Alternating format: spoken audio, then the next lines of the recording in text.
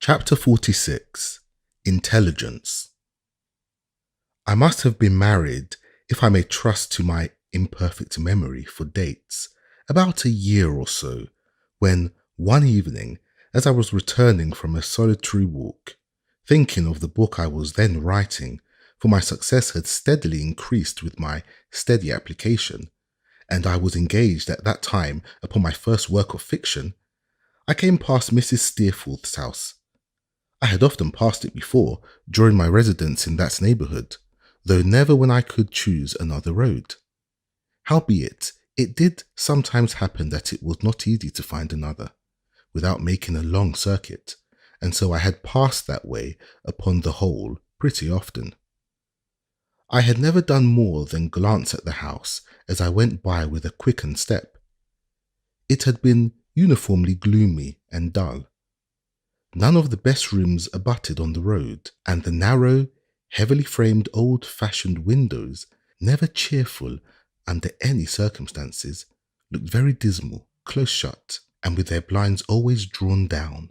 There was a covered way across a little paved court, to an entrance that was never used, and there was one round staircase window at odds with all the rest, and the only one unshaded by a blind, which had the same unoccupied blank look. I do not remember that I ever saw a light in all the house. If I had been a casual passer-by, I should have probably supposed that some childless person lay dead in it. If I had happily possessed no knowledge of the place, and had seen it often in the changeless state, I should have pleased my fancy with many ingenious speculations, I dare say. As it was, I thought as little of it as I might, but my mind could not go by it and leave it, as my body did, and it usually awakened a long train of meditations.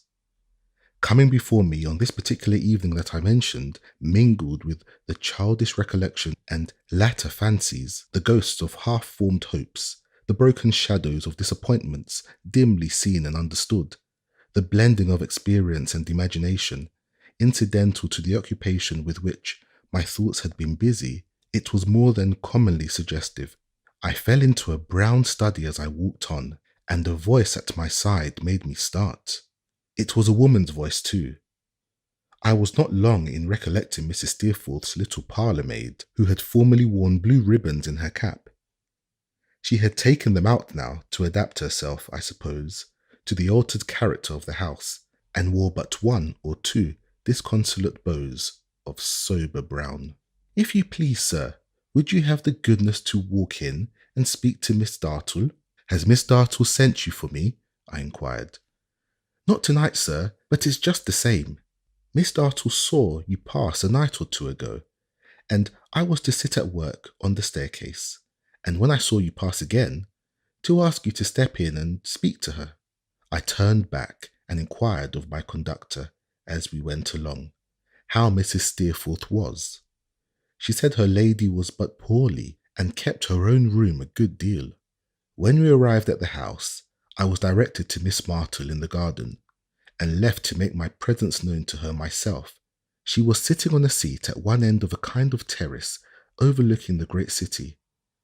It was a sombre evening, with a lurid light in the sky, and as I saw the prospect scowling in the distance, with here and there some larger object starting up into the sullen glare, I fancied it was no inapt companion to the memory of this fierce woman. She saw me as I advanced, and rose for a moment to receive me. I thought her then still more colourless and thin than when I had seen her last, the flashing eyes still brighter, and the scar still plainer. Our meeting was not cordial. We had parted angrily on the last occasion, and there was an air of disdain about her which she took no pains to conceal. "I am told you wish to speak to me, Miss Dartle," said I, standing near her, with my hand upon the back of the seat, and declining her gesture of invitation to sit down. "If you please, pray has this girl been found?" "No." "And yet she has run away?" I saw her thin lips working while she looked at me as if they were eager to load her with reproaches. "Run away?" I repeated. "Yes, from him," she said with a laugh. "If she is not found, perhaps she never will be found. She may be dead." The vaunting cruelty with which she met my glance I never saw expressed in any other face that ever I have seen. To wish her dead, said I, may be the kindest wish that one of her own sex could bestow upon her. I am glad this time has softened you so much, Miss Dartle. She condescended to make no reply, but turning on me with another scornful laugh, said, The friends of this excellent and much injured young lady are friends of yours. You are their companion, you are their champion, and assert their rights. Do you wish to know what is known of her? Yes, said I. She rose with an ill-favoured smile, and taking a few steps towards a wall of holly that was near at hand, dividing the lawn from a kitchen garden, said in a louder voice, Come here, as if she were calling to some unclean beast. You will restrain any demonstrative championship or vengeance in this place, of course, Mr. Copperfield, she said, looking over her shoulder at me with the same expression. I inclined my head without knowing what she meant, and she said, Come here, again, and returned, followed by the respectable Mr. Littimer, who, with undiminished respectability, made me a bow, and took up his position behind her, the air of wicked grace of triumph in which, strange to say, there was yet something feminine and alluring, with which she reclined upon the seat between us and looked at me, was worthy of a cruel princess in a legend. Now, said she, imperiously, without glancing at him, and touching the old wound as it throbbed, perhaps in this instance, with pleasure rather than pain. Tell Mr. Copperfield about the fight. Mr. James and myself, ma'am. Don't address yourself to me, she interrupted with a frown. Mr. James and myself, sir. Nor to me, if you please, said I. Mr. Littimer, without being at all discomposed, signified by a silent obeisance that anything that was most agreeable to us was most agreeable to him, and began again. Mr. James and myself have been abroad with the young woman ever since she left Yarmouth under Mr. James' protection. We have been in a variety of places and seen a deal of foreign currency. We have been in France, Switzerland, Italy, in fact, almost all parts. He looked at the back of the seat as if he were addressing himself to that, and softly played upon it with his hands, as if he were striking chords upon a dumb piano. Mr. James took quite uncommonly to the young woman, and was more settled with the length of time than I have known him to be since I have been in his service. The young woman was very improvable, and spoke the languages, and wouldn't have been known for the same country person. I noticed that she was much admired wherever we went. Miss Dartle put her hand upon her side. I saw him steal a glance at her, and slightly smiled to himself. Very much admired indeed, the young woman was. What with her dress, what with the air and sun, what with being made so much of, what with this, that, and the other, her merits really attracted general notice. He made a short pause. Her eyes wandered restlessly over the distant prospect, and she bit her nether lip to stop that busy mouth. Taking his hands from the seat and placing one of them within the other as he settled himself on one leg, Mr. Littimer proceeded, with his eyes cast down, and his respectable head a little advanced, and a little on one side. The young woman went on in this manner for some time, being occasionally low in her spirits, until I think she began to weary Mr. James by giving way to her low spirits and tempers of that kind, and things were not so comfortable. Mr. James, he began to be restless again. The more restless he got, the worse she got, and I must say for myself that I had a very difficult time of it indeed between the two. Still, matters were patched up here and made good there, over and over again, and altogether lasted, I am sure, for a longer time than anybody could have expected. Remembering her eyes from the distance, she looked at me again now with her former air. Mr. Littimer, clearing his throat behind his hand with a respectable short cough, changed legs and went on. At last, when there had been, upon the whole, a good many words and reproaches, Mr. James he set off one morning from the neighbourhood of Naples, where he had a villa, a young woman being very partial to the sea, and under pretence of coming back in a day or so, left it in charge with me to break it out that, for the general happiness of all concerned, he was, here an interruption of a short cough, gone. But Mr. James, I must say, certainly did behave extremely honourable, for he proposed that the young woman should marry a very respectable person, who was fully prepared to overlook the past, and who was, at least, as good as anybody the young woman could have aspired to in a regular way, her connections being very common. He changed legs again and wetted his lips. I was convinced that the scoundrel spoke of himself, and I saw my conviction reflected in Mrs. Dartle's face.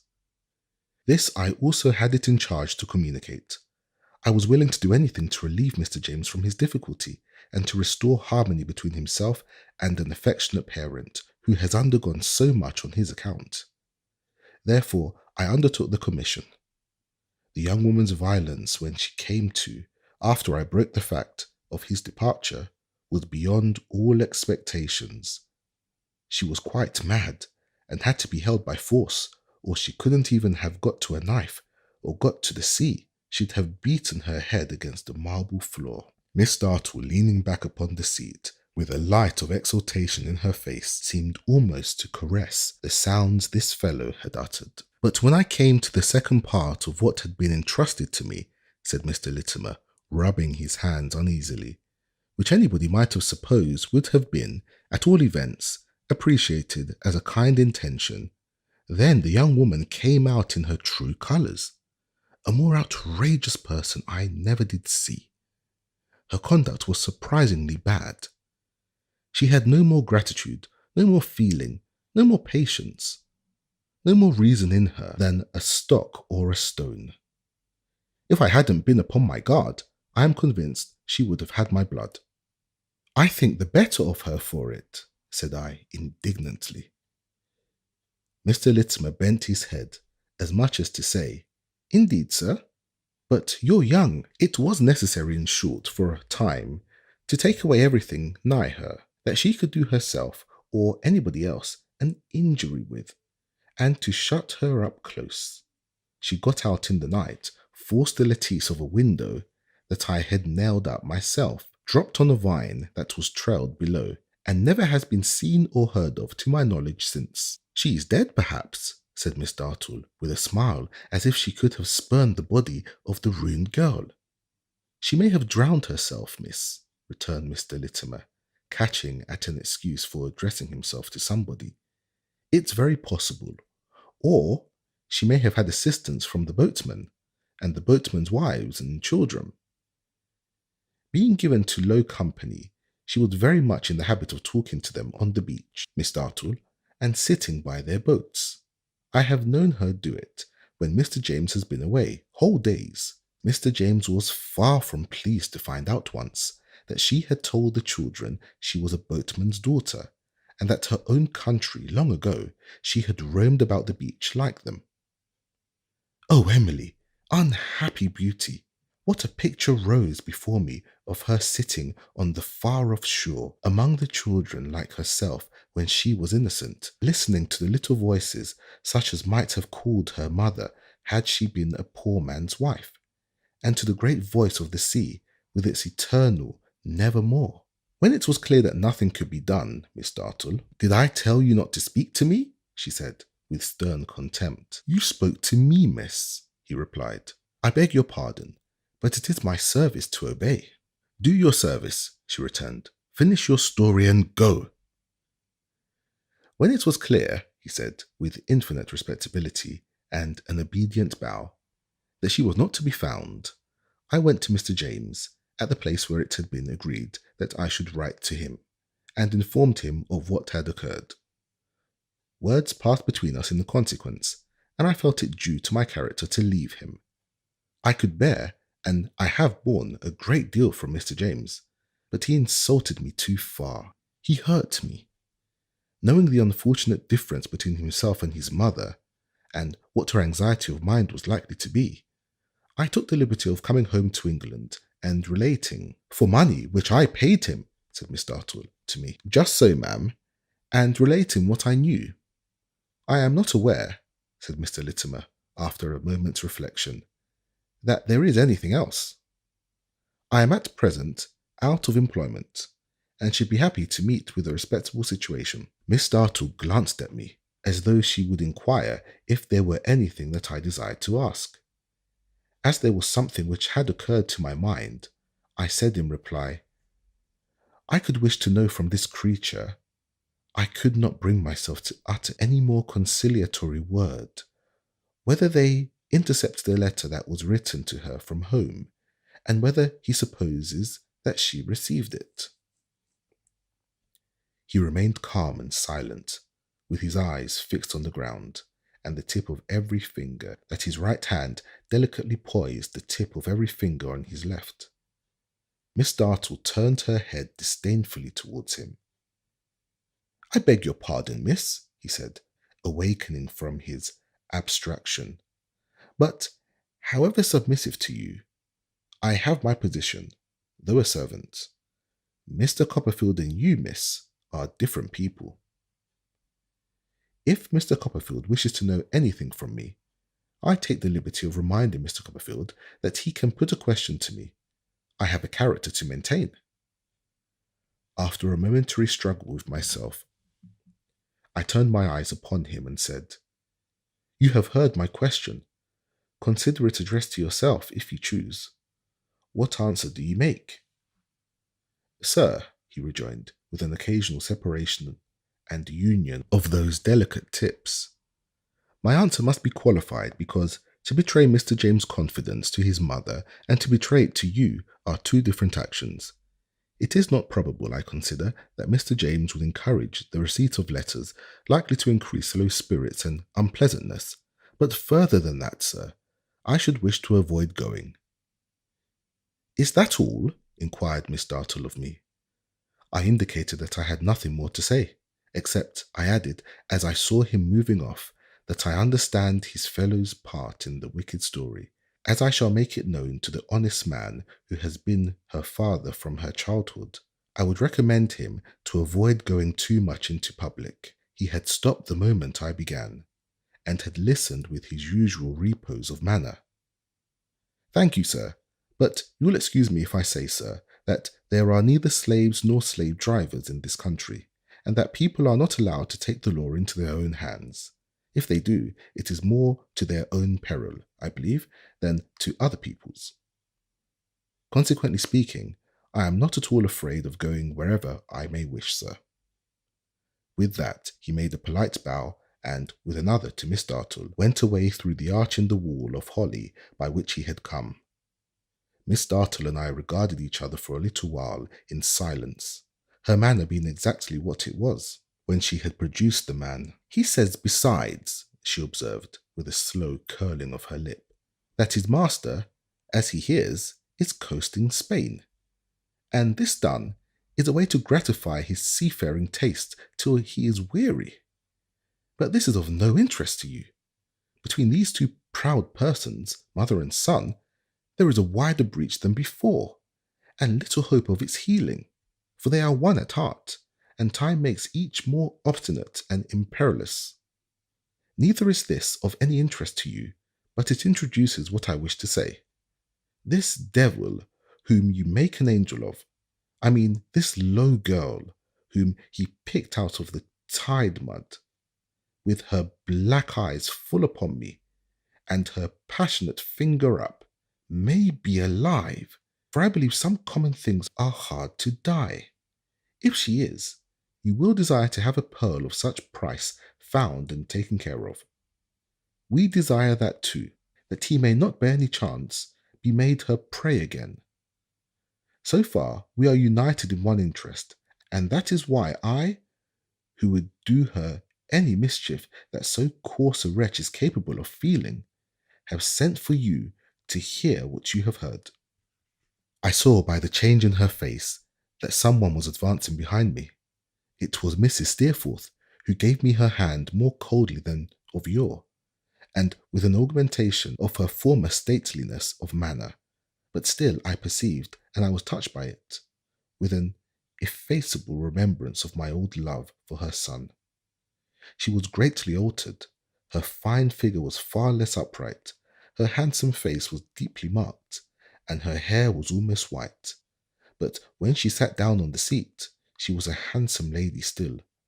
And when I knew the bright eye with its lofty look, that had been a light in my very dreams at school. Is Mr. Copperfield informed of everything, Rosa? Yes. And has he heard Littimer himself? Yes, I have told him why you wished it. You are a good girl. I have had some slight correspondence from your former friend, sir, addressing me, but it has not restored his sense of duty or natural obligation.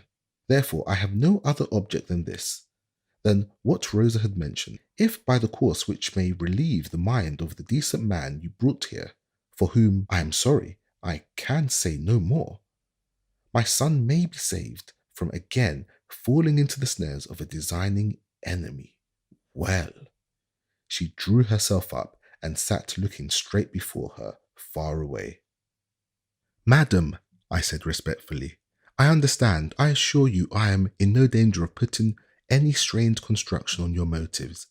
But I must say, even to you, having known this injured family from childhood, that if you suppose the girl so deeply wronged has not been cruelly deluded, and would not rather die 100 deaths than take a cup of water from your son's hand now, you cherish a terrible mistake. Well, Rosa, well, said Mrs. Steerforth, as the other was about to interpose. It is no matter, let it be.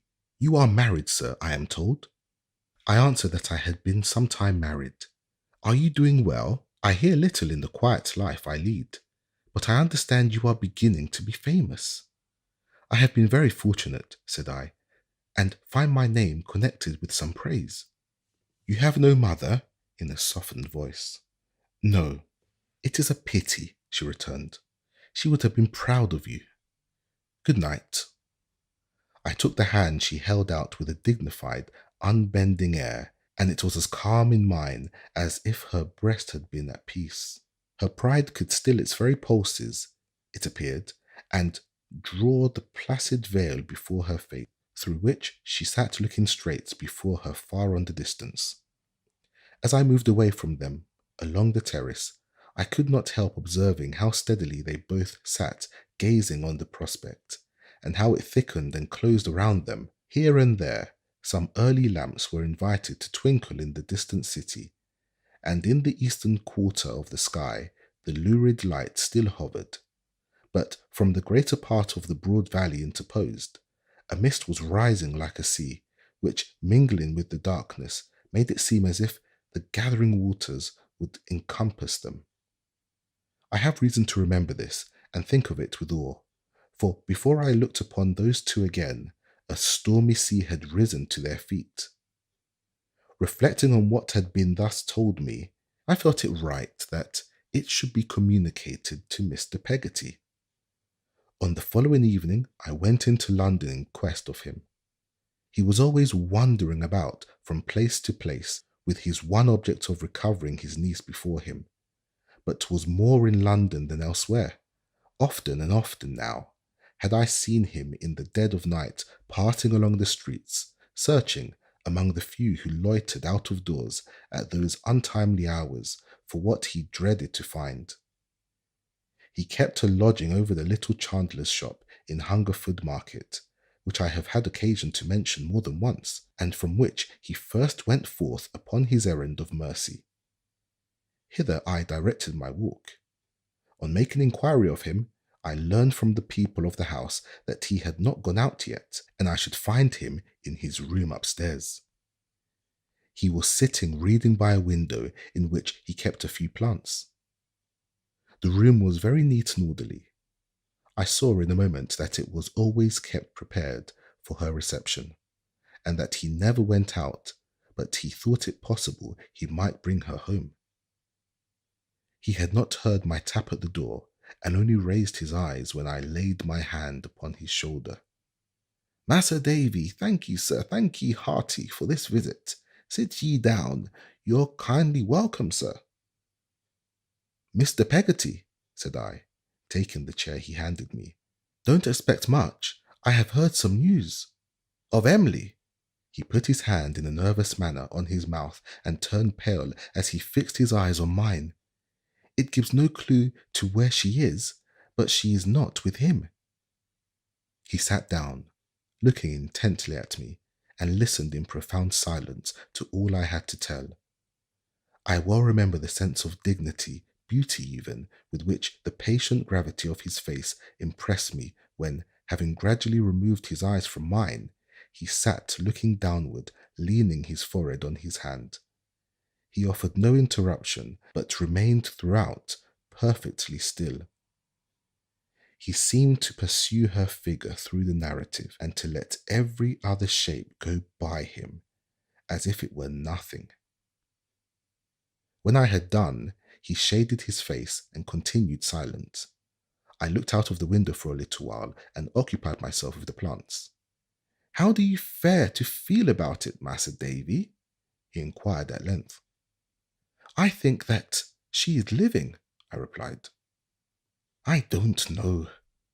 Maybe the first shock was too rough, and in the wilderness of her art, that there blue water, as she used to speak on, could have now thought, oh, that so many year, because it was to be her grave. He said this, musing in a low, frightened voice, and walked across the little room. And yet, he added, Massa Davy, I have felt so sure as she was living. I have knowed, awake and sleeping, as it was so true that I should find her. I have been so led on by it, and held up by it, that I don't believe I can have been deceived. No, no, Emily's alive. He put his hand down firmly on the table and set his sunburnt face into a resolute expression. My niece Emily is alive, sir, he said steadfastly. I don't know where it comes from or how it is, but I'm told as she's alive. He looked almost like a man inspired as he said it. I waited for a few moments until he could give me his undivided attention, and then proceeded to explain the precaution that it had occurred to me last night it would be wise to take. Now, my dear friend, I began. Thank ye, kind sir, he said, grasping my hand in both of his. If she should make her way to London, which is likely, for where could she lose herself so readily as in this vast city? And what would she wish to do but lose and hide herself if she does not go home? And she won't go home, he interposed, shaking his head mournfully. If she had left of her own accord, she might, not as it was, sir. If she should come here, said I believe there is one person here more likely to discover her than any other person in the world. Do you remember? Hear what I say, with fortitude. Think of your great object. Do you remember Martha, of our town? I needed no other answer than his face. Do you know that she is in London? I have seen her in the streets, he answered with a shiver. But you don't know, said I, that Emily was charitable to her, with Ham's help, long before she fled from home. Nor that when we met one night and spoke together in the room yonder, over the way, she listened at the door. Massa Davy, he replied in astonishment, that night when it snows so hard. That night, I have never seen her since. I went back, after parting from you, to speak to her, but she was gone. I was unwilling to mention her to you then, and I am now, but she is the person of whom I speak, and with whom I think we should communicate. Do you understand? Too well, sir. We had sunk our voices almost to a whisper, and continued to speak in that tone. You say you have seen her. Do you think that you could find her? I could only hope to do so by chance. I think, Massa Davy, I know where to look. It is dark. Being together, shall we go out now and try to find her tonight? He assented and prepared to accompany me. Without appearing to observe what he was doing, I saw how carefully he adjusted the little room, put a candle ready and the means of lighting it, arranged the bed, and finally took out of the drawer one of her dresses. I remember to have seen her wear it, neatly folded with some other garments and a bonnet, which he placed upon a chair. He made no allusion to these clothes, neither did I. There they had been waiting for her many and many a night, no doubt. "The time was, Mas'r Davy," he said, as we came downstairs, "when I thought this girl, Martha, almost like a dirt underneath my Emily's feet. God forgive me, there's a difference now." As we went along, partly to hold him in conversation and partly to satisfy myself, I asked him about Ham. He said, almost in the same words as formerly, that Ham was just the same, wearing his life with kienda, no care, no how for it, but never murmuring and liked by all. I asked him what he thought Ham's state of mind was in reference to the case of their misfortunes, whether he believed it was dangerous, what he supposed, for example, Ham would do if he and Steerforth should ever encounter. "I don't know, sir," he replied. "I have thought of it oftentimes, but I can't awise myself of it, no matters." I recalled to his remembrance the morning after her departure, when we were all three on the beach. "Do you recollect," said I, "a certain wild way in which he looked out to sea and spoke about the end of it?" "Sure I do," said he. "What do you suppose he meant?" "Mas'r Davy," he replied, "I've put the question to myself a mortal times, and never found no answer. And there's one curious thing that, though he is so pleasant, I wouldn't fare to feel comfortable to try to get his mind upon't. He never said a word to me as warn't as dutiful as could be, and it ain't likely as he'd begin to speak any other ways now, but it's for being fleet water in his mind, where them thoughts lays. It's deep, sir, and I can't see down." "You are right," said I, "and that has sometimes made me anxious."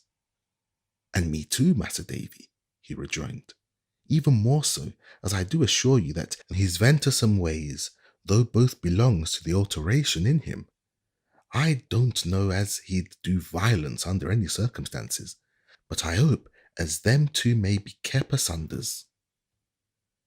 We had come through Temple Bar into the city, conversing no more now, and walking at my side, he yielded himself up to the one aim of his devoted life, and went on with that hushed concentration of his faculties, which would have made his figure solitary in a multitude. We were not far from Blackfriars Bridge, when he turned his head and pointed to a solitary female figure flitting along the opposite side of the street. I knew it readily to be the figure that we sought. We crossed the road and were pressing on towards her, when it occurred to me that she might be more disposed to feel a woman's interest in the lost girl if we spoke to her in a quieter place, aloof from the crowd, and where we should be less observed. I advised my companion, therefore, that we should not address her yet, but follow her, consulting in this, likewise, an indistinct desire I had to know where she went. He acquiescing, we followed at a distance, never losing sight of her, but never caring to come very near, as she frequently looked about. Once she stopped to listen to a band of music, and then we stopped too. She went a long way, still we went on. It was evident from the manner in which she held her course that she was going to some fixed destination, and this, and her keeping in the busy streets, and, I suppose, the strange fascination in the secrecy and mystery of so following anyone, made me adhere to my first purpose. At length, she turned into a dull, dark street where the noise and crowd were lost, and I said, "We may speak to her now." And mending our pace, we went after her.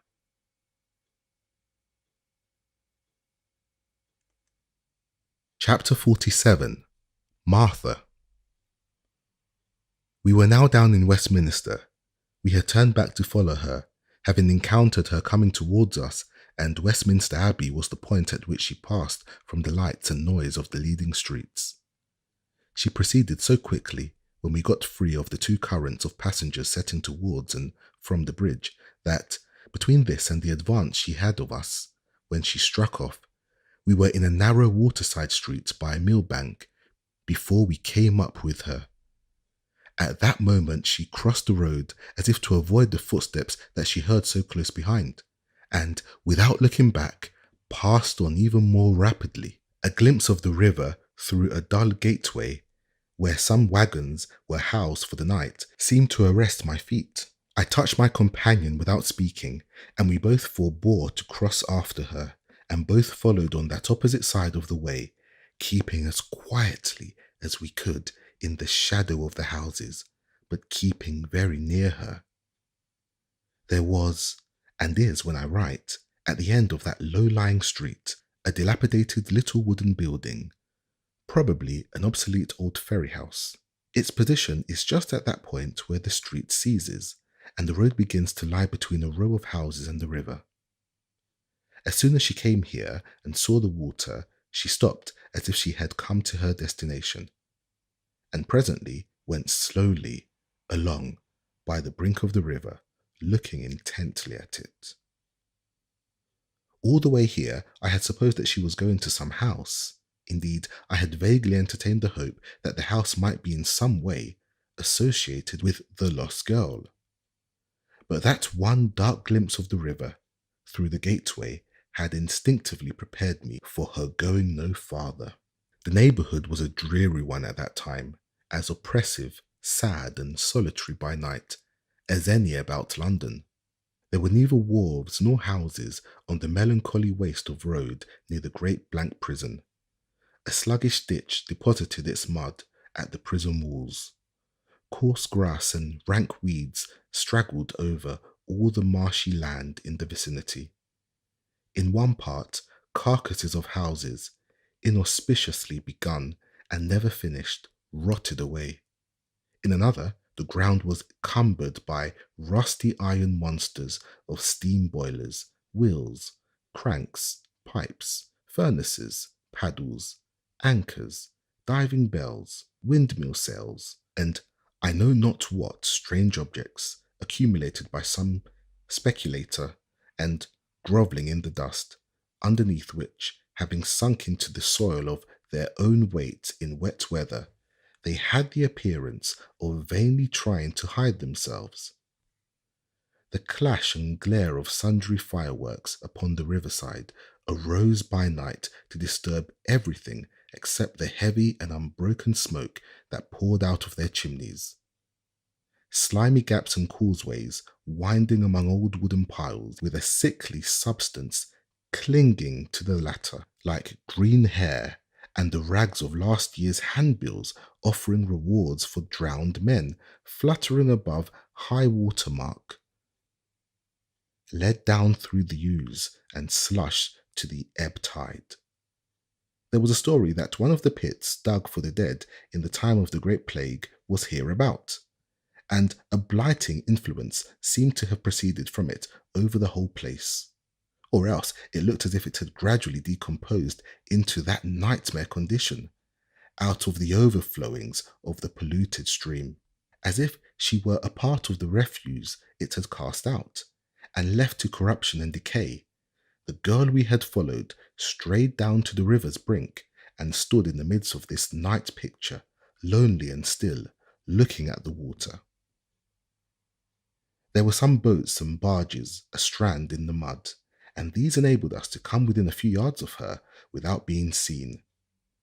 I then signed to Mr. Peggoty to remain where he was, and emerged from their shade to speak to her. I did not approach her solitary figure without trembling, for this gloomy end to her determined walk, and the way in which she stood, almost within the cavernous shadow of the iron bridge, looking at the lights crookedly reflected in the strong tide, inspired a dread within me. I think she was talking to herself. I am sure, although absorbed in gazing at the water, that her shawl was off her shoulders, and that she was muffling her hands in it, in an unsettled and bewildered way, more like the action of a sleepwalker than a waking person. I know, and never can forget that there was that in her wild manner which gave me no assurance but that she would sink before my eyes until I had her arm within my grasp. At the same moment, I said, "Martha!" She uttered a terrific scream and struggled with me with such strength that I doubt if I could have held her alone. But a stronger hand than mine was laid upon her, and when she raised her frightened eyes and saw whose it was, she made but one more effort and dropped down between us.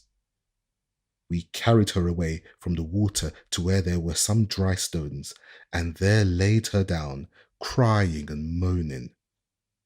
In a little while she sat among the stones, holding her wretched head with both her hands. "Oh, the river!" she cried passionately. "Oh, the river!"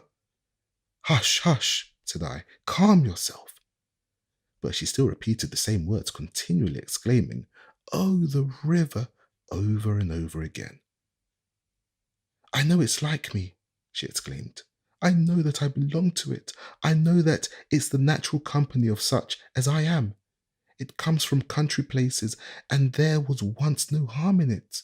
And it creeps through the dismal streets, defiled and miserable, and it goes away, like my life, to a great sea that is always troubled.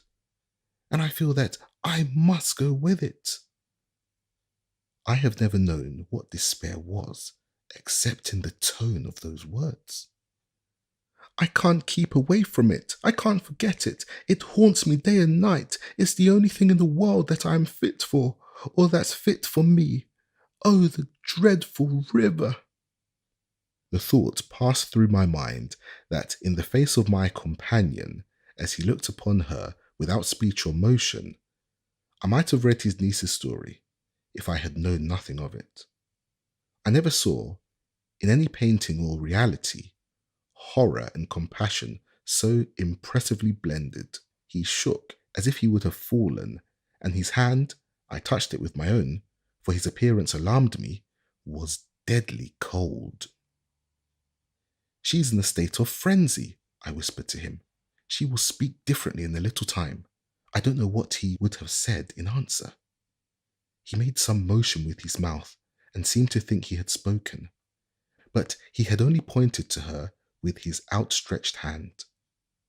A new burst of crying came upon her now, in which she once more hid her face among the stones and lay before us a prostrate image of humiliation and ruin. Knowing that this state must pass before we could speak to her with any hope, I ventured to restrain him when he would have raised her, and we stood by in silence until she became more tranquil.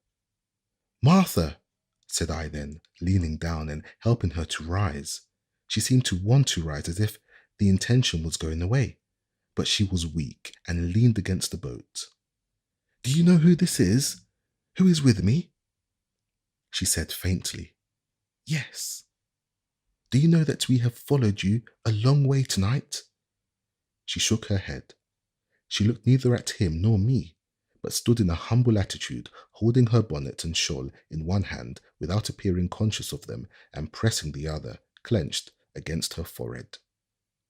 "Are you composed enough," said I, "to speak on the subject which so interested you? I hope heaven may remember it, that snowy night." Her sobs broke out afresh, and she murmured some inarticulate thanks to me for not having driven her away from the door. "I want to say nothing for myself," she said, after a few moments. "I am bad. I am lost. I have no hope at all. But tell him, sir," she had shrunk away from him, "if you don't feel too hard to me to do it, that I never was in any way the cause of his misfortune." "It has never been attributed to you," I returned, earnestly responding to her earnestness.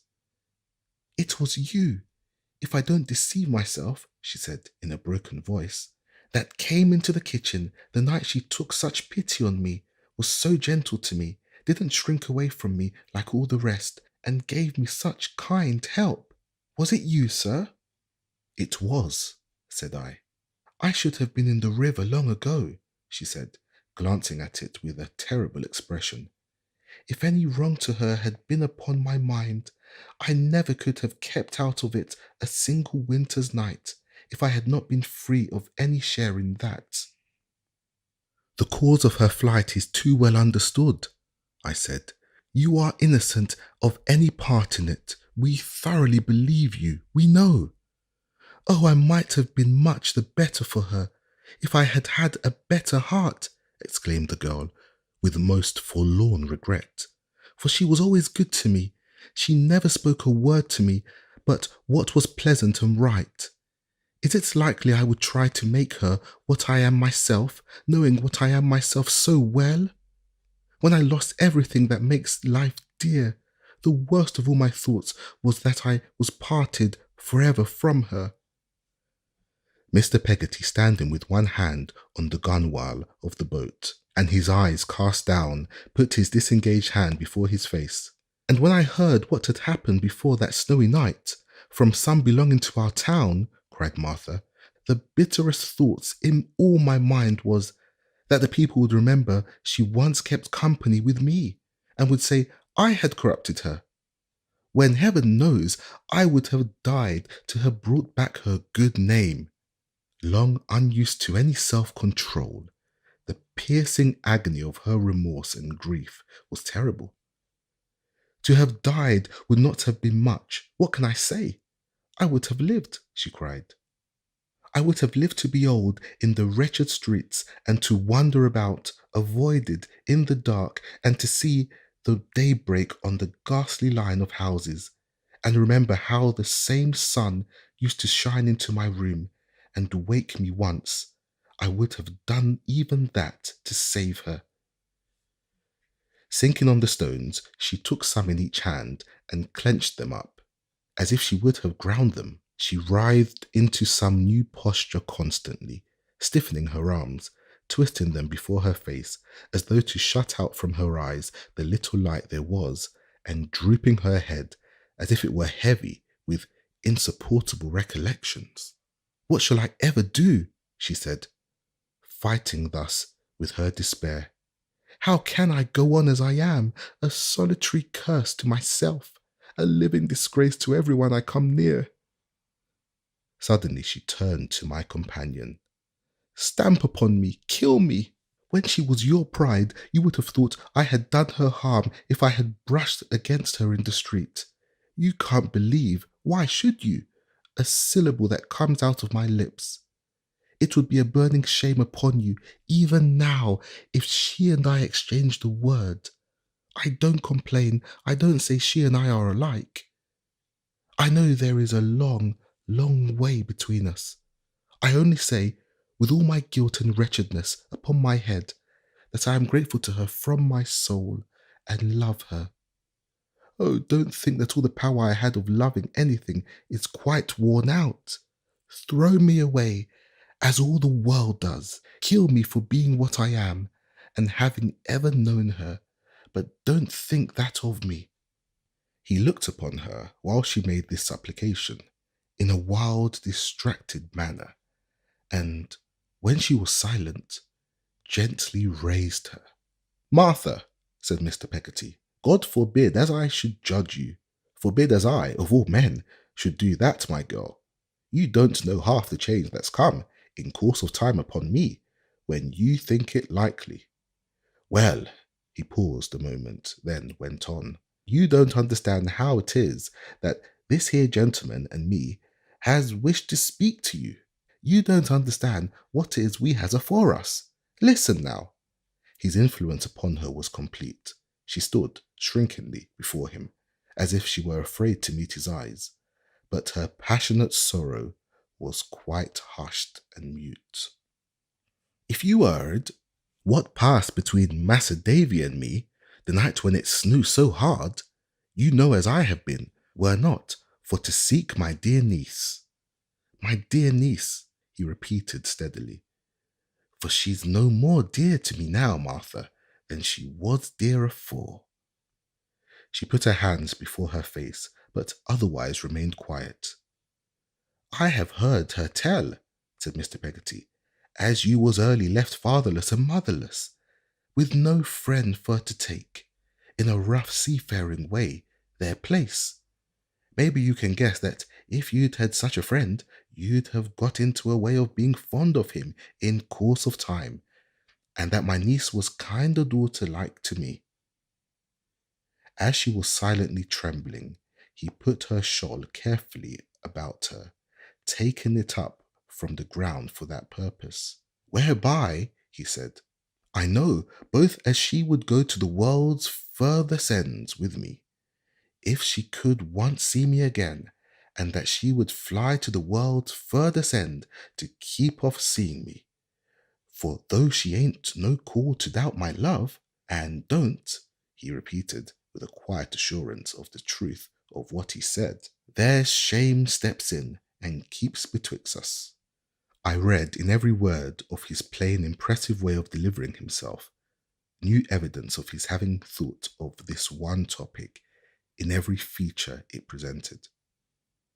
According to our reckoning, he proceeded, Massa Davy here and mine, she is like one day to make her own poor solitary course to London. We believe, Massa Davy, me, and all of us, that you are as innocent of everything that has befell her as the unborn child. You spoke of her being pleasant, kind, and gentle to you. Bless her, I knew she was. I knew she always was, to all. You're thankful to her, and you love her. Help us all, you can find her, and may heaven reward you. She looked at him hastily, and for the first time, as if she were doubtful of what he had said. Will you trust me? She asked in a low voice of astonishment. Full and free, said Mr. Peggoty, to speak to her if I should ever find her, shelter her if I have any shelter to divide with her, and then, without her knowledge, come to you and bring you to her? She asked hurriedly. We both replied together, yes. She lifted up her eyes and solemnly declared that she would devote herself to this task fervently and faithfully, that she would never waver in it, never be diverted from it, never relinquish it, while there was any chance of hope. If she were not true to it, might the object she now had in life, which bound her to some devoid of evil, in its passing away from her, leave her more forlorn and more despairing, if that were possible, than she had been upon the river's brink that night, and then might all help, human and divine, renounce her evermore. She did not raise her voice above her breath or address us, but said this to the night sky, then stood profoundly quiet, looking at the gloomy water. We judged it expedient now to tell her all we knew, which I recounted at length. She listened with great attention and with a face that often changed, but had the same purpose in all its varying expressions. Her eyes occasionally filled with tears, but those she repressed. It seems as if her spirits were quite altered, and she could not be too quiet. She asked, when all was told, where we were to be communicated with, if occasion should arise. Under a dull lamp in the road, I wrote out 2 addresses on a leaf of my pocket-book, which I tore out and gave to her, and which she put in her poor bosom. I asked her where she lived herself. She said, after a pause, in no place long. It were better not to know. Mr. Peggoty suggesting to me, in a whisper, what had already occurred to myself, I took out my purse, but I could not prevail upon her to accept any money, nor could I exact any promise from her that she would do so at another time. I represented to her that Mr. Peggoty could not be called, for one in his condition, poor, and that the idea of her engaging in this search, while depending on her own resources, shocked us both. She continued steadfast. In this particular, his influence upon her was equally powerless with mine. She gratefully thanked him, but remained inexorable. There may be work to be got, she said. I'll try. At least take some assistance, I returned. Until you have tried. I could not do what I have promised for money, she replied. I could not take it if I was starving. To give me money would be to take away your trust, to take away the object that you have given me, to take away the only certain thing that saves me from the river. "In the name of the great judge," said I, "before whom you and all of us must stand at his dread time, dismiss that terrible idea. We can all do some good if we will." She trembled, and her lips shook, and her face was paler as she answered, "It has been put into your hearts, perhaps, to save a wretched creature for repentance. I am afraid to think so. It seems too bold. If any good should come of me, I might begin to hope, for nothing but harm has ever come of my deeds yet. I am to be trusted, for the first time in a long while, with my miserable life, on account of what you have given me to try for. I know no more, and I can say no more." Again she repressed the tears that had begun to flow, and putting out her trembling hand and touching Mr. Peggoty, as if there was some healing virtue in him, went away along the desolate road. She had been ill, probably for a long time. I observed, upon that closer opportunity of observation, that she was worn and haggard, and that her sunken eyes expressed privation and endurance. We followed her at a short distance, our way lying in the same direction, until we came back to the lighted and populous streets. I had such implicit confidence in her declaration that I then put it to Mr. Peggoty whether it would not seem, in the onset, like distrusting her to follow her any farther. He being of the same mind and equally reliant on her, we suffered her to take her own road, and took ours, which was towards Highgate. He accompanied me a good part of the way, and when we parted, with a prayer for the success of this fresh effort, there was a new and thoughtful compassion in him that I was at no loss to interpret. It was midnight when I arrived at home, and was standing listening for the deep bell of St. Paul's, the sound of which I thought had been borne towards me among the multitude of striking clocks, when I was rather surprised to see that the door of my aunt's cottage was open, and that a faint light in the entry was shining out across the road. Thinking that my aunt might have relapsed into one of her old alarms, and might be watching the progress of some imaginary conflagration in the distance, I went to speak to her. It was with very great surprise that I saw a man standing in her little garden. He had a glass and bottle in his hand, and was in the act of drinking. I stopped short among the thick foliage outside, for the moon was up now, though obscured, and I recognized the man whom I had once supposed to be a delusion of Mr. Dick's, and had once encountered with my aunt in the streets of the city. He was eating as well as drinking, and seemed to eat with a hungry appetite. He seemed curious regarding the cottage, too, as if it were the first time he had seen it. After stooping to put the bottle on the ground, he looked up at the windows and looked about, though with a covert and impatient air, as if he was anxious to be gone. The light in the passage was obscured for a moment, and my aunt came out. She was agitated and told some money into his hand. I heard it chink. "What's the use of this?" he demanded. "I can spare no more," returned my aunt. "Then I can't go," he said. "Here, you may take it back." "You bad man," returned my aunt, with great emotion. "How can you use me so?" "But why do I ask? It is because you know how weak I am, what I have to do to free myself forever of your visits, but to abandon you to your deserts." "And why don't you abandon me to my deserts?" said he. "You ask me why," returned my aunt. "What a heart you must have." He stood moodily rattling the money and shaking his head until at length he said, "Is this all you can give me then?" "It is all I can give you," said my aunt. "You know I have had losses, and am poorer than I used to be. I have told you so.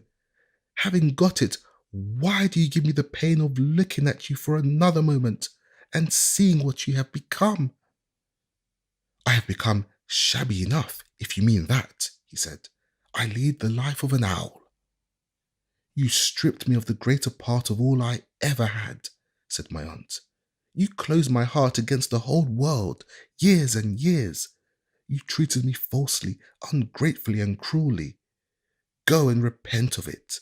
Don't add new injuries to the long, long list of injuries you have done me." "Aye," he returned, "it's all very fine. Well, I must do the best I can for the present, I suppose." In spite of himself, he appeared abashed by my aunt's indignant tears and came slouching out of the garden. Taking 2 or 3 quick steps, as if I had just come up, I met him at the gate, and went in as he came out. We eyed one another narrowly in passing, and with no favour. "Aunt," said I, hurriedly, "this man alarming you again?" "Let me speak to him. Who is he?" "Child," returned my aunt, taking my arm, "come in, and don't speak to me for 10 minutes. We sat down in her little parlour. My aunt retired behind the round green fan of former days, which was screwed on the back of a chair, and occasionally wiped her eyes for about a quarter of an hour. Then she came out and took a seat beside me. "Trot," said my dear aunt, calmly, "it's my husband." "Your husband, aunt? I thought he had been dead." "Dead to me," returned my aunt, "but living." I sat in silent amazement. "Betsy Trotwood don't look a likely subject for a tender passion," said my aunt composedly. "But the time was, Trot, when she believed in a man most entirely, when she loved him, Trot, right well, when there was no proof of attachment and affection that she would not have given him. He repaid her by breaking her fortune and nearly breaking her heart. So she put all that sort of sentiment once and forever in a grave and filled it up and flattened it down." "My dear, good aunt." "I left him," my aunt proceeded, laying her hand as usual on the back of mine. "Generously. I may say at this distance of time, Trot, that I left him generously. He had been so cruel to me that I might have effected a separation on easy terms for myself, but I did not. He soon made ducks and drakes of what I gave him, sank lower and lower, married another woman, I believe, became an adventurer, a gambler, and a cheat. What he is now, you see. But he was a fine-looking man when I married him," said my aunt, with an echo of her old pride and admiration in her tone.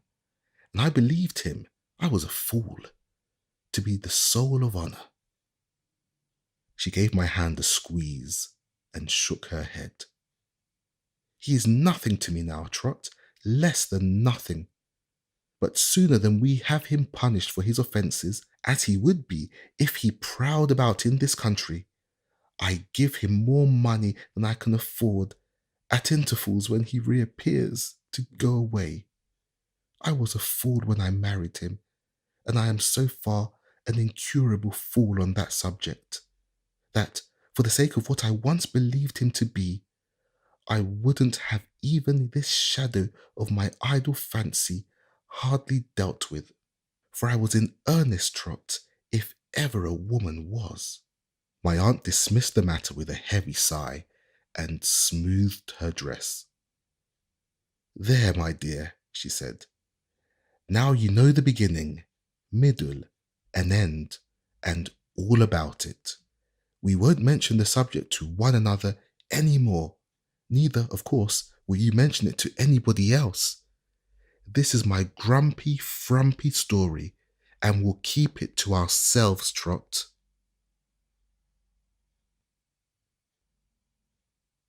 Chapter 48. Domestic. I laboured hard at my book, without allowing it to interfere the punctual discharge of my newspaper duties, and it came out and was very successful. I was not stunned by the praise which sounded in my ears, notwithstanding that I was keenly alive to it, and thought better of my own performance, when I have little doubt, than anybody else did. It has always been in my observation of human nature that a man who has any good reason to believe in himself never flourishes himself before the faces of other people, in order that they may believe in him. For this reason, I retained my modesty in very self-respect, and the more praise I got, the more I tried to deserve. It is not my purpose in this record, though in all other essentials it is my written memory, to pursue the history of my own fictions. They express themselves, and I leave them to themselves. When I refer to them, incidentally, it is only as part of my progress. Having some foundation for believing by this time that nature and accident had made me an author, I pursued my vocation with confidence. Without such assurance, I should certainly have left it alone and bestowed my energy on some other endeavour. I should have tried to find out what nature and accident really had made me, and to be that and nothing else. I had been writing in the newspaper and elsewhere so prosperously that when my new success was achieved, I considered myself reasonably entitled to escape from the dreary debates. One joyful night, therefore, I noted down the music of the parliamentary bagpipes for the last time, and I have never heard it since, though I still recognize the old drone in the newspapers without any substantial variation, except, perhaps, that there is more of it, all the livelong session. I now write of the time when I had been married, I suppose, about a year and a half. After several varieties of experiment, we had given up the housekeeping as a bad job. The house kept itself, and we kept a page.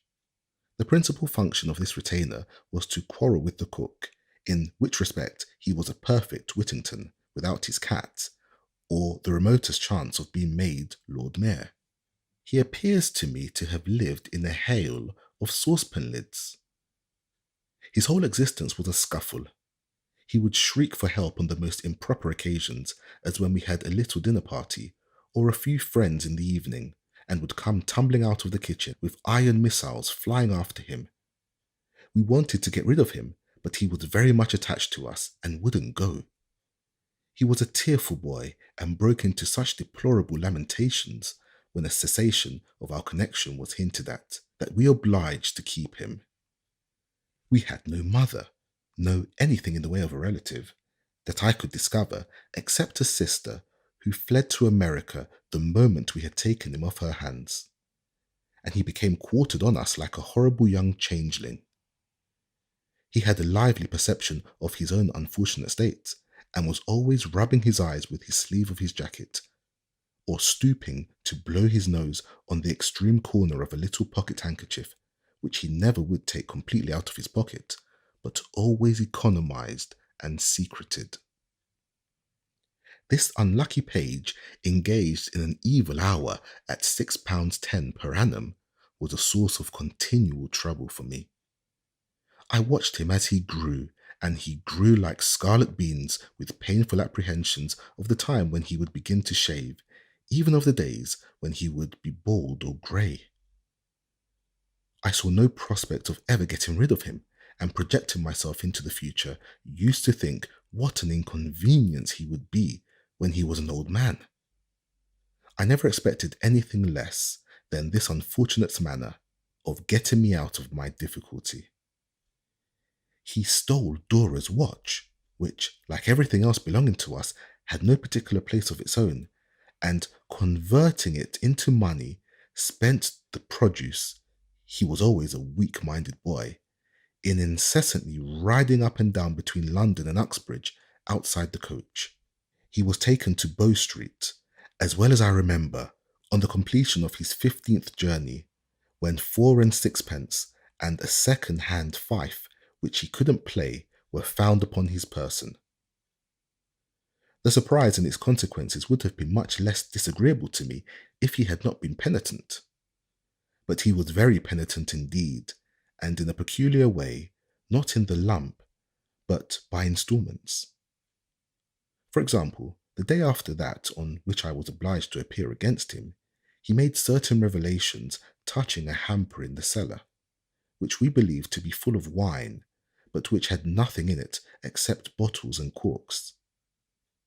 We supposed he had now eased his mind and told the worst he knew of the cook, but a day or two afterwards, his conscience sustained a new twinge, and he discovered how she had a little girl who early every morning took away our bread, and also how he himself had been suborned to maintain the milkman in coals. In 2 or 3 days more, I was informed by the authorities of his having led to the discovery of sirloins of beef among the kitchen stuff and sheets in the rag bag. A little while afterwards, he broke out in an entirely new direction and confessed to the knowledge of burglarious intentions as to our premises on the part of the potboy, who was immediately taken up. I got to be so ashamed of being such a victim that I would have given him any money to hold his tongue, or would have offered a round bribe for his being permitted to run away. It was an aggravating circumstance in the case that he had no idea of this, but conceived that he was making me amends in every new discovery, not to say heaping obligations on my head. At last I ran away myself. Whenever I saw an emissary of the police approaching with some new intelligence, and lived a stealthy life until he was tried and ordered to be transported. Even then he couldn't be quiet, but was always writing us letters and wanted so much to see Dora before he went away, that Dora went to visit him and fainted when she found herself inside the iron bars. In short, I had no peace of my life until he was expatriated, and made, as I afterwards heard, a shepherd of, up the country somewhere. I have no geographical idea where. All this led me into some serious reflections and presented mistakes in a new aspect, as I could not help communicating to Dora one evening, in spite of my tenderness for her.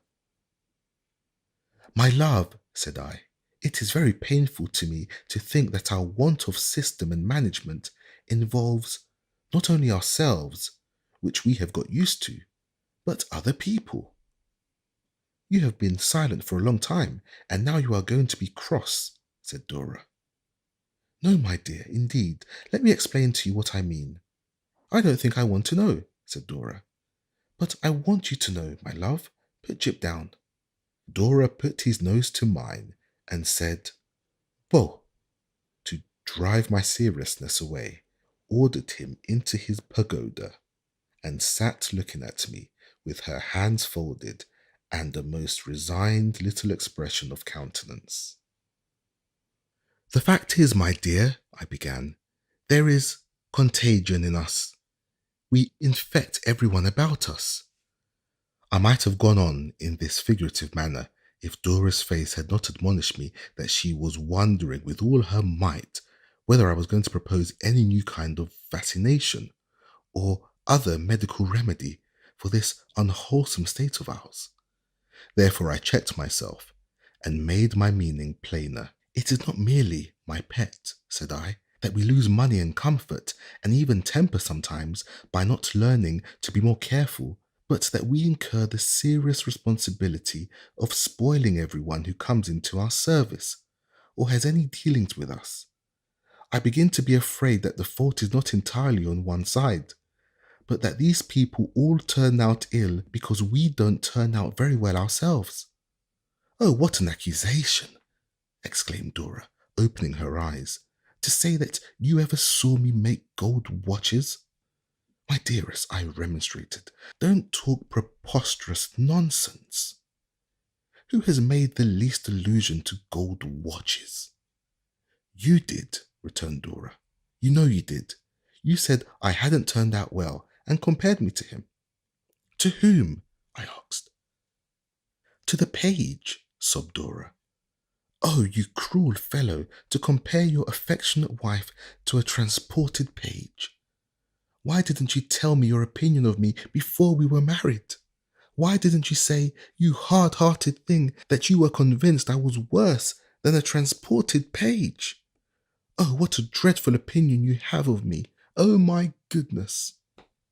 "Now, Dora, my love," I returned, gently trying to remove the handkerchief she pressed to her eyes, "this is not only very ridiculous of you, but very wrong.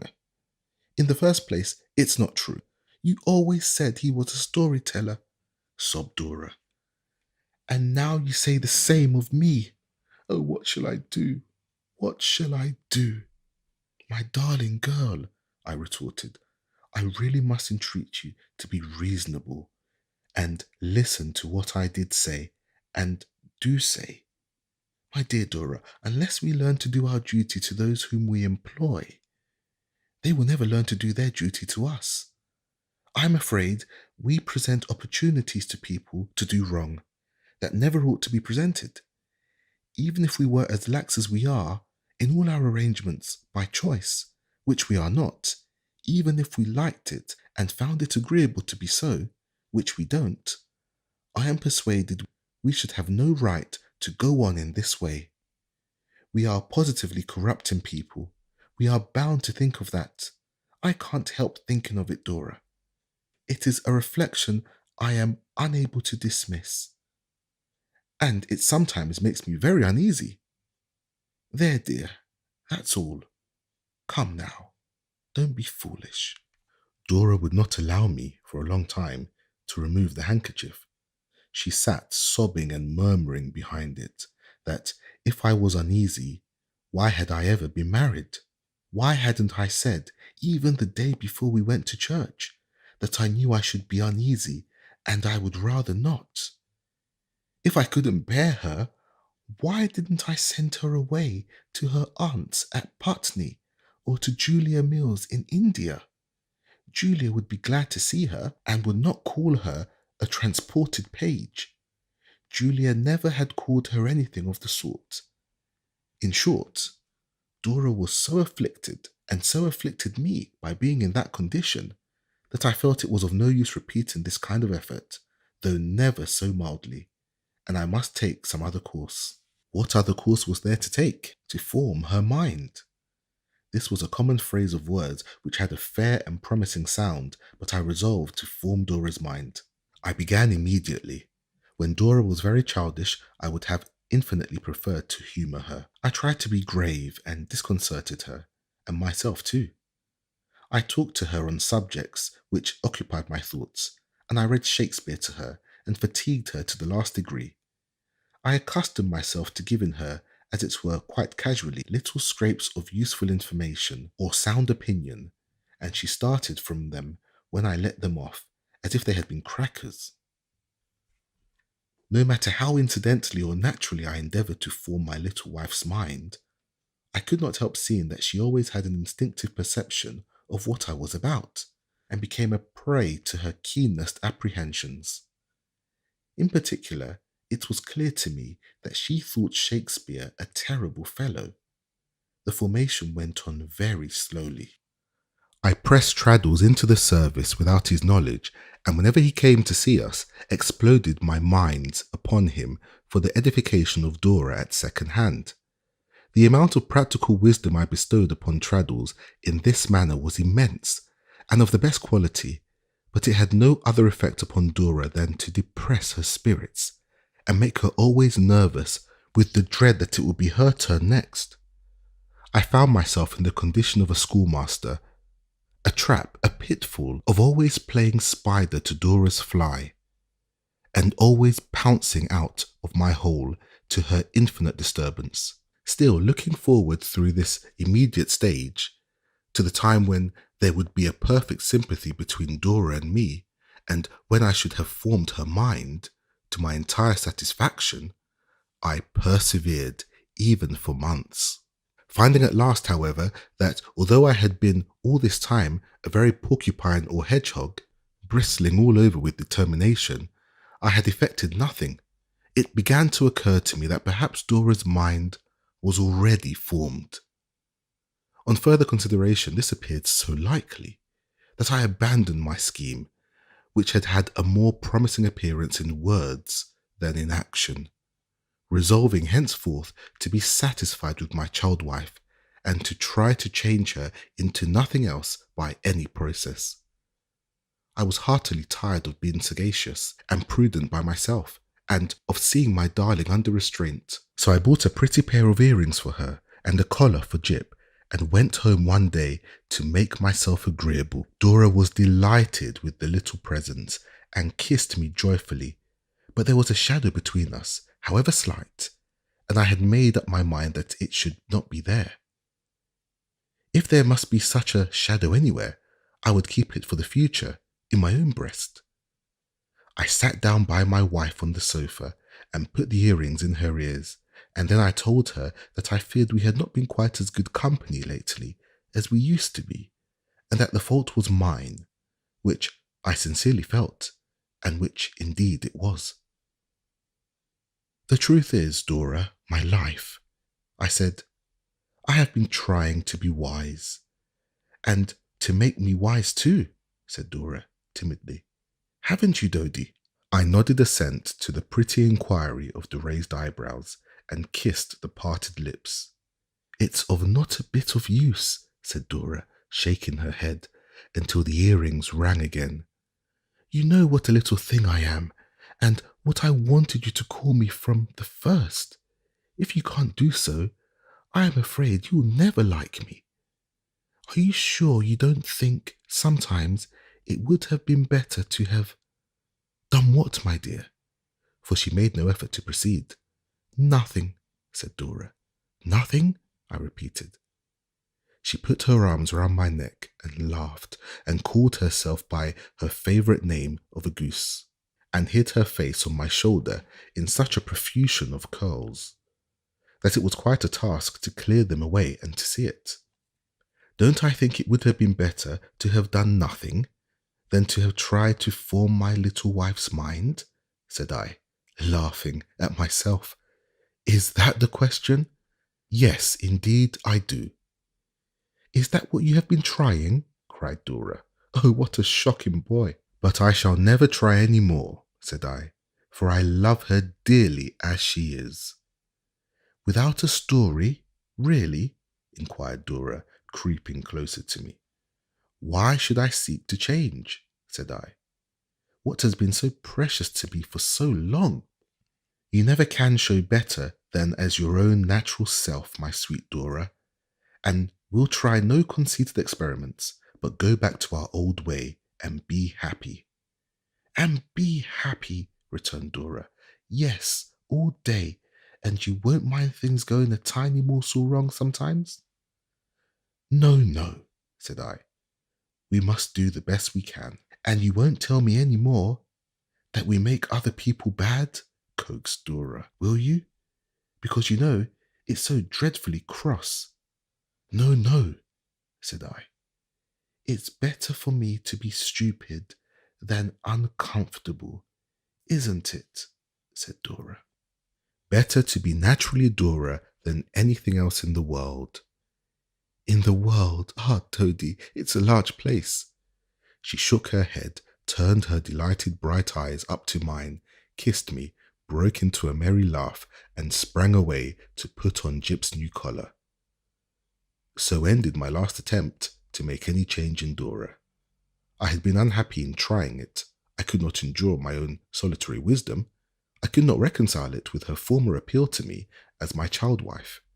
I resolved to do what I could in a quiet way to improve our proceedings myself, but I foresaw that my utmost would be very little, or I must degenerate into the spider again and be forever lying in wait. And the shadow I have mentioned that was not to be between us any more, but was to rest wholly on my heart? How did that fall? The old unhappy feeling pervaded my life. It was deepened, if it were changed at all, but it was undefined as ever, and addressed me like a strain of sorrowful music faintly heard in the night. I loved my wife dearly, and I was happy, but the happiness I had vaguely anticipated once was not the happiness I enjoyed, and there was always something wanting. The fulfillment of the compact I have made with myself to reflect my mind on this paper, I again examine it closely and bring its secrets to light. What I missed I always regarded as something that had been a dream of my youthful fancy, that was incapable of realization, that I was now discovering to be so, with some natural pain, as all men did, but that it would have been better for me if my wife could have helped me more, and shared the many thoughts in which I had no partner, and that this might have been, I knew, between these two irreconcilable conclusions. The one, that what I felt was general and unavoidable. The other, that it was particular to me and might have been different. I balanced curiously, with no distinct sense of their opposition to each other. When I thought of the airy dreams of youth that are incapable of realization, I thought of the better state preceding manhood that I had outgrown, and then the contented days with Agnes in the dear old house arose before me like spectres of the dead, that might have some renewal in another world, but never more could be reanimated here. Sometimes the speculation came into my thoughts, what might have happened, or would have happened, if Dora and I had known each other, but she was so incorporated with my existence that it was the idlest of all fancies and would soon rise out of my reach and sight like gossamer floating in the air. I always loved her. What I am describing slumbered and half awoke and slept again in the innermost recesses of my mind. There was no evidence of it in me. I know of no influence it had in anything I said or did. I bore the weight of all our little cares and all my projects. Dora held the pens, and we both felt that our shares were adjusted as the case required. She was truly fond of me and proud of me, and when Agnes wrote a few earnest words in her letters to Dora of the pride and interest with which my old friends heard of my growing reputation, and read my book as if they heard me speak in its contents, Dora read them out to me with tears of joy in her bright eyes and said I was a dear old, clever, famous boy. The first mistaken impulse of an undisciplined heart. Those words of Mr. Strong's were constantly recurring to me at this time, were almost always present to my mind. I awoke with them often in the night. I remember to have even read them in dreams, inscribed upon the walls of houses. For I knew now that my own heart was undisciplined when it first loved Dora, and that if it had been disciplined, it never could have felt, when we were married, what it had felt in its secret experience. There can be no disparity in marriage, like unsustainability of mind and purpose. Those words I remembered too. I had endeavoured to adapt Dora to myself and found it impracticable. It remained for me to adapt myself to Dora, to share with her what I could, and be happy to bear on my own shoulders what I must, and be happy still. This was the discipline to which I tried to bring my heart when I began to think. It made my second year much happier than my first, and what was better still, made Dora's life all sunshine. But as that year wore on, Dora was not strong.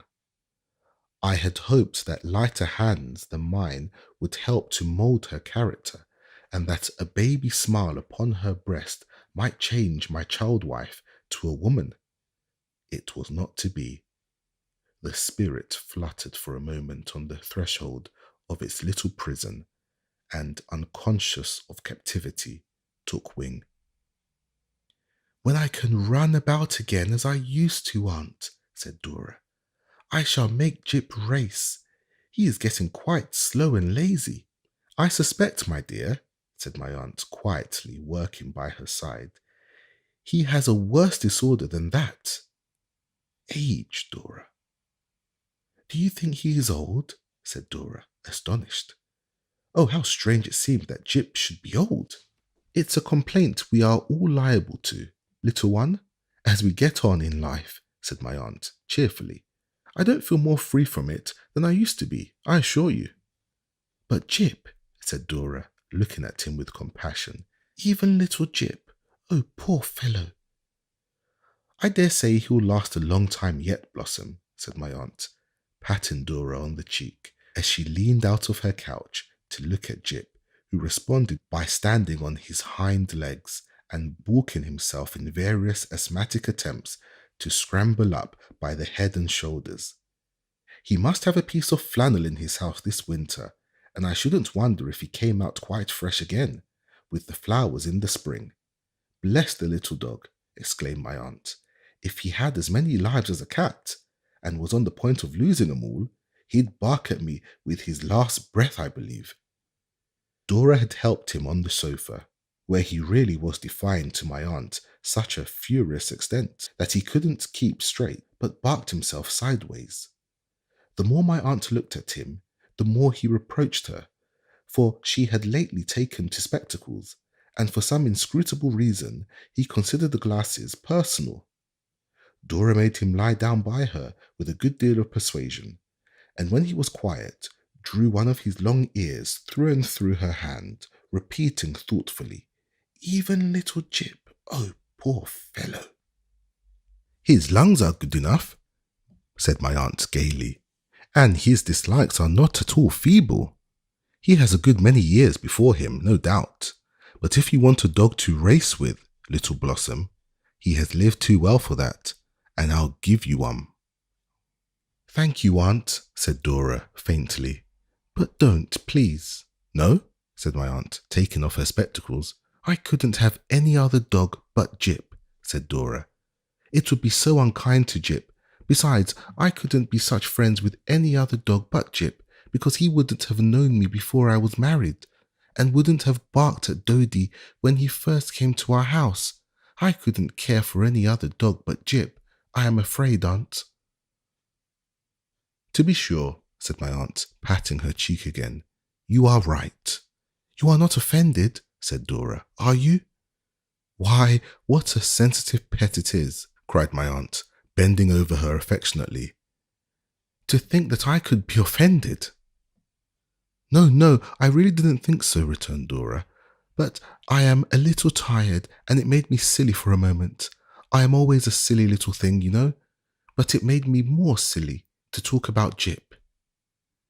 He has known me in all that has happened to me, haven't you, Jip?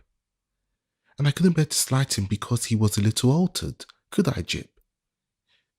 Jip nestled closer to his mistress and lazily licked her hand. "You are not so old, Jip, are you, that you will leave your mistress yet?" said Dora. "We may keep one another company a little longer."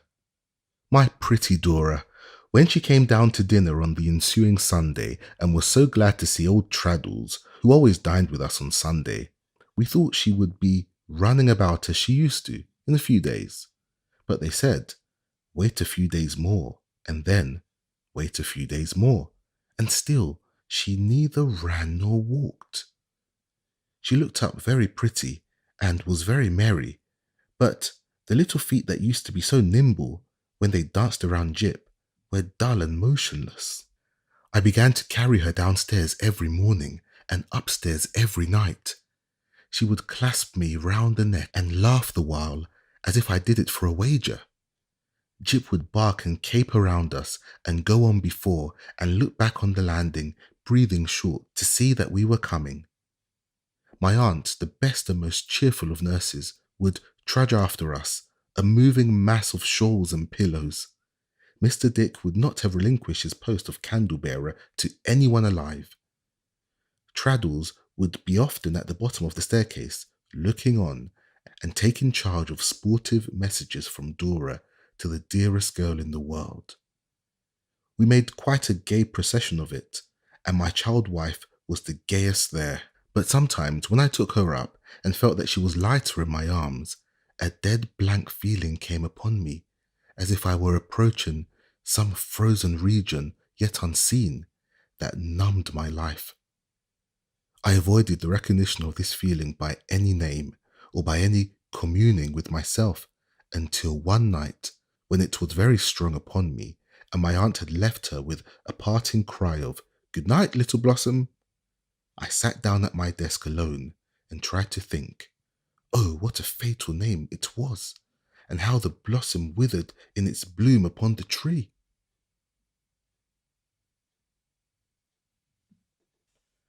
Chapter 49. I am involved in mystery.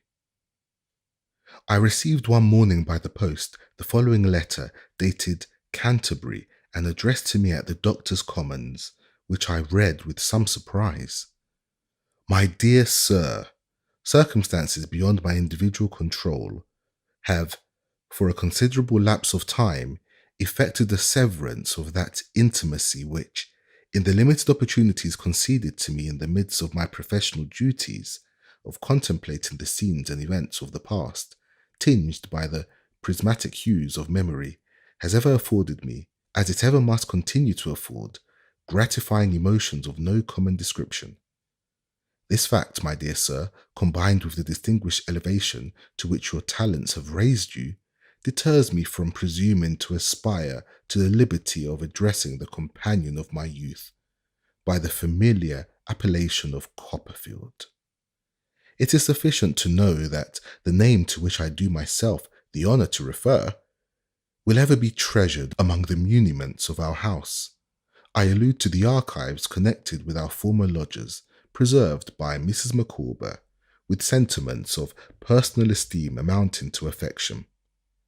It is not for one situated, through his original errors and the fortuitous combination of unpropitious events, as is the founded bark, if he may be allowed to assume so maritime a denomination, who now takes up the pen to address you.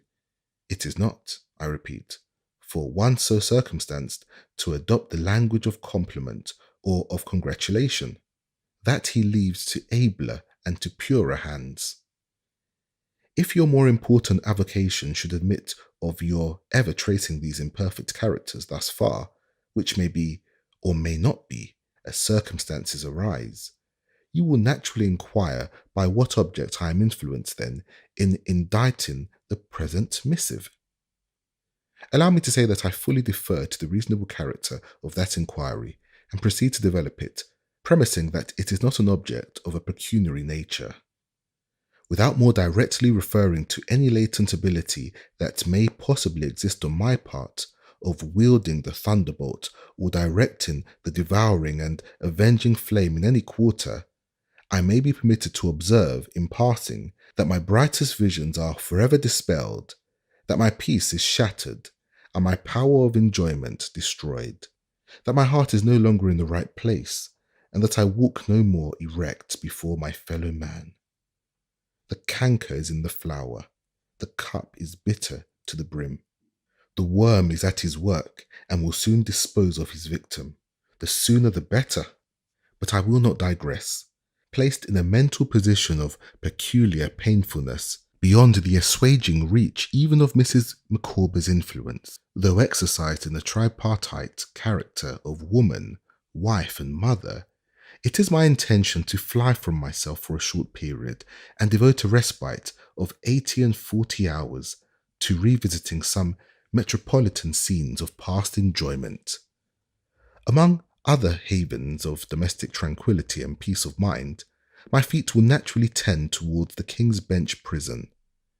In stating that I shall be, D.V., on the outside of the south wall of that place of incarceration, on civil process, the day after tomorrow, at 7 in the evening precisely, my object in this epistolary communication is accomplished. I do not feel warranted in soliciting my former friend Mr. Copperfield or my former friend Mr. Thomas Straddles of the Inner Temple, if that gentleman is still existent and forthcoming, to condescend to meet me and renew, so far as may be, our past relations of the olden time. I confine myself to throwing out the observation that, at the hour and place I have indicated, may be found such ruined vestiges as yet remain of a fallen tower. Wilkins Micawber. P.S. It may be advisable to superadd to the above the statement that Mrs. Micawber is not in confidential possession of my intentions. I read the letter over several times, making due allowance for Mr. Micawber's lofty style of composition and for the extraordinary relish with which he sat down and wrote long letters on all possible and impossible occasions. I still believe that something important lay hidden at the bottom of this roundabout communication. I put it down to think about it and took it up again to read it once more, and was still pursuing it, when Traddles found me in the height of my perplexity. "My dear fellow," said I never was better pleased to see you. You come to give me the benefit of your sober judgment at the most opportune time. I have received a very singular letter, Traddles, from Mr. Micawber. No, cried Traddles, you don't say so. And I have received one from Mrs. Micawber. With that, Traddles, who was flushed with walking and whose hair was the combined effects of exercise and excitement, stood on end as if he saw a cheerful ghost, produced his letter, and made an exchange with me. I watched him into the heart of Mr. Micawber's letter and returned the elevation of eyebrows with which he said, wielding and thunderbolt, or directing the devouring and avenging flame. Bless me, Copperfield, and then entered on the perusal of Mrs. Micawber's epistle. It ran thus: My best regard to Mr. Thomas Traddles, and if he should still remember one who formerly had the happiness of being well acquainted with him, may I beg a few moments of his leisure time? I assure Mr. T.T. that I would not intrude upon his kindness were I in any other position than on the confines of distraction. Though harrowing to myself to mention, the alienation of Mr. Micawber, formerly so domesticated from his wife and family, is the cause of my addressing my unhappy appeal to Mr. Traddles, and soliciting his best indulgence. Mr. T can form no adequate idea of the change in Mr. Micawber's conduct, of his wildness, of his violence. It has gradually augmented until it assumes the appearance of aberration of intellect. Scarcely a day passes, I assure Mr. Traddles, on which some paroxysm does not take place. Mr. T will not require me to depict my feelings when I inform him that I have become accustomed to hear Mr. Micawber assert that he has sold himself to the D. Mystery and secrecy have long been his principal characteristic, have long replaced unlimited confidence. The slightest provocation, even being asked if there is anything he would prefer for dinner, causes him to express a wish for a separation. Last night, on being childishly solicited for twopence to buy lemon stunners, a local sweetmeat, he presented an oyster knife at the twins. I entreat Mr. Traddles to bear with me in entering into these details. Without them, Mr. T would indeed find it difficult to form the faintest conception of my heart-rending situation. May I now venture to confide to Mr. T the purport of my letter? Will he now allow me to throw myself on his friendly consideration? Oh yes, for I know his heart. The quick eye of affection is not easily blinded when of the female sex. Mr. Micawber is going to London, though he studiously conceals his hand. This morning before breakfast, in writing the direction card which he attached to the little brown valise of happier days, the eagle glance of matrimonial anxiety detected D.O.N. distinctly traced. The West End destination of the coach is the Golden Cross. Dare I fervently implore Mr. T to see my misguided husband and to reason with him? Dare I ask Mr. T to endeavour to step in between Mr. Micawber and his agonized family? Oh no, for that would be too much. If Mr. Copperfield should yet remember one unknown to fame, will Mr. T take charge of my unalterable regards and similar entreaties? In any case, he will have the benevolence to consider this communication strictly private, and on no account whatever to be alluded to, however distantly, in the presence of Mr. Micawber. If Mr. T should ever reply to it, which I cannot but feel to the most improbable, a letter addressed to M.E., Post Office, Canterbury, will be fraught with less painful consequences than any addressed immediately to one who subscribes herself in extreme distress. Mr. Thomas Traddles, respectful friend and suppliant, Emma Micawber. What do you think of that letter? Said Traddles, casting his eyes upon me when I had read it twice. What do you think of the other? Said I, for he was still reading it with knitted brows. I think that the two together, Copperfield, replied Traddles, mean more than Mr. and Mrs. Micawber usually mean in their correspondence, but I don't know what. They are both written in good faith, I have no doubt, and without any collusion. Poor thing! He was now alluding to Mrs. Micawber's letter, and we were standing side by side comparing the two. It would be a charity to write to her, at all events, and to tell her that we will not fail to see Mr. Micawber. I acceded to this the more readily because I now reproached myself with having treated her former letter rather lightly. It had set me thinking a good deal at the time, as I have mentioned in its place, but my absorption in my own affairs, my experience of the family, and my hearing nothing more had gradually ended in my dismissing the object. I had often thought of Mr. Micawber's, but chiefly to wonder what pecuniary liabilities they were establishing in Canterbury, and to recall how shy Mr. Micawber was of me when he became clerk to Uriah Heep. However, I now wrote a comforting letter to Mrs. Micawber in our joint names, and we both signed it. As we walked into town to post it, Traddles and I held a long conference and launched into a number of speculations, which I need not repeat. We took my aunt into our councils in the afternoon, but our only decided conclusion was that we would be very punctual in keeping Mr. Micawber's appointment. Although we appeared at the stipulation place a quarter of an hour before the time, we found Mr. Micawber already there.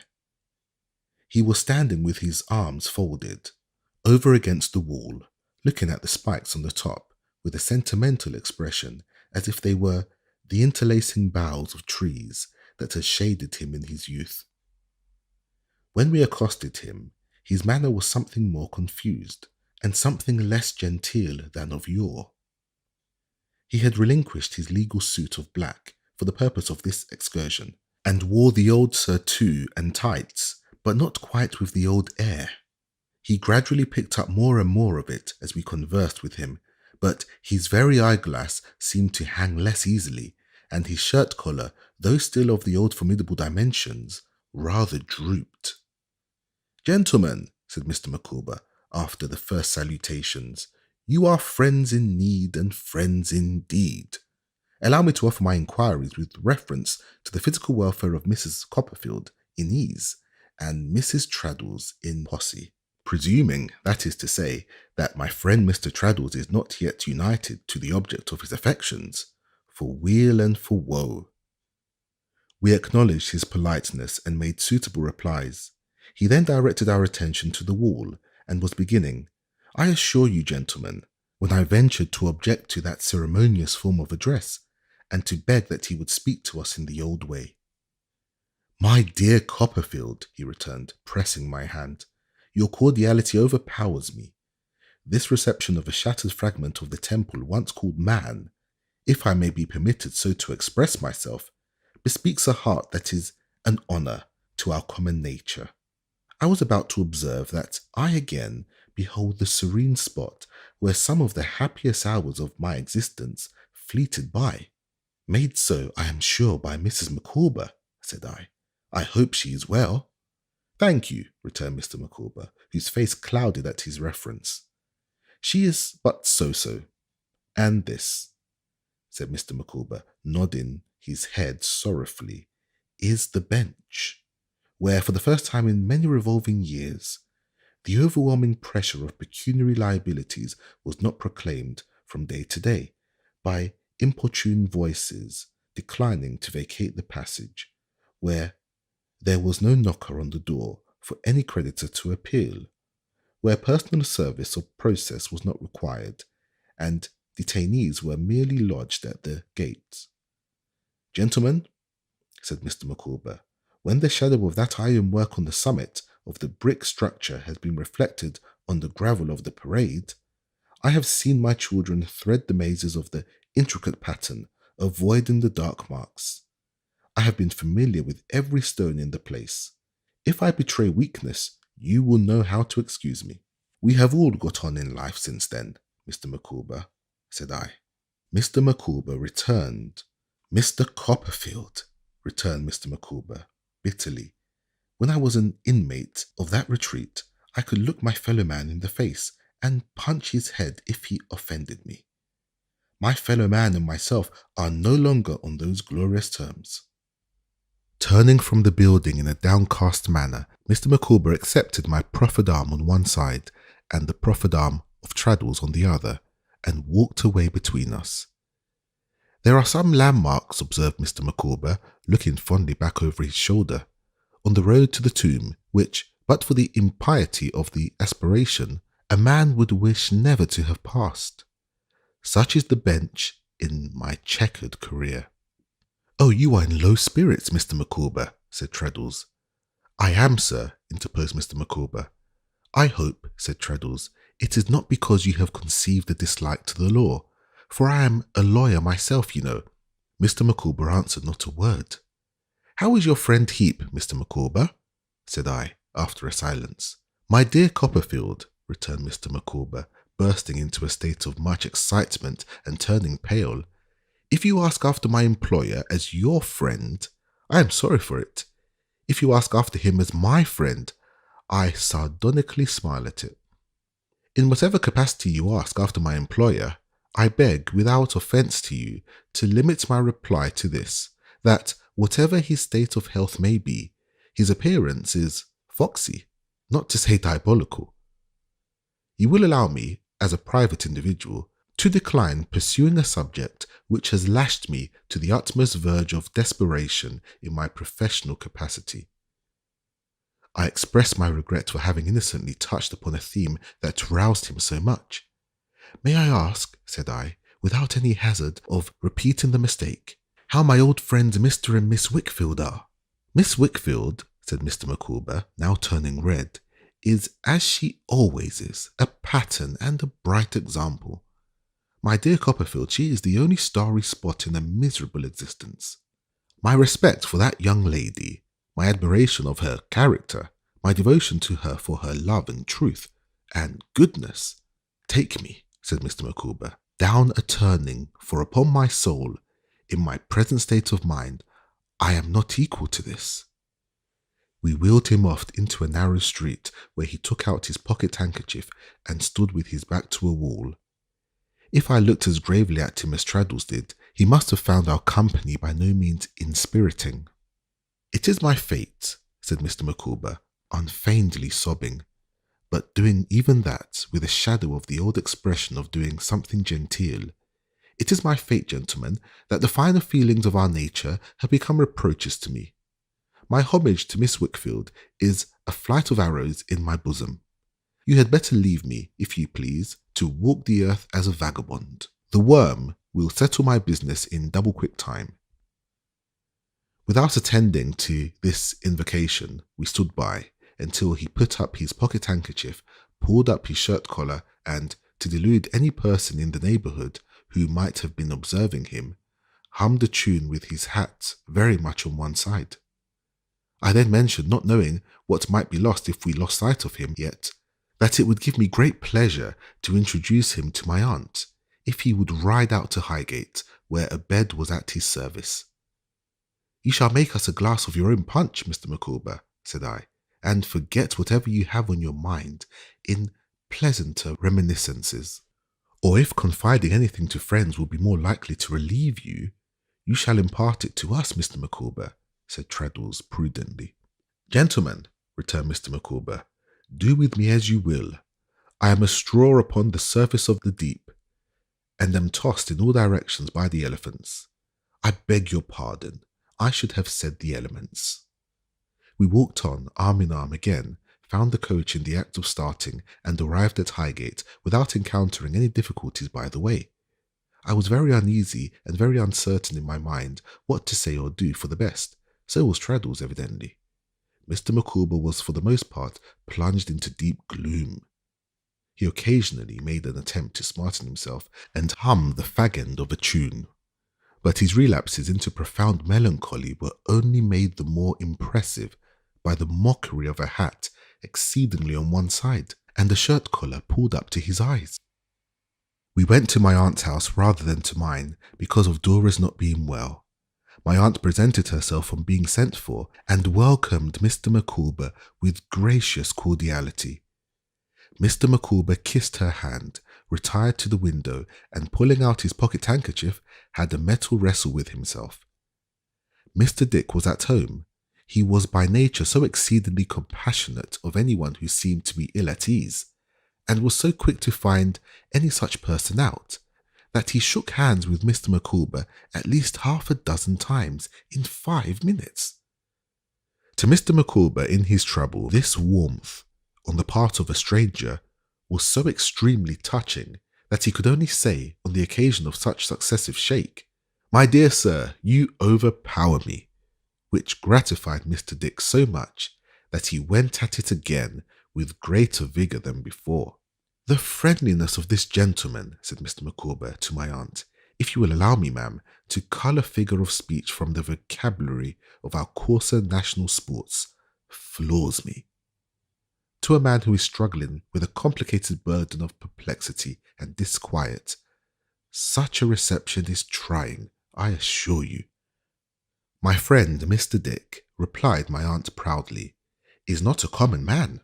That I am convinced of," said Mr. Micawber.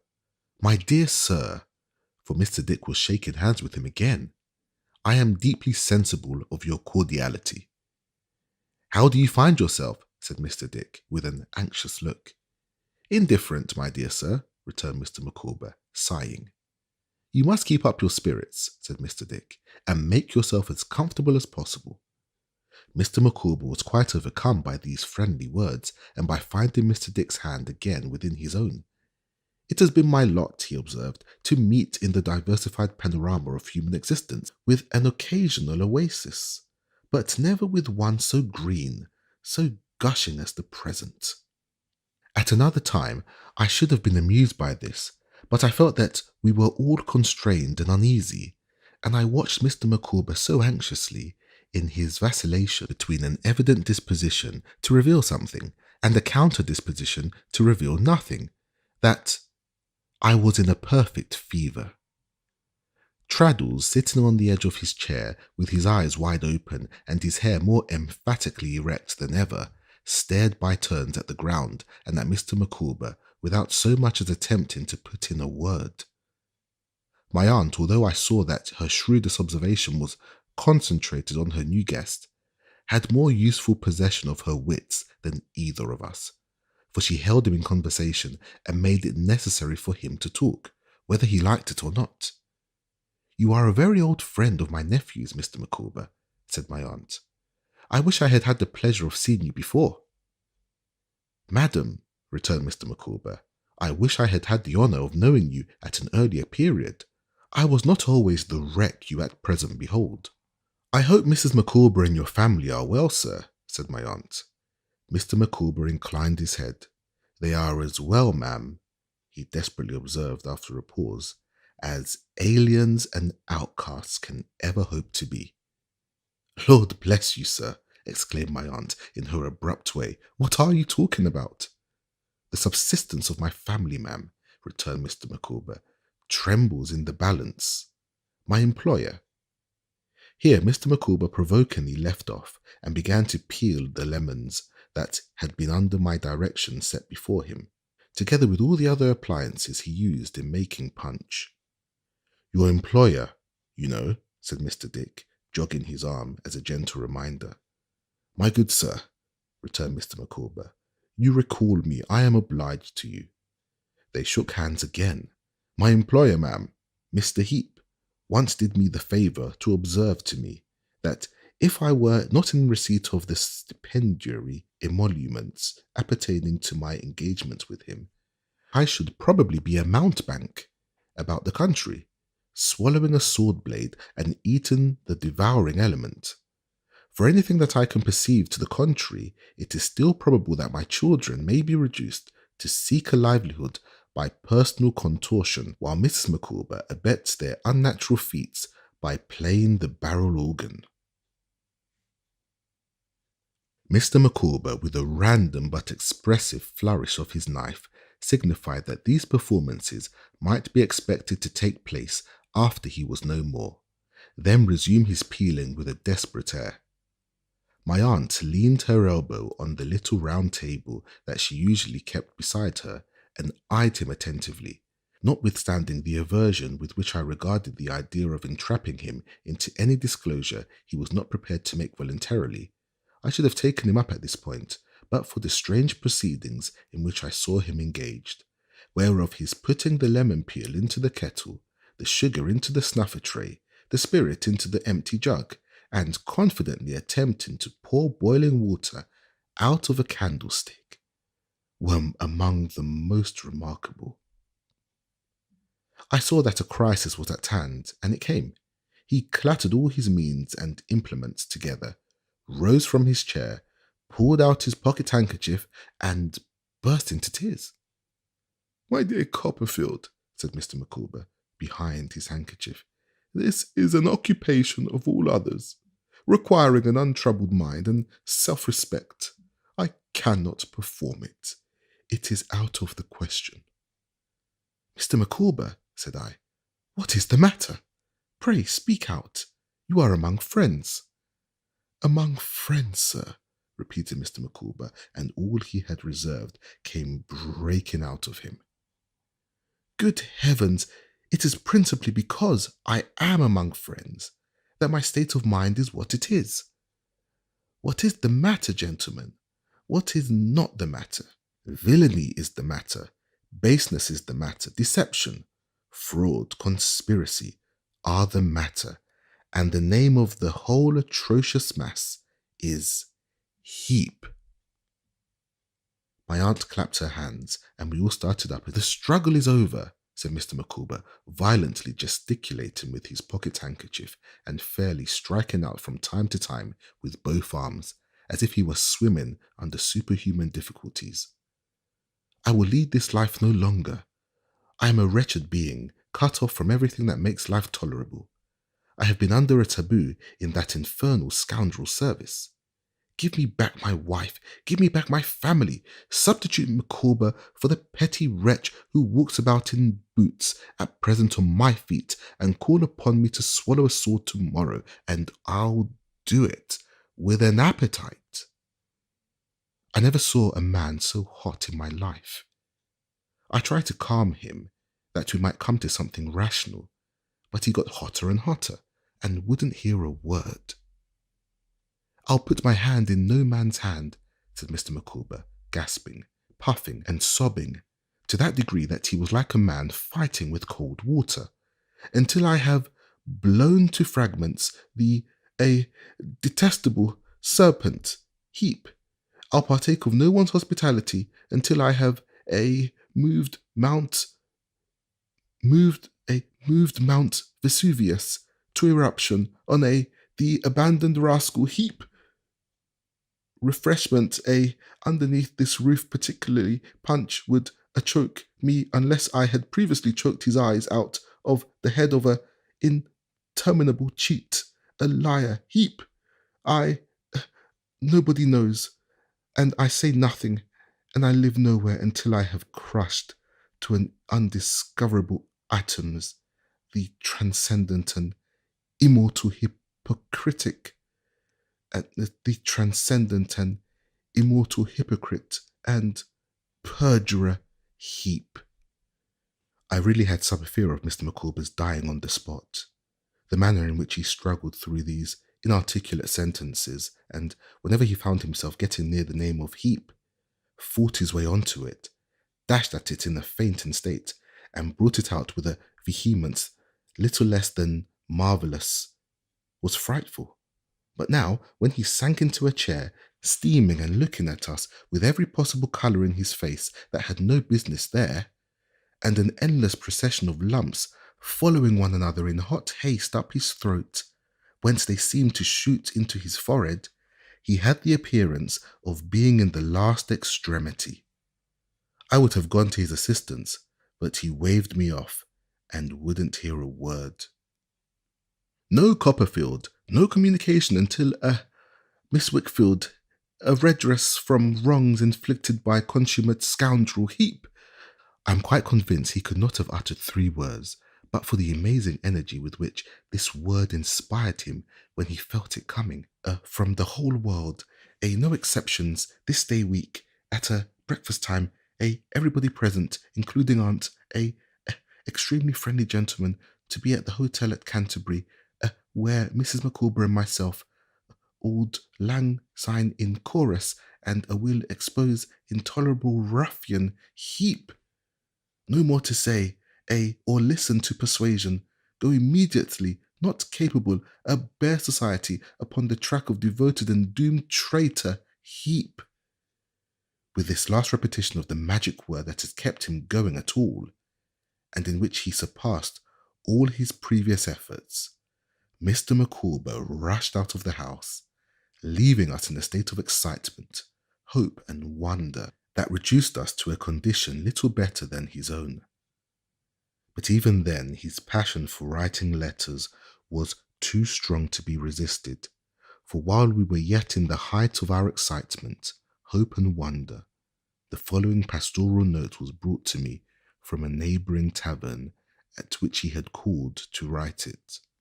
Most secret and confidential, my dear sir. I beg to be allowed to convey through you my apologies to your excellent aunt for my late excitement. An explosion of a smouldering volcano long suppressed was the result of an internal contest more easily conceived than described. I trust I rendered tolerably intelligible my appointment for the morning of this day week at the House of Public Entertainment at Canterbury, where Mrs. Micawber and myself had once the honour of uniting our voices to your well-known strain of the immortal exciseman nurtured beyond the Tweed. The duty done, the act of reparation performed, which can alone enable me to complete my fellow mortal, I shall be known no more. I shall simply require to be deposited in that place of universal resort, where, each in his narrow cell forever laid, the rude forefathers of the hamlet sleep, with the plain inscription, Wilkins Micawber.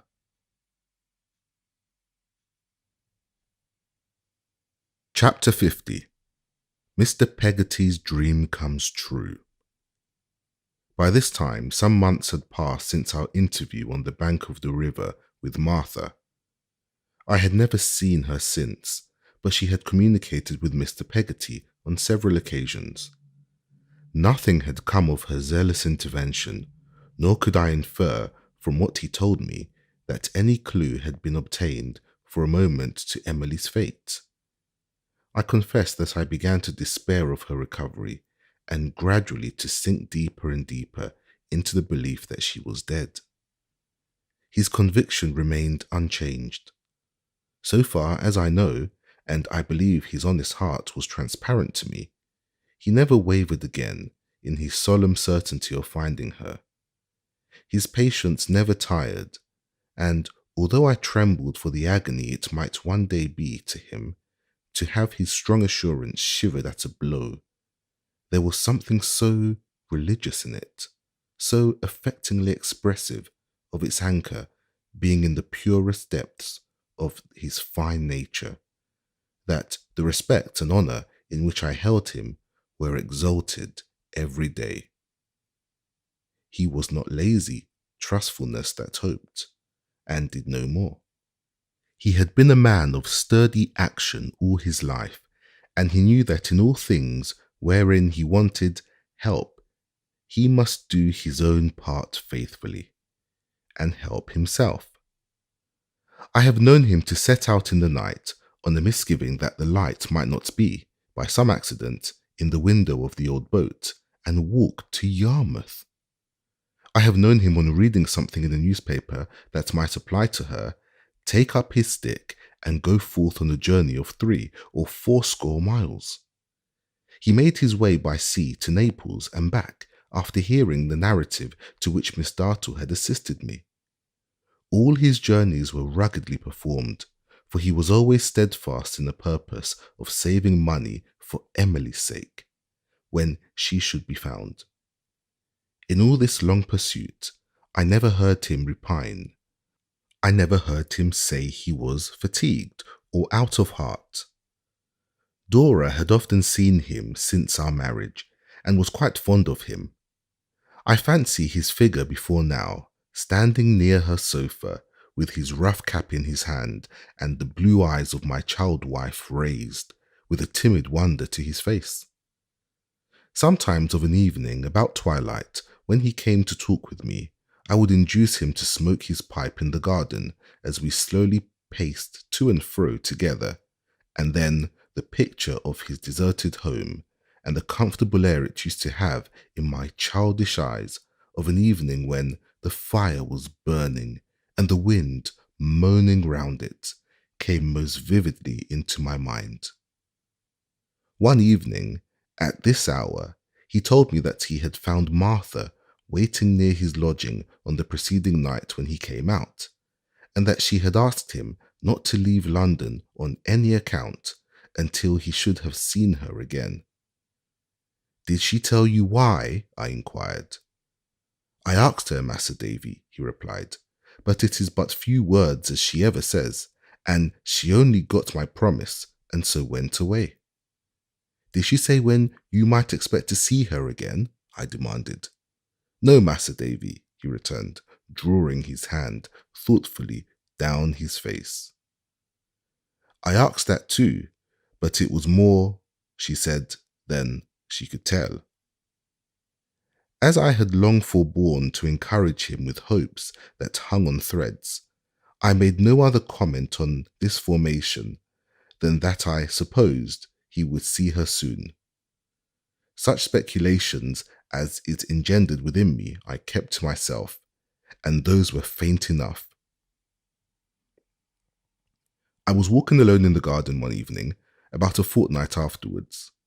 I remember that evening well. It was the second in Mr. Micawber's week of suspense. There had been rain all day, and there was a damp feeling in the air. The leaves were thick upon the trees and heavy with wet, but the rain had ceased, though the sky was still dark, and the hopeful birds were singing cheerfully. As I walked to and fro in the garden, and the twilight begins to close around me, their little voices were hushed, and that peculiar silence which belongs to such an evening in the country when the lightest trees are quite still, save for the occasional droppings from their boughs, prevailed. There was a little green perspective of trellis work and ivy at the side of our cottage, through which I could see, from the garden where I was walking, into the road before the house. I happened to turn my eyes toward this place as I was thinking of many things, and I saw a figure beyond, dressed in a plain cloak. It was bending eagerly towards me and beckoning. "Martha," said I, going to it. "Can you come with me?" she inquired, in an agitated whisper. "I have been to him, and he is not at home." I wrote down where he was to come, and left it on his table with my own hand. They said he would not be out long. "I have tidings for him. Can you come directly?" My answer was to pass out at the gate immediately.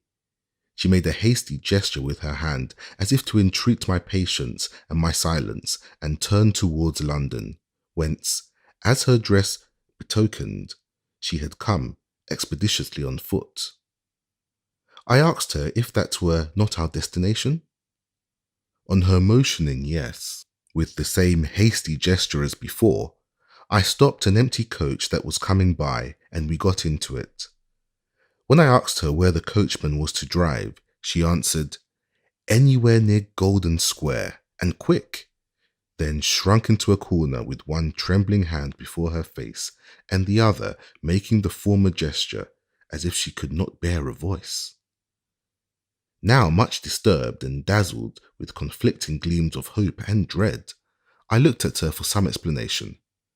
But seeing how strongly she desired to remain quiet, and feeling that it was my own natural inclination too, at such a time, I did not attempt to break the silence. We proceeded without a word being spoken.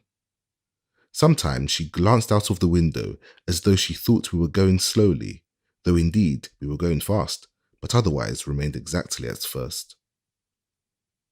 We alighted at one of the entrances to the square she had mentioned, where I directed the coach to wait, not knowing but that we might have some occasion for it. She laid her hand on my arm and hurried me on to one of the sombre trees, to which there are several in that part, where the houses were once fair dwellings in the occupation of single families, but have and had long degenerated into poor lodgings let off in rooms. Entering at the open door of one of these and releasing my arm, she beckoned me to follow her up the common staircase, which was like a tributary channel to the street. The house swarmed with inmates. As we went up, doors of rooms were opened and people's head put out, and we passed other people on the stairs who were coming down. In glancing up from outside, before we entered, I had seen women and children lolling at the windows over flower pots, and we seemed to have attracted their curiosity. For these were principally the observers who looked out of their doors. It was a broad panelled staircase with massive balustrades of some dark wood, cornices above the doors, ornamented with carved fruit and flowers and broad seats in the windows. But all these tokens of past grandeur were miserably decayed and dirty. Rot, damp, and age had weakened the flooring, which in many places was unsound and even unsafe. Some attempts had been made, I noticed, to infuse new blood into this dwindling frame by repairing the costly old woodwork here and there with common deal, but it was like the marriage of a reduced old noble to a plebeian pauper, and each party to the ill-assorted union shrunk away from the other. Several of the back windows on the staircase had been darkened or wholly blocked up. In those that remained, there was scarcely any glass, and through the crumbling frames by which the bad air seemed always to come in and never to go out, I saw, through other glassless windows, into other houses in a similar condition, and looked giddily down into the wretched yard, which was the common dust heap of the mansion.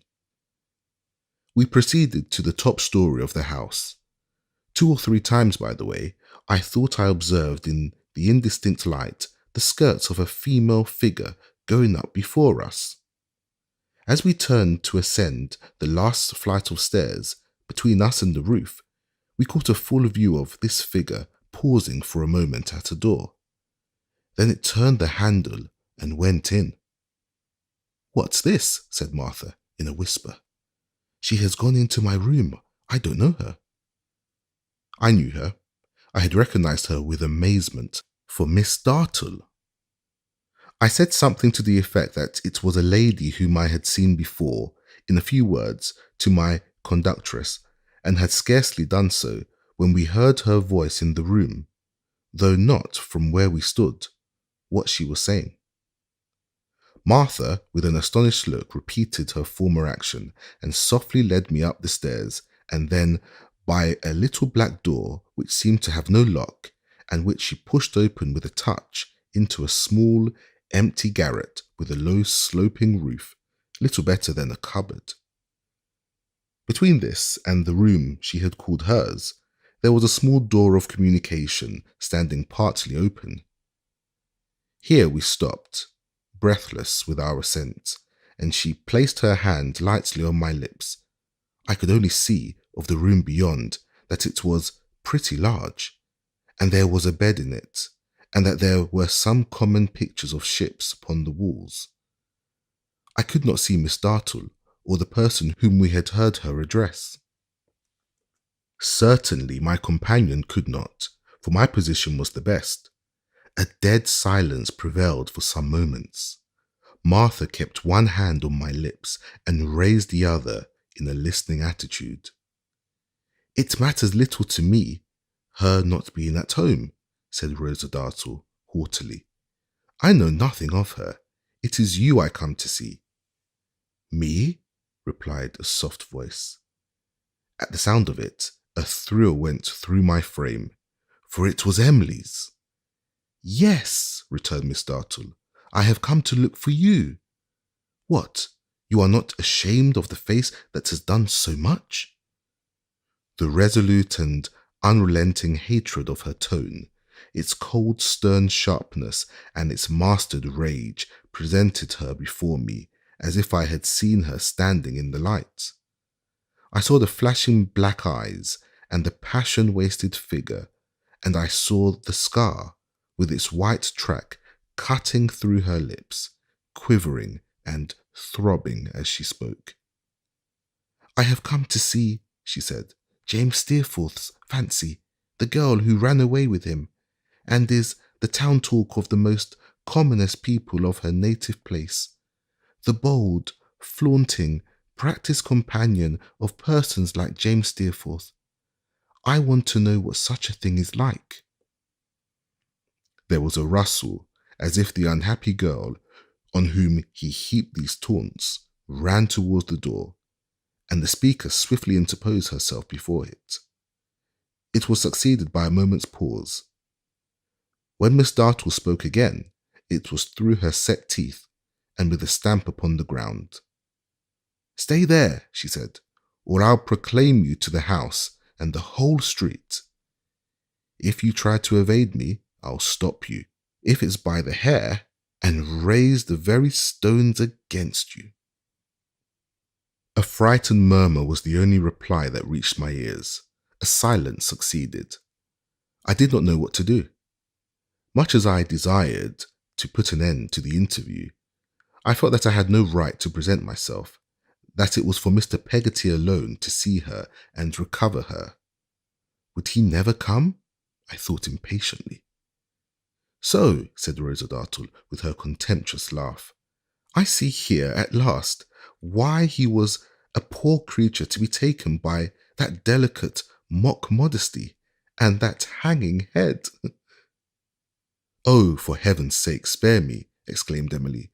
"Whoever you are, you know my pitiable story. And for heaven's sake, spare me, if you would be spared yourself." "If I would be spared," returned the other fiercely, "what is there in common between us, do you think?" "Nothing but our sex," said Emily, with a burst of tears. "And that," said Rosa Dartle, "is so strong a claim preferred by one so infamous that if I had any feeling in my breast but scorn and abhorrence of you, I would freeze it up. Our sex. You are an honour to our sex." "I have deserved this," said Emily, "but it's dreadful. Dear, dear lady, think what I have suffered, and how I am fallen. Oh, Martha, come back. Oh, home, home." Miss Dartle placed herself in a chair, within view of the door, and looked downward, as if Emily were crouching on the door before her. Being now between me and the light, I could see her curled lip, and her cruel eyes intently fixed on one place with a greedy triumph. "Listen to what I say," she said, "and reserve your false arts for your dupes. Do you hope to move me by your tears? No more than you could charm me by your smiles, you purchased slave." "Oh, have some mercy on me," cried Emily. "Show me some compassion, or I shall die mad." "It would be no great penance," said Rosa Dartle, "for your crimes. Do you know what you have done? Do you ever think of the home you have laid waste?" "Oh, is there ever night or day when I don't think of it?" cried Emily. And now I could just see her, on her knees, with her head thrown back, her pale face looking forward, her hands wildly clasped and held out, and her hair streaming about her. Has there been a single minute, walking or sleeping, when it hasn't been before me, just as it used to be in those lost days when I turned my back upon it forever and forever? Oh, home, home. Oh, dear, dear uncle, if you ever could have known the agony your love would cause me when I fell away from good, you never would have shown it to me so constant, much as you felt it, but would have been angry to me at least once in my life, that I might have had some comfort. I have none, none, no comfort upon earth, for all of them were always fond of me. She dropped on her face before the imperious figure in the chair, with an imploring effort to clasp the skirt of her dress. Rosa Dartle sat looking down upon her, as inflexible as a figure of brass. Her lips were tightly compressed, as if she knew that she must keep a strong constraint upon herself. I write what I sincerely believe, or she would be tempted to strike the beautiful form with her foot. I saw her distinctly, and the whole power of her face and character seemed forced into that expression. Would he never come? The miserable vanity of these earthworms, she said, when she had so far controlled the angry heavings of her breast that she could trust herself to speak. Your home. Do you imagine what I bestow a thought on it? Or suppose you could do any harm to that low place, which money would not pay for, and handsomely? Your home. You were part of a trade of your home, and were bought and sold like any other vendible thing your people dealt in. Oh, not that, cried Emily. Say anything of me, but don't visit my disgrace and shame more than I have done on folks who are as honourable as you. Have some respect for them, as you are a lady, if you have no mercy for me. I speak, she said, not deigning to take any heed of this appeal, and drawing away her dress from the contamination of Emily's touch. I speak of his home where I live. Here, she said, stretching out her hand with her contemptuous laugh and looking down upon the prostrate girl, is a worthy cause of division between lady mother and gentleman son. A grief in a house where she wouldn't have been admitted as a kitchen girl. Of anger and repining and reproach. This piece of pollution picked up from the waterside to be made much of for an hour and then tossed back to her original place. No, no, cried Emily, clasping her hands together.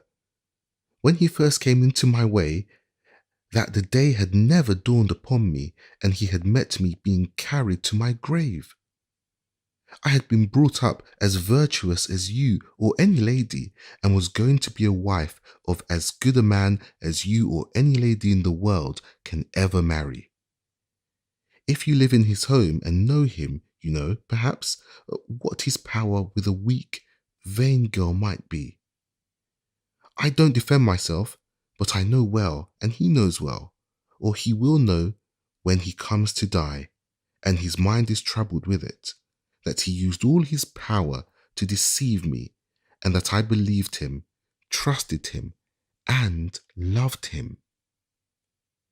Rosa Dartle sprang up from her seat, recoiled, and in recoiling struck at her with a face of such malignity, so darkened and disfigured by passion, that I had almost thrown myself between them. The blow, which had no aim, fell upon the air.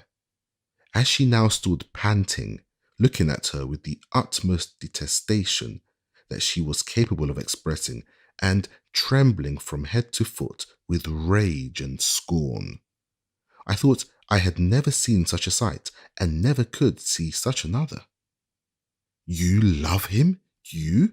She cried, with her clenched hand quivering as if it only wanted a weapon to stab the object of her wrath. Emily had shrunk out of my view. There was no reply. And tell that to me, she added, with your shameful lips.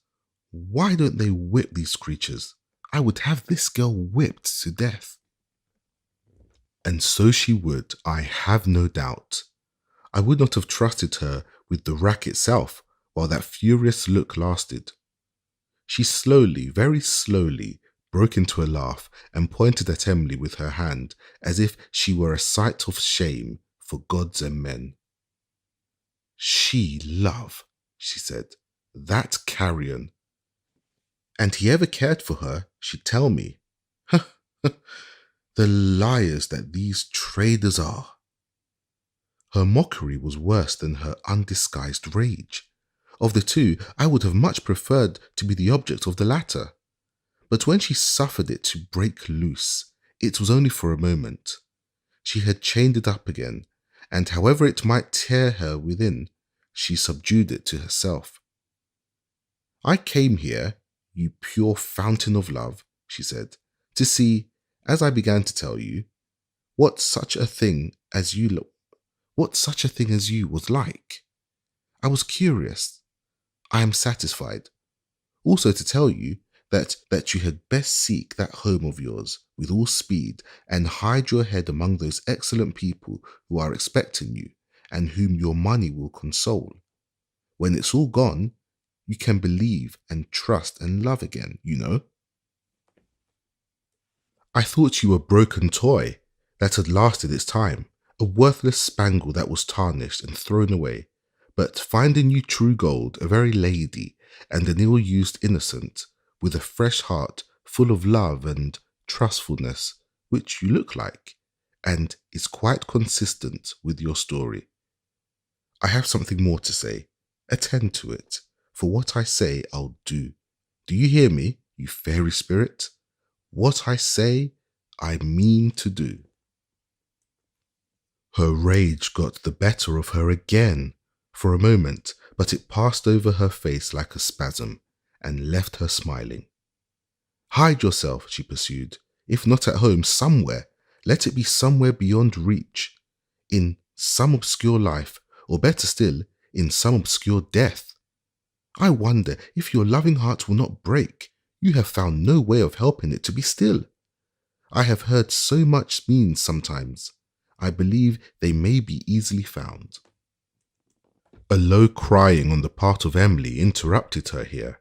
She stopped and listened to it as if it were music.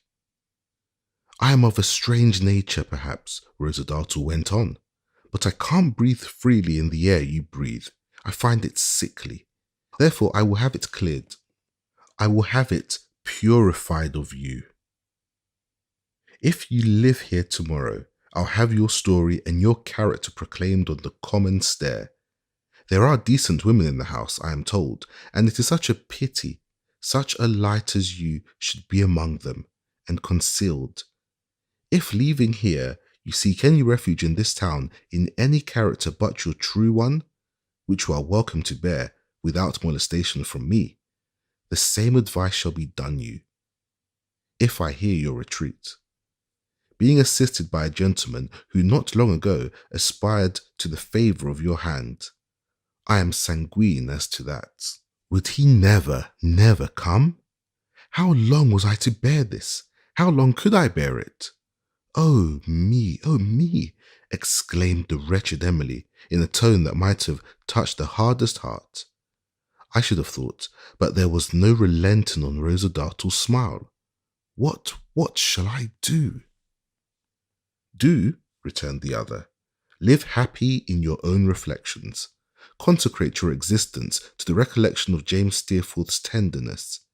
He would have made you his serving man's wife, would he not? Or to feeling grateful to the upright and deserving creature who would have taken you as his gift? Or if those proud remembrances and the consciousness of your own virtues and the honourable position to which they have raised you in your eyes of everything that wears the human shape will not sustain you, marry that good man and be happy in his condescension. If this will not do either, die. There are doorways and dust heaps for such deaths and such despair. Find one and take your flight to heaven. I heard a distant foot upon the stairs. I knew it, I was certain. It was his, thank God. She moved slowly from before the door when she said this and passed out of my sight. But mark, she added, slowly and sternly, opening the other door to go away. I am resolved, for reasons that I have and hatreds that I entertain, to cast you out, unless you withdraw from my reach altogether or drop your pretty mask. This is what I had to say, and what I say I mean to do. The foot upon the stairs came nearer, nearer, past her as she went down, rushed into the room. Uncle! A fearful cry followed the word. I paused a moment, and looking in, saw him supporting her insensible figure in his arms. He gazed for a few seconds in the face, then stopped to kiss it, oh, how tenderly, and drew a handkerchief before it. "Masser Davy," he said in a low, tremulous voice when it was covered, "I thank my Heavenly Father as my dreams come true. I thank him hearty for having guided me in his own ways to my darling." With those words, he took her up in his arms, and with the veiled face lying in his bosom, and addressed towards his own, carried her, motionless and unconscious, down the stairs.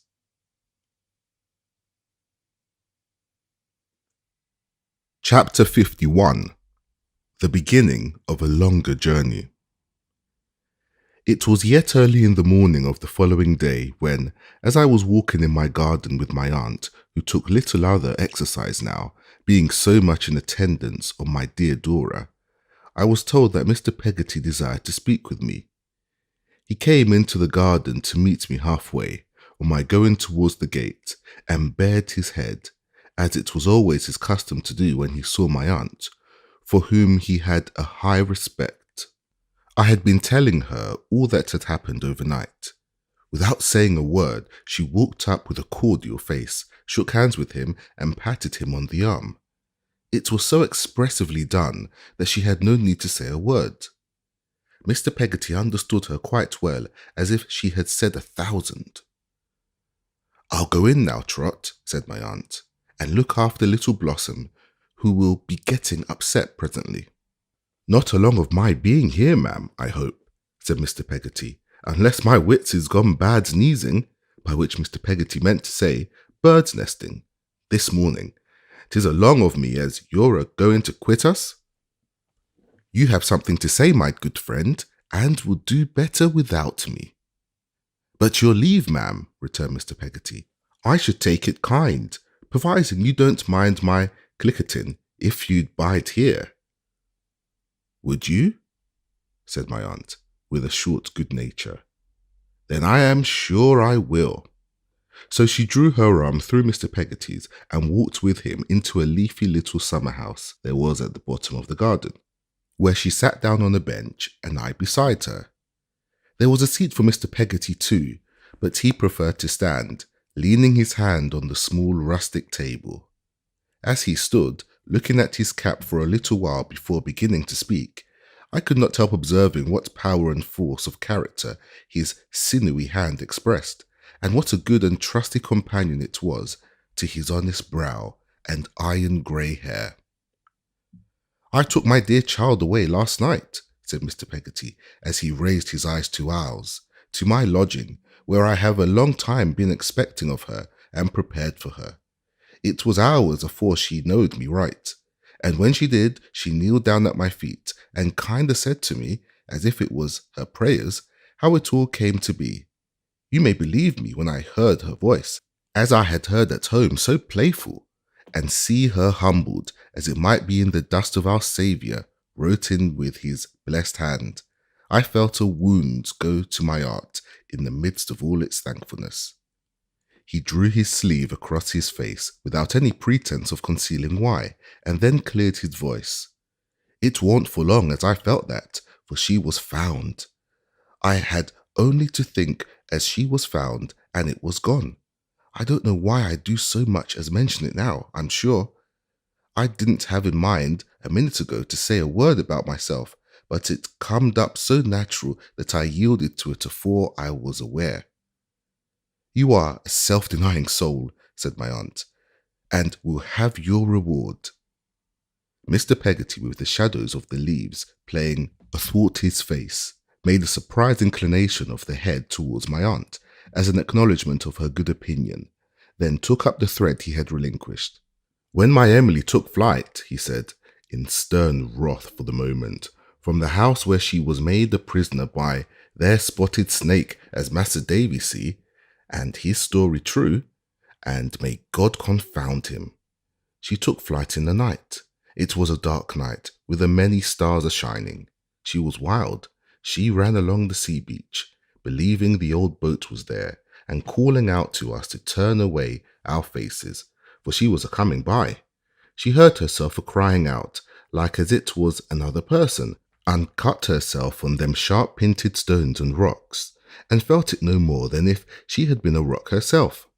Even so far she run, and there was fire afore her eyes, and roaring in her ears. Of a sudden, or so she thought, you understand, the day broke, wet and windy, and she was lying below a heap of stone upon the shore, and a woman was a-speaking to her, saying in the language of that country, what was it as had gone so much amiss? He saw everything, he related. He passed before him as he spoke so vividly that, in the intensity of his earnestness, he presented what he described to me with greater distinctness than I can express. I can hardly believe, writing now long afterwards, but that I was actually present in these scenes. They are impressed upon me with such an astonishing air of fidelity. As Emily's eyes, which was heavy, see this woman better, Mr. Peggoty went on, she knowed as she was one of them as she had often talked to on the beach. For though she had run, as I have said, even so far in the night, she had sometimes wandered long ways, partly afoot, partly in boats and carriages, and knowed all that country, long the coast, miles and miles. She hadn't no children of her own, this woman, being a young wife, but she was a-looking to have one afore long. And may my prayers go up to heaven that 'twill be a happiness to her, and a comfort and an honour all her life. May it love her and be dutiful to her in her old age, helpful of her at the last, a angel to her and hereafter. She had been somewhat timorous and down, said Mr. Peggoty, and had sat at first a little way off at her spinning or such work as it was, when Emily talked to the children. But Emily had took notice of her and had gone and spoke to her, and as the young woman was partial to children herself, they had soon made friends. So much as that when Emily went that way, she always give Emily flowers. This was her as now asked what it was that had gone so much amiss. Emily told her, and she took her home. She did indeed. She took her home, said Mr. Peggoty, covering his face. He was more affected by this act of kindness than I had ever seen him affected by anything since the night she went away. My aunts did not attempt to disturb him. It was a little cottage, you may suppose, he said presently, but she found space for Emily in it. Her husband was away at tea, and she kept it a secret, and prevailed upon such neighbours as she had. They was not many near, to keep it secret too. Emily was took bad with fever, and what is very strange to me is, maybe 'tis not so strange to scholars, the language of that country went out of her head, and she could only speak her own, that no one understood. She recollects, as if she had dreamed it, that she lay there always a-taking her own tongue, always believing as the old boat was round the next pint in the bay, and begging and imploring 'em to send there and tell how she was dying, and bring back a message of forgiveness, if it was only a word. Almost the whole time she thought now that him as I made mention on just now was lurking for her underneath the window. Now that him as had brought her to this was in the room, and cried to the good young woman not to give her up, and knowed at this time that she couldn't understand, and dreaded that she must be took away. Likewise the fire was afore her eyes, and the roarings in her ears, and there was no today nor yesterday, nor yet tomorrow, but everything in her life as ever had been, or as ever could be, and everything as never had been, and as never could be, was a crowding on her all at once, and nothing clear nor welcome, and yet she sang and laughed about it. How long this lasted, I don't know. But then there come a sleep, and in that sleep, from being a many times stronger than her own self, she fell into the weakness of a little child. Here he stopped, as if for relief from the terrors of his own description. After being silent for a few moments, he pursued his story. It was a pleasant afternoon when she awoke, and so quiet that there wasn't a sound but the rippling of that blue sea without a tide upon the shore.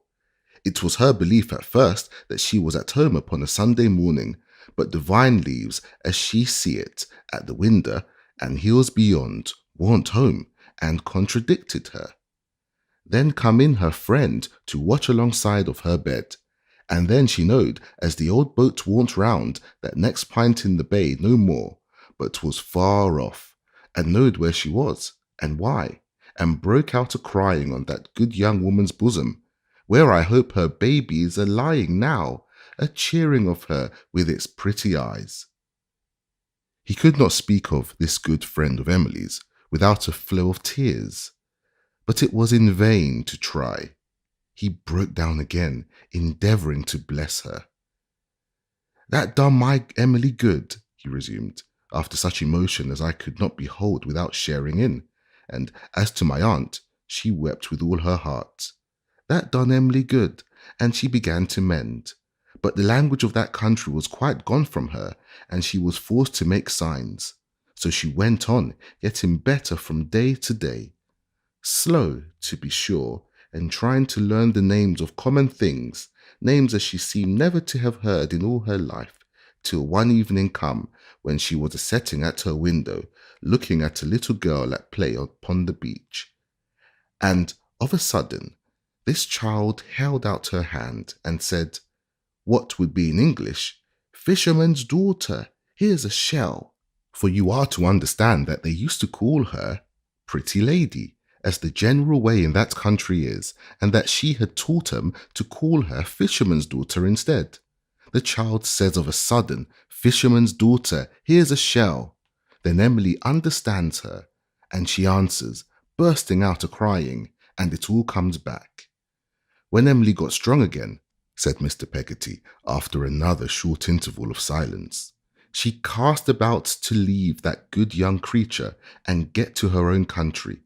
The husband was come home then, and the two together put her aboard a small trader bound to Leghorn, and from that to France. She had a little money, but was less than little as they would take for her all done. I'm most glad on it, though they were so poor. What they done is laid up where neither moth nor rust does corrupt, and where thieves do not break through it nor steal. Master Davy, it will outlast all the treasure in the world. Emily got to France and took service to wait on travelling ladies at an inn in the port. There come one day that snake. Let him never come nigh me. I don't know what hurt I might do him. Soon as she see him, without him seeing her, all the fear and wildness returned upon her, and she fled afore the very breath he drawed. She come to England, and was set ashore at Dover.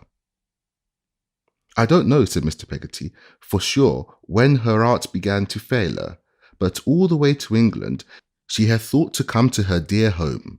Soon as she got to England, she turned her face towards it, but fear of not being forgive, fear of being pinted at, fear of some of us being dead along for her, fear of many things, turned her from it, kinder by force, upon the road.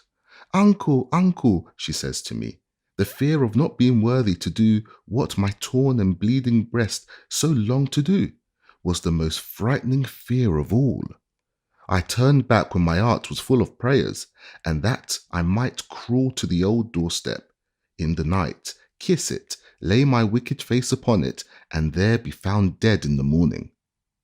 She come, said Mr. Peggoty, dropping his voice to an awe-stricken whisper, to London. She, as had never seen it in her life, alone, without a penny, young, so pretty, come to London. Almost the moment as she lighted here, all so desolate, she found, as she believed, a friend, a decent woman, as spoke to her about the needlework as she had been brought up to do, about finding plenty of it for her, about a lodging for the night, and making secret inquiration concerning of me and all at home tomorrow. When my child, he said aloud, and with an energy of gratitude that shook him from head to foot, stood upon the brink of more than I can say or think on, Martha, true to her promise, saved her. I could not repress a cry of joy. Mas'r Davy, said he, gripping my hand in the strong hand of his, it was you at first made mention of her to me. I thank ye, sir. She was earnest. She had knowed of her bitter knowledge where to watch and what to do. She had done it, and the Lord was above all. She come white and hurried upon Emily in her sleep. She says to her, Rise up from worse than death and come with me. Them belonging to the house would have stopped her, but they might as soon have stopped the sea. Stand away from me, she says. I am a ghost that calls her and beside her open grave. She told Emily she had seen me and knowed I loved her and forgive her. She wrapped her hasty in her clothes. She took her, faint and trembling, on her arm. She heeded no more what they said than if she had no ears. She walked among them with my child, minding only her, and brought her safe out in the dead of the night from that black pit of ruin. She attended on Emily, said Mr. Peggoty, who had released my hand and put his own hand on his heaving chest. She attended to my Emily, lying wearied out, and wandering betwixt whiles till late next day. Then she went in search of me, then in search of you, Mas'r Davy. She didn't tell Emily what she come out for, lest her art should fail, and she should think of hiding of herself. How the cruel lady knowed of her being there, I can't say. Whether him as I have spoken of so much chanced him to going there, or whether, which it was most likely, to my thinking, he had heard from the woman, I don't greatly ask myself. My niece is found. All night long, said Mr. Peggoty, we have been together, Emily and me. 'Tis little, considering the time, as she has said in words, through them broken-hearted tears. 'Tis less as I have seen of her dear face as growed into a woman's at my heart. But all night long my arms had been out about my neck, and her head has laid here, and we knows full well as we can put our trust in one another evermore. He ceased to speak, and his hand upon the table rested there in perfect repose, with a resolution in it that might have conquered lions. It was a gleam of light upon me, Trot, said my aunt, drying her eyes, when I formed the resolution of being godmother to your sister, Betsy Trotwood, who disappointed me. But next to that, hardly anything would have given me greater pleasure than to be godmother to that good young creature's baby. Mr. Peggoty nodded his understanding of my aunt's feelings, but could not trust himself with any verbal reference to the subject of her commendation. We all remained silent and occupied with our own reflections, my aunt drying her eyes and now sobbing convulsively, and now laughing and calling herself a fool, until I spoke. You have quite made up your mind, said I to Mr. Peggoty, as to the future, good friend. I need scarcely ask you. Quite, Mas'r Davy, he returned, and told Emily, there's mighty countries from here. Our future life lays over the sea. They will emigrate together, aunt, said I. Yes, said Mr. Peggoty, with a hopeful smile. No one can't reproach my darling in Australia, and will begin a new life over there. I asked him if he yet proposed to himself any time for going away. I was down at the docks early this morning, sir, he returned, to get information concerning of them ships. In about 6 weeks or 2 months from now, there'll be one sailing, and I see her this morning, went aboard, and we shall take our passage in her. Quite alone? I asked. Aye, Mas'r Davy, he returned. My sister, you see, she's that fond of you and yourn, and that accustomed to think of her own country, that it wouldn't be hardly fair to let her go. Besides which, there's one she has in charge, Mas'r Davy, as doesn't ought to be forgot. Poor Ham, said I. My good sister takes care of this house, you see, ma'am, and he kindly takes to her. Mr. Peggoty explained for my aunt's better information. He'll sit and talk to her with a calm spirit, when it's like he couldn't bring himself to open his lips to another. Poor fellow, said Mr. Peggoty, shaking his head. There's not so much left him, and he could spare that little as he has. And Mrs. Gummidge, said I. Well, I've had a mort of consideration, I do tell you, returned Mr. Peggoty with a perplexed look which gradually cleared as he went on. Concerning of Mrs. Gummidge. You see, when Mrs. Gummidge falls a-thinking of the old one, she ain't what you may call good company. Betwixt you and me, Mas'r Davy, and you, ma'am, when Mrs. Gummidge takes to wimicking, our old country word for crying, she's liable to be considered to be, by them as didn't know the old un, peevish-like.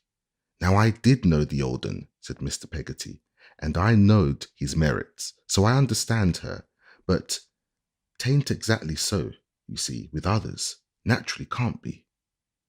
My aunt and I both acquiesced. Whereby, said Mr. Peggoty, my sister might, I don't say she would, but might find Miss Gummidge, give her a little trouble now and again.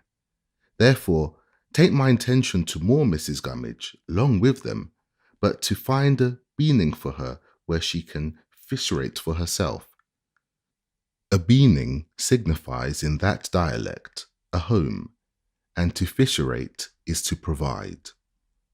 For which purpose, said Mr. Peggoty, I means to make her allowance afore I go, as I'll leave her pretty comfortable. She's the faithfullest of creatures.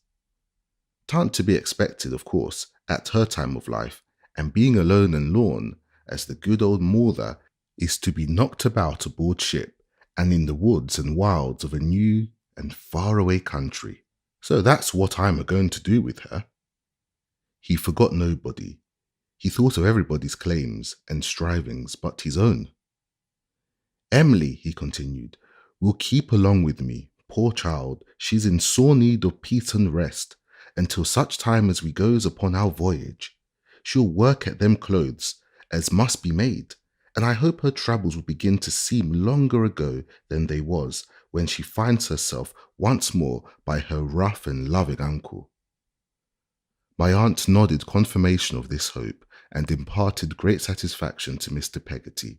There's one thing further, Mas'r Davy, said he, putting his hand in his breast pocket and gravely taking out the little paper bundle I had seen before, which he unrolled on the table. There's these here banknotes, £50 and 10. To them I wish to add the money as she comes away with. I've asked her about that, but not saying why, and have added of it up. I ain't a scholar, would you be so kind as see how 'tis? He handed me apologetically for his scholarship a piece of paper, and observed me while I looked at it over. It was quite right. Thank you, sir, he said, taking it back. This money, if you don't see objections, Mas'r Davy, I shall put up just afore I go, in a cover directed to him, and put that up in another directed to his mother. I shall tell her in no more words than I speak to you what it's the price on, and that I'm gone, and past receiving of it back. I told him that I thought it would be right to do so, that I was thoroughly convinced it would be, since he felt it to be right. I said that there was one thing further, he proceeded with a grave smile, when he made up his little bundle again, and put it in his pocket. But there was two. I warn't sure in my mind, when I come out this morning, as I could go and break to Ham of my own self what had so thankfully happened. So I writ a letter while I was out, and put it in the post office, telling 'em how all was as 'tis, and that I should come down tomorrow to unload my mind of what little needs are doing of down there, and most like take my farewell leave of Yarmouth. And do you wish me to go with you? Said I, seeing that he left something unsaid. If you could do me that kind favour, Mas'r Davy, he replied, I know the sight on you would cheer 'em up a bit. My little Dora being in good spirits and very desirous that I should go, as I found on talking it over with her, I readily pledged myself to accompany him in accordance with his wish. Next morning, consequently, we were on the Yarmouth coach, and again travelling over the old ground. As we passed along the familiar street at night, Mr. Peggoty, in despite of all my remonstrances, carrying my bag, I glanced into Omer and Joram's shop, and saw my old friend Mr. Omer there, smoking his pipe. I felt reluctant to be present when Mr. Peggoty first met his sister and Ham, and made Mr. Omer my excuse for lingering behind.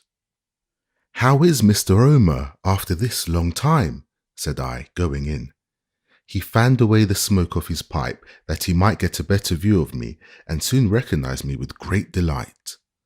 "I should get up, sir, to acknowledge such an honour as this visit," said he. "Only my limbs are rather out of sorts, and I am wheeled about.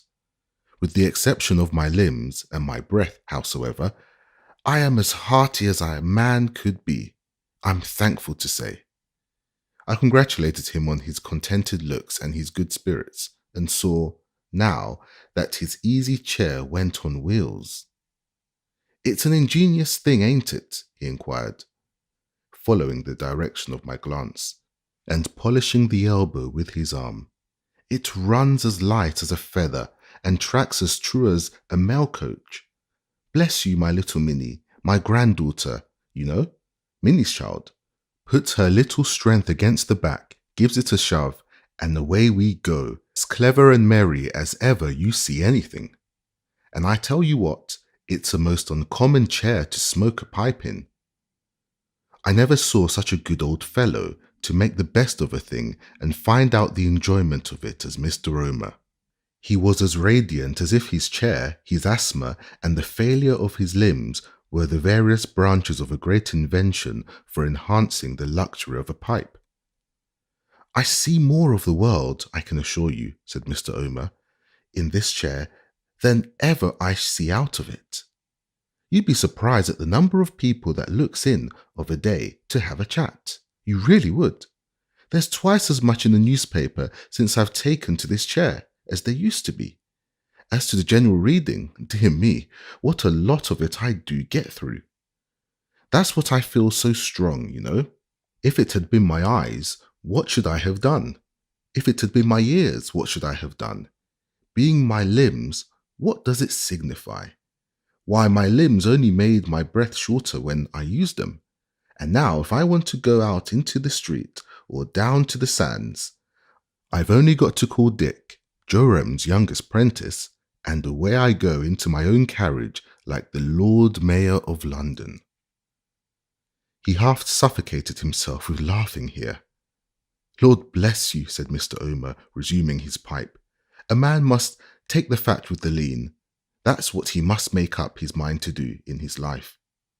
Joram does a fine business, excellent business." "I am very glad to hear it," said I. "I knew you would be," said Mr. Omer. "And Joram and Minnie are like valentines. What's his limbs to that?" His supreme contempt for his own limbs as he sat smoking was one of the pleasantest oddities I had ever encountered. "And since I've took to general reading, you've took to general writing, eh, sir?" said Mr. Omer, surveying me admiringly. "What a lovely work that was of yours! What expressions in it! I read it every word. Every word. And as to feeling sleepy, not at all."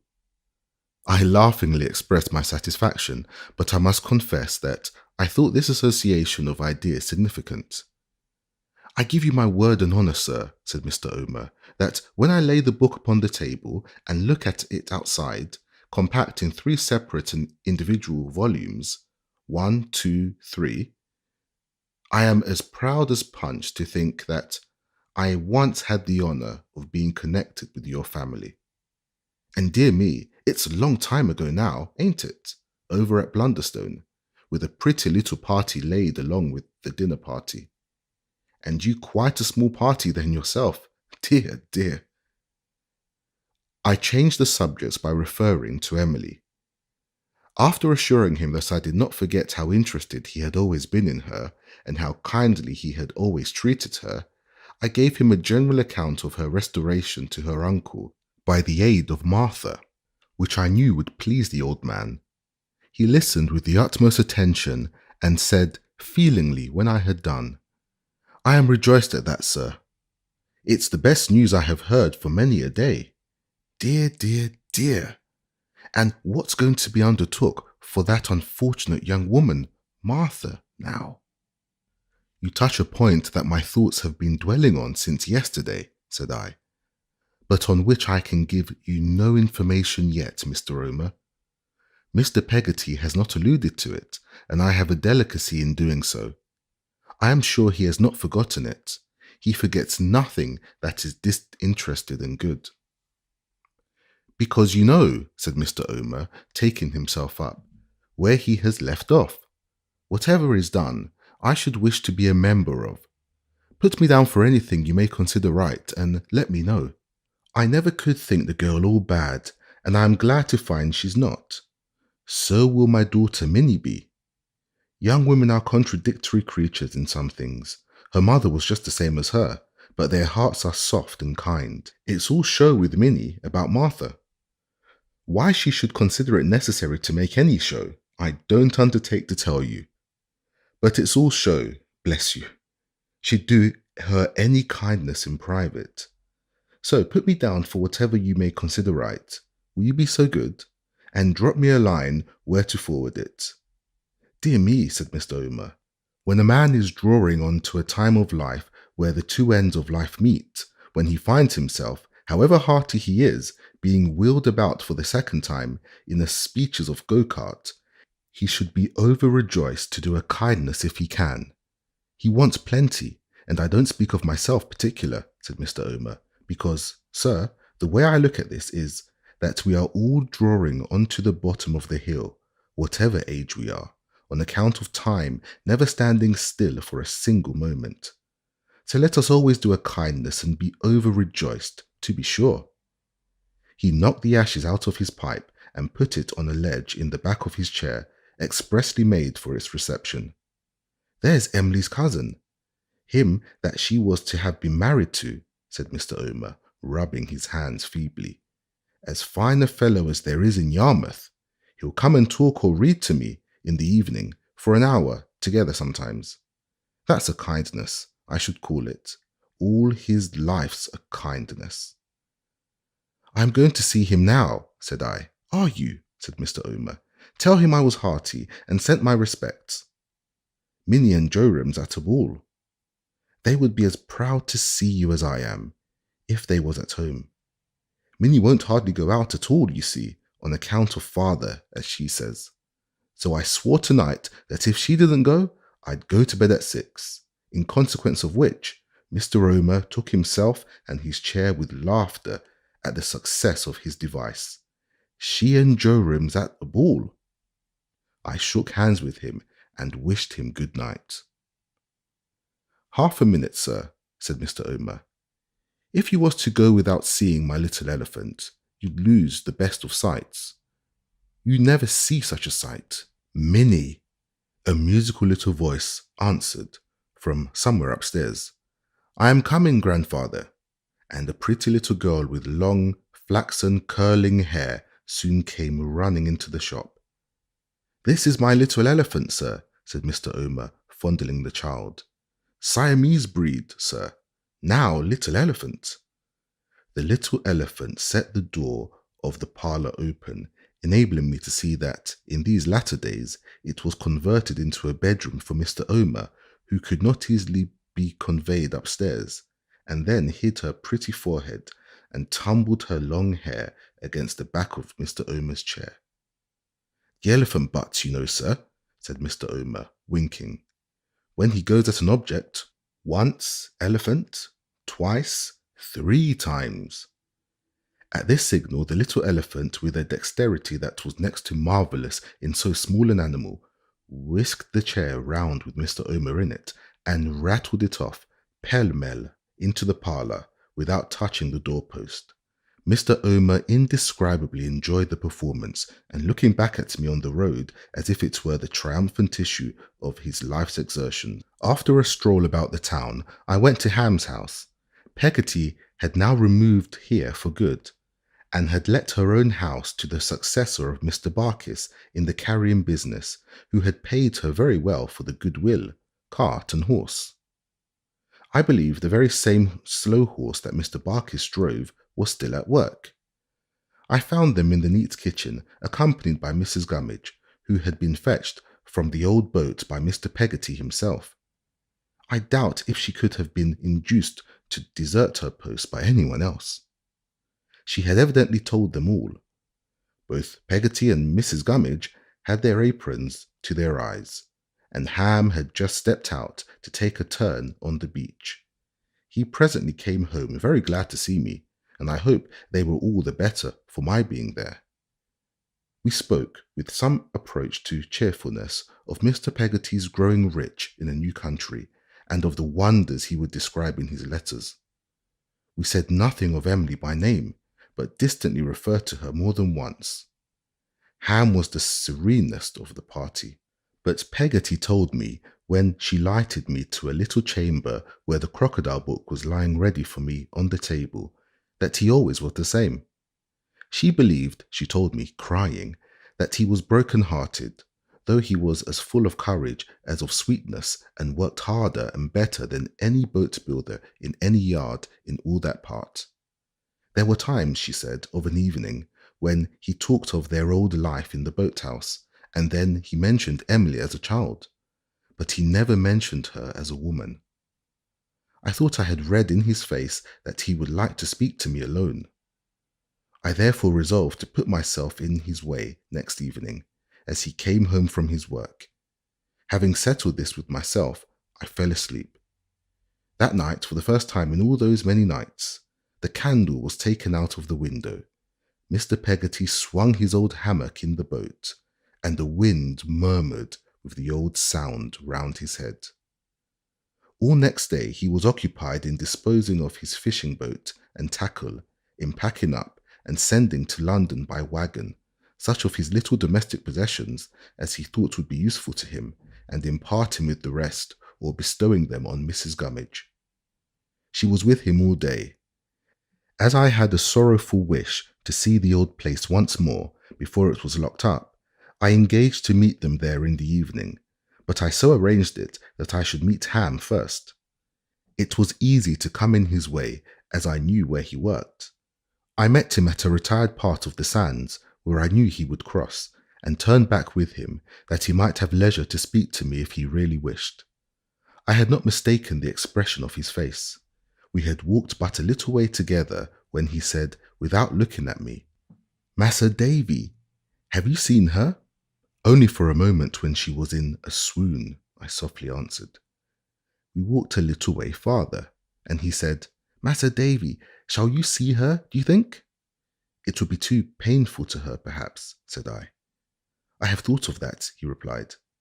"So 'twould, sir, so it would." "But Ham," said I, gently, "if there is anything that I could write to her, for you, in case I could not tell it, if there is anything you would wish to make known to her through me, I should consider it a sacred trust." "I am sure on it. I thank you, sir, most kind. I think there is something I could wish, said or wrote." "What is it?" We walked a little farther in silence, and then he spoke. "Tant that I forgive her, tant that so much. 'Tis more as I beg of her to forgive me, for having pressed my affections upon her.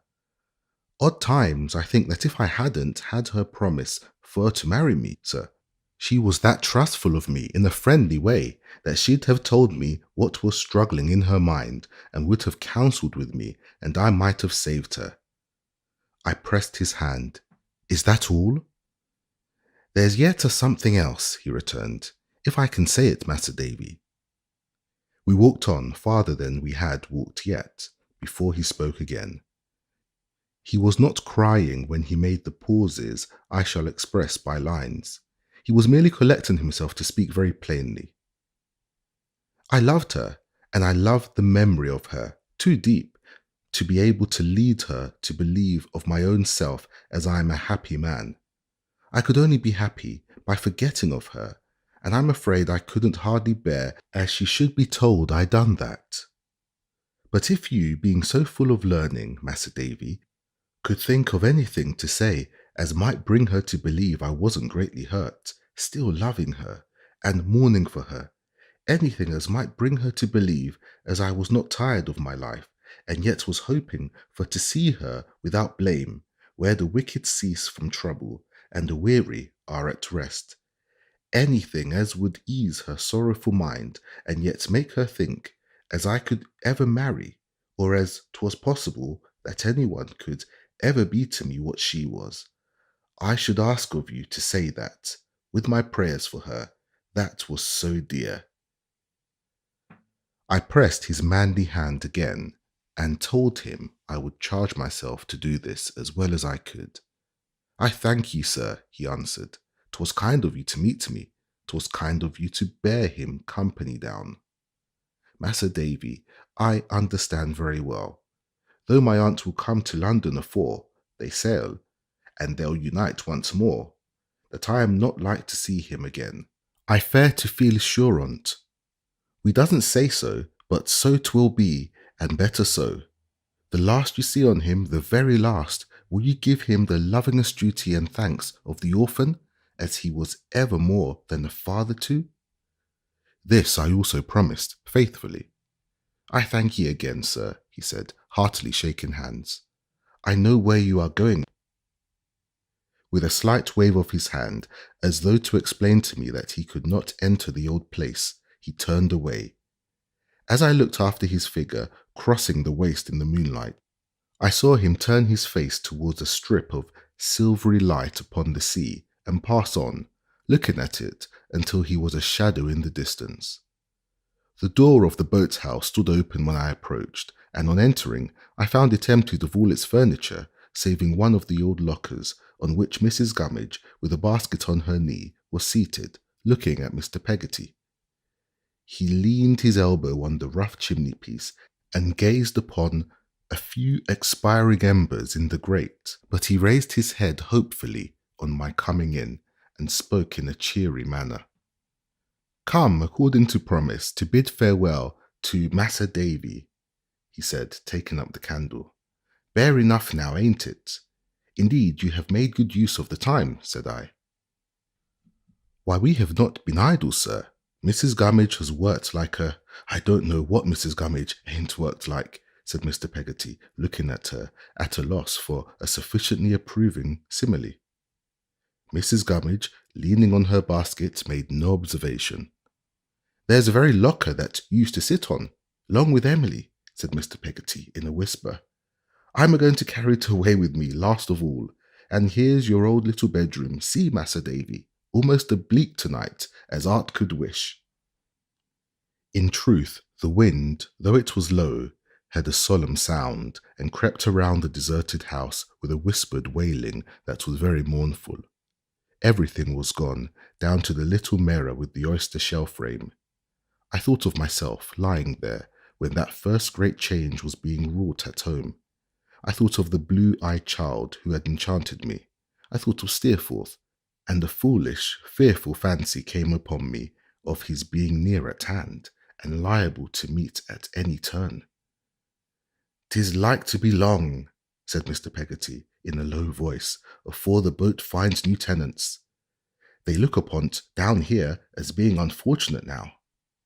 "Does it belong to anybody in the neighbourhood?" I asked. "To a mast-maker, uptown," said Mr. Peggoty. "I am a-going to give him the key tonight." We looked into the other little room and came back to Mrs. Gummidge sitting on the locker, whom Mr. Peggoty, putting the light on the chimney-piece, requested to rise, that he might carry it outside the door before extinguishing the candle. "Daniel," said Mrs. Gummidge, suddenly deserting her basket and clinging to his arm, "my dear Daniel, the parting words I speak in this house is, I mustn't be left behind. Don't ye think of leaving me behind, Daniel. Oh, don't ye ever do it." Mr. Peggoty, taken aback, looked from Mrs. Gummidge to me, and from me to Mrs. Gummidge, as if he had been awakened from a sleep. "Don't ye, dearest Daniel, don't ye," cried Mrs. Gummidge fervently. "Take me long with you, Daniel. Take me long with you, and Emily. I'll be your servant, constant and true. If there's slaves in them parts of the world where you're going, I'll be bound to you, for one, and happy. But don't ye leave me behind, Daniel. That's a dreary dear." "My good soul," said Mr. Peggoty, shaking his head, "you don't know what a long voyage, and what a hard life 'tis. Yes, I do, Daniel, I can guess, cried Mrs. Gummidge. But my parting words under this roof is, I shall go into the house and die if I am not took. I can dig, Daniel. I can work. I can live hard. I can be loving and patient now, more than you think, Daniel. If you only try me, I wouldn't touch the Lowens, not if I was dying of want, Daniel Peggoty, but I'll go with you and Emily, if you only let me, to the world's end. I know how 'tis.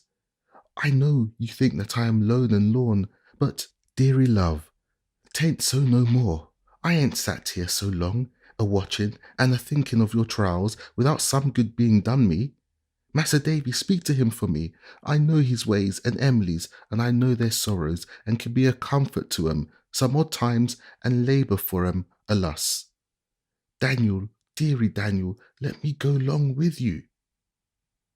And Mrs. Gummidge took his hand and kissed it with a homely pathos and affection, in a homely rapture of devotion and gratitude that he well deserved. We broke the locker out, extinguished the candle, fastened the door on the outside, and left the old boat close shut up, a dark speck in the cloudy night.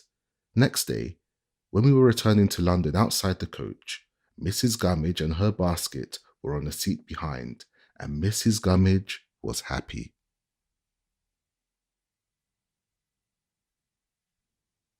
Chapter 52.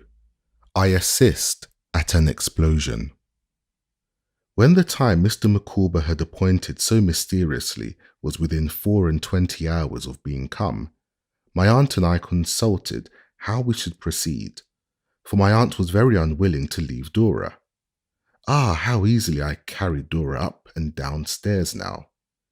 We were disposed, notwithstanding Mr. Micawber's stipulation for my aunt's attendance, to arrange that she should stay at home, and be presented by Mr. Dick and me. In short, we had resolved to take this course when Dora again unsettled us by declaring that she never would forgive herself and never would forgive her bad boy if my aunt remained behind on any pretence. I wouldn't speak to you, said Dora, shaking her curls at my aunt. I'll be disagreeable. I'll make Jip bark at you all day. I'll be sure that you really are a cross old thing if you don't go. Tut, Blossom, laughed my aunt. You know you can't do without me. Yes, we can, said Dora. You are no use to me at all.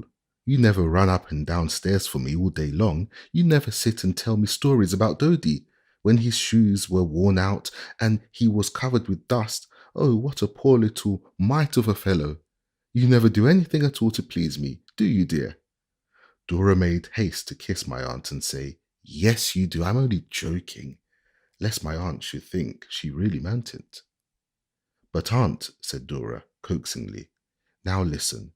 You must go. I shall tease you till you let me have my own way about it. I shall lead my naughty boy such a life, if he don't make you go. I shall make myself so disagreeable, and so will Jip. You'll wish you had gone, like a good thing forever and ever long so, if you don't go. Besides, said Dora, putting back her hair and looking wonderingly at my aunt and me, why shouldn't you both go? I am not very ill indeed, am I? Why, what a question, cried my aunt. What a fancy, said I. Yes, I know I am a silly little thing, said Dora, looking slowly from one of us to the other, and then putting up her pretty lips to kiss us as she lay upon our couch. Well then, you must both go, or I shall not believe you, and then I shall cry. I saw in my aunt's face that she began to give way now, and Dora brightened again as she saw it too. You'll come back with so much to tell me that it'll take at least a week to make me understand, said Dora.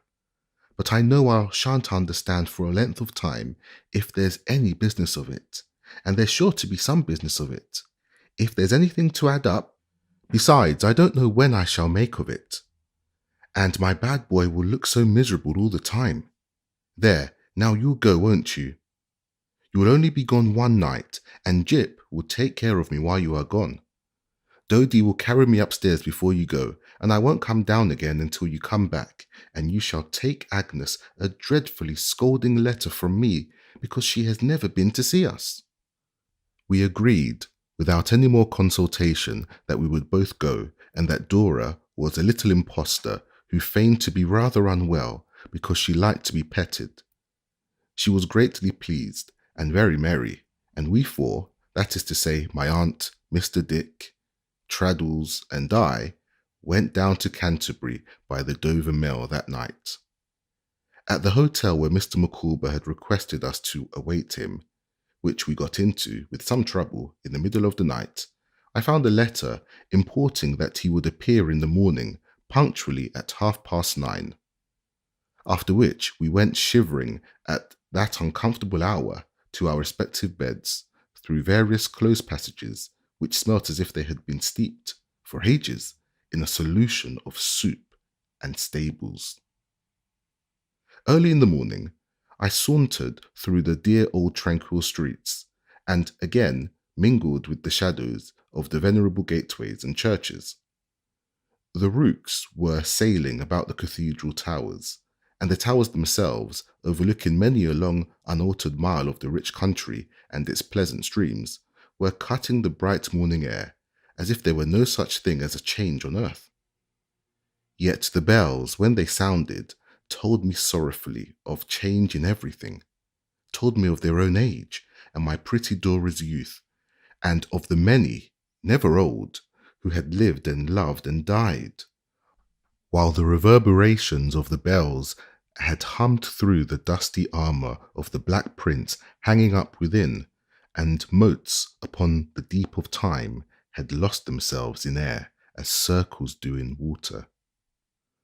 I looked at the old house from the corner of the street, but did not go nearer to it, lest, being observed, I might unwittingly do any harm to the design I had come to aid. The early sun was striking edgewise on its gables and lattice windows, touching them with gold, and some beams of its old piece seemed to touch my heart. I strolled into the country for an hour or so, and then returned by the main street, which in the interval had shaken off its last night's sleep. Among those who were stirring in the shops, I saw my ancient enemy the butcher, now advanced to top boots and a baby, and in business for himself. He was nursing the baby and appeared to be a benignant member of society. We all became very anxious and impatient when we sat down to breakfast. As it approached nearer and nearer to 9:30, our restless expectation of Mr. Micawber increased.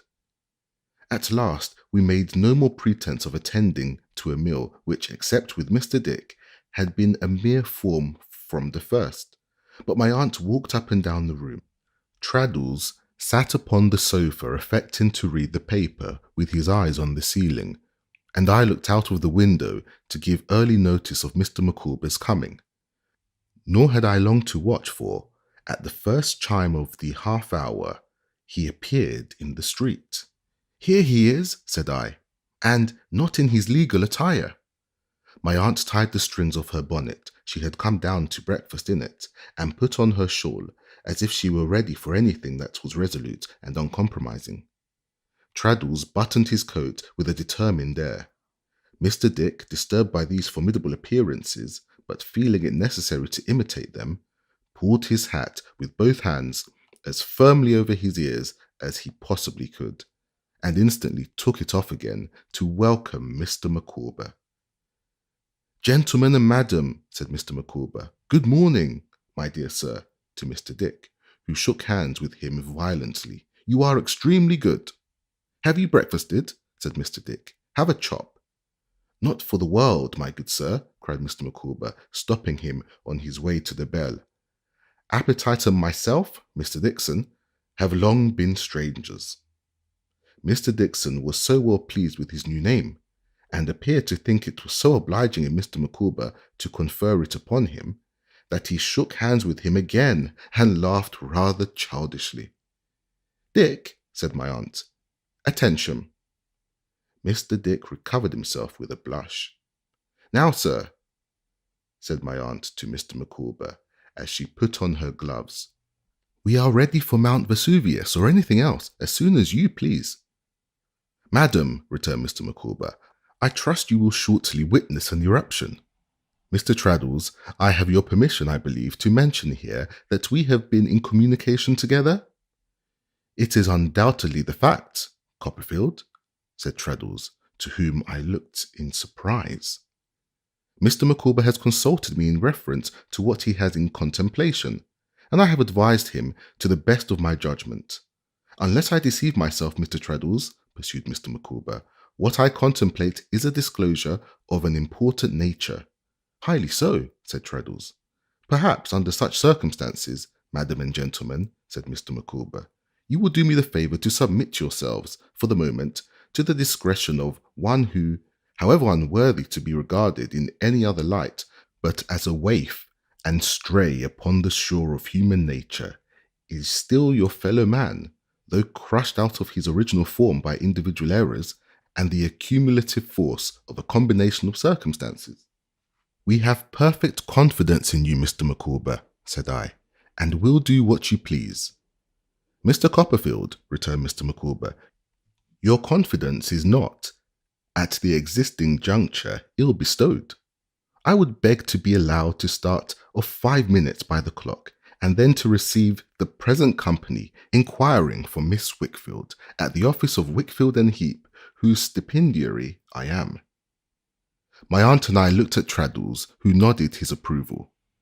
I have no more, observed Mr. Micawber, to say at present, with which, to my infinite surprise, he included us all in a comprehensive bow and disappeared, his manner being extremely distant and his face extremely pale.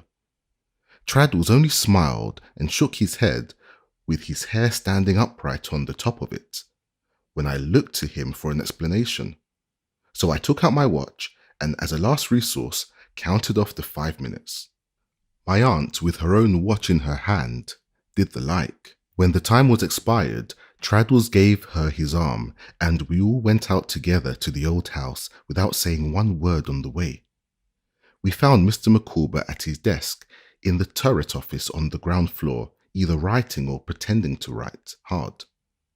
The large office ruler was stuck into his waistcoat and was not so well concealed, but that a foot or more of that instrument protruded from his bosom like a new kind of shirt frill. As it appeared to me that I expected to speak, I said aloud, "How do you do, Mr. Micawber?"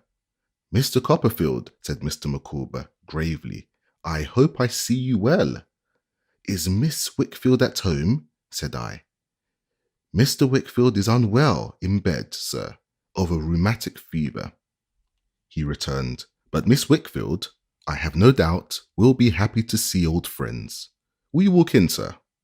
He preceded us to the dining room, the first room I had entered in that house, and flinging open the door of Mr. Wickfield's former office, said in a sonorous voice, "Miss Trotwood, Mr. David Copperfield, Mr. Thomas Traddles, and Mr. Dixon."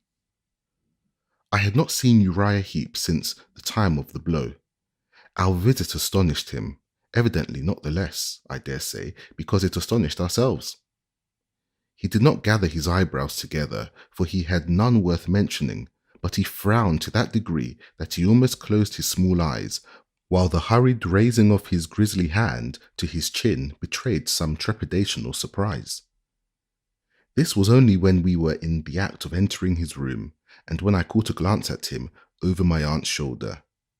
A moment afterwards, he was as fawning and as humble as ever.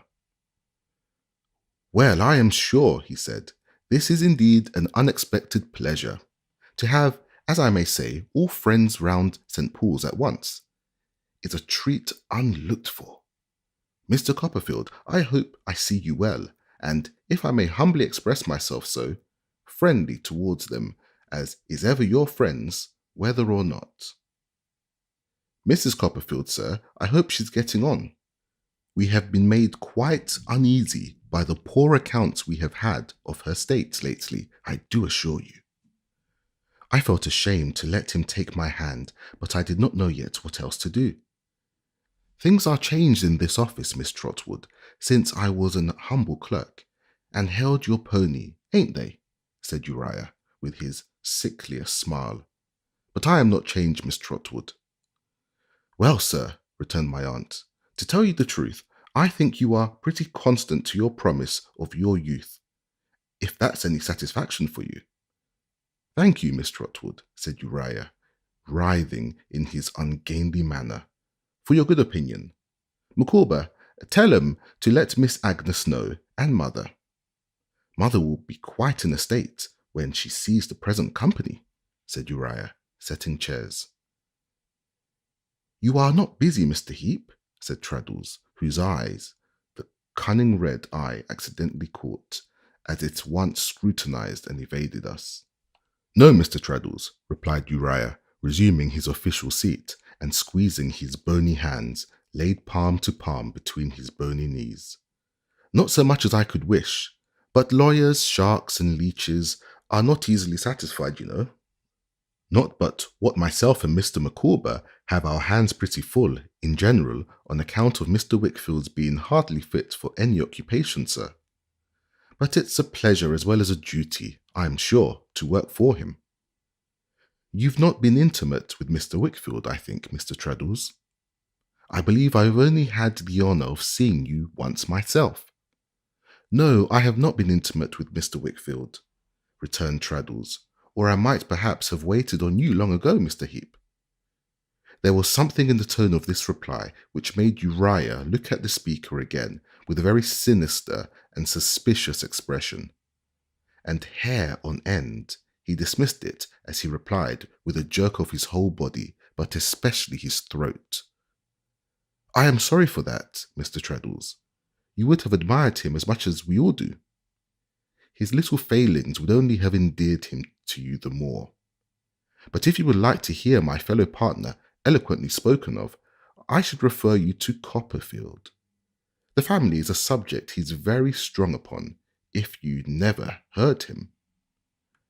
I was prevented from disclaiming the compliment, if I should have done so in any case, by the entrance of Agnes, now ushered in by Mr. Micawber. She was not quite so self-possessed as usual, I thought, and had evidently undergone anxiety and fatigue. But her earnest cordiality and her quiet beauty shone with the gentler lustre for it. I saw Uriah watch her while she greeted us, and he reminded me of an ugly and rebellious genie watching a good spirit. In the meanwhile, some slight sign passed between Mr. Micawber and Traddles, unobserved except by me, went out. Don't wait, Micawber, said Uriah. Mr. Micawber, with his hand upon the ruler in his breast, stood erect before the door, most unmistakably contemplating one of his fellow men, and that man his employer. What are you waiting for? Said Uriah. Micawber, did you hear me tell you not to wait? Yes, replied the immovable Mr. Micawber. Then why do you wait? Said Uriah. Because I, in short, chose, replied Mr. Micawber with a burst. Uriah's cheek lost colour, and an unwholesome paleness, still faintly tinged by his pervading red, overspread them. He looked at Mr. Micawber attentively, with his whole face breathing short and quick in every feature. You are a dissipated fellow, as all the world knows, he said, with an effort at a smile. And I am afraid you'll oblige me to get rid of you. Go along, I'll talk to you presently. If there is a scoundrel on this earth, said Mr. Micawber, suddenly breaking out again with the utmost vehemence, with whom I have already talked too much, that scoundrel's name is Heap. Uriah fell back as if he had been struck or stung, looking slowly round upon us with the darkest and wickedest expression that his face could wear. He said in a lower voice, Oh, this conspiracy! You have met here by appointment. You are playing booty with my clerk. Are you, Copperfield? Now take care, you will make nothing of this. We understand each other, you and me. There's no love between us. You were always a puppy with a proud stomach, from your first coming here, and you envy me my rise, do you? None of your plots against me. I'll counterplot you. Micawber, you'll be off. I'll talk to you presently. Mr. Micawber, said I, There is a sudden change in this fellow, in more respects than the extraordinary one of his speaking the truth in one particular, which assures me that he is brought to bay. Deal with him as he deserves. You are a precious set of people, ain't you? Said Uriah, in the same low voice, and breaking out into a clammy heat, which he wiped from his forehead with his long, lean hand. To buy over my clerk, who is the very scum of society, as you yourself were, Copperfield, you know it, before anyone had charity on you, to defame me with his lies. Miss Trotwood, you had better stop this, or I'll stop your husband shorter than will be pleasant to you. I won't know your story professionally for nothing, old lady. Miss Wickfield, if you have any love for your father, you had better not join that gang. I'll ruin him if you do. Now, come, I've got some of you under the harrow. Think twice before it goes over you. Think twice, you Micawber, if you don't want to be crushed. I recommend you to take yourself off and be talked to presently, you fool, while there's time to retreat. Where's mother? He said, suddenly appearing to notice with alarm the absence of Traddles and pulling down the bell rope. Fine doings in a person's own house. Mrs. Heep is here, sir, said Traddles, returning with that worthy mother of a worthy son. I have taken the liberty of making myself known to her.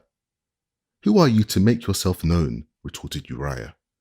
And what do you want here? I am the agent and friend of Mr. Wickfield, sir, said Traddles, in a composed and businesslike way, and I have a power of attorney from him in my pocket to act for him in all matters.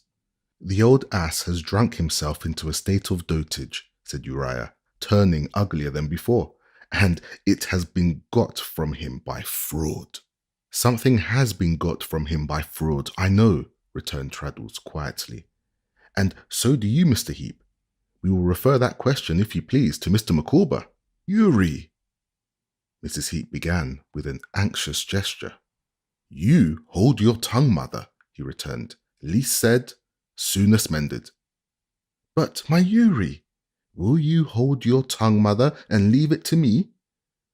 Though I had long known that his civility was false, and all his pretences knavish and hollow, I had had no adequate conception of the extent of his hypocrisy, until I now saw him with his mask off. The suddenness with which he dropped it, when he perceived that it was useless to him, the malice, insolence, and hatred he revealed, the leer with which he exulted, even at this moment, in the evil he had done, all this time being too desperate too, and at his wit's end for the means of getting the better of us, though perfectly consistent with the experience I had of him, at first took even me by surprise, who had known him so long and disliked him so heartily. I say nothing of the look he conferred on me as he stood eyeing us one after another, for I had always understood that he hated me, and I remember the marks of my hand upon his cheek. But when his eyes passed on to Agnes, and I saw the rage with which he felt his power over her slipping away, and the exhibition in their disappointment of the odious passions that had led him to aspire to one whose virtues he could never appreciate or care for, I was shocked by the mere thought of her having lived an hour within sight of such a man. After some rubbing of the lower part of his face and some looking at us with those bad eyes over his grisly fingers, he made one more address to me, half whining and half abusive. You think it justifiable, do you, Copperfield, you who pride yourself so much on your honour and all the rest of it, to sneak about my place, eavesdropping with my clerk? If it had been me, I shouldn't have wondered, for I don't make myself out a gentleman, though I never was in the streets either, as you were, according to Micawber. But being you, and you're not afraid of doing this either? You don't think at all of what I should do in return, or of getting yourself into trouble for conspiracy, and so forth? Very well, we shall see. Mr. What's your name? You were going to refer some question to Micawber. There's your referee. Why don't you make him speak? He has learnt his lesson, I see. Seeing that what he said had no effect on me or any of us, he sat on the edge of his table with his hands in his pockets and one of his splay feet twisted round the other leg, waiting doggedly for what might follow. Mr. Micawber, whose impetuosity I had restrained thus far with the greatest difficulty, and who had repeatedly interposed with the first syllable of scoundrel, without getting to the second, now burst forward, drew the ruler from his breast, apparently as a defensive weapon, and produced from his pocket a foolscape document folded in the form of a large letter. Opening this packet with his old flourish and glancing at the contents as if he cherished an artistic admiration of the style of composition, he began to read as follows. Dear Miss Trotwood and gentlemen, bless and save the man, exclaimed my aunt in a low voice. He'd write letters by the ream if it was a capital offence. Mr. Micawber, without hearing her, went on. In appearance before you to denounce probably the most consummate villain that has ever existed. Mr. Micawber, without looking off the letter, pointed the ruler like a ghostly truncheon at Uriah Heep. I ask no consideration for myself, the victim, from my cradle of pecuniary liabilities to which I have been unable to respond. I have ever been the sport and toy of debasing circumstances. Ignominy, want, despair, and madness have, collectively or separately, been the attendants of my career. The relish with which Mr. Micawber described himself as a prey to these dismal calamities was only to be equalled by the emphasis with which he read his letter, and the kind of homage he rendered to it with a roll of his head, when he thought he had hit a sentence very hard indeed. In an accumulation of ignominy, want, despair, and madness, I entered the office, or, as our lively neighbour the Gaul would term it, the bureau of the firm, nominally conducted under the appellation of Wickfield and Heep, but in reality wielded by Heep alone.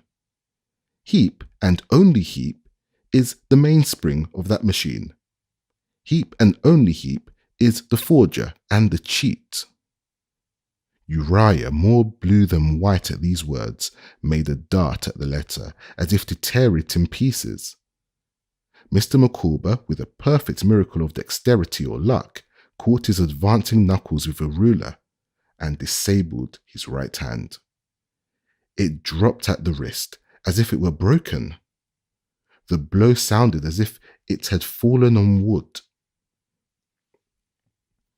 The devil take you, said Uriah, writhing in a new way with pain. I'll be even with you. Approach me again, you heap of infamy, gasped Mr. Micawber. If your head is human, I'll break it. Come on, come on. I think I never saw anything more ridiculous. I was sensible of it, even at the time, than Mr. Micawber making broadsword guards with the ruler and crying, Come on, while Traddles and I pushed him back in the corner, from which, as often as we got him into it, he persisted in emerging again. His enemy, muttering to himself after wringing his wounded hand for some time, slowly drew off his neckkerchief and bound it up, then held it in his other hand and sat upon his table with his sullen face looking down. Mr. Micawber, when he was sufficiently cool, proceeded with his letter. The stipendiary emoluments, in consideration of which I entered into the service of Heep, always pausing before that word and uttering it with astonishing vigour, were not defined beyond the pittance of 22 shillings and 6 per week. The rest was left contingent on the value of my professional exertions. In other and more expressive words, on the baseness of my nature, the cupidity of my motives, the poverty of my family, the general moral, or rather immoral, resemblance between myself and Heep.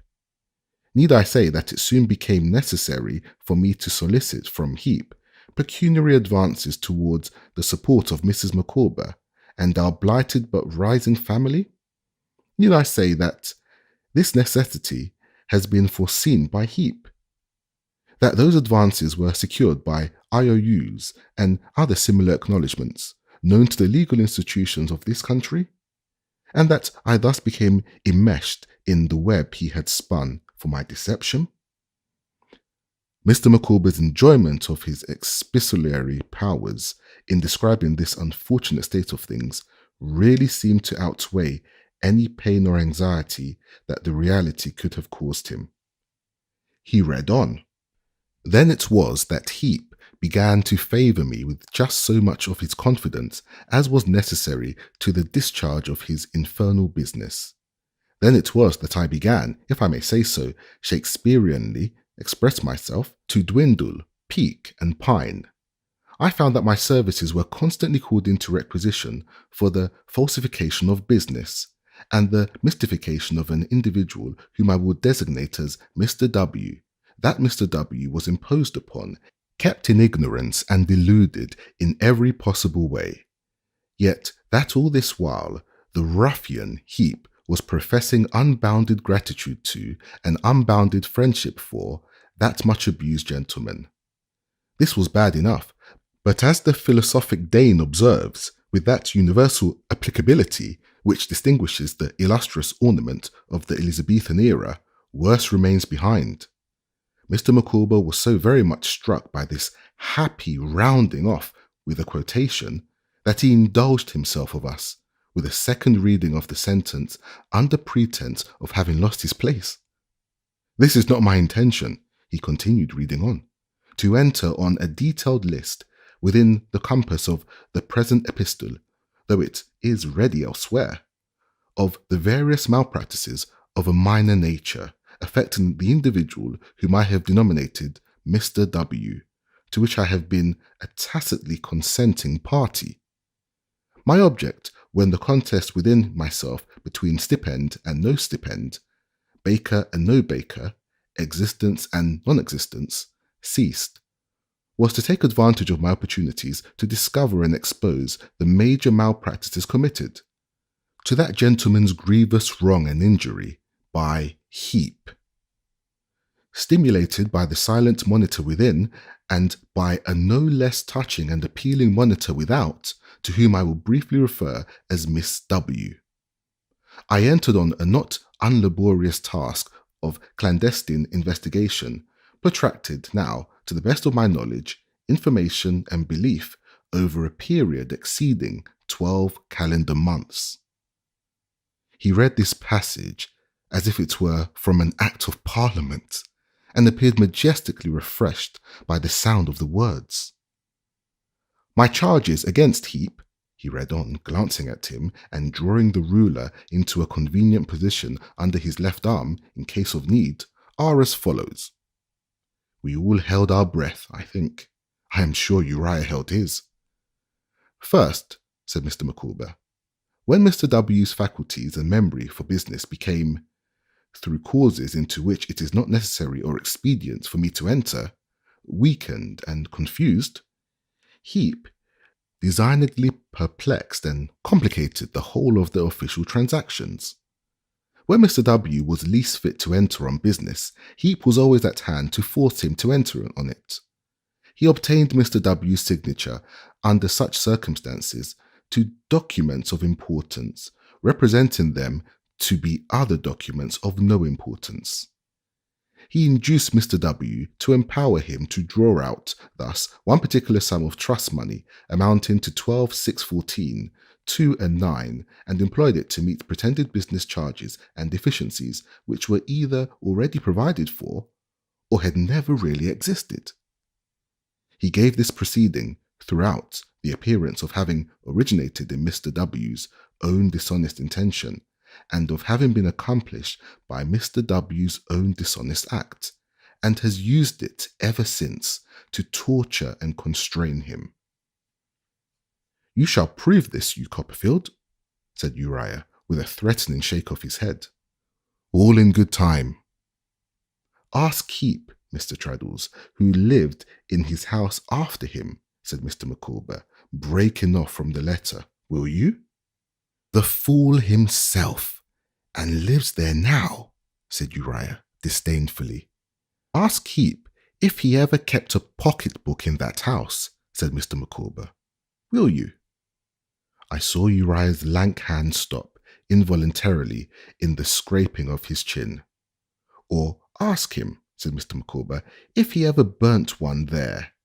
If he says yes, and asks you where the ashes are, refer him to Wilkins Micawber, and he will hear of something not at all to his advantage. The triumphant flourish with which Mr. Micawber delivered himself of these words had a powerful effect in alarming the mother, who cried out in much agitation, Uri, be humble and make terms, my dear. Mother, he retorted, will you keep quiet? You're in a fright and don't know what you say or mean. Humble? He repeated, looking at me with a snarl. I've humbled some of them for a pretty long time back. Humble I was. Mr. Micawber, genteelly adjusting his chin in his cravat, presently proceeded with his composition. Second, Heap has, on several occasions, to the best of my knowledge, information and belief. But that won't do, muttered Uriah, relieved. Mother, you keep quiet. We will endeavour to provide something that will do, and do for you finally, sir, very shortly, replied Mr. Micawber. Second, Heap has, on several occasions, to the best of my knowledge, information and belief, systematically forged, to various entries, books and documents, the signature of Mr. W., and has distinctly done so in one instance, capable of proof by me, to wit, in manner following, that is to say.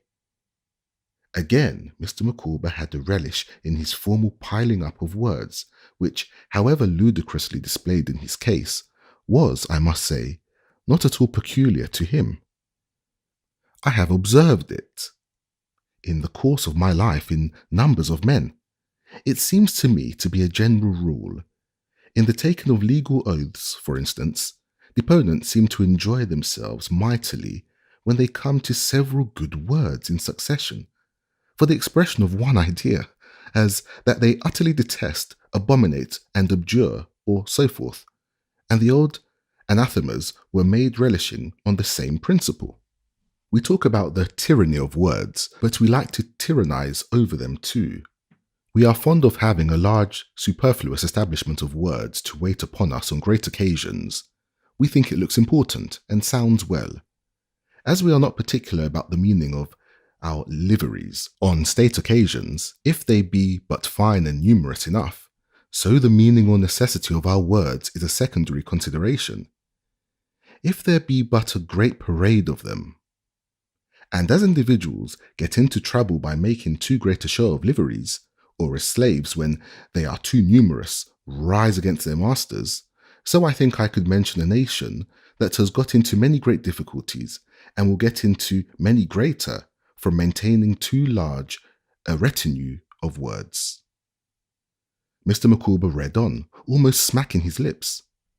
To wit, in manner following, that is to say, Mr. W. being infirm, and it is being within the bounds of probability that his decease might lead to some discoveries, and to the downfall of Heap's power over the W. family, as I, Wilkins Micawber, the undersigned, assume, unless the filial affection of his daughter could be secretly influenced from allowing any investigation of the partnership affairs to be ever made.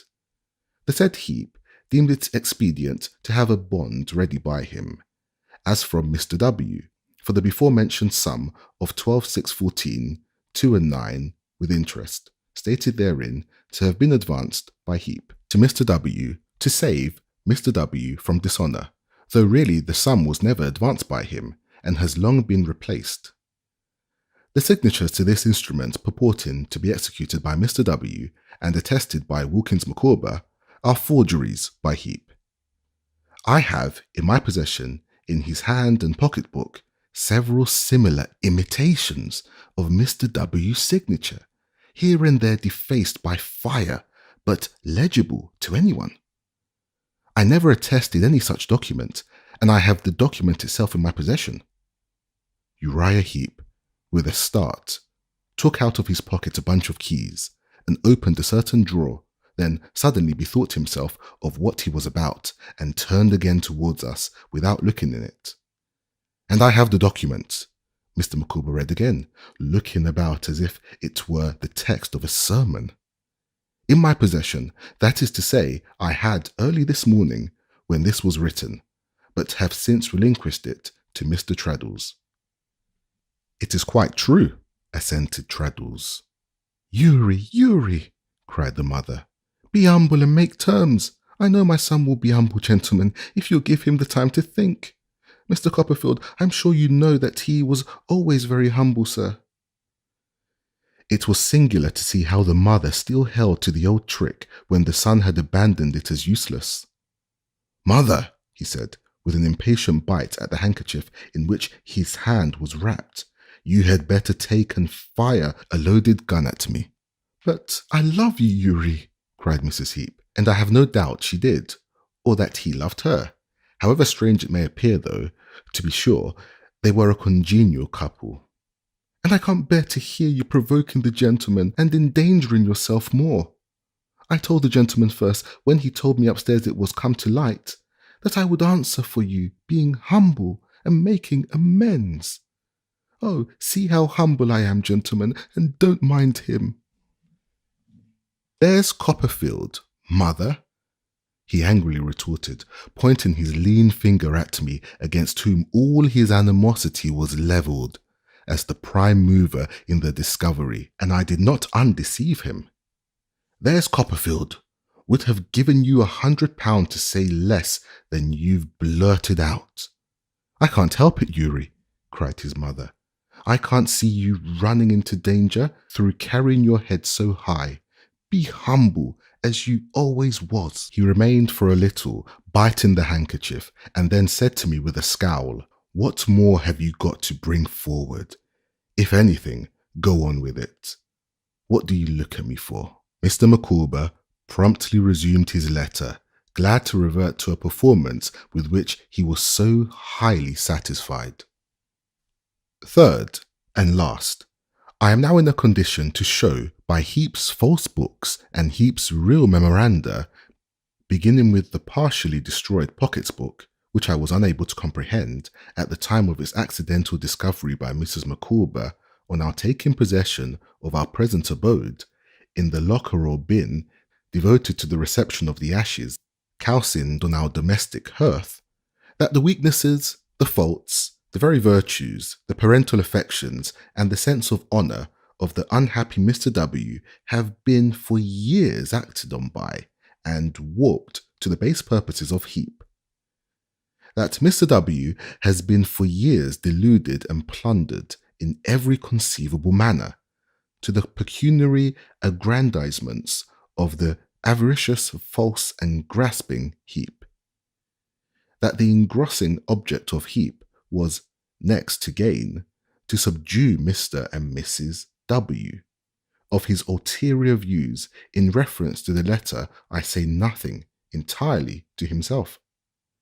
That his last act, completed but a few months since, was to induce Mr. W. to execute a relinquishment of his share in the partnership, and even a bill of sale on the very furniture of his house, in consideration of a certain annuity, to be well and truly paid by Heap, on the 4 common quarter days in each and every year.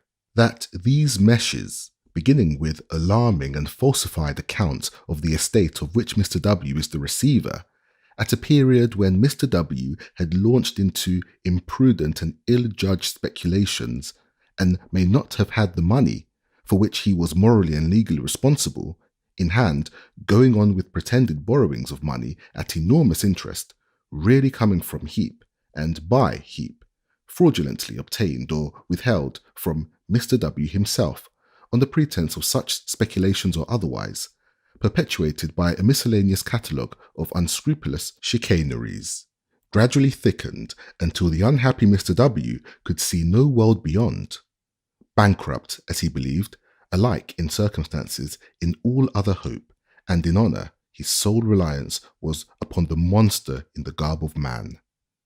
Mr. Micawber made a good deal of this as a new turn of expression, who, by making himself necessary to him, had achieved his destruction. All this I undertake to show, probably much more. I whispered a few words to Agnes, who was weeping, half joyfully, half sorrowfully, at my side, and there was a movement among us as if Mr. Micawber had finished. He said, with exceeding gravity, "Pardon me," and proceeded, with a mixture of the lowest spirits and the most intense enjoyment, to the peroration of his letter. "I have now concluded. It merely remains for me to substantiate these accusations, and then, with my ill-starred family, to disappear from the landscape on which we appear to be an encumbrance. That is soon done. It may be reasonably inferred that our baby will first expire of inanition, as being the frailest member of our circle, and that our twins will follow next in order. So be it. For myself, my Canterbury pilgrimage has done much. Imprisonment on civil process and want will soon do more. I trust that the labour and hazard of an investigation, of which the smallest results have been slowly pieced together in the pressure of arduous avocations, under grinding, penurious apprehensions, at rise of morn, at dewy eve, in the shadows of night, under the watchful eye of one whom it were superfluous to call demon, combined with the struggle of parental poverty to turn it, when completed, to the right account, may be as the sprinkling of a few drops of sweet water on my funeral pyre. I ask no more. Let it be, in justice, merely said of me, as of a gallant and eminent naval hero, with whom I have no pretensions to cope, that what I have done, I did, in despite of mercenary and selfish objects. For England, home and beauty, remaining always, Wilkins Micawber. Much affected, but still intensely enjoying himself, Mr. Micawber folded up his letter and handed it with a bow to my aunt as something she might like to keep. There was, as I had noticed on my first visit long ago, an iron safe in the room. The key was in it. A hasty suspicion seemed to strike Uriah, and with a glance at Mr. Micawber, he went to it. And through the doors clanking open, it was empty. "Where are the books?" he cried in a frightful face. "Some thief has stolen the books." Mr. Micawber tapped himself with the ruler. "I did, when I got the key from you as usual, but a little earlier, and opened it this morning." "Don't be uneasy," said Treddles. "They have come into my possession. I will take care of them under the authority I mentioned." "You receive stolen goods, do you?" cried Uriah. "Under such circumstances," answered Treddles, "yes." What was my astonishment when I beheld my aunt, who had been proudly quiet and attentive, make a dart at Uriah Heep and seize him by the collar with both hands. "You know what I want," said my aunt. "A straight waistcoat," he said. "No, my property," returned my aunt. "Agnes, my dear, as long as I believe it had been really made away with by your father, I wouldn't, and, my dear, I didn't, even to Trot, as he knows, breathe a syllable of its having been placed here for investment. But now I know this fellow's answerable for it, and I'll have it. Trot, come and take it away from him." Whether my aunt supposed, for the moment, that he kept her property in his neckerchief, I am sure I don't know, but she certainly pulled at it as if she thought so. I hastened to put myself between them, and to assure her that we would all take care that he should make the utmost restitution of everything he had wrongly got. This, and a few moments' reflection, pacified her. But she was not at all disconcerted by what she had done, though I cannot say as much for her bonnet, and resumed her seat composedly.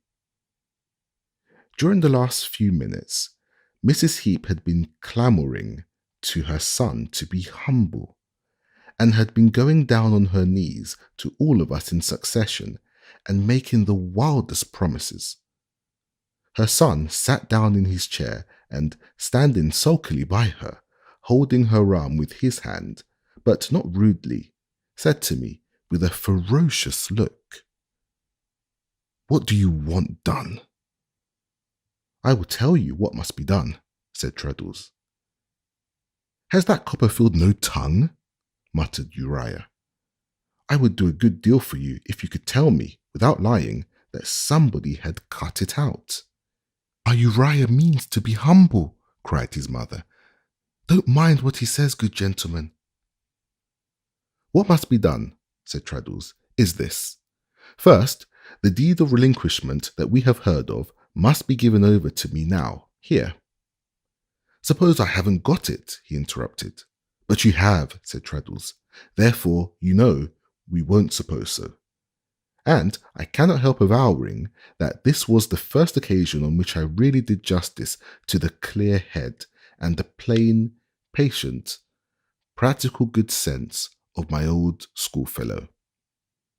"Then," said Treddles, "you must prepare to disgorge all that your rapacity has become possessed of, and to make restoration to the last farthing. All the partnership books and papers must remain in our possession, all your books and papers, all money accounts and securities, of both kinds. In short, everything here." "Must it? I don't know that," said Uriah. "I must have time to think about that." "Certainly," replied Treddles, "but in the meanwhile, and until everything is done to our satisfaction, we shall maintain possession of these things, and beg you, in short, compel you to keep to your own room, and hold no communication with anyone." "I won't do it," said Uriah with an oath. "Maidstone Jail is a safer place of detention," observed Treddles, "and though the law may be longer in writing us, and may not be able to write us so completely as you can, there is no doubt of its punishing you. Dear me, you know that quite as well as I. Copperfield, will you go round to the Guildhall and bring a couple of the officers?" Here Mrs. Heep broke out again, crying on her knees to Agnes to interfere in their behalf, exclaiming that he was very humble, and it was all true, and if he didn't do what we wanted, she would, and much more to the same purpose, being half frantic with fears for her darling. To inquire what he might have done, if he had had any boldness, would be like inquiring what a mongrel cur might do if it had the spirit of a tiger. He was a coward from head to foot, and showed his dastardly nature through his sulliness and mortification as much as at any time of his mean life. "Stop," he growled to me, and wiped his hot face with his hand. "Mother, hold your noise." "Well, let 'em have that deed. Go and fetch it." "Do you help her, Mr. Dick?" said Treddles, "if you please." Proud of his commission and understanding it, Mr. Dick accompanied her as a shepherd's dog might accompany a sheep.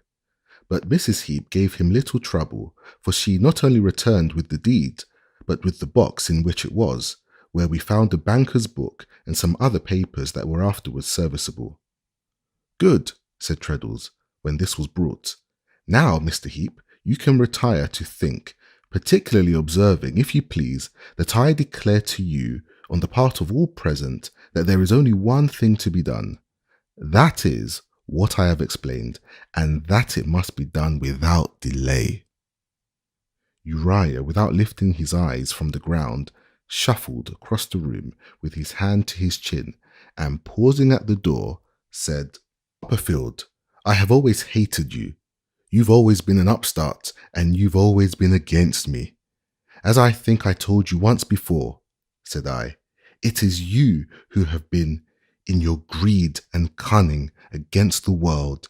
It may be profitable to you to reflect in future that there never were greed and cunning in the world yet, that did not do too much and overreach themselves. It is as certain as death. Or as certain as they used to teach at school, the same school where I picked up so much humbleness, from 9 o'clock to 11, that labour was a curse, and from 11 o'clock to 1, that it was a blessing, and the cheerfulness, and the dignity, and I don't know what all, eh? Said he with a sneer. You preach about as consistent as they did. Won't humbleness go down? I shouldn't have got round my gentleman fellow partner without it, I think. Micawber, you old bully, I'll pay you. Mr. Micawber, supremely defiant of him and his extended finger, and making a great deal of his chest until he had slunk out at the door, then addressed himself to me and proffered me the satisfaction of witnessing the re-establishment of mutual confidence between himself and Mrs. Micawber. After which he invited the company generally to the contemplation of that affecting spectacle. The veil that has long been interposed between Mrs. Micawber and myself is now withdrawn, said Mr. Micawber, and my children and the author of their being can once more come in contact on equal terms. As we were all very grateful to him and all desirous to show that we were, as well as the hurry and disorder of our spirits would permit, I dare say we would all have gone, but that it was necessary for Agnes to return to her father, as yet unable to bear more than the dawn of hope, and for someone else to hold Uriah in safekeeping. So Traddles remained for the latter purpose, to be presently relieved by Mr. Dick, and Mr. Dick, my aunt, and I went home with Mr. Micawber. As I parted hurriedly from the dear girl to whom I owed so much, and thought from what she had been saved, perhaps, that morning, her better resolution notwithstanding, I felt devoutly thankful for the miseries of my younger days, which had brought me to the knowledge of Mr. Micawber. His house was not far off, and as the street door opened into the sitting room, and he bolted in with a precipitation quite his own, we found ourselves at once in the bosom of the family. Mr. Micawber, exclaiming, "Emma, my life!" rushed into Miss Micawber's arms. Mrs. Micawber shrieked and folded Mr. Micawber in her embrace. Miss Micawber, nursing the unconscious stranger of Mrs. Micawber's last letter to me, was sensibly affected. The stranger leaped. The twins testified their joy by several inconvenient but innocent demonstrations. Master Micawber, whose disposition appeared to have been soured by early disappointment, and whose aspect had become morose, yielded to his better feelings and blubbered. "Emma," said Mr. Micawber, "the cloud is passed from my mind. Mutual confidence, so long preserved between us once, is restored, to know no further interruption. Now, welcome poverty," cried Mr. Micawber, shedding tears. "Welcome misery. Welcome houselessness. Welcome hunger, rags, tempest, and beggary. Mutual confidence will sustain us to the end." With these expressions, Mr. Micawber placed Mrs. Micawber in a chair and embraced the family all round, welcoming the variety of bleak prospects which appeared, to the best of my judgment, to be anything but welcome to them, and calling upon them to come out into Canterbury and sing a chorus as nothing else was left for their support. But Mrs. Micawber, having, in the strength of her emotions, fainted away, the first thing to be done, even before the chorus could be considered complete, was to recover her. This my aunt and Mr. Micawber did, and then my aunt was introduced and Mrs. Micawber recognized me. "Excuse me, dear Copperfield," said the poor lady, giving me her hand, "but I am not strong, and the removal of the late misunderstanding between Mr. Micawber and myself was at first too much for me." "This is all your family, ma'am," said my aunt. "There are no more at present," returned Mrs. Micawber. "Good gracious, I didn't mean that, ma'am," said my aunt. "I mean, are all these yours?" "Madam," replied Mr. Micawber, "it's a true bill." "And that's the eldest young gentleman now," said my aunt, musing. "What has he been brought up to?" "It was my hope when I came here," said Mr. Micawber, to have got Wilkins into the church, or perhaps I shall express my meaning more strictly, if I say the choir. But there was no vacancy for a tenor in the venerable pile for which this city is so justly eminent. And he has, in short, he has contracted a habit of singing in public houses rather than in sacred edifices. But he means well, said Mrs. Micawber, tenderly. I dare say, my love, rejoined Mr. Micawber, that he means particularly well, but I have not yet found that he carries out his meaning in any given direction whatsoever. Master Micawber's moroseness of aspect returned upon him again, and he demanded with some temper what he was to do. Whether he had been born a carpenter or a coach painter, any more than he had been born a bird. Whether he could go into the next street and open a chemist's shop, whether he could rush to the next assizes and proclaim himself a lawyer, whether he could come out by force at the opera and succeed by violence, whether he could do anything without being brought up to something. My aunt mused a little while and then said, Mr. Micawber, I wonder you had never turned your thoughts to emigration. Madam, returned Mr. Micawber, it was the dream of my youth, and the fallacious aspiration of my riper years. I am thoroughly persuaded, by the by, that he never thought of it in his life. Aye, said my aunt, with a glance at me. Why, what a thing it would be for yourself and your family, Mr. and Mrs. Micawber, if you were to emigrate now. Capital, madam, capital, urged Mr. Micawber, gloomily. That is the principle. I may say the only difficulty, my dear Mr. Copperfield, assented his wife. Capital, cried my aunt. But you are doing us a great service, have done a great service. I may say, for surely much will come out of the fire, and what could we do for you that would be half so good as to find the capital? I could not receive it as a gift, said Mr. Micawber, full of fire and animation. But if a sufficient sum could be advanced, say at 5% interest per annum, upon my personal liability, say my notes of hand at 12, 18, and 24 months, respectively, to allow time for something to turn up. Could be, can be, and shall be on your own terms, returned my aunt, if you say the word. Think of this now, both of you. Here are some people David knows going out to Australia shortly. If you decide to go, why shouldn't you go in the same ship? You may help each other. Think of this now. Mr. and Mrs. Micawber, take your time and weigh it well. There is but one question, my dear ma'am, I could wish to ask, said Mrs. Micawber. The climate, I believe, is healthy? Finest in the world, said my aunt. Just so, returned Mrs. Micawber. Then my question arises. Now, the circumstances of the country such that a man of Mr. Micawber's abilities would have a fair chance of rising in the social scale. I will not say at present. Might he aspire to be governor or anything of that sort? But would there be a reasonable opening for his talents to develop themselves that would be amply sufficient and find their own expansion? No better opening anywhere, said my aunt, for a man who conducts himself well and is industrious. For a man who conducts himself well, repeated Mrs. Micawber with her clearest business manner, and is industrious, precisely. It is evident to me that Australia is the legitimate sphere of action for Mr. Micawber.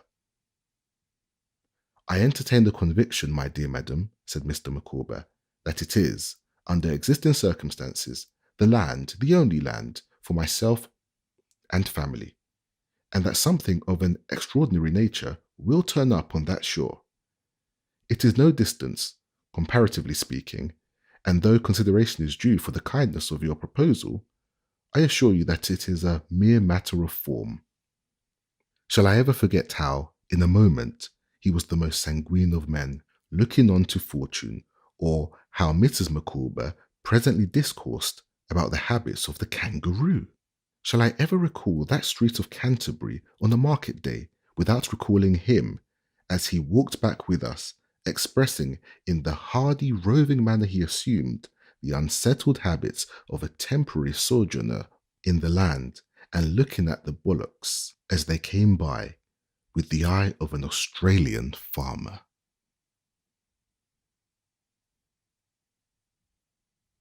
Chapter 53. Another retrospect. I must pause yet once again. Oh, my child wife, there is a figure in the moving crowd before my memory, quiet and still, saying in its innocent love and childish beauty, stop to think of me, turn to look upon the little blossom as it flutters to the ground. I do. All else grows dim and fades away. I am again with Dora in our cottage. I do not know how long she has been ill. I am so used to it in feeling that I cannot count the time. It is not really long, in weeks or months, but in my usage and experience, it is a weary, weary while. They have left off telling me to wait a few days more. I have begun to fear remotely that the day may never shine when I shall see my child wife running in the sunlight with her old friend Jip. He is, as it were suddenly, grown very old. It may be that he misses in his mistress something that enlivened him and made him younger. But he mopes, and his sight is weak, and his limbs are feeble, and my aunt is sorry that he objects to her no more, but creeps near her as he lies on Dora's bed. She is sitting at the bedside, and mildly licks her hand. Dora lies smiling on us and is beautiful and utters no hasty or complaining words. She says that we are very good to her and that her old, careful boy is tiring himself out.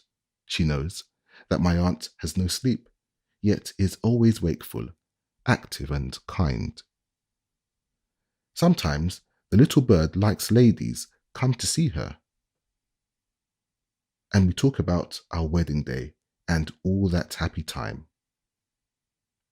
What a strange rest and pause in my life there seems to be, and in all my life, within doors and without, when I sit in the quiet, shaded, orderly room with the blue eyes of my child wife turned towards me and her little fingers twinning round my hand. Many and many an hour I sit thus, but of all those times, 3 times come the freshest to my mind. It is morning, and Dora, made so trim by my aunt's hands, shows me how her pretty hair will curl upon the pillow yet, and how long and bright it is, and how she likes to have it loosely gathered in that net she wears. Not that I am vain of it now, you mocking boy, she says, when I smile, but because you used to say you thought it so beautiful, and because when I first began to think about you, I used to peep in the glass and wonder whether you would like very much to have a lock of it.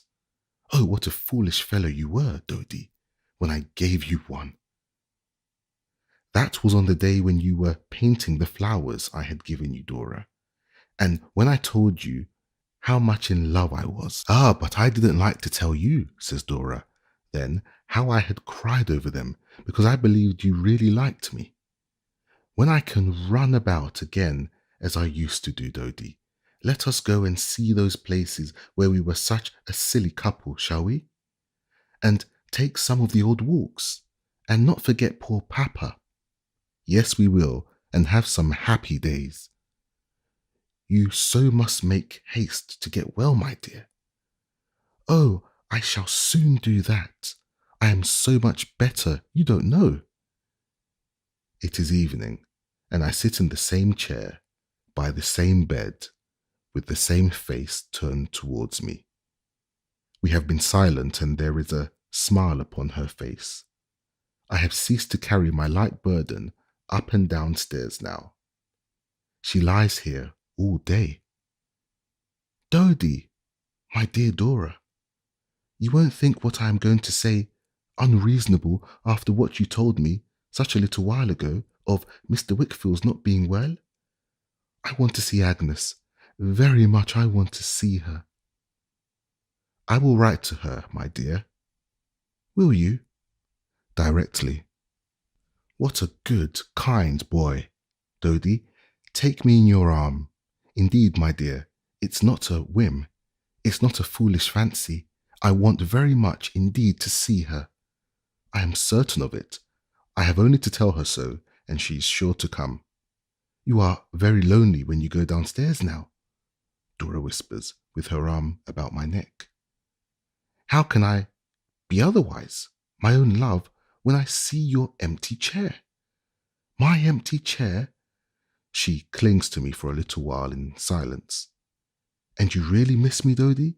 Looking up and brightly smiling.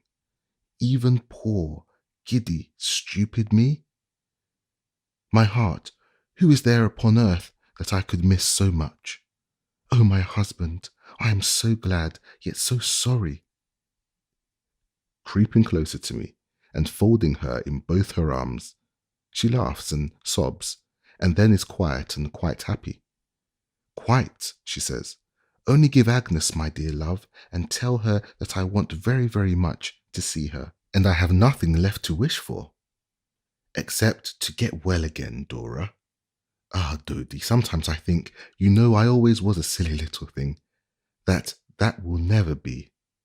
Don't say so, Dora, dearest love, don't think so. I won't if I can help it, Dodie, but I am very happy, though my dear boy is so lonely by himself before his child wife's empty chair. It is night, and I am still with her. Agnes has arrived, has been among us for a whole day and an evening. She, my aunt, and I have sat with Dora since the morning, all together. We have not talked much, but Dora has been perfectly contented and cheerful. We are now alone. Do I know now that my child wife will soon leave me? They have told me so.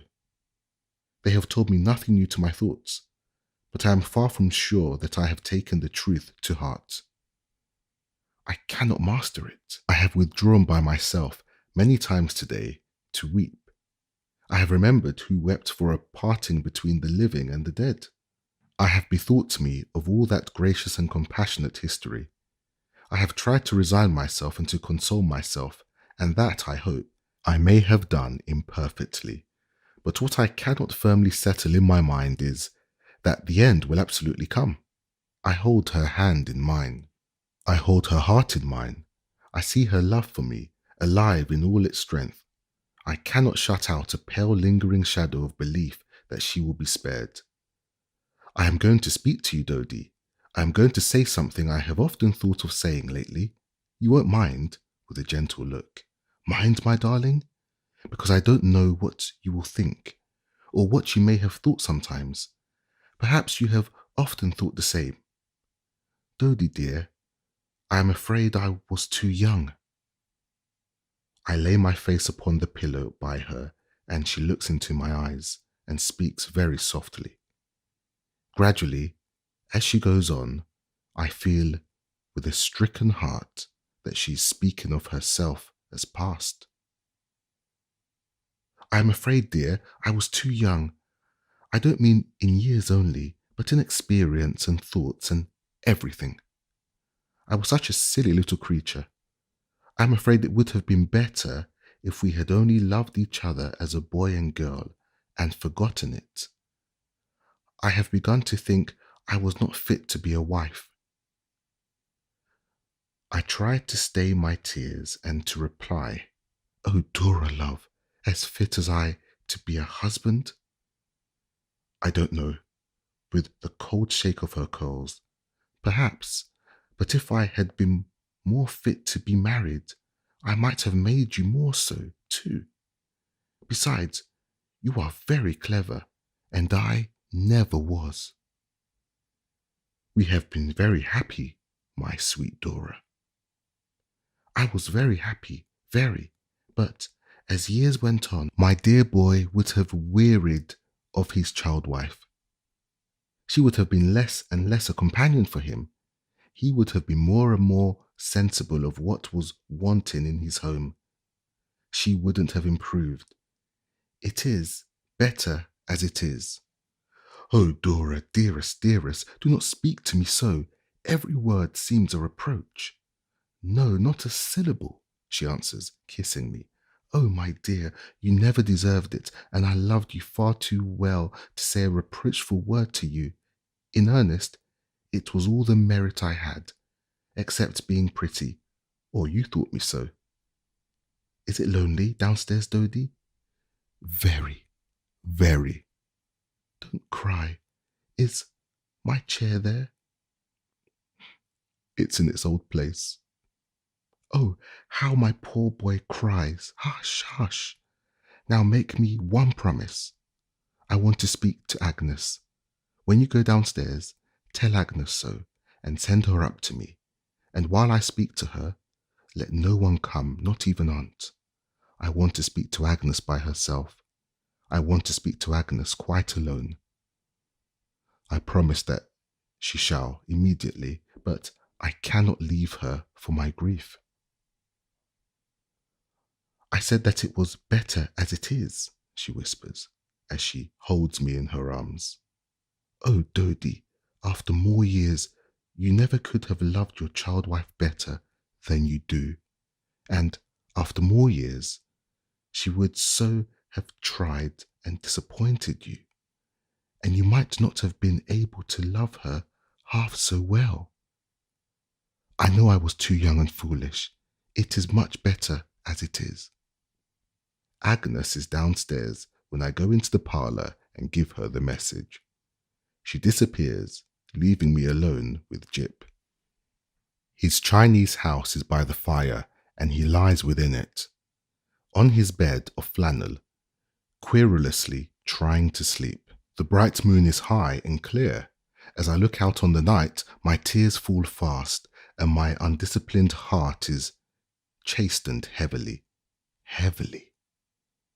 I sit down by the fire, thinking with a blind remorse of all those secret feelings I have nourished since my marriage. I think of every little trifle between me and Dora, and feel the truth that trifles make the sum of life.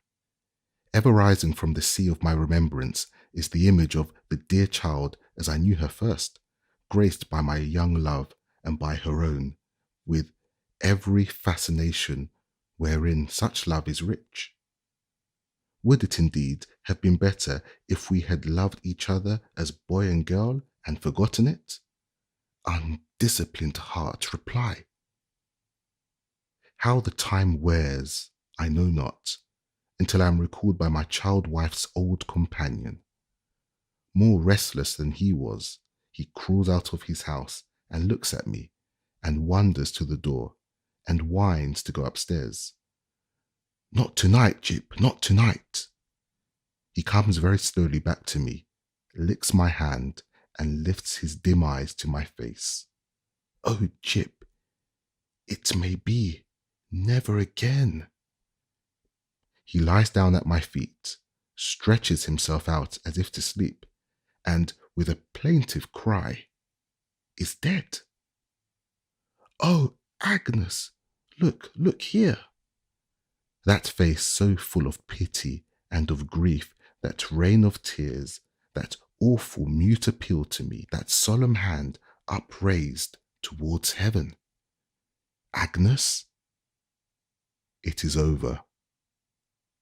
Darkness comes before my eyes, and for a time, all things are blotted out of my remembrance.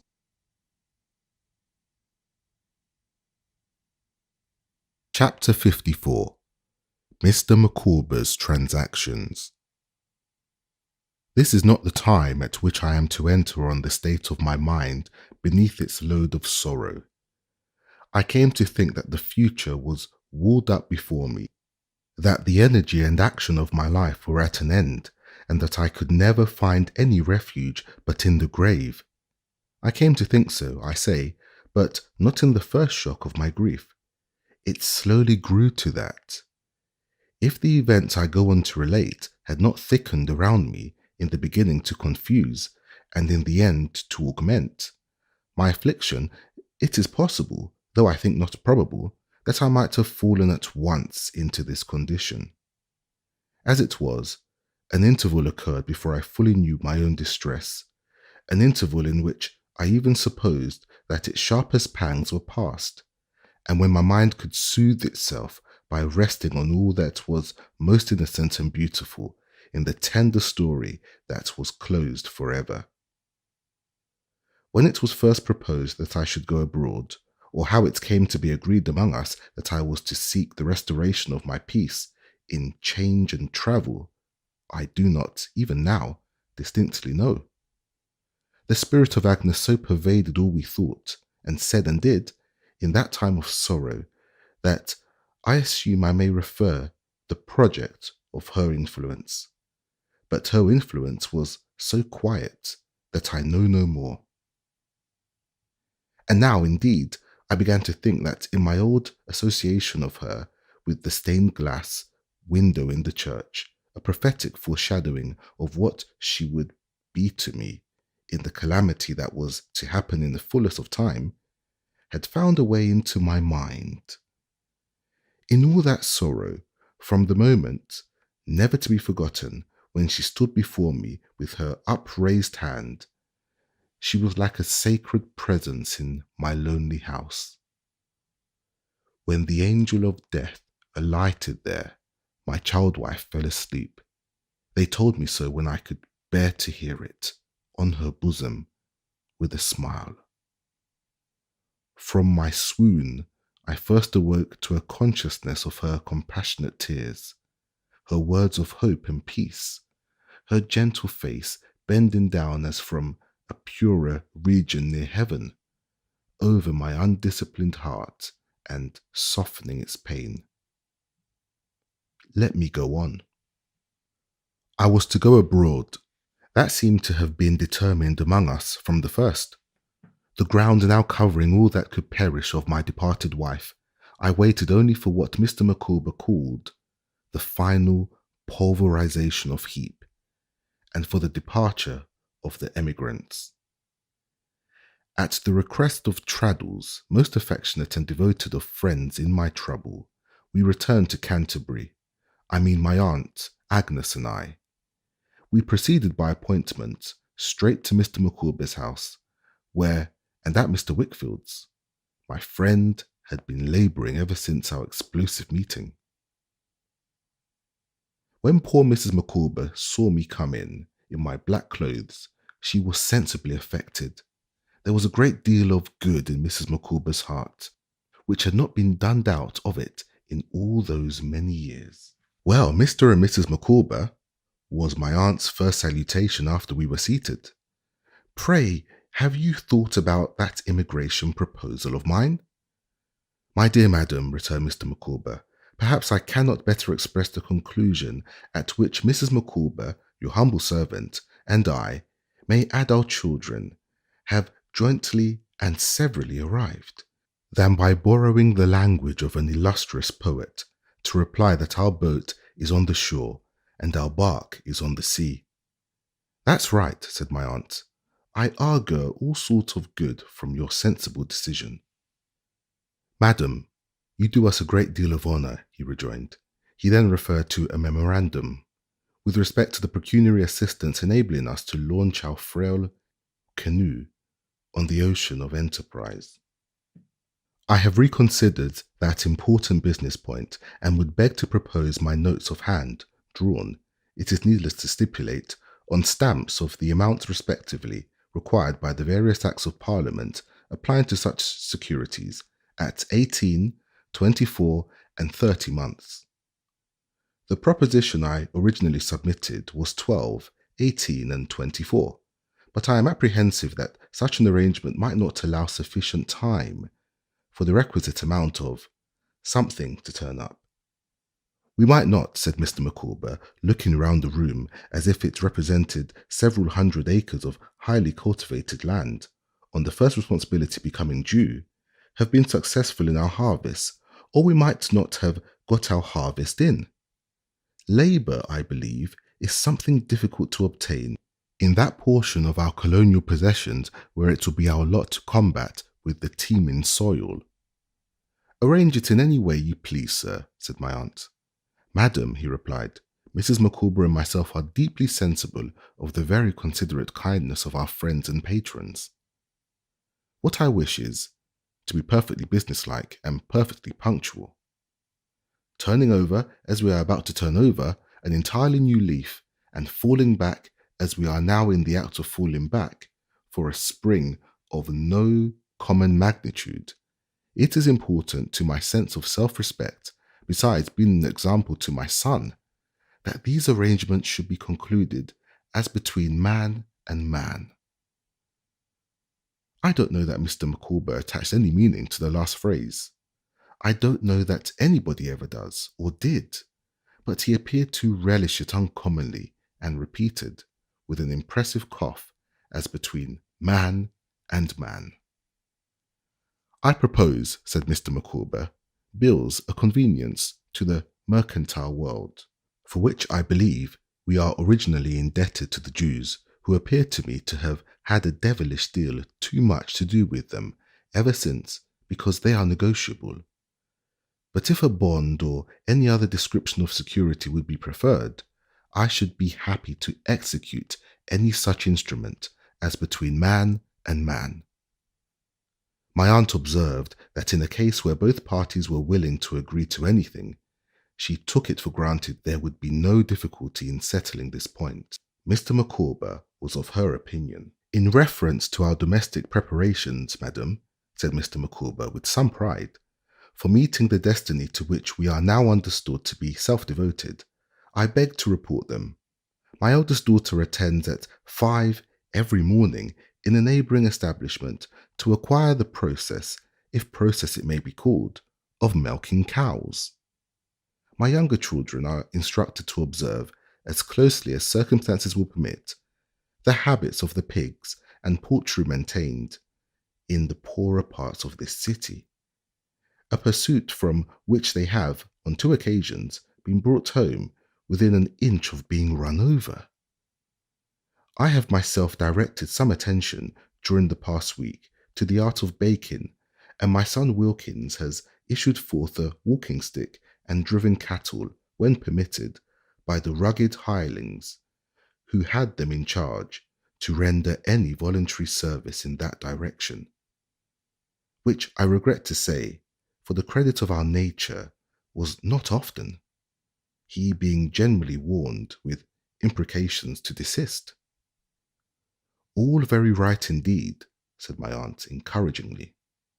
Mrs. Micawber has been busy too, I have no doubt.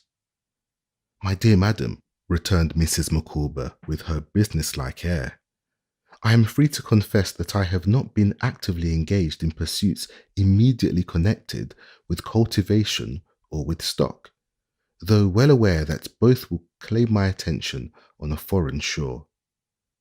Such opportunities as I have been enabled to alienate from my domestic duties, I have devoted to corresponding at some length with my family. For I own it seems to me, my dear Mr. Copperfield, said Mrs. Micawber, who always fell back on me, I suppose from old habit, to whomsoever else she might address her discourse at starting, that the time is come when the past should be buried in oblivion, when my family should take Mr. Micawber by the hand, and Mr. Micawber should take my family by the hand, when the lion should lie down with the lamb, and my family be on terms with Mr. Micawber. I said I thought so too. This at least is the light, my dear Mr. Copperfield, pursued Mrs. Micawber, in which I viewed the subject. When I lived at home with my papa and mamma, my papa was accustomed to ask, when any point was under discussion in our limited circle, in what light does my Emma view the subject? That my papa was too partial, I know. Still, on such a point as the frigid coldness which has ever subsisted between Mr. Micawber and my family, I necessarily have formed an opinion, delusive though it may be. No doubt, of course, you have, ma'am, said my aunt. Precisely so, assented Mrs. Micawber. Now, I may be wrong in my conclusions, it is very likely that I am, but my individual impression is, that the gulf between my family and Mr. Micawber may be traced to an apprehension on the part of my family that Mr. Micawber would require pecuniary accommodation. I cannot help thinking, said Mrs. Micawber, with an air of deep sagacity, that there are members of my family who have been apprehensive that Mr. Micawber would solicit them for their names. I do not mean to be conferred in baptism upon our children, but to be inscribed on bills of exchange and negotiated in money market. The look of penetration with which Mrs. Micawber announced this discovery, as if no one had ever thought of it before, seemed rather to astonish my aunt, who abruptly replied, "Well, ma'am, upon the whole, I shouldn't wonder if you were right." Mr. Micawber now being on the eve of casting off the pecuniary shackles that have so long enthralled him, said Mrs. Micawber, and of commencing a new career in a country where there is sufficient range for his abilities, which, in my opinion, is exceedingly important, Mr. Micawber's abilities peculiarly requiring space, it seems to me that my family should signalize the occasion by coming forward. What I could wish to see would be a meeting between Mr. Micawber and my family at a festive entertainment, to be given at my family's expense, where Mr. Micawber's health and prosperity being proposed by some leading member of my family, Mr. Micawber might have an opportunity of developing his views. "My dear," said Mr. Micawber with some heat, "it may be better for me to state distinctly at once that if I were to develop my views to that assembled group, they would possibly be found of an offensive nature, my impression being that your family are, in the aggregate, impertinent snobs, and in detail, unmitigated ruffians." "Micawber," said Mrs. Micawber, shaking her head, "no, you have never understood them, and they have never understood you." Mr. Micawber coughed. "They have never understood you, Micawber," said his wife. "They may be incapable of it. If so, that is their misfortune. I can pity their misfortune."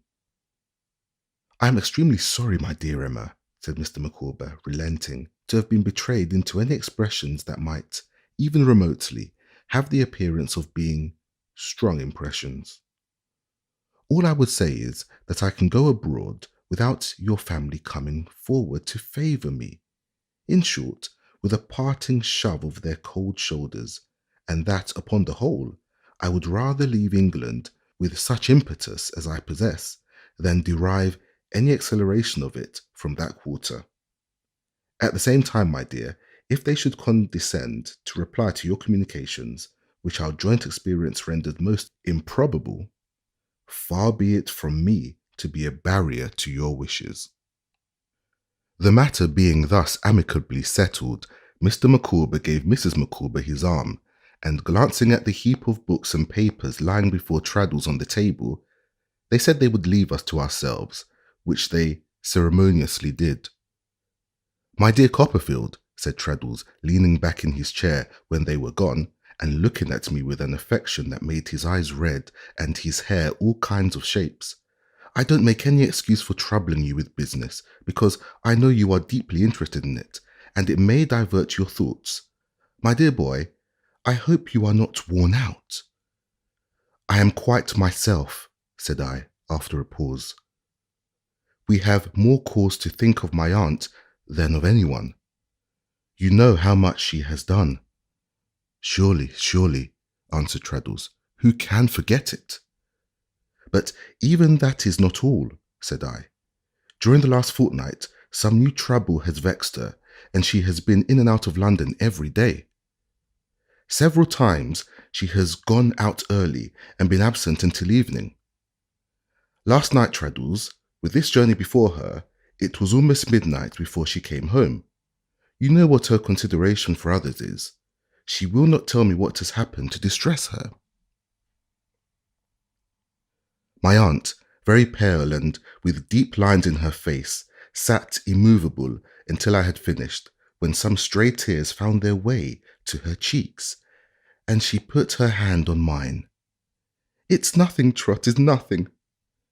There will be no more of it. You shall know by and by."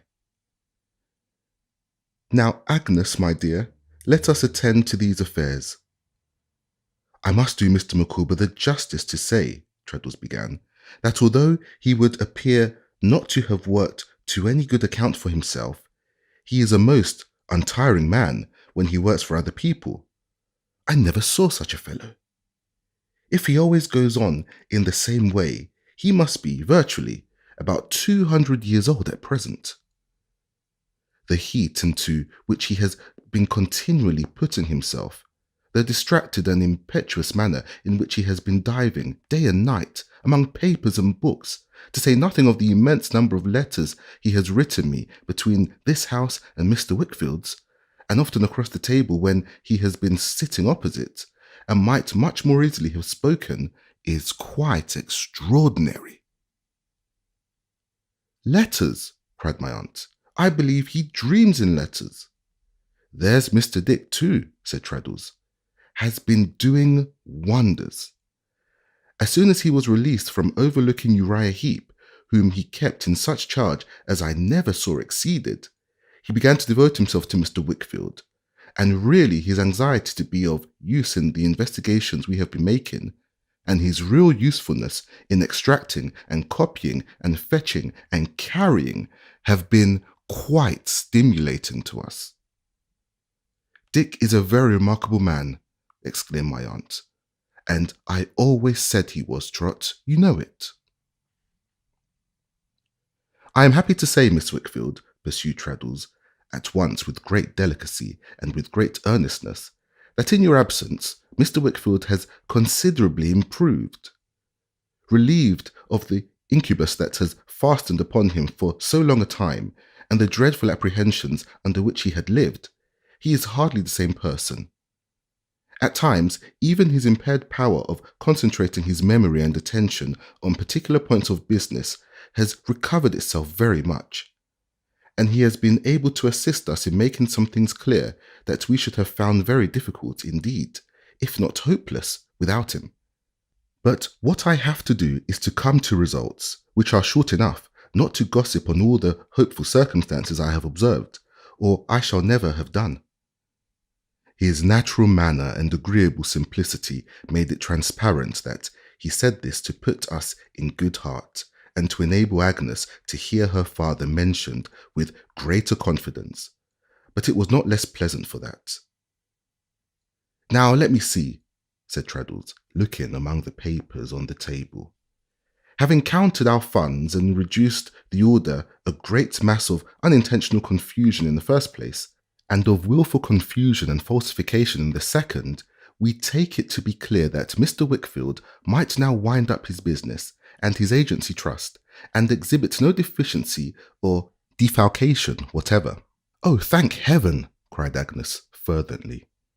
But, said Treadles, the surplus that would be left as his means of support, and I suppose the house to be sold, even in saying this, would be so small, not exceeding in all probability some hundreds of pounds, that perhaps, Miss Wickfield, it would be best to consider whether he might not retain his agency of the estates to which he has so long been receiver. His friends might advise him, you know, now he is free. You yourself, Miss Wickfield. Copperfield? I have considered it, Trotwood, said Agnes, looking at me, and I feel that I ought not to be, and must not be, even on the recommendation of a friend to whom I am so grateful and owe so much. I will not say that I recommend it, observed Treadles. I think it right to suggest it, no more. I am happy to hear you say so, answered Agnes steadily, for it gives me hope, almost assurance, that we think alike. Dear Mr. Treadles and dear Trotwood, Papa once free of honour, what could I wish for? I have always aspired, if I could have released him from the toils in which he was held, to render back some little portion of the love and care I owe him, and to devote my life to him. It has been for years the most height of my hopes. To take our future on myself will be the next great happiness, the next to his release from all trust and responsibility that I can know. Have you thought how, Agnes? Often. I am not afraid, dear Trotwood. I am certain of success. So many people know me here and think kindly of me that I am certain. Don't mistrust me. Our wants are not many. If I rent the old house and keep a school, I shall be useful and happy. The calm fervour of her cheerful voice brought back so vividly, first the dear old house itself, and then my solitary home, that my heart was too full for speech. Traddles pretended for a little while to be busily looking among the papers. Next, Miss Trotwood, said Traddles, that property of yours.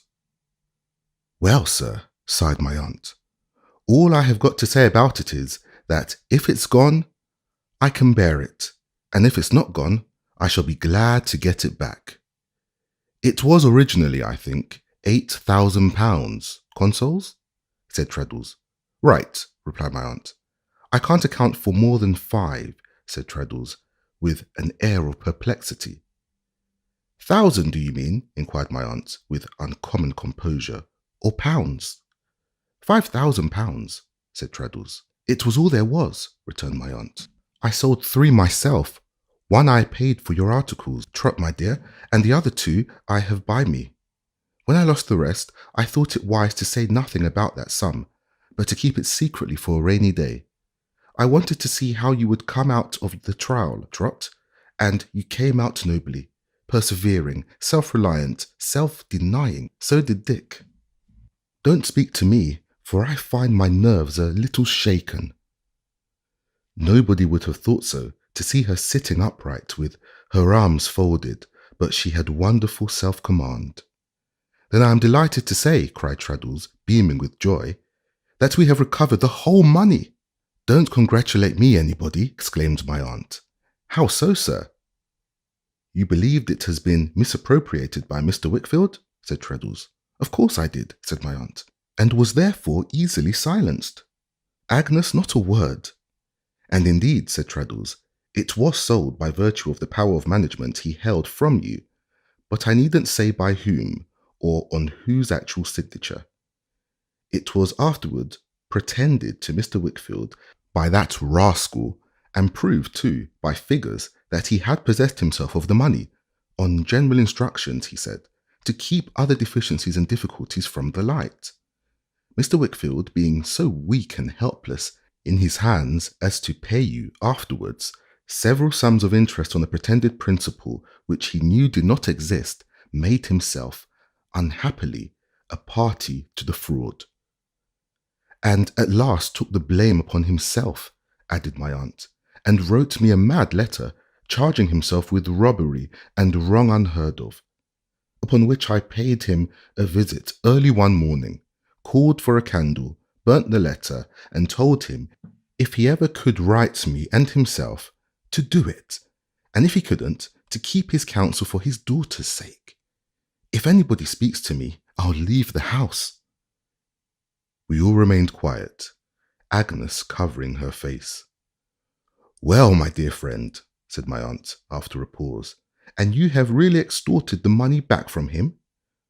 Why, the fact is, returned Traddles, Mr. Micawber had so completely hemmed in, and was always ready with so many new points, if an old one failed, that he could not escape from us. A most remarkable circumstance is, that I really don't think he grasped this sum even so much for the gratification of his avarice, which was inordinate, as in the hatred he felt for Copperfield. He said to me plainly, he said he would even have spent as much to balk or injure Copperfield. Ha! Said my aunt, knitting her brows thoughtfully, and glancing at Agnes. And what's become of him? I don't know. He left here, said Traddles, with his mother, who had been clamouring and beseeching and disclosing the whole time. They went their way by one of the London night coaches, and I know no more about him, except that his malevolence to me at parting was audacious. He seemed to consider himself hardly less indebted to me than to Mr. Micawber, which I consider, as I told him, quite a compliment. Do you suppose he has any money, Traddles? I asked. Oh dear, yes, I should think so, he replied, shaking his head seriously. I should say he must have pocketed a good deal, in one way or other. But I think you would find, Copperfield, if you had an opportunity of observing his course, that money would never keep that man out of mischief. He is such an incarnate hypocrite that whatever object he pursues, he must pursue crookedly. It's his only compensation for the outward restraint he puts upon himself, always creeping along the ground to some small end or other.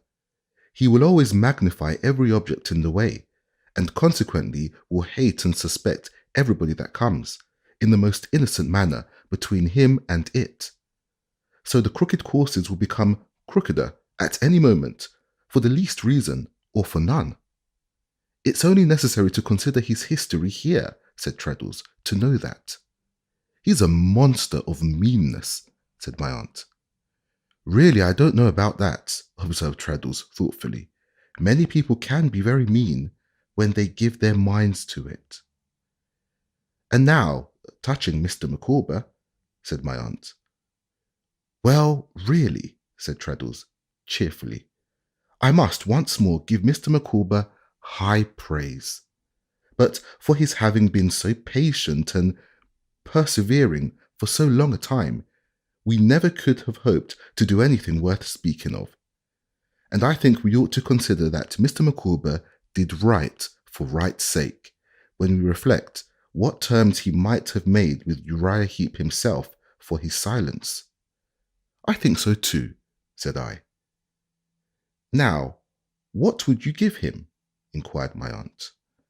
Oh, before you come to that, said Traddles, a little disconcerted. I'm afraid I thought it discreet to omit, not being able to carry everything before me, 2 points in making this lawless adjustment, for it's perfectly lawless from beginning to end, of a difficult affair. Those IOUs and so forth, which Mr. Micawber gave him for the advances he had. Well, they must be paid, said my aunt. Yes, but I don't know when they may be proceeded on, or where they are, rejoined Traddles, opening his eyes, and I anticipate that, between this time and his departure, Mr. Micawber will be constantly arrested or taken in execution. Then he must be constantly set free again and taken out of execution, said my aunt. What's the amount altogether? Why, Mr. Micawber has entered the transactions. He calls them transactions with great form in a book, rejoined Traddles, smiling, and he makes the amount £103.5. Now what shall we give him? That sum included, said my aunt. Agnes, my dear, you and I can talk about division of it afterwards. What should it be? £500? Upon this, Traddles and I both struck in at once. We both recommended a small sum in money, and the payment, without stipulation to Mr. Micawber, of the Uriah claims as they came in. We proposed that the family should have their passage and their outfit and £100, and that Mr. Micawber's arrangement for the repayment of the advances should be gravely entered into, as it might be wholesome for him to suppose himself under that responsibility. To this I added the suggestion that I should give some explanation of his character and history to Mr. Peggoty, who I knew could be relied on, and that to Mr. Peggoty should be quietly entrusted the discretion of advancing another 100. I further proposed to interest Mr. Micawber in Peggoty by confiding so much of Mr. Peggoty's story to him as I might feel justified in relating, or might think expedient, and to endeavour to bring each of them to bear upon the other for the common advantage. We all entered warmly into these views, and I may mention at once that these principles themselves did so, shortly afterwards, with perfect goodwill and harmony. Seeing that Traddles now glanced anxiously at my aunt again, I reminded him of the second and last point to which he had adverted. You and your aunt will excuse me, Copperfield, if I touch upon a painful theme, as I greatly fear I shall, said Traddles, hesitating. But I think it necessary to bring it to your recollection.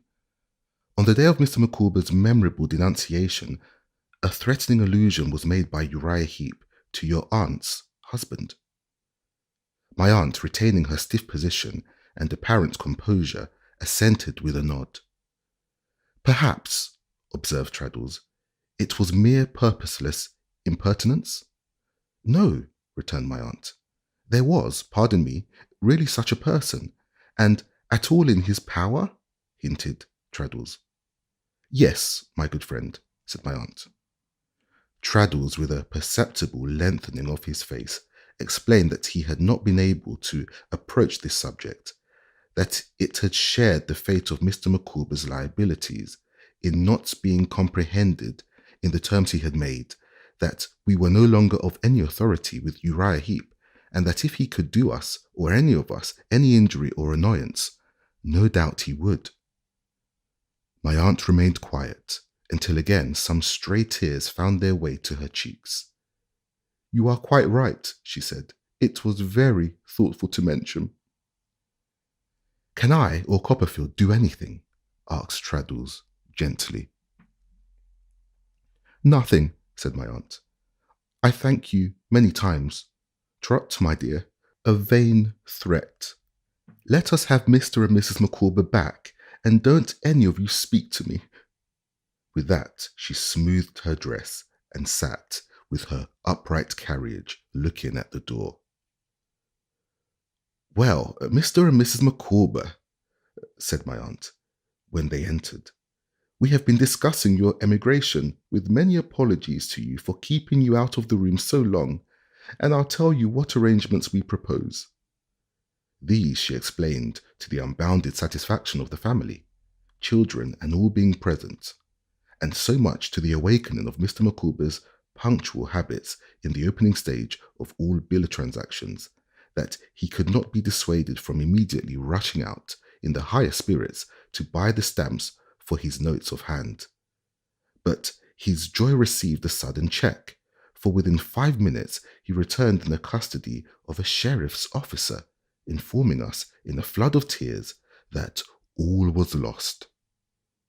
We, being quite prepared for this event, which was, of course, a proceeding of Uriah Heep's, soon paid the money, and in 5 minutes more Mr. Micawber was seated at the table, filling up the stamps with an expression of perfect joy, which only that congeal employment or the making of punch could impart in full completeness to his shining face.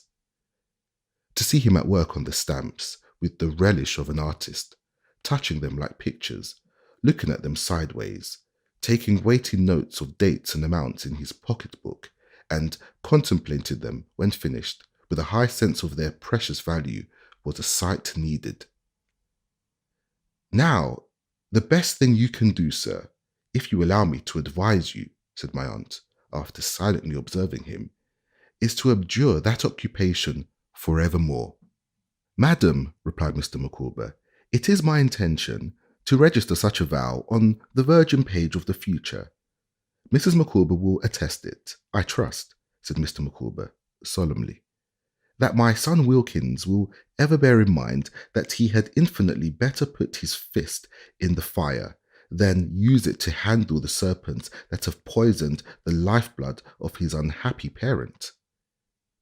Deeply affected and changed in a moment to the image of despair, Mr. Micawber regarded the serpents with a look of gloomy abhorrence, in which his late admiration of them was not quite subdued, folded them up and put them in his pocket. This closed the proceedings of the evening. We were weary with sorrow and fatigue, and my aunt and I were to return to London on the morrow. It was arranged that the Micawbers should follow us, after effecting a sale of their goods to a broker, that Mr. Wickfield's affairs should be brought to a settlement, with all convenient speed, under the direction of Traddles, and that Agnes should also come to London, pending those arrangements. We passed the night at the old house, which, freed from the presence of the Heeps, seemed purged of a disease, and I lay in my old room like a shipwrecked wanderer came home. We went back next day to my aunt's house, not to mine, and when she and I sat alone, as of old, before going to bed, she said, "Trot, do you really wish to know what I have had upon my mind lately?" "Indeed I do, aunt. If there ever was a time when I felt unwilling that you should have a sorrow or anxiety which I could not share, it is now." "You have had enough sorrow, child," said my aunt affectionately, "without the addition of my little miseries. I could have no other motive, Trot, in keeping anything from you." "I know that well," said I, "but tell me now, would you ride with me a little way tomorrow morning?" asked my aunt. "Of course. At 9, she said. "I'll tell you then, my dear."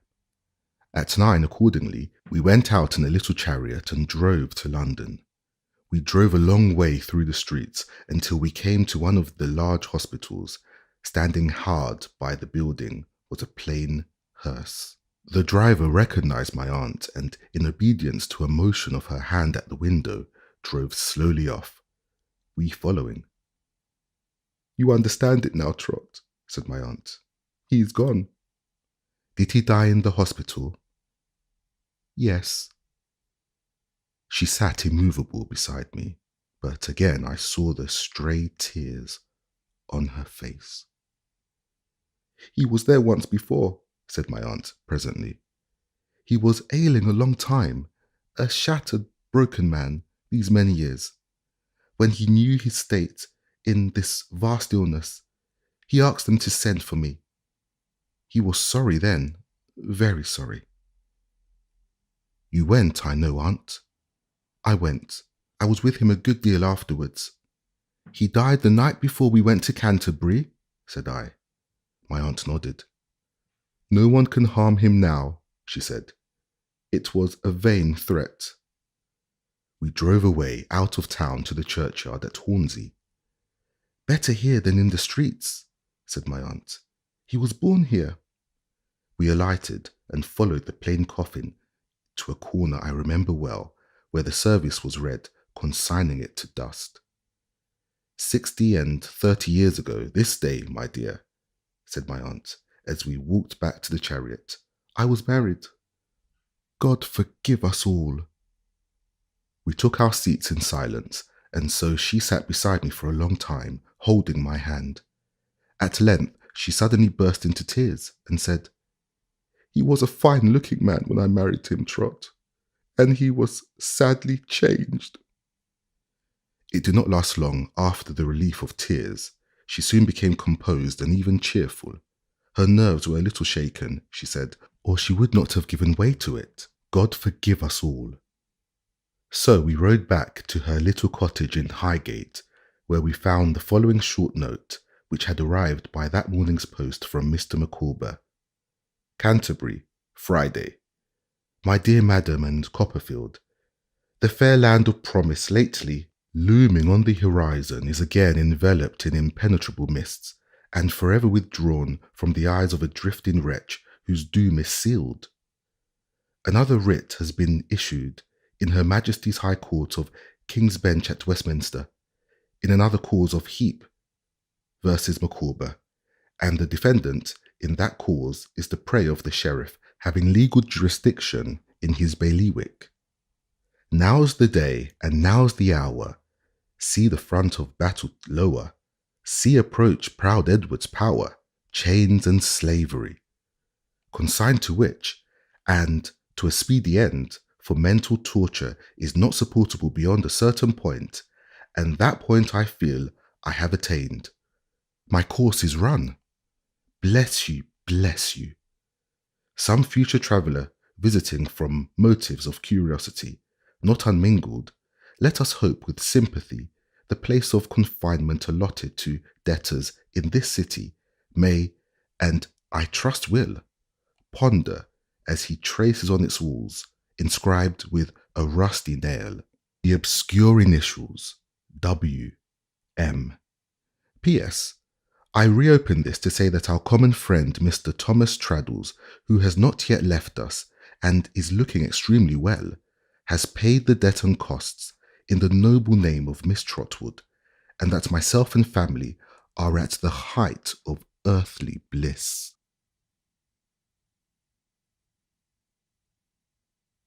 Chapter 55. Tempest. I now approach an event in my life so indelible, so awful, so bound by an infinite variety of ties to all that has preceded it in these pages, that from the beginning of my narrative I have seen it growing larger and larger as I advanced, like a great tower in a plain, and throwing its forecast shadow even on the incidents of my childish days. For years after it occurred, I dreamed of it often.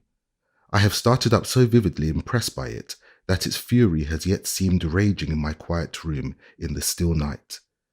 I dream of it sometimes, though at lengthened and uncertain intervals to this hour. I have an association between it and a stormy wind, or the lightest mention of a seashore, as strong as any of which my mind is conscious. As plainly as I behold what happened, I will try to write it down. I do not recall it, but see it done, for it happens again before me. The time drawing on rapidly for the sailing of the emigrant ship. My good old nurse, almost broken-hearted for me when we first met, came up to London. I was constantly with her and her brother and the Micawbers, they being very much together. But Emily I never saw. One evening, when the time was close at hand, I was alone with Peggoty and her brother. Our conversation turned on Ham. She described to us how tenderly he had taken leave of her, and how manfully and quietly he had borne himself, most of all of late, when she believed he was most tired. It was a subject of which the affectionate creature never tired, and our interest in hearing the many examples which she, who was so much with him, had to relate, was equal to hers in relating them. My aunt and I were, at that time, vacating the 2 cottages at Highgate, I intending to go abroad, and she to return to her house at Dover. We had a temporary lodging in Covent Garden, as I walked home to it, after this evening's conversation, reflecting on what had passed between Ham and myself when I was last at Yarmouth. I wavered in the original purpose I had formed of leaving the letter for Emily when I should take leave of her uncle on board the ship, and thought it would be better to write to her now. She might desire, I thought, after receiving my communication, to send some parting word by me to her unhappy lover. I ought to give her the opportunity. I therefore sat down in my room before going to bed and wrote to her. I told her that I had seen him and that he had requested me to tell her what I have already written in its place in these sheets. I faithfully repeated it. I had no need to enlarge upon it, if I had had the right. Its deep fidelity and goodness were not to be adorned by me or any man. I left it out, to be sent round in the morning with a line to Mr. Peggoty, requesting him to give it to her, and went to bed at daybreak. I was weaker than I knew then, and, not falling asleep until the sun was up, lay late and unrefreshed next day. I was roused by the silent presence of my aunt at my bedside. I felt it in my sleep, as I suppose we all do feel such things. "Trot, my dear," she said, when I opened my eyes. "I couldn't make my mind up to disturb you. Mr. Peggoty is here. Shall he come up?" I replied yes, and he soon appeared. "Massa Davy," he said, when we had shaken hands, "I give Emily your letter, sir, and she writ this here and begged me for to ask you to read it, and if you see no hurt in it, to be so kind as take charge on't." "Have you read it?" said I. He nodded sorrowfully. I opened it and read as follows. "I have got your message. Oh, what can I write to thank you for your good and blessed kindness to me? I have put the words close to my heart. I shall keep them till I die. They are sharp thorns, but they are such comforts. I have prayed over them. Oh, I have prayed so much.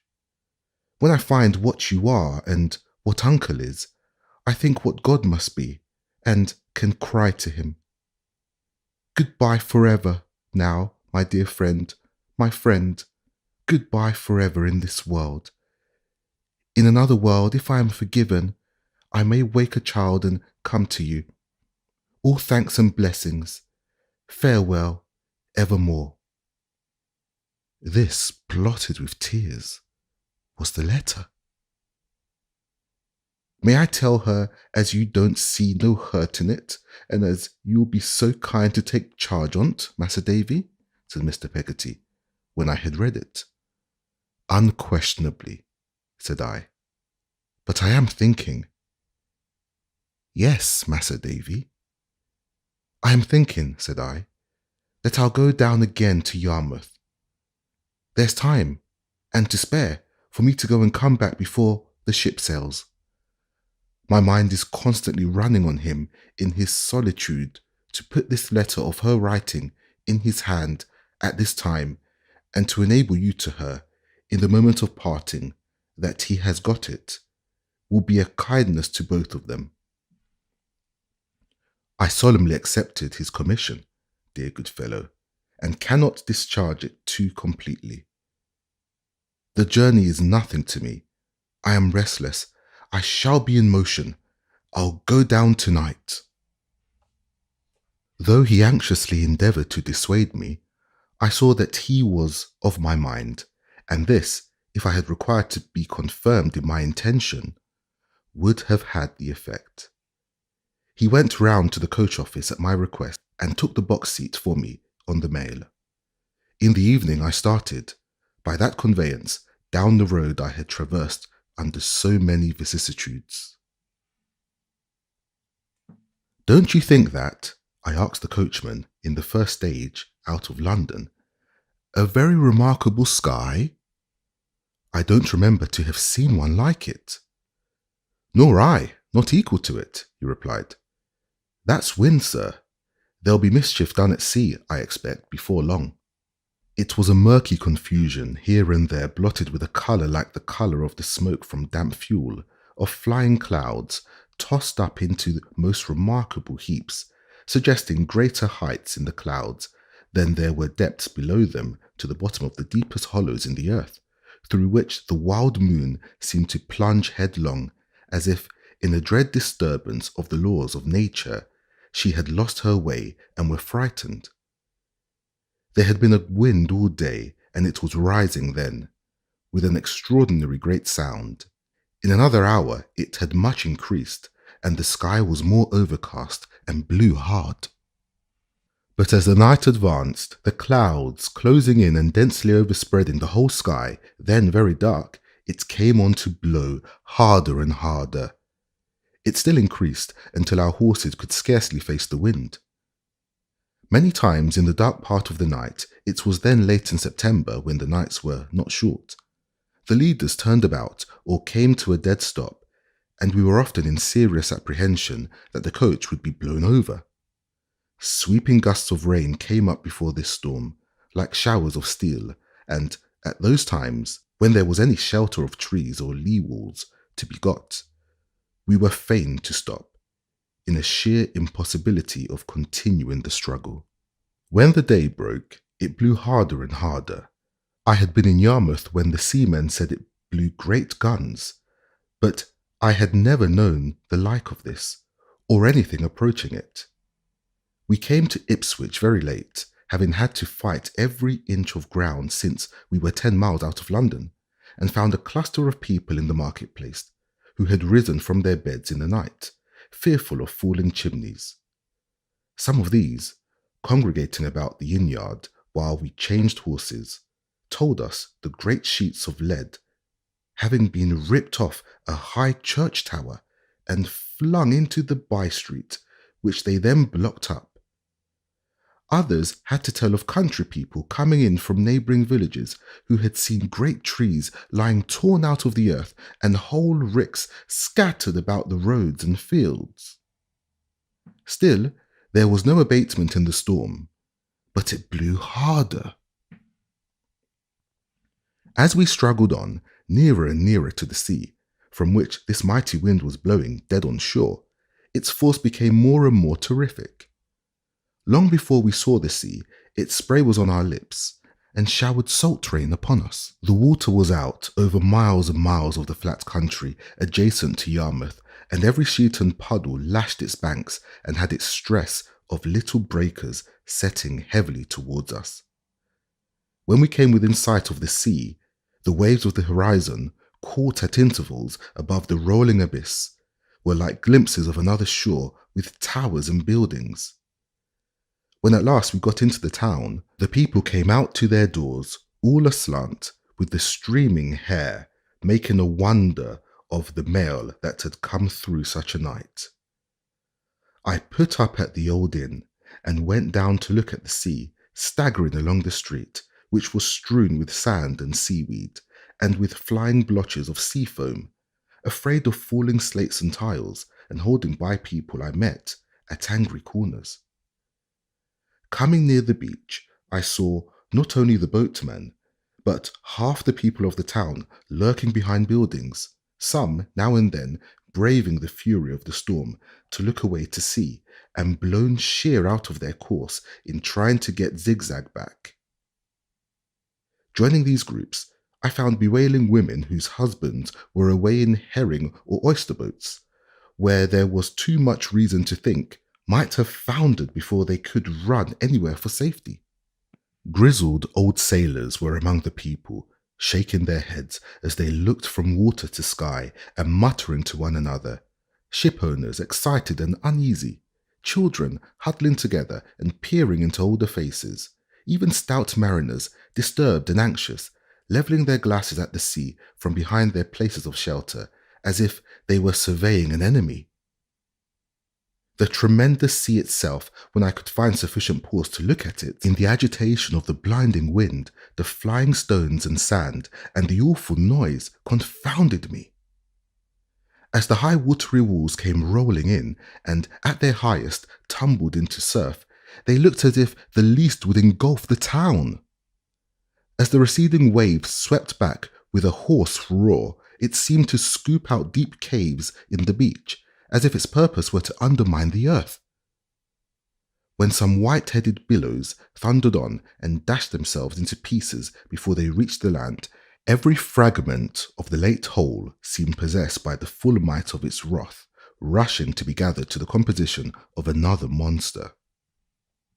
Undulating hills were changed to valleys, undulating valleys with a solitary storm bird sometimes skimming through them, were lifted up to hills. Masses of water shivered and shook the beach with a booming sound. Every shape tumultuously rolled on, as soon as made, to change its shape and place, and beat another shape and place away. The ideal shore on the horizon, with its towers and buildings, rose and fell. The clouds fell fast and thick. I seemed to see a rending and upheaving of all nature. Not finding Ham among the people whom this memorable wind, for it is still remembered down there as the greatest ever known to blow upon the coast, had brought together, I made my way to his house. It was shut, and as no one answered to my knocking, I went by back ways and by lanes to the yard where he worked. I learned there that he had gone to Lowestoft to meet some sudden exigency of ship repairing in which his skill was required, but that he would be back tomorrow morning in good time. I went back to the inn, and when I had washed and dressed and tried to sleep, but in vain, it was 5 o'clock in the afternoon. I had not sat 5 minutes by the coffee-room fire when the waiter, coming to stir it, as an excuse for talking, told me that 2 colliers had gone down, with all hands, a few miles away, and that some other ships had been seen labouring hard in the roads and trying, in great distress, to keep off shore. Mercy on them, and on all poor sailors, said he, if we had another night like the last. I was very much depressed in spirits, very solitary, and felt an uneasiness in Ham's not being there, disproportionate to the occasion. I was seriously affected, without knowing how much, by late events, and my long exposure to the fierce wind had confused me. There was that jumble in my thoughts and recollections that I had lost the clear arrangement of time and distance. Thus, if I had gone out into the town, I should not have been surprised to encounter someone who I knew must be then in London. So to speak, there was, in these respects, a curious inattention in my mind. Yet it was busy too, with all the remembrances the place naturally awakened, and they were practically distinct and vivid. In this state, the waiter's dismal intelligence about the ships immediately connected itself, without any effort of my volition, with my uneasiness about Ham.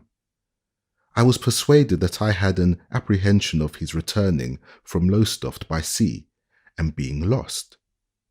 This grew so strong with me that I resolved to go back to the yard before I took my dinner, and ask the boat builder if he thought his attempting to return by sea at all likely. If he gave me the least reason to think so, I would go over to Lowestoft and prevent it by bringing him with me. I hastily ordered my dinner and went back to the yard. I was none too soon, for the boat builder, with a lantern in his hand, was locking the yard gate. He quite laughed when I asked him the question, and said there was no fear, no man in his senses or out of them would put off in such a gale of wind, least of all Ham Peggoty, who had been born to seafaring. So sensible of this beforehand that I had really felt ashamed of doing what I was nevertheless impelled to do. I went back to the inn. If such a wind could rise, I think it was rising. The howl and roar, the rattling of the doors and windows, the rumbling in the chimneys, the apparent rocking of the very house that sheltered me, and the prodigious tumult of the sea were more fearful than in the morning. But there was now a great darkness besides, and that invested the storm with new terrors, real and fanciful. I could not eat. I could not sit still. I could not continue steadfast to anything. Something within me, faintly answering to the storm without, tossed up the depths of my memory and made a tumult in them. Yet, in all the hurry of my thoughts, wild running with the thundering sea, the storm and my uneasiness regarding Ham were always in the foreground. My dinner went away almost untasted, and I tried to refresh myself with a glass or two of wine. In vain. I fell into a dull slumber before the fire without losing my consciousness, either of the uproar out of doors or of the place in which I was. Both became overshadowed by a new and indefinable horror, and when I awoke, or rather, when I shook off the lethargy that bound me in my chair, my whole frame thrilled with objectless and unintelligible fear. I walked to and fro, tried to read on old gazetteer, listened to the awful noises, looked at faces, scenes, and figures in the fire. At length, the steady ticking of the undisturbed clock on the wall tormented me to that degree that I resolved to go to bed. It was reassuring on such a night to be told that some of the inn servants had agreed together to sit up until morning.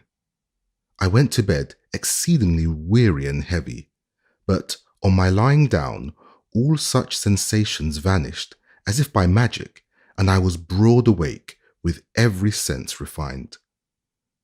For hours I lay there, listening to the wind and water, imagining now that I heard shrieks out at sea now, that I distinctly heard the firing of signal guns, and now the fall of houses in the town. I got up several times and looked out, but could see nothing, except the reflection in the window panes of the faint candle I had left burning, and of my own haggard face looking in at me from the black void. At length my restlessness attained to such a pitch that I hurried on my clothes and went downstairs. In the large kitchen, where I dimly saw bacon and ropes of onions hanging from the beams, the watchers were clustered together in various attitudes about a table, purposely moved away from the great chimney and brought near the door. A pretty girl, who had her ears stopped with her apron and her eyes upon the door, screamed when I appeared, supposing me to be a spirit, but the others had more presence of mind, and were glad of an addition to their company. One man, referring to the topic they had been discussing, asked me whether I thought the souls of the collier crews who had gone down were out in the storm. I remained there, I dare say, 2 hours. Once I opened the yard gate and looked into the empty street. The sand, the seaweed, and the flakes of foam were driving by, and I was obliged to call for assistance before I could shut the gates again, and make it fast against the wind. There was a dark gloom in my solitary chamber when I at length returned to it, but I was tired now, and getting into bed again, fell off a tower and down a precipice into the depths of sleep. I have an impression that for a long time, though I dreamed of being elsewhere in a variety of scenes, it was always blowing in my dream. At length I lost that feeble hold upon reality and was engaged with 2 dear friends, but who they were I don't know, at the siege of some town in a roar of cannonading. The thunder of the cannon was so loud and incessant that I could not hear something I much desired to hear until I made a great exertion and awoke. It was broad day, 8 or 9 o'clock, the storm raging in lieu of the batteries, and someone knocking and calling at my door. "What is the matter?" I cried. "A wreck, close by." I sprang out of bed and asked, "What wreck?" "A schooner from Spain or Portugal, laden with fruit and wine. Make haste, sir, if you want to see her. It's thought, down on the beach, she'll go to pieces every moment." The excited voice went clamouring along the staircase, and I wrapped myself in the clothes as quickly as I could and ran into the street. Numbers of people were there before me, all running in one direction to the beach. I ran the same way, outstripped a good many, and soon came facing the wild sea. The wind might at this time have lulled a little, though not more sensibly than if the cannonading I had dreamed of had been diminished by the silencing of 6 guns out of hundreds. But the sea, having upon it the additional agitation of the whole night, was infinitely more terrific than when I had seen it last. Every appearance it had then presented bore the expression of being swelled, and the height to which the breakers rose, and looking over one another, bore one another down and rolled in interminable hosts, was most appalling. In the difficulty of hearing anything but wind and waves, and in the crowd, and the unspeakable confusion, and my first breathless efforts to stand against the weather, I was so confused that I looked out to sea for the wreck, and saw nothing but the foaming heads of the great waves. A half-dressed boatman, standing next to me, pointed with his bare arm, a tattooed arrow on it, pointing in the same direction, to the left. Then, oh great heaven, I saw it, close in upon us.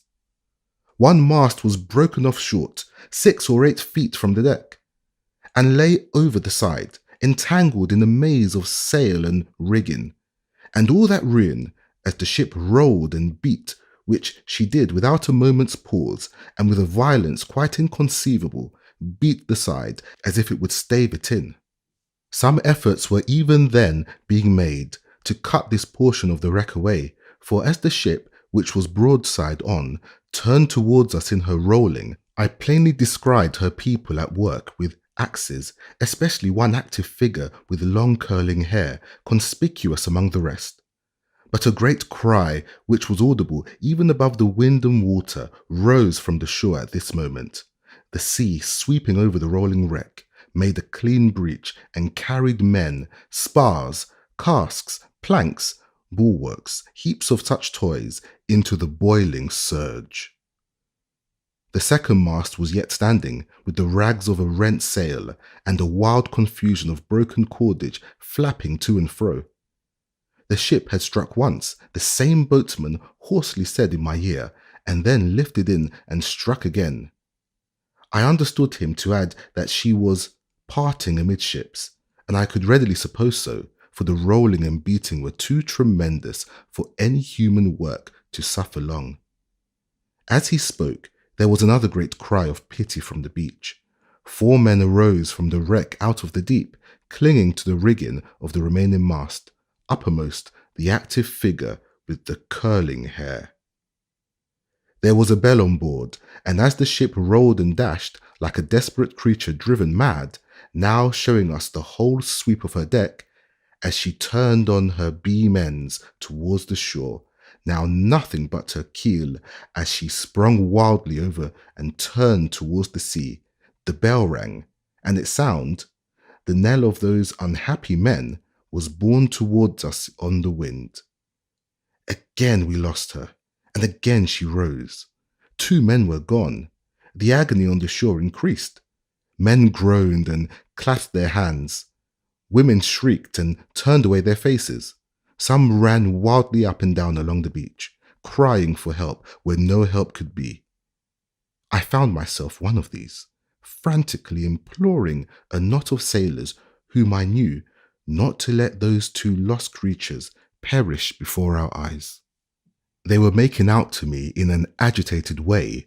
I don't know how, for the little I could hear, I was scarcely composed enough to understand that the lifeboat had been bravely manned an hour ago and could do nothing, and that as no man would be so desperate as to attempt to wade off with a rope and establish a communication with the shore, there was nothing left to try, when I noticed that some new sensation moved the people on the beach and saw them part, and Ham came breaking through them to the front. I ran to him, as well as I know, to repeat my appeal for help, but distracted though I was by a sight so new to me and terrible, the determination in his face and his look out to sea, exactly the same look as I remembered in connection with the morning after Emily's flight, awoke me to a knowledge of his danger. I held him back with both arms and implored the men with whom I had been speaking not to listen to him, not to murder, not to let him stir from off that sand.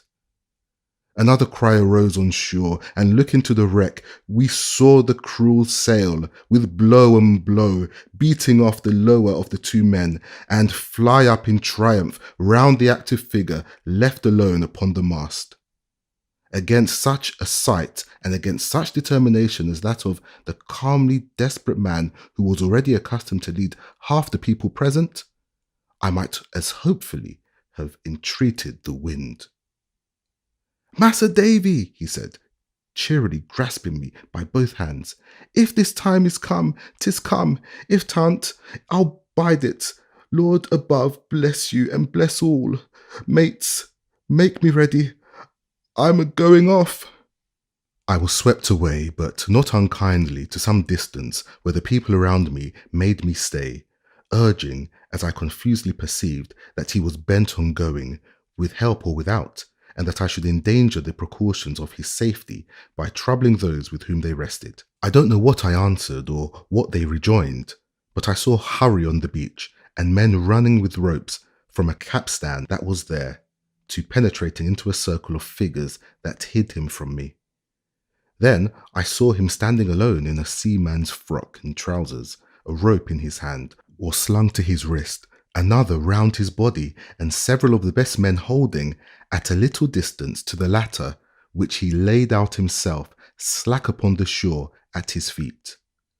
The wreck, even to my unpractised eye, was breaking up. I saw that she was parting in the middle, and that the life of the solitary man upon the mast hung by a thread. Still he clung to it. He had a singular red cap on, not like a sailor's cap, but of a finer colour, and as the few yielding planks between him and destruction rolled and bulged, and his anticipative death-knell rung, he was seen by all of us to wave it. I saw him do it now, and thought I was going distracted, when his action brought old remembrance to my mind of a once dear friend. Ham watched the sea, standing alone, with the silence of suspended breath behind him, and the storm before, until there was a great retiring wave, when, with a backward glance at those who held the rope which was made fast around his body, he dashed in after it, and in a moment was buffeting with the water, rising with the hills, falling with the valleys, lost beneath the foam, then drawn again to land. They hauled in hastily. He was hurt. I saw blood on his face, from where I stood, But he took no thought of that. He seemed hurriedly to give them some directions for leaving him more free, or so I judged from the motion of his arm, and was gone as before. And now he made for the wreck, rising with the hills, falling with the valleys, lost beneath the rugged foam, borne in towards the shore, borne on towards the ship, striving hard and valiantly. The distance was nothing, but the power of the sea and wind made the strife deadly. At length he neared the wreck. He was so near that with one more of his vigorous strokes, he would be clinging to it, when a high, green, vast hillside of water, moving on shoreward from beyond the ship, he seemed to leap up into it with a mighty bound, and the ship was gone. Some eddying fragments I saw in the sea, as if a mere cask had been broken, in running to the spot where they had hauled in. Consternation was in every face. They drew him to my very feet, insensible, dead. He was carried to the nearest house, and no one prevented me now. I remained near him, busy, while every means of restoration were tried. But he had been beaten to death by the great wave, and his generous heart was stilled forever. As I sat behind the bed, when hope was abandoned and all done, a fisherman who had known me when Emily and I were children, and ever since, whispered my name at the door. "Sir," he said, with tears starting to his weather-beaten face, which, with his trembling lips, was ashy pale, "will you come over yonder?" The old remembrance that had been recalled to me was in his look. I asked him, terror-stricken, leaning on the arm he held out to support me, "Has a body come ashore?" He said, "Yes." "Do I know it?" I asked them. He answered nothing. But he led me to the shore, and on that part of it where she and I had looked for shells, 2 children, on that part of it where some lighter fragments of the old boat, blown down last night, had been scattered by the wind, among the ruins of the home he had wronged, I saw him lying with his head upon his arm, as I had often seen him lie at school.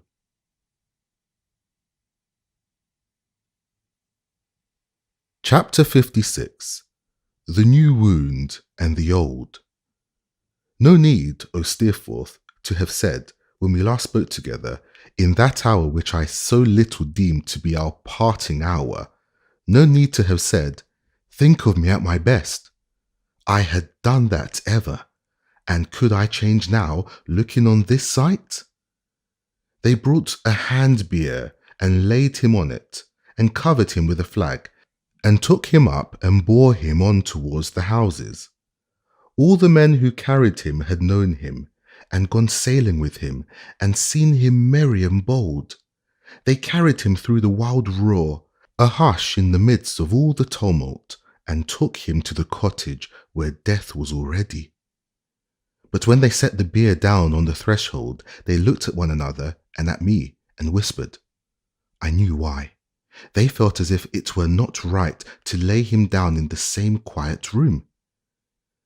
We went into the town and took our burden to the inn.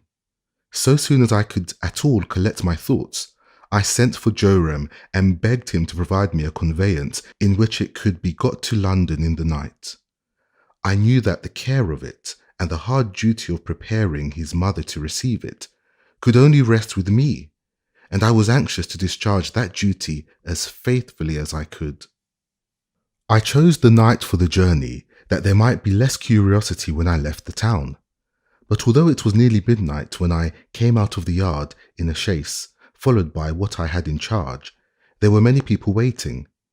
At intervals along the town and even a little way out upon the road, I saw more. But at length only the bleak night and the open country were around me, and the ashes of my youthful friendship. Upon a mellow autumn day, about noon, when the ground was perfumed by fallen leaves and many more, in beautiful tints of yellow, red and brown, yet hung upon the trees, through which the sun was shining, I arrived at Highgate. I walked the last mile, thinking as when I went along of what I had to do, and left the carriage that had followed me all through the night, awaiting orders to advance. The house, when I came up to it, looked just the same. Not a blind was raised. No sign of life was in the dull paved court, with its covered way leading to the disused door. The wind had quite gone down, and nothing moved. I had not at first the courage to ring at the gate, and when I did ring, my errand seemed to me to be expressed in the very sound of the bell.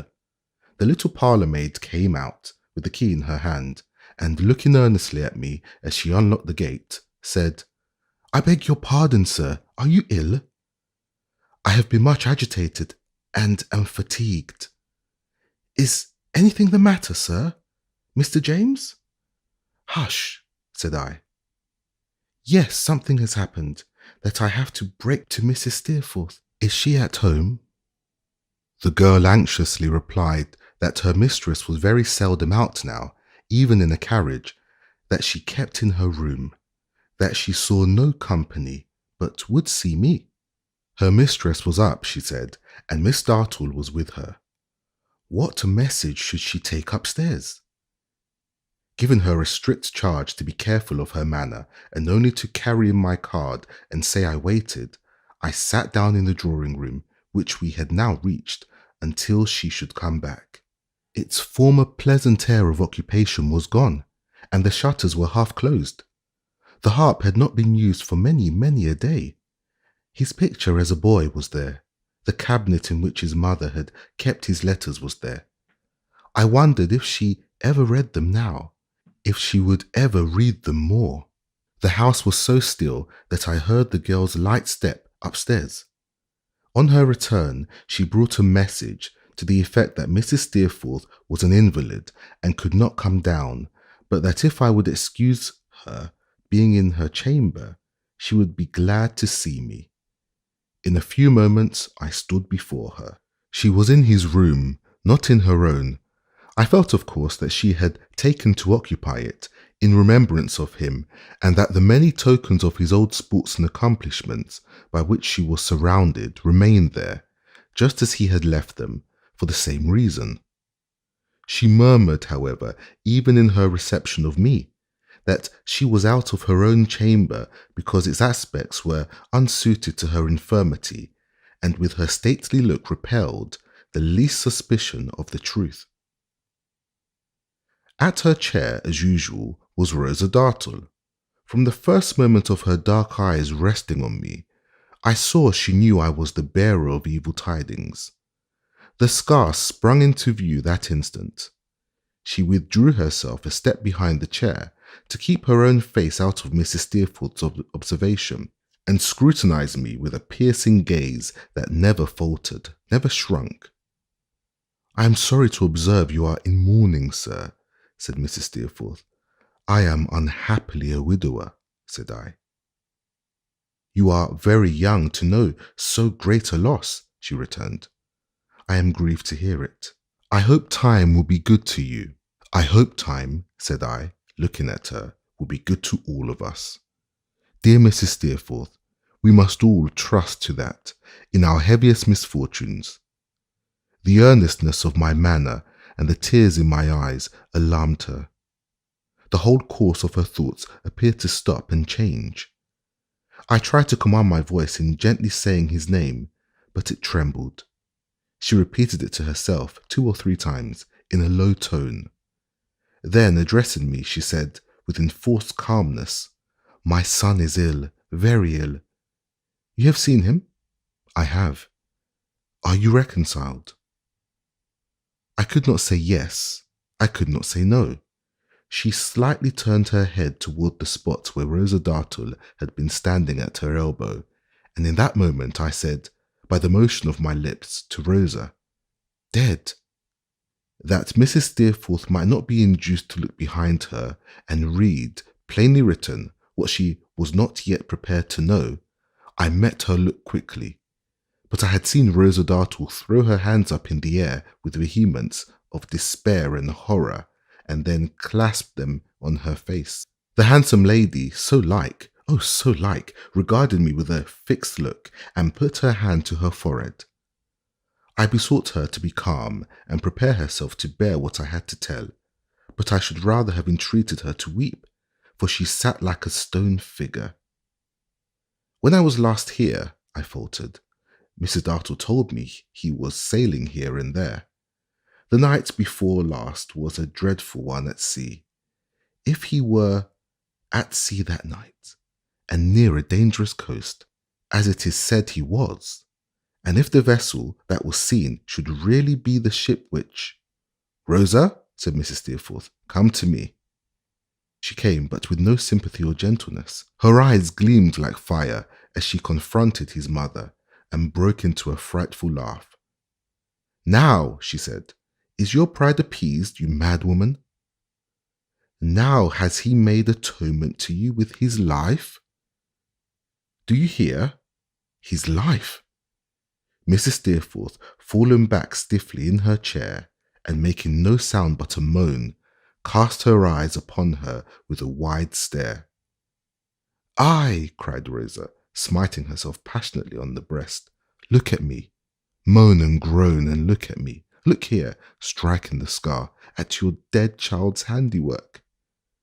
The moan the mother uttered from time to time went to my heart. Always the same, always inarticulate and stifled, always accompanied with an incapable motion of the head, but with no change of face, always proceeding from a rigid mouth and closed teeth as if the jaw were locked and the face frozen up in pain. Do you remember when he did this? She proceeded. Do you remember when, in his inheritance of your nature and in your pampering of his pride and passion, he did this and disfigured me for life? Look at me, marked until I die with his high displeasure, and moan and groan for what you made him. Miss Dartle, I entreated her, for heaven's sake. I will speak, she said, turning on me with her lightning eyes. Be silent, you. Look at me. I say, proud mother of a proud, false son. Moan for your nurture of him. Moan for your corruption of him. Moan for your loss of him. Moan for mine. She clenched her hand and trembled through her spare, worn figure as if her passion were killing her by inches. You resent his self-will, she exclaimed. You injured by his haughty temper. You who opposed to both, when your hair was grey, the qualities which made both when you gave him birth. You who, from his cradle, reared him to be what he was, and stunted what he should have been. Are you rewarded now for your years of trouble?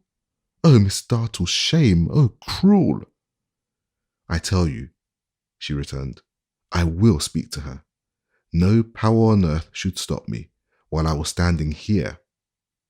Have I been silent all these years, and shall I not speak now? I loved him better than you ever loved him, turning on her fiercely. I could have loved him and asked no return. If I had been his wife, I could have been the slave of his caprices for a word of love a year. I should have been. Who knows it better than I? You were exacting, proud, punctilious, selfish. My love would have been devoted, would have trod your paltry whimpering underfoot. With flashing eyes, she stamped upon the ground as if she actually did it. Look here, she said, striking the scar again with a relentless hand. When he grew into the better understanding of what he had done, he saw it and repented of it. I could sing him and talk to him and show the ardour that I felt in all he did, and attain with labour to such knowledge as most interested him and attracted him. When he was freshest and truest, he loved me. Yes, he did, many a time. When you were put off by a slight word, he has taken me to his heart. She said it with a taunting pride in the midst of her frenzy, for it was little less, yet with an eager remembrance of it, in which the smouldering embers of a gentler feeling kindled for the moment. I descended, as I might have known I should, but that he fascinated me with his boyish courtship into a doll, a trifle for the occupation of an idle hour to be dropped and taken up and trifled with as the inconstant humour took him. When he grew weary, I grew weary. As his fancy died out, I would have no more. I would no more have tried to strengthen any power I had than I would have married him on his being forced to take me for his wife. We fell away from one another without a word. Perhaps you saw it and were not sorry. Since then, I have been a mere disfigured piece of furniture between you both, having no eyes, no ears, no feelings, no remembrances. Moan? Moan for what you made him, not for your love. I tell you that the time was when I loved him better than you ever did. She stood with her bright, angry eyes confronting the wide stare and the set face, and softened no more when the moaning was repeated than if the face had been a picture. Miss Dartle, I said, if you can be so obdurate as to not feel for this afflicted mother. Who feels for me? She sharply retorted. She has sown this. Let her moan for the harvest that she reaps today. And if his faults, I began. Faults? She cried, bursting into passionate tears. Who dares malign him? He had a soul worth millions of friends to whom he stooped. No one can have loved him better. No one can hold him in dearer remembrance than I replied. I meant to say, if you have no compassion for his mother, or if his faults, you have been bitter on them. It's false, she cried, tearing her black hair. I loved him. If his faults cannot, I went on, be banished from your remembrance in such an hour, look at that figure, even as one you have never seen before, and render it some help. All this time, the figure was unchanged, and looked unchangeable. Motionless, rigid, staring, moaning in the same dumb way from time to time, with the same helpless motion of the head, but giving no other sign of life. Miss Dartle suddenly kneeled down before it and began to loosen the dress. A curse upon you, she said, looking round at me with a mingled expression of rage and grief. It was in an evil hour that you ever came here. A curse upon you. Go. After passing out of the room, I hurried back to ring the bell, the sooner to alarm the servants. She had taken the impassive figure in her arms, and still upon her knees was weeping over it, kissing it, calling to it, rocking it to and fro upon her bosom like a child, and trying every tender means to rouse the dormant senses. No longer afraid of leaving her, I noiselessly turned back again and alarmed the house as I went out. Later in the day, I returned, and we laid him in his mother's room. She was just the same, they told me. Miss Dartle never left her. Doctors were in attendance. Many things had been tried, but she lay like a statue, except for the low sound now and then. I went through the dreary house and darkened the windows. The windows of the chamber where he lay, I darkened last. I lifted up the leaden hand and held it to my heart, and all the world seemed death and silence, broken only by his mother's moaning.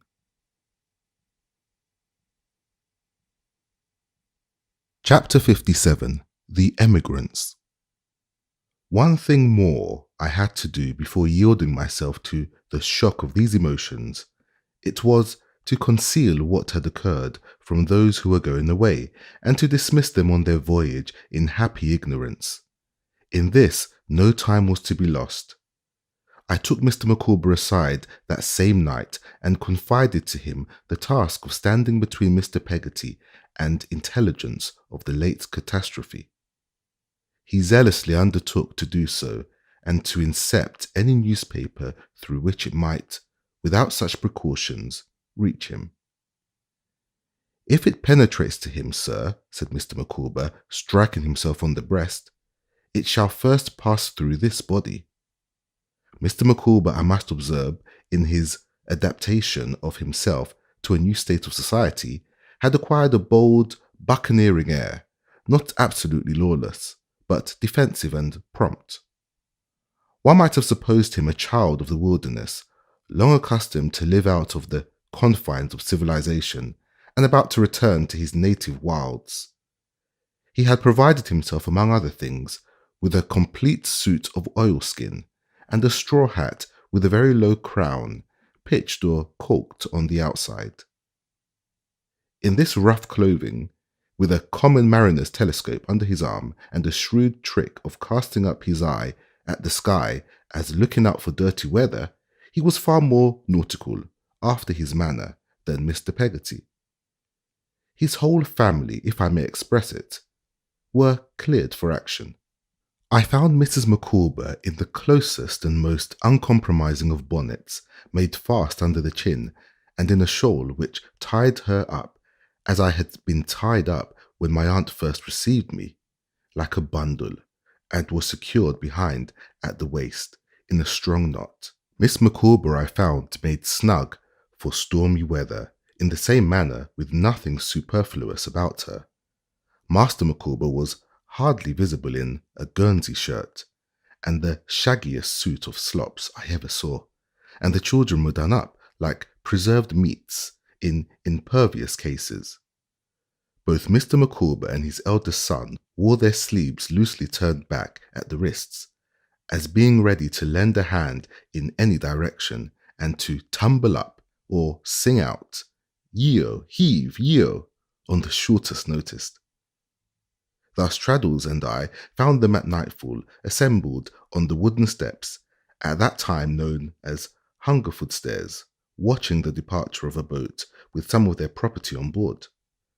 I had told Traddles of the terrible event, and it had greatly shocked him, but there could be no doubt of the kindness of keeping it a secret, and he had come to help me in this last service. It was here that I took Mr. Micawber aside and received his promise. The Micawber family were lodged in a little dirty, tumble-down public house, which in those days was close to the stairs, and whose protruding wooden rooms overhung the river. The family, as immigrants, being objects of some interest in and about Hungerford, attracted so many beholders that we were glad to take refuge in their room. It was one of the wooden chambers upstairs, with the tide flowing underneath. My aunt and Agnes were there, busily making some little extra comforts in the way of dress for the children. Peggoty was quietly assisting with the old insensible workbox, yard measure, and bit of wax candle before her that had now outlived so much. It was not easy to answer her inquiries, still less to whisper Mr. Peggoty, when Mr. Micawber brought him in, and I had given the letter, and all was well. But I did both, and made them happy. If I showed any trace of what I felt, my own sorrows were sufficient to account for it. "And when does the ship sail, Mr. Micawber?" asked my aunt. Mr. Micawber considered it necessary to prepare either my aunt or his wife by degrees, and said, "Sooner than he had expected yesterday." "The boat brought you word, I suppose," said my aunt. "It did, ma'am," he returned. "Well," said my aunt, "and she sails?" "Madam," he replied, "I am informed that we must positively be on board before 7 tomorrow morning." "Heyday," said my aunt, "that's soon." "Is it a sea-going fact, Mr. Peggoty?" "'Tis so, ma'am. She'll drop down the river with that there tide. If Mas'r Davy and my sister comes aboard at Gravesend, afternoon of next day, they'll see the last on us." "And that we shall do," said I, "be sure." "Until then, and until we are at sea," observed Mr. Micawber with a glance of intelligence at me, "Mr. Peggoty and myself will constantly keep a double lookout together on our goods and chattels. Emma, my love," said Mr. Micawber, clearing his throat in his magnificent way, "my friend Mr. Traddles is so obliging as to solicit in my ear that he should have the privilege of ordering the ingredients necessary for the composition of a moderate portion of that beverage, which is peculiarly associated in our minds with the roast beef of the Old England. I allude to, in short, punch. Under ordinary circumstances, I should scruple to entreat the indulgence of Mrs. Trotwood and Miss Wickfield, but I can only say for myself," said my aunt, that I would drink all happiness and success to you, Mr. Micawber, with the utmost pleasure. And I too, said Agnes with a smile. Mr. Micawber immediately descended to the bar, where he appeared to be quite at home, and in due time returned with a steaming jug.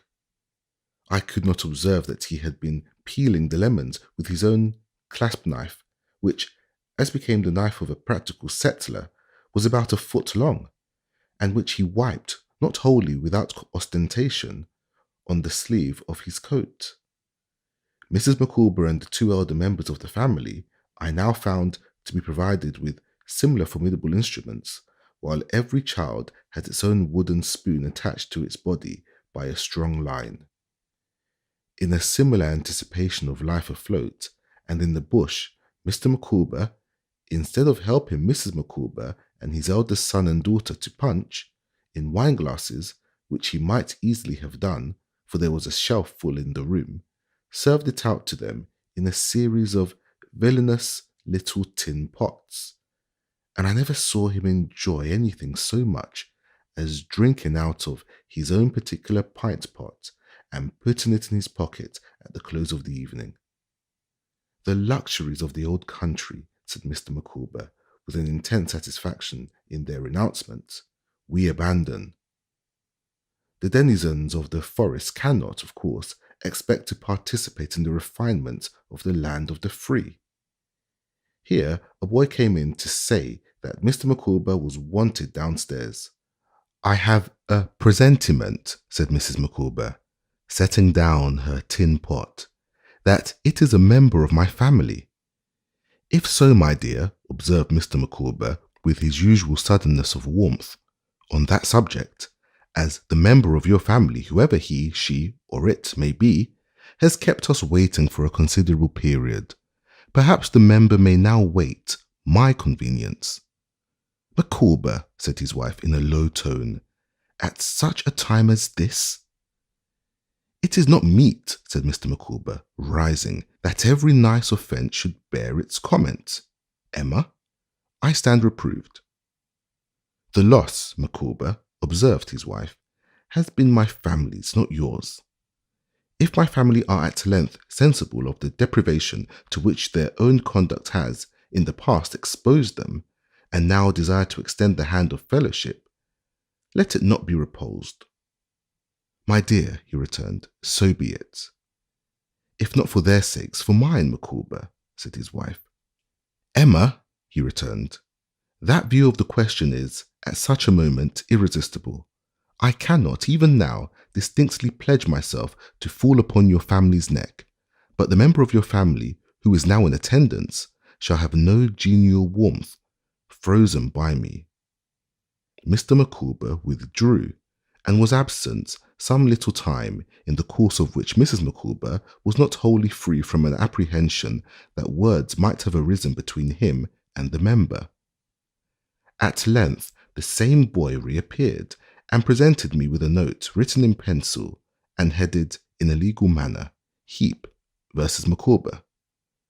From this document I learned that Mr. Micawber, being again arrested, was in a final paroxysm of despair, and that he begged me to send him his knife and pint pot by bearer, as they might prove serviceable during the brief remainder of his existence in jail. He also requested, as a last act of friendship, that I would see his family to the parish workhouse and forget that such a being ever lived. Of course, I answered this note by going down with the boy to pay the money, where I found Mr. Micawber sitting in a corner, looking darkly at the sheriff's officer who had effected the capture. On his release, he embraced me with the utmost fervour and made an entry of the transaction in his pocket-book, being very particular, I recollect, about half a penny. I inadvertently omitted from my statement of the total. This momentous pocket-book was a timely reminder to him of another transaction. On our return to the room upstairs, where he accounted for his absence by saying that it had been occasioned by circumstances over which he had no control, he took out of it a large sheet of paper, folded small and quite covered with long sums carefully worked. From the glimpse I had of them, I should say that I never saw such sums out of a school ciphering book. These, it seemed, were calculations of compound interest on what he called the principal amount of 41, 10, 11 and a half for various periods.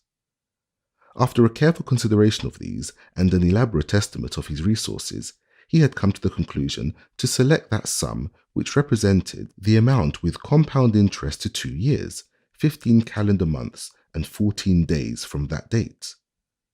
For this he had drawn a hand of note with great neatness, which he handed over to Traddles on the spot, a discharge of his debt in full, as between man and man, with many acknowledgments. I have still a presentiment, said Mrs. Micawber, pensively shaking her head, that my family will appear on board before we finally depart.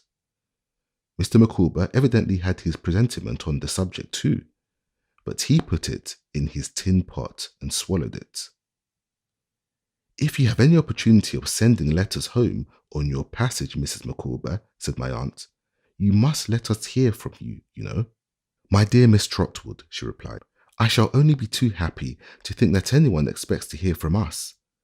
I shall not fail to correspond. Mr. Copperfield, I trust, as an old and familiar friend, will not object to receive occasional intelligence himself from one who knew him when the twins were yet unconscious. I said that I should hope to hear whenever she had an opportunity of writing. Please heaven, there will be many such opportunities, said Mr. Micawber. The ocean in these times is a perfect fleet of ships, and we can hardly fail to encounter many in running over. It is merely crossing, said Mr. Micawber, trifling with his eyeglass, merely crossing. The distance is quite imaginary. I think now how odd it was, but how wonderfully like Mr. Micawber, that when he went from London to Canterbury, he should have talked as if he were going to the farthest limits of the earth, and when he went from England to Australia, as if he were going for a little trip across the Channel. On the voyage, I shall endeavour, said Mr. Micawber, occasionally to spin them a yarn, and the melody of my son Wilkins will, I trust, be acceptable at the gallery fire. When Mrs. Micawber has her sea legs on, an expression in which I hope there is no conventional impropriety, she will give them, I dare say, little tafflin. Porpoises and dolphins, I believe, will be frequently observed athwart our bows, and either on the starboard or the larboard quarter, objects of interest will be continually descried. In short, said Mr. Micawber, with the old genteel air, the probability is, all will be found so exciting, alow and aloft, that when the lookout stationed in the maintop cries Lando, we shall be very considerably astonished. With that he flourished off the contents of his little tin pot, as if he had made the voyage and had passed the first-class examination before the highest naval authorities. What I chiefly hope, my dear Mr. Copperfield, said Mrs. Micawber, is that in some branches of our family we may live again in the old country. Do not frown, Micawber. I do not now refer to my own family, but to our children's children. However vigorous the sapling, said Mrs. Micawber, shaking her head, I cannot forget the parent tree, and when our race attains to eminence and fortune, I own I should wish that fortune to flow into the confers of Britannia. My dear, said Mr. Micawber, Britannia must take her chance. I am bound to say that she has never done much for me, and that I have no particular wish upon the subject. Micawber, returned Mrs. Micawber, there you are wrong. You are going out, Micawber, to this distant clime to strengthen, not to weaken, the connection between yourself and Albion. The connection in question, my love, rejoined Mr. Micawber, has not laid me, I repeat, under the load of personal obligation, that I am at all sensitive as to the formation of another connection. Micawber, returned Mrs. Micawber, there I again say, you are wrong. You do not know your power, Micawber. It is that which will strengthen even this step you are about to take, the connection between yourself and Albion. Mr. Micawber sat in his elbow chair with his eyebrows raised, half receiving and half repudiating Mrs. Micawber's views as they were stated, but very sensible to their foresight. "My dear Mr. Copperfield," said Mrs. Micawber, "I wish Mr. Micawber to feel his position. It appears to me highly important that Mr. Micawber should, from the hour of his embarkation, feel his position. Your old knowledge to me, my dear Mr. Copperfield, will have told you that I have not the sanguine disposition of Mr. Micawber. My disposition is, if I may say so, eminently practical. I know that this is a long voyage. I know that it will involve many privations and inconveniences. I cannot shut my eyes to those facts, but I also know what Mr. Micawber is.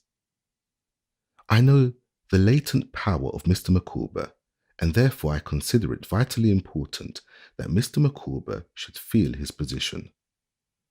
"My love," he observed, "perhaps you will allow me to remark that it is barely possible that I do feel my position at the present moment." "I think not, Micawber," she rejoined, "not fully. My dear Mr. Copperfield, Mr. Micawber is not a common case. Mr. Micawber is going to a distant country expressly in order that he may be fully understood and appreciated for the first time.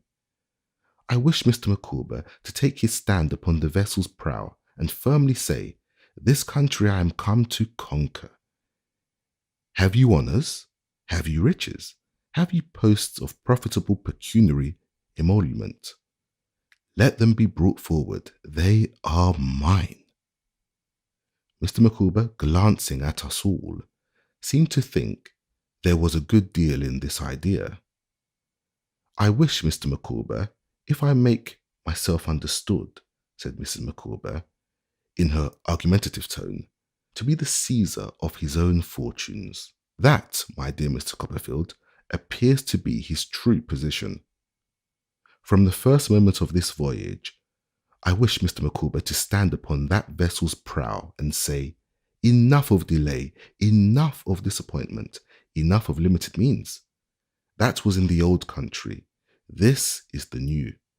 Produce your reparation. Bring it forward.'" Mr. Micawber folded his arms in a resolute manner, as if he were then stationed on the figurehead. "And doing that," said Mrs. Micawber, feeling his position, "am I not right in saying that Mr. Micawber will strengthen and not weaken his connection with Britain? An important public character arising in that hemisphere, shall I be told that its influence will not be felt at home? Can I be so weak as to imagine that Mr. Micawber, wielding the rod of talent and of power in Australia, will be nothing in England? I am but a woman, but I should be unworthy of myself and my papa if I were guilty of such absurd weakness." Mrs. Micawber's conviction that her arguments were unanswerable gave a moral elevation to her tone which I think I had never heard in it before. "And therefore it is," said Mrs. Micawber, "that I the more wish that at a future period we may live again on our parent soil. Mr. Micawber may be, I cannot disguise from myself, that the probability is, Mr. Micawber will be a page of history, and he ought then to be represented in the country which gave him birth and did not give him employment." "My love," observed Mr. Micawber, "it is impossible for me not to be touched by your affection. I am always willing to defer to your good sense. What will be, will be.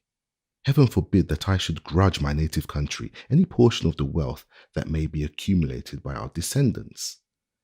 "That's well," said my aunt, nodding towards Mr. Peggoty, "and I drink my love to you all, and every blessing and success attend you." Mr. Peggoty put down the two children he had been nursing, one on each knee, to join Mr. and Mrs. Micawber in drinking to all of us in return, and when he and the Micawbers cordially shook hands as comrades, and his brown face brightened with a smile, I felt that I would make his way, establish a good name, and be beloved, go where he would. Even the children were instructed each to dip a wooden spoon into Mr. Micawber's pot and pledge us in its contents. When this was done, my aunt and Agnes rose and parted from the immigrants. It was a sorrowful farewell. They were all crying. The children hung about Agnes to the last, and we left poor Mrs. Micawber in a very distressed condition, sobbing and weeping by a dim candle. That must have made the room look, from the river, like a miserable lighthouse. I went down again next morning to see that they were away. They had departed in a boat as early as 5 o'clock. It was a wonderful instance to me of the gap such partings make, that although my association of them with the tumble-down public house and the wooden stairs dated only from last night, both seemed dreary and deserted, now that they were gone. In the afternoon of the next day, my old nurse and I went down to Gravesend. We found the ship of a river, surrounded by a crowd of boats, a favourable wind blowing, the signal for sailing at her masthead. I hired the boats directly, and we put off to her, and getting through the little vortex of confusion of which she was the centre, went on board. Mr. Peggoty was waiting for us on deck. He told me that Mr. Micawber had just now been arrested again, and for the last time, at the suit of Heap, and that in compliance with the request I had made to him, he had paid the money which I repaid him. He then took us down between decks, and there any lingering fears I had of his having heard any rumours of what had happened were dispelled by Mr. Micawber's coming out of the gloom, taking his arm with an air of friendship and protection, and telling me that they had scarcely been asunder for a moment since the night before last. It was such a strange scene to me, and so confined and dark that, at first, I could make out hardly anything. But by degrees it cleared as my eyes became more accustomed to the gloom, and I seemed to stand in a picture by Ostade. Among the great beams, bolts, and ring bolts of the ship, and the immigrant berths and chests, and bundles and barrels and heaps of miscellaneous baggage, lighted up here and there by dangling lanterns, and elsewhere by the yellow daylight straying down a windsail or a hatchway, were crowded groups of people making new friendships, taking leave of one another, talking, laughing, crying, eating, and drinking. Some already settled down into the possession of their few feet of space, with their little households arranged and tiny children established on stools or in dwarf elbow chairs. Others despairing of a resting place disconsolately, from babies who had but a week or two of life behind them, to crooked old men and women who seemed to have but a week or two of life before them, and from ploughmen bodily carrying out soil of England on their boots, to smiths taking away samples of its soot and smoke upon their skins. Every age and occupation appeared to be crammed into the narrow compass of the 'tween decks. As my eye glanced round this place, I thought I saw sitting by an open port with one of the Micawber children near her, a figure like Emily's. It first attracted my attention by another figure parting from it with a kiss, and as it glided calmly away through the disorder, reminding me of Agnes. But in the rapid motion and confusion, and in the unsettlement of my own thoughts, I lost it again, and only knew that the time was come when all visitors were being warned to leave the ship, that my nurse was crying on a chest beside me, and that Mrs. Gummidge, assisted by some younger stooping woman in black, was busily arranging Mr. Peggoty's goods. "Is there any last word, Mas'r Davy?" said he. "Is there any one forgotten thing afore we parts?" "One thing," said I. "Martha." He touched the younger woman I have mentioned on the shoulder, and Martha stood before me. "Heaven bless you, you good man," cried I. "You take her with you." She answered for him with a burst of tears. I could speak no more at that time, but I wrung his hand, and if ever I have loved and honoured any man, I loved and honoured that man in my soul. The ship was clearing fast of strangers. The greatest trial that I had remained. I told him what the noble spirit that was gone had given me in charge to say at parting. It moved him deeply, but when he charged me, in return, with many messages of affection and regret for those deaf ears, he moved me more. The time was come. I embraced him, took my weeping nurse upon my arm, and hurried away. On deck, I took leave of poor Mrs. Micawber.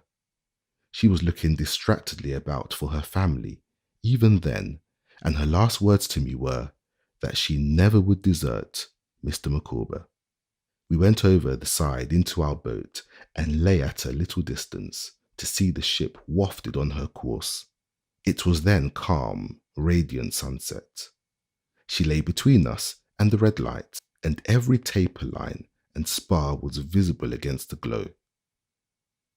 A sight at once so beautiful, so mournful, and so hopeful as the glorious ship lying still on the flushed water, with all the life on board her crowded at the bulwarks, and there clustering for a moment, bareheaded and silent, I never saw. Silent only for a moment, as the sails rose to the wind, and the ship began to move, there broke from all the boats 3 resounding cheers, which those on board took up and echoed back, and which were echoed and re-echoed. My heart burst out when I heard the sound, and beheld the waving of the hats and handkerchiefs. Then I saw her at her uncle's side, and trembling on his shoulder. He pointed to us with an eager hand, and she saw us, and waved her last goodbye to me. I, Emily, beautiful and drooping, cling to him with the utmost trust of thy bruised heart, for he has clung to thee with all the might of his great love. Surrounded by the rosy light and standing high upon the deck apart together, she clinging to him and he holding her, they solemnly passed away. The night had fallen on the Kentish hills when we were rowed ashore, and fallen darkly upon me.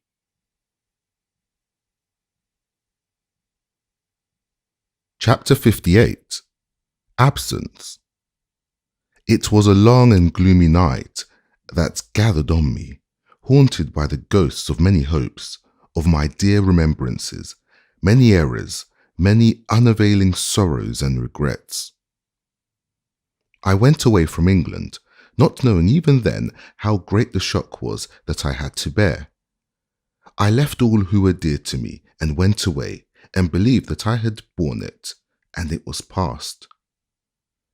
As a man upon a field of battle will receive a mortal hurt, and scarcely know that he is struck, so I, when I was left alone with my undisciplined heart, had no conception of the wound with which it had to strive. The knowledge came upon me, not quickly, but little by little, and grain by grain.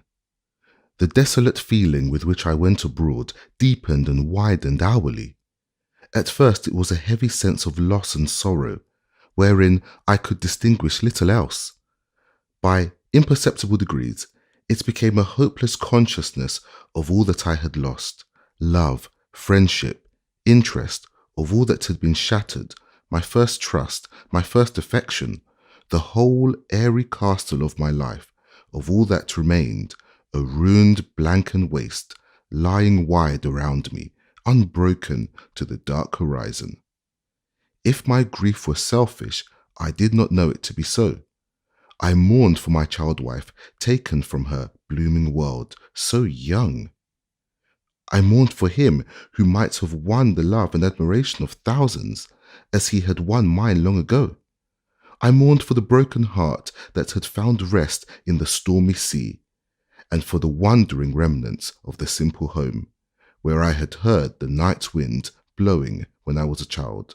From the accumulated sadness into which I fell, I had at length no hope of ever issuing again.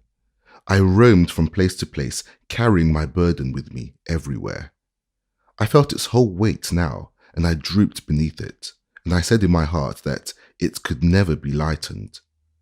When this despondency was at its worst, I believed that I should die. Sometimes I thought that I would like to die at home, and actually turned back on my road, that I might get there soon. At other times I passed on farther away from city to city, seeking I know not what, and trying to leave I know not what behind.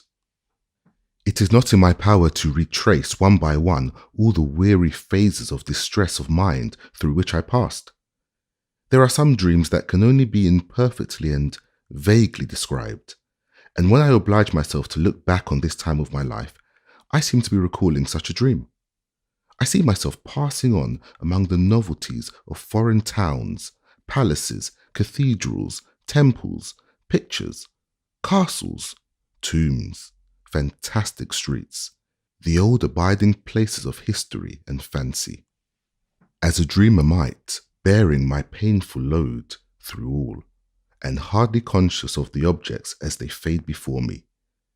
Listlessness to everything, but brooding sorrow was the night that fell on my undisciplined heart. Let me look up from it, as at last I did, thank heaven, and from its long, sad, wretched dream to dawn. For many months I travelled with this ever-darkening cloud upon my mind. Some blind reasons that I had for not returning home, reasons when struggling within me, vainly, for more distinct expression, kept me on my pilgrimage. Sometimes I had proceeded restlessly from place to place, stopping nowhere. Sometimes I had lingered long in one spot. I had had no purpose, no sustaining soul within me, anywhere. I was in Switzerland. I had come out of Italy, over one of the great passes of the Alps, and had since wandered with a guide among the byways of the mountains.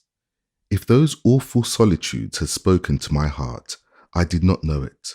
I had found sublimity and wonder in the dread heights and precipices, in the roaring torrents and the wastes of ice and snow, but as yet they had taught me nothing else. I came one evening before sunset down into a valley where I was to rest. In the course of my descent to it, by the winding track along the mountainside, from which I saw it shining far below, I think some long unwanted sense of beauty and tranquillity, some softening influence awakened by its peace, moved faintly in my breast. I remember pausing once with a kind of sorrow that was not all oppressive, not quite despairing. I remember almost hoping that some better change was possible within me. I came into the valley as the evening sun was shining on the remote heights of snow that closed it in like eternal clouds. The bases of the mountains forming the gorge in which the little village lay were richly green, and high above this gentler vegetation grew forests of dark fir, cleaving the wintry snowdrift, wedge-like, and stemming the avalanche. Above these were range upon range of craggy steeps, grey rock, bright ice, and smooth verdure specks of pasture, all gradually blending with the crowning snow. Dotted here and there on the mountainside, each tiny dot a home, were lonely wooden cottages, so dwarfed by the towering heights that they appeared too small for toys. So did even the clustered village in the valley, with its wooden bridge across the stream, where the stream tumbled over broken rocks and roared away among the trees. In the quiet air there was a sound of distant singing, shepherd voices, but as one bright evening cloud floated midway along the mountainside, I could almost have believed it came from there, and was not earthly music. All at once in this serenity, great nature spoke to me and soothed me to lay down my weary head upon the grass and weep as I had not wept yet since Dora died. I had found a packet of letters awaiting me but a few minutes before, and had strolled out of the village to read them while my supper was making ready. Other packets had missed me, and I had received none for a long time. Beyond a line or two, to say that I was well and had arrived at such a place, I had not had fortitude or constancy to write a letter since I left home. The packet was in my hand. I opened it and read the writing of Agnes. She was happy and useful, was prospering as she had hoped. That was all she told me of herself, The rest referred to me. She gave me no advice. She urged no duty on me. She only told me, in her own fervent manner, what her trust in me was. She knew, she said, how such a nature as mine would turn affliction to good. She knew how trial in emotion would exalt and strengthen it. She was sure that in my every purpose I should gain a firmer and a higher tendency through the grief I had undergone. She who so gloried in my fame and so looked forward to its augmentation well knew what I would labour on. She knew that in me sorrow could not be weakness, but must be strength. As the endurance of my childish days had done its part to make me what I was, so greater calamities would nerve on me to be yet better than I was, and so, as they taught me, would I teach others. She commended me to God, who had taken my innocent darling to his rest, and her sisterly affection cherished me always, and was always at my side, go where I would, proud of what I had done, but infinitely prouder yet of what I was reserved to do. I put the letter in my breast and thought what I had been an hour ago, when I heard the voices die away and saw the quiet evening cloud grow dim and all the colours in the valley fade and the golden snow upon the mountain tops become a remote part of the pale night sky, yet felt that the night was passing from my mind and all its shadows clearing. There was no name for the love I bore her, dearer to me, henceforward than ever until then. I read her letter many times. I wrote to her before I slept. I told her that I had been in sore need of her help, that without her I was not, and I never had been, what she thought me, but that she inspired me to do that, and I would try. I did try. In 3 months more, a year would have passed since the beginning of my sorrow. I determined to make no resolutions until the expiration of those 3 months, but to try. I lived in that valley and its neighbourhood all the time. The 3 months gone, I resolved to remain from home for some time longer, to settle myself for the present in Switzerland, which was growing dear to me in the remembrance of that evening, to resume my pen to work. I resorted humbly whither Agnes had commended me. I sought out nature, never sought in vain, and I admitted to my breast the human interest I had lately shrunk from. It was not long before I had almost as many friends in the valley as in Yarmouth, and when I left it, before the winter set in for Geneva, and came back in the spring, their cordial greetings had a homely sound to me, although they were not conveyed in English words. I worked early and late, patiently and hard.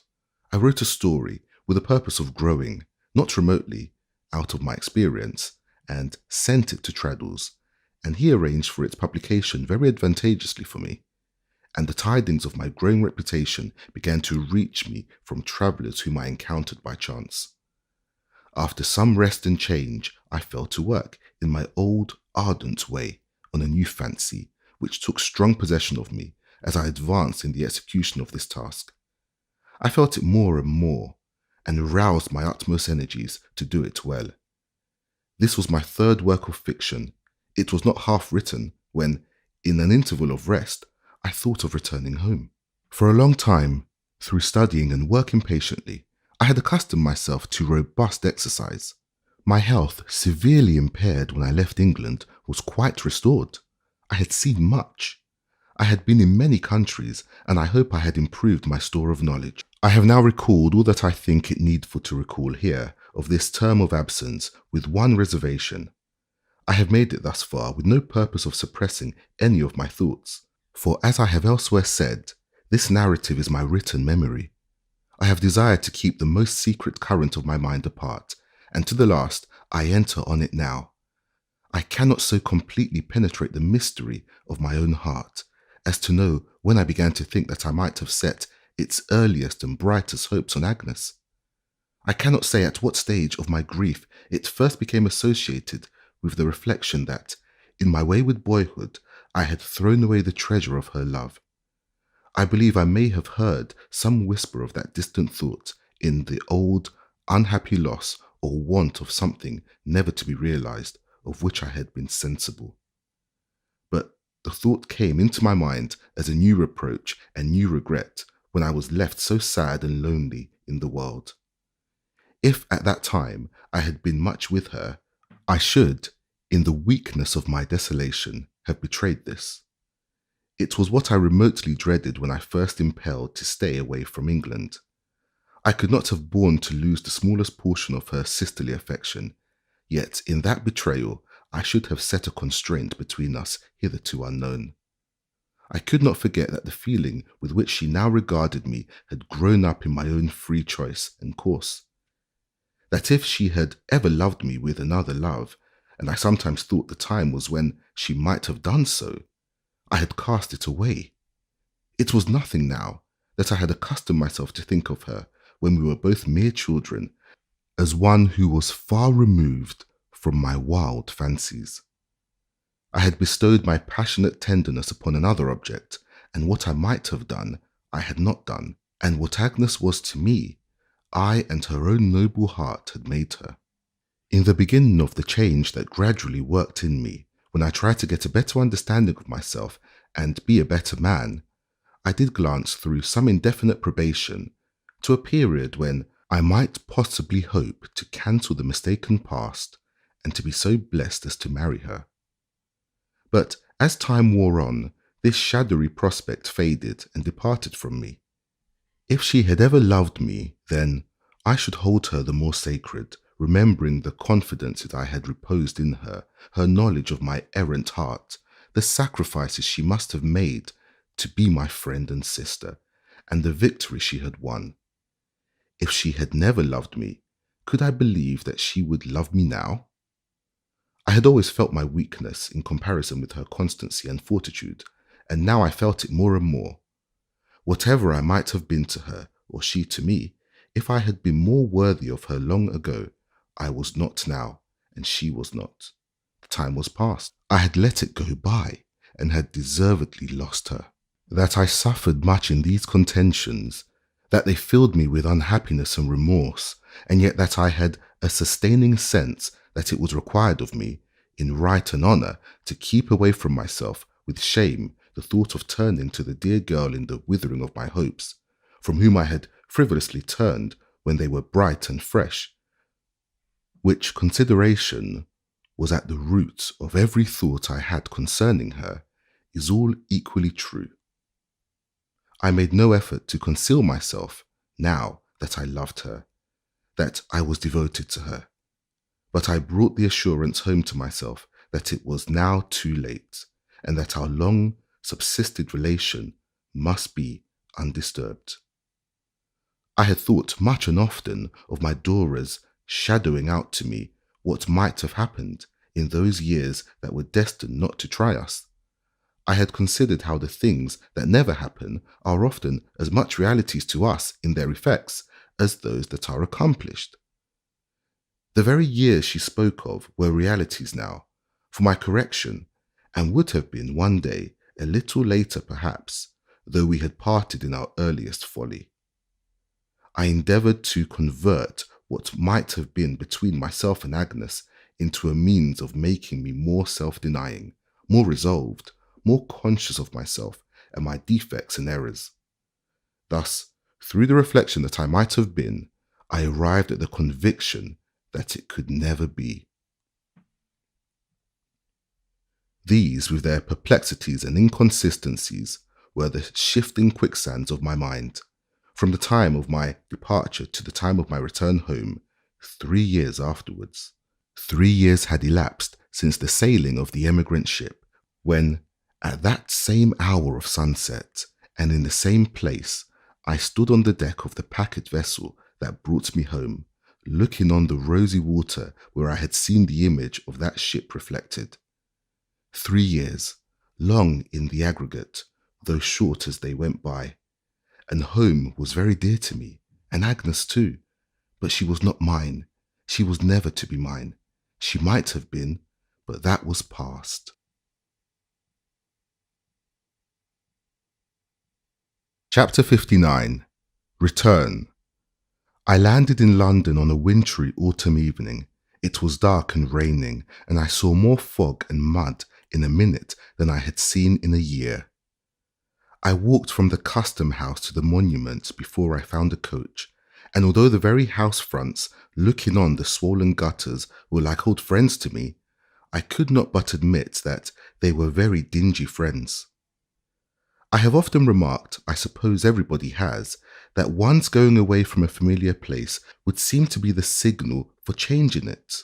As I looked out of the coach window and observed that an old house on Fish Street Hill, which had stood untouched by painter, carpenter, or bricklayer for a century, had been pulled down in my absence, and that in a neighbouring street of time-honoured insalubrity and inconvenience was being drained and widened. I half expected to find St. Paul's Cathedral looking older. For some changes in the fortunes of my friends, I was prepared. My aunt had long been re-established at Dover, and Traddles had begun to get into some little practice at the bar in the very first term after my departure. He had chambers in Gray's Inn now, and had told me in his last letters that he was not without hopes of being soon united to the dearest girl in the world. They expected me home for Christmas, but had no idea of my returning so soon. I had purposely misled them that I might have the pleasure of taking them by surprise, and yet I was perverse enough to feel a chill and disappointment in receiving no welcome, and rattling, alone and silent, through the misty streets. The well-known shops, however, with their cheerful lights, did something for me, and when I alighted at the door of the Gray's Inn coffee house, I had recovered my spirits. It recalled at first that so different time when I had put up at the Golden Cross, and reminded me of the changes that had come to pass since then, but that was natural. "Do you know where Mr. Traddles lives in the inn?" I asked the waiter as I warmed myself by the coffee-room fire. "Holborn Court, sir, number 2. "Mr. Traddles has a rising reputation among the lawyers, I believe," said I. "Well, sir," returned the waiter, "probably he has, sir, but I am not aware of it myself." The waiter, who was middle-aged and spare, looked for help to a waiter of more authority, a stout, potential old man with a double chin in black breeches and stockings, who came out of a place like a churchwarden's pew at the end of the coffee-room, where he kept company with a cash-box, a directory, a law list, and other books and papers. "Mr. Traddles," said the spare waiter, "number 2 in the court." The potential waiter waved him away and turned gravely to me. "I was inquiring," said I, "whether Mr. Traddles, at number 2 in the court, has not a rising reputation among the lawyers?" "Never heard his name," said the waiter in a rich, husky voice. I felt quite apologetic for Traddles. "He's a young man, sure," said the portentous waiter, fixing his eyes severely on me. "How long has he been in the inn?" "Not above 3 years," said I. The waiter, who I supposed had lived in the churchwarden's pew for 40 years, could not pursue such an insignificant subject. He asked me what I would have for dinner. I felt I was in England again, and really was quite cast down on Traddles' account. There seemed to be no hope for him. I meekly ordered a bit of fish and a steak, and stood before the fire, musing on his obscurity. As I followed the chief waiter with my eyes, I could not help thinking that the garden in which he had gradually blown to be the flower he was an arduous place to rise in. It had such a prescriptive, stiff-necked, long-established, solemn, elderly air. I glanced about the room, which had its sanded floor sanded, no doubt, in exactly the same manner when the chief waiter was a boy, if he ever was a boy, which appeared improbable, and at the shining tables, where I saw myself reflected, in unruffled depths of old mahogany, and at the lamps, without a flaw in their trimming or cleaning, and at the comfortable green curtains, with their pure brass rods, snugly enclosed the boxes, and at the 2 large coal fires, brightly burning, and at the rows of decanters, burly as if with the consciousness of pipes of expensive old port wine below, and both England and the law appeared to me to be very difficult indeed to be taken by storm. I went up to my bedroom to change my wet clothes, and the vast extent of that old wainscoted apartment, which was over the archway leading to the inn, I remember, and the sedate immensity of the four-post bedstead, and the indomitable gravity of the chest of drawers, all seemed to unite in sternly frowning on the fortunes of Traddles or on any such daring youth. I came down again to my dinner, and even the slow comfort of the meal and the orderly silence of the place, which was bare of guests, the long vacation was not yet being over, were eloquent on the audacity of Traddles and his small hopes of a livelihood of 21 years to come. I had seen nothing like this since I went away, and it quite dashed my hopes for my friend. The chief waiter had had enough of me. He came near me no more, but devoted himself to an old gentleman in long gaiters to meet whom a pint of special port seemed to come out of the cellar of its own accord, for he gave no order. The second waiter informed me in a whisper that his old gentleman was a retired conveyancer living in the square and worth a mint of money, which it was expected he would leave to his laundress's daughter. Likewise, that it was rumoured that he had a service of plate in a bureau, all tarnished with lying by, though more than one spoon and fork had never yet been beheld in his chambers by mortal vision. By this time, I quite gave Traddles up for lost, and settled in my own mind that there was no hope for him. Being very anxious to see the dear fellow, nevertheless, I dispatched my dinner in a manner not at all calculated to raise me in the opinion of the chief waiter, and hurried out by the back way. Number 2 in the court was soon reached, and an inscription on the doorpost informing me that Mr. Traddles occupied a set of chambers on the top story. I ascended the staircase.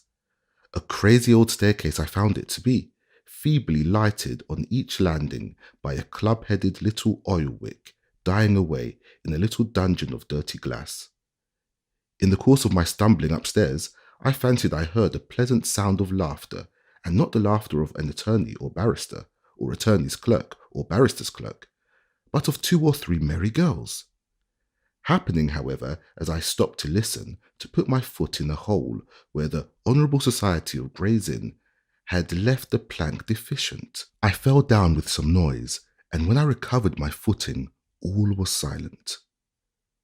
Groping my way more carefully for the rest of the journey, my heart beat high when I found the outer door, which had Mr. Traddles painted on it, open. I knocked. A considerable scuffling within ensued, but nothing else. I therefore knocked again. A small, sharp-looking lad, half footboy and half clerk, who was very much out of breath, but who looked at me as if he defied me to prove it legally, presented himself.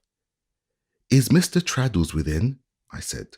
"Yes, sir, but he's engaged. I want to see him." After a moment's survey of me, the sharp-looking lad decided to let me in, and opening the door wider for that purpose, admitted me first into a little closet of a hall, and next into a little sitting room, where I came into the presence of my old friend, also out of breath, seated at a table and bending over papers.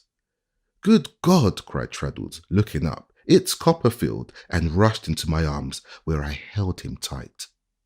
"All well, my dear Traddles?" "All well, my dear Copperfield, and nothing but good news," we cried with pleasure, both of us. "My dear fellow," said Traddles, rumpling his hair in his excitement, which was a most unnecessary operation. "My dearest Copperfield, my long-lost and most welcome friend, how glad I am to see you. How brown you are! How glad I am! Upon my life and honour, I never was so rejoiced, my beloved Copperfield. Never." I was equally at a loss to express my emotions. I was quite unable to speak at first. "My dear fellow," said Traddles, "and grown so famous, my glorious Copperfield. Good gracious me, when did you come? Where have you come from? What have you been doing?" Never pausing for an answer to anything he said, Traddles, who had clapped me into an easy chair by the fire, all this time impetuously stirred the fire with one hand and pulled at my neckerchief with the other, under some wild delusion that it was a great coat. Without putting down the poker, he now hugged me again, and I hugged him, and both laughing and both wiping our eyes, we sat down and shook hands across the hearth. "To think," said Traddles, "that you should have been so nearly coming home as you must have been, my dear old boy, and not at the ceremony." "What ceremony, my dear Traddles?" "Good gracious me," cried Traddles, opening his eyes in his old way. "Didn't you get my last letter?" "Certainly not, if it referred to any ceremony." "Why, my dear Copperfield," said Traddles, sticking his hair upright with both hands and then putting his hands on my knees, "I am married." "Married?" I cried joyfully. "Lord bless me, yes," said Traddles, "by the Reverend Horace, to Sophie, down in Devonshire. Why, my dear boy, she's behind the window curtain. Look here." To my amazement, the dearest girl in the world came at the same instant, laughing and blushing, from her place of concealment. And a more cheerful, amiable, honest, happy, bright-looking bride, I believe, as I could not help saying on the spot, the world never saw. I kissed her as an old acquaintance should, and wished them joy with all my might of heart.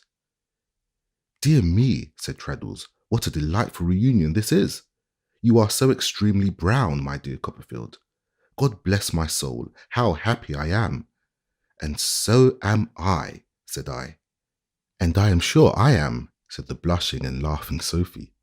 "We are all as happy as possible," said Traddles. "Even the girls are happy. Dear me, I declare I forgot them." "Forgot?" said I. "The girls," said Traddles, "Sophie's sisters. They are staying with us. They have come to have a peep at London. The fact is, when...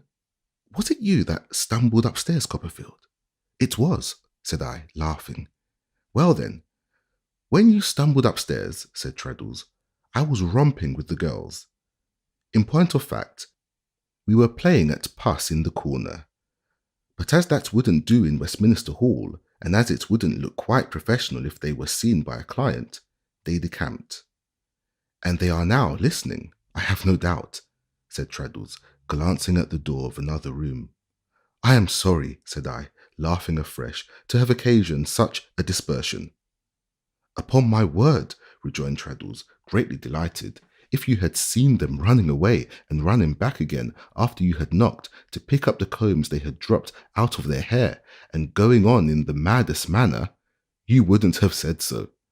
My love, will you fetch the girls?" Sophie tripped away, and we heard her received in the adjoining room with a peal of laughter. "Really musical, isn't it, my dear Copperfield?" said Traddles. "It's very agreeable to hear. It quite lights up these old rooms. To an unfortunate bachelor of a fellow who has lived alone all his life, you know, it's positively delicious. It's charming. Poor things, they have had a great loss in Sophie, who, I do assure you, Copperfield, is, and ever was, the dearest girl, and it gratifies me beyond expression to find them in such good spirits. The society of girls is a very delightful thing, Copperfield. It's not professional, but it's very delightful."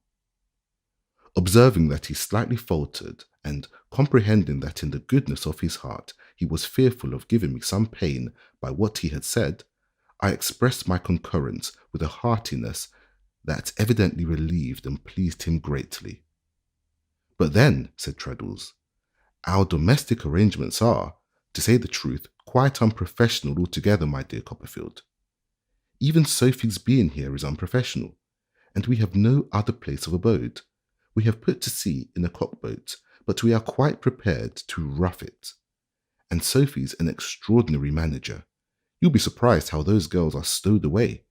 I am sure I hardly know how it's done." "Are many of the young ladies with you?" I inquired. "The eldest, the beauty, is here," said Traddles, in a low confidential voice. "Caroline." "And Sarah's here. The one I mentioned to you as having something the matter with her spine, you know. Immensely better. And the two youngest that Sophie educated are with us. And Louise is here. Indeed, cried I.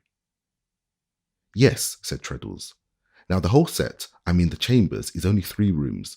But Sophie arranges for the girls in the most wonderful way, and they sleep as comfortably as possible. 3 in that room, said Treadles, pointing. 2 in that. I could not help glancing round in search of the accommodation remaining for Mr. and Mrs. Traddles. Traddles understood me. Well, said Traddles, we are prepared to rough it, as I just said now, and we did improvise a bed last week upon the floor here.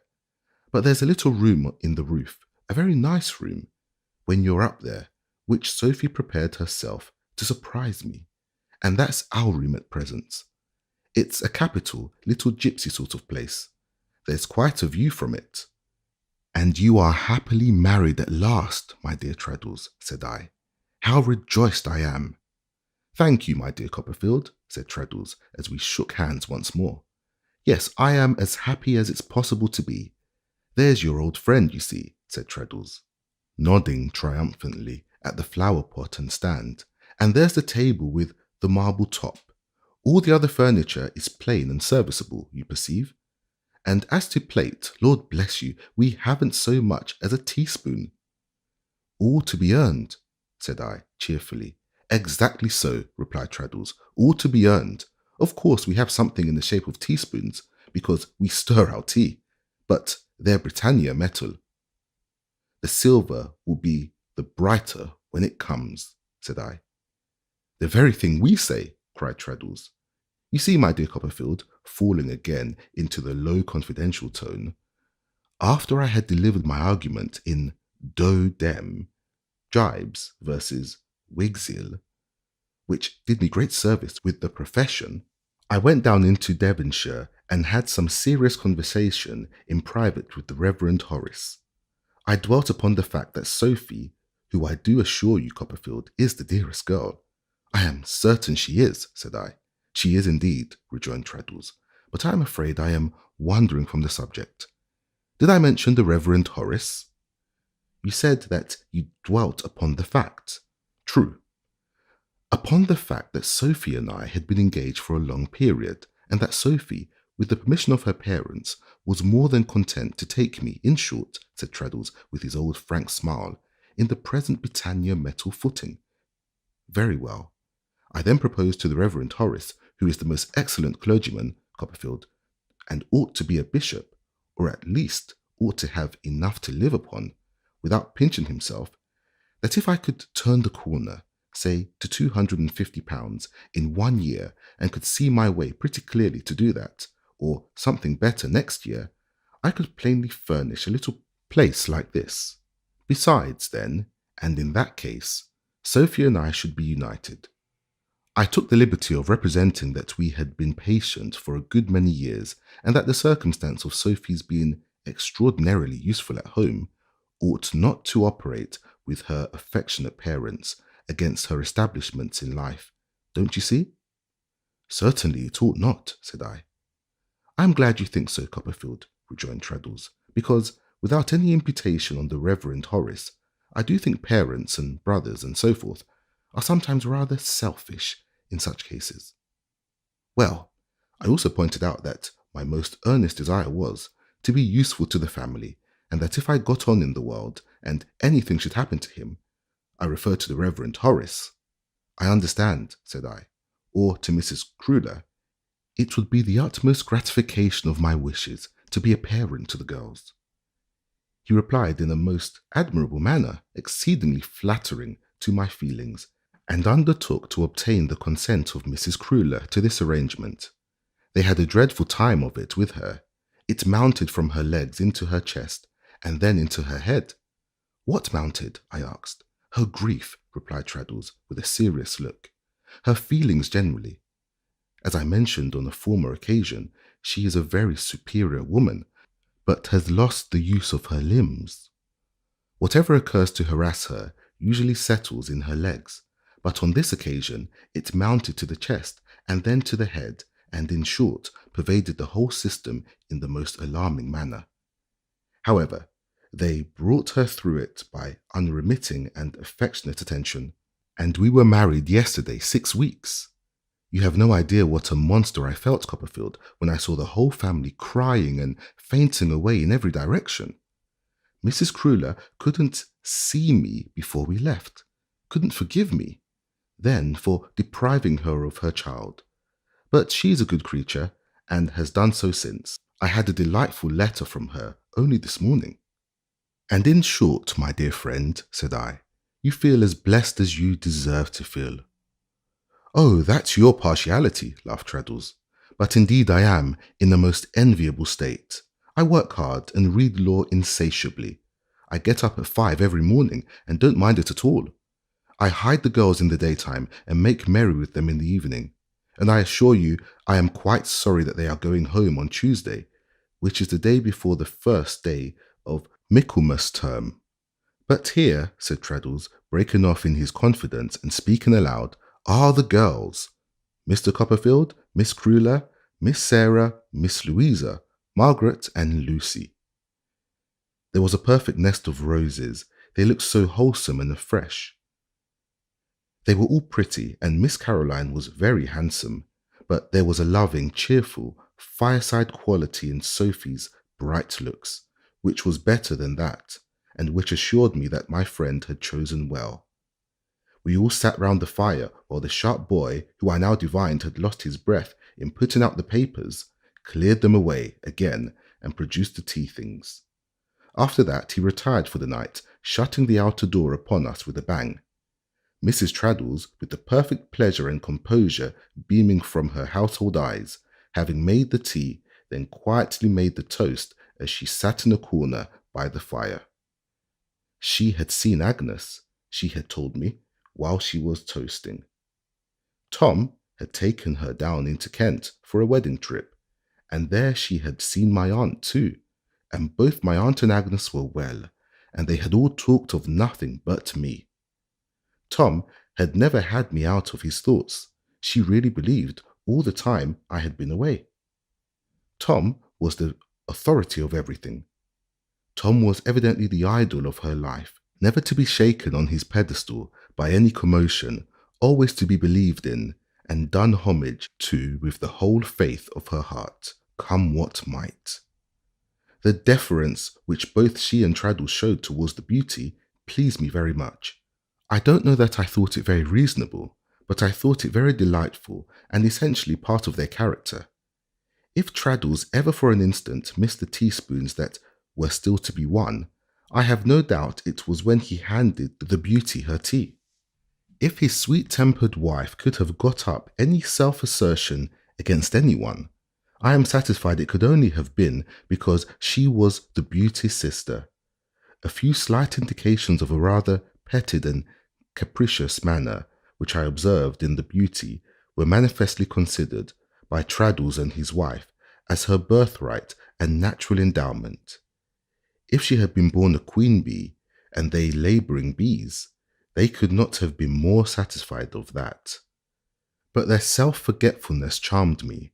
Their pride in these girls and their submission of themselves to all their whims was the pleasantest little testimony to their own worth I could have desired to see. If Traddles were addressed as a darling once in the course of that evening, and besought to bring something here, or carry something there, or take something up, or put something down, or find something, or fetch something, he was so addressed by one or other of the sisters-in-law at least 12 times in an hour. Neither could they do anything without Sophie. Somebody's hair fell down, and nobody but Sophie could put it up. Somebody forgot how a particular tune went, and nobody but Sophie could hum that tune right. Somebody wanted to recall the name of a place in Devonshire, and only Sophie knew it. Something was wanted to be written home, and Sophie alone could be trusted to write before breakfast in the morning. Somebody broke down into a piece of knitting, and nobody but Sophie was able to put the defaulter in the right direction.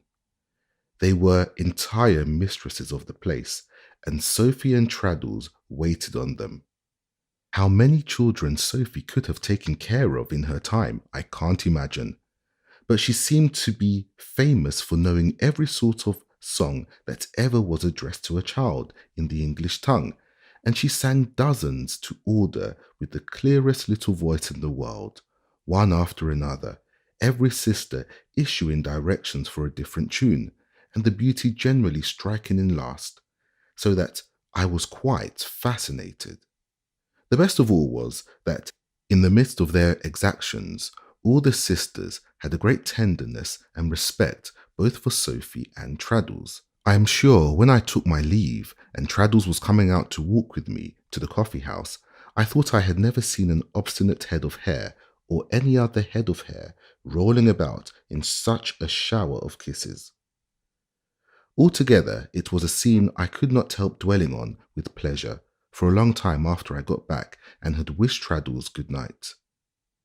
If I had beheld 1,000 roses blowing in a top set of chambers in that withered Gray's Inn, they could not have brightened it half so much.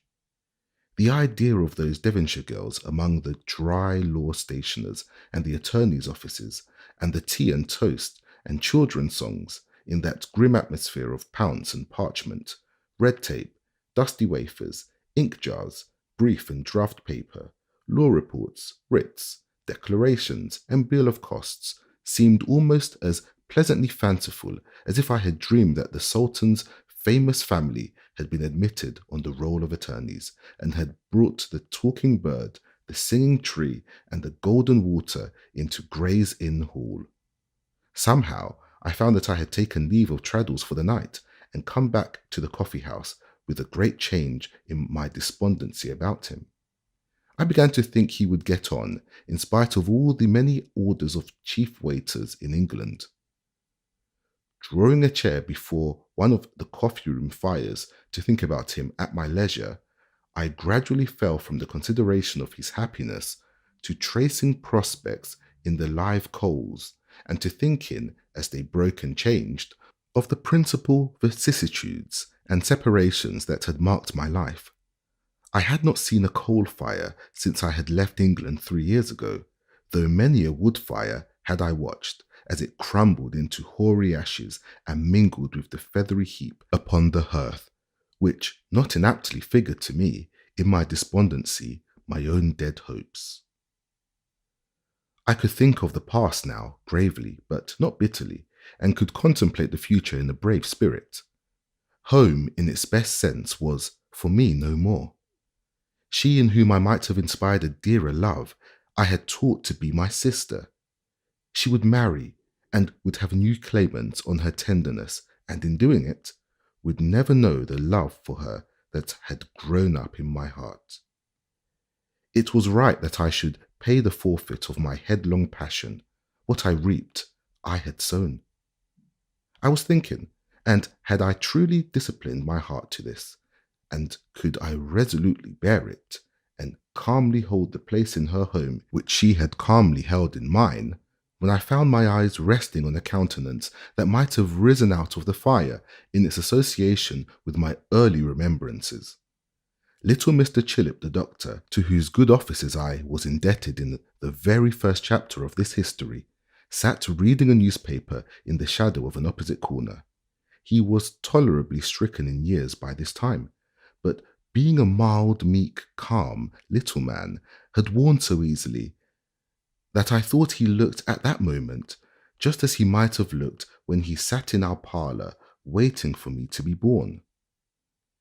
Mr. Chillip had left Blunderstone 6 or 7 years ago, and I had never seen him since.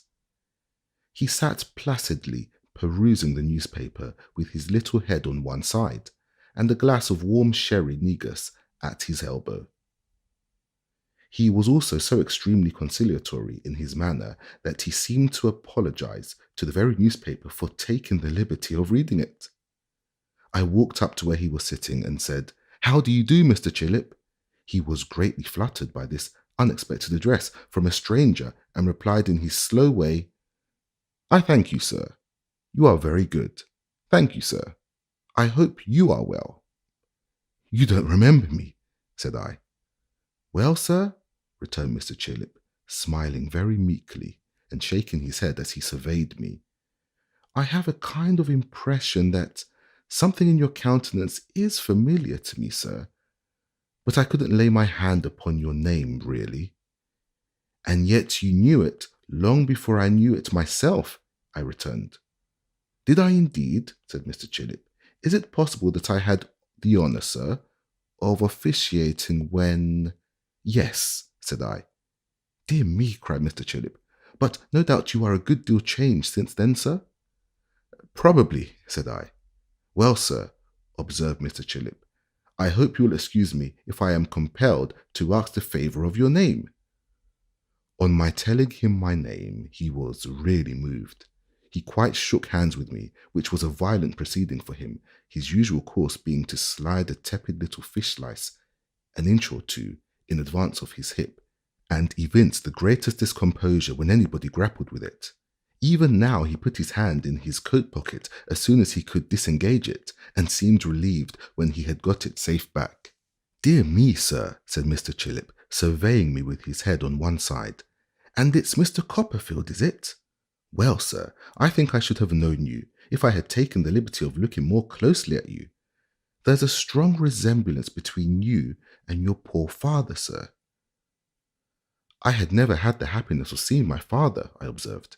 Very true, sir, said Mr. Chillip in a soothing tone, and very much to be deplored it was, on all accounts. We are not ignorant, sir, said Mr. Chillip, slowly shaking his little head again, down in our part of the country, of your fame. There must be great excitement here, sir, said Mr. Chillip, tapping himself on the forehead with his finger. You must find it a trying occupation, sir. What is your part of the country now? I asked, seating myself near him. I am established within a few miles of Bury St. Edmunds, sir, said Mr. Chillip. Mrs. Chillip, coming into a little property in that neighbourhood under her father's will, I bought a practice down there, in which you will be glad to hear I am doing well. My daughter is growing quite a tall lass now, sir, said Mr. Chillip, giving his little head another little shake. Her mother let down 2 tucks in her frocks only last week. Such is time, you see, sir. As the little man put his now empty glass to his lips when he made this reflection, I proposed to him to have it refilled, and I would keep him company with another. Well, sir, he returned in his slow way, it's more than I am accustomed to, but I can't deny myself the pleasure of your conversation. It seems but yesterday that I had the honour of attending you in the measles. You came through them charmingly, sir. I acknowledged this compliment and ordered the negus, which was soon produced. Quite an uncommon dissipation, said Mr. Chillip, stirring it, but I can't resist so extraordinary an occasion. You have no family, sir? I shook my head. I was aware that you sustained a bereavement, sir, some time ago, said Mr. Chillip. I heard of it from your father-in-law's sister. Very decided character there, sir. Why, yes, said I, decided enough. Where did you see her, Mr. Chillip? Are you not aware, sir, returned Mr. Chillip with his placidest smile, that your father-in-law is again a neighbour of mine? No, said I. He is indeed, sir, said Mr. Chillip. Married a young lady of that part, with a very good little property, poor thing. And his action of the brain now, sir, don't you find it fatigue you? Said Mr. Chillip, looking at me like an admiring robin. I waived that question and returned to the Murdstones. I was aware of his being married again. Do you attend the family? I asked. Not regularly. I have been called in, he replied. Strong phrenological developments of the organ of firmness in Mr. Murdstone and his sister, sir. I replied with such an expressive look that Mr. Chillip was emboldened by that and the negus together to give his head several short shakes and thoughtfully exclaim, Ah, dear me, we remember old times, Mr. Copperfield. And the brother and sister are pursuing their old course, are they? Said I. Well, sir, replied Mr. Chillip, a medical man, being so much in families, ought to have neither eyes nor ears for anything but his profession. Still, I must say, they are very severe, sir, both as to this life and the next. The next will be regulated without much reference to them, I dare say, I returned. What are they doing as to this? Mr. Chillip shook his head, stirred his negus, and sipped it. She was a charming woman, sir, he observed in a plaintive manner. The present Mrs. Murdstone? A charming woman indeed, sir, said Mr. Chillip, as amiable, I am sure, as it was possible to be. Mrs. Chillip's opinion is that her spirit has been entirely broken since her marriage, and that she is all but melancholy mad. And the ladies, observed Mr. Chillip, timorously, are great observers, sir. I suppose she was to be subdued and broken to their detestable mould. Heaven help her, said I. And she has been. Well, sir, there were violent quarrels at first, I assure you, said Mr. Chillip, but she is quite a shadow now. Would it be considered forward if I was to say to you, sir, in confidence, that since the sister came to help, the brother and sister between them have nearly reduced her to a state of imbecility? I told him I could easily believe it.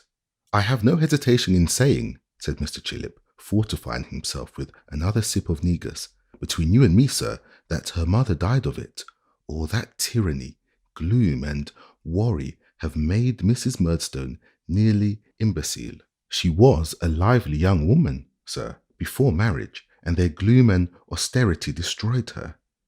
They go about with her now more like her keepers than her husband and sister-in-law. That was Mrs. Chillip's remark to me only last week, and I assure you, sir, the ladies are great observers. Mrs. Chillip herself is a great observer. Does he gloomily profess to be, I am ashamed to use the word in such association, religious still? I inquired. You anticipate, sir, said Mr. Chillip, his eyelids getting quite red with the unwonted stimulus in which he was indulging. One of Mrs. Chillip's most impressive remarks. Mrs. Chillip, he proceeded in the calmest and slowest manner, quite electrified me by pointing out that Mr. Murdstone sets up an image of himself and calls it the divine nature. You might have knocked me down on that flat of my back, sir, with the feather of a pen, I assure you, when Mrs. Chillip said so. The ladies are great observers, sir. Intuitively, said I, to his extreme delight. I am very happy to receive such support in my opinion, sir, he rejoined. It is not often that I venture to give a non-medical opinion, I assure you. Mr. Murdstone delivers public addresses sometimes, and it is said, in short, sir, it is said by Mrs. Chillip, that the darker tyrant he has lately been, the more ferocious is his doctrine. I believe Mrs. Chillip to be perfectly right, said I. Mrs. Chillip does go so far to say, pursued the meekest of little men, much encouraged, that what such people miscall their religion is a vent for all bad humours and arrogance. And do you know, I must say, sir, he continued, mildly laying his head on one side, that I don't find authority for Mr. and Miss Murdstone in the New Testament. I never found it either, said I. In the meantime, sir, said Mr. Chillip, they are much disliked, and as they are very free in consigning everybody who dislikes them to perdition, we really have a good deal of perdition going on in our neighbourhood. However, as Mrs. Chillip said, sir, they undergo a continual punishment, for they are turned inward to feed upon their own hearts, and their own hearts are very bad feeding. Now, sir, about that brain of yours, if you'll excuse my returning to it, don't you suppose it to be a good deal of excitement, sir? I found it not difficult, in the excitement of Mr. Chillip's own brain, under his potations of negus, to divert his attention from this topic to his own affairs, on which, for the next half hour, he was quite loquacious, giving me to understand, among other pieces of information, that he was then at the Gray's Inn Coffee House, to lay his professional evidence before the Commission of Lunacy, touching the state of mind of a patient who had become deranged from excessive drinking. And I assure you, sir, he said, I am extremely nervous on such occasions. I could not support being what is called bullied, sir. It would quite unman me. Do you know it was some time before I recovered the conduct of that alarming lady on the night of your birth, Mr. Copperfield?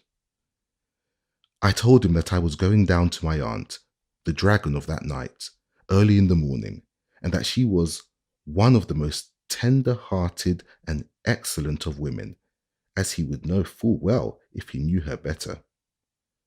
The mere notion of the possibility of his ever seeing her again appeared to terrify him. He replied with a small pale smile, "Is she so, indeed, sir? Really?" and almost immediately called for a candle and went to bed, as if he were not quite safe anywhere else. He did not actually stagger under the negus, but I should think his placid little pulse must have made 2 or 3 more beats in a minute than it had done since the great night of my aunt's disappointment, when she struck at him with her bonnet. Thoroughly tired, I went to bed too.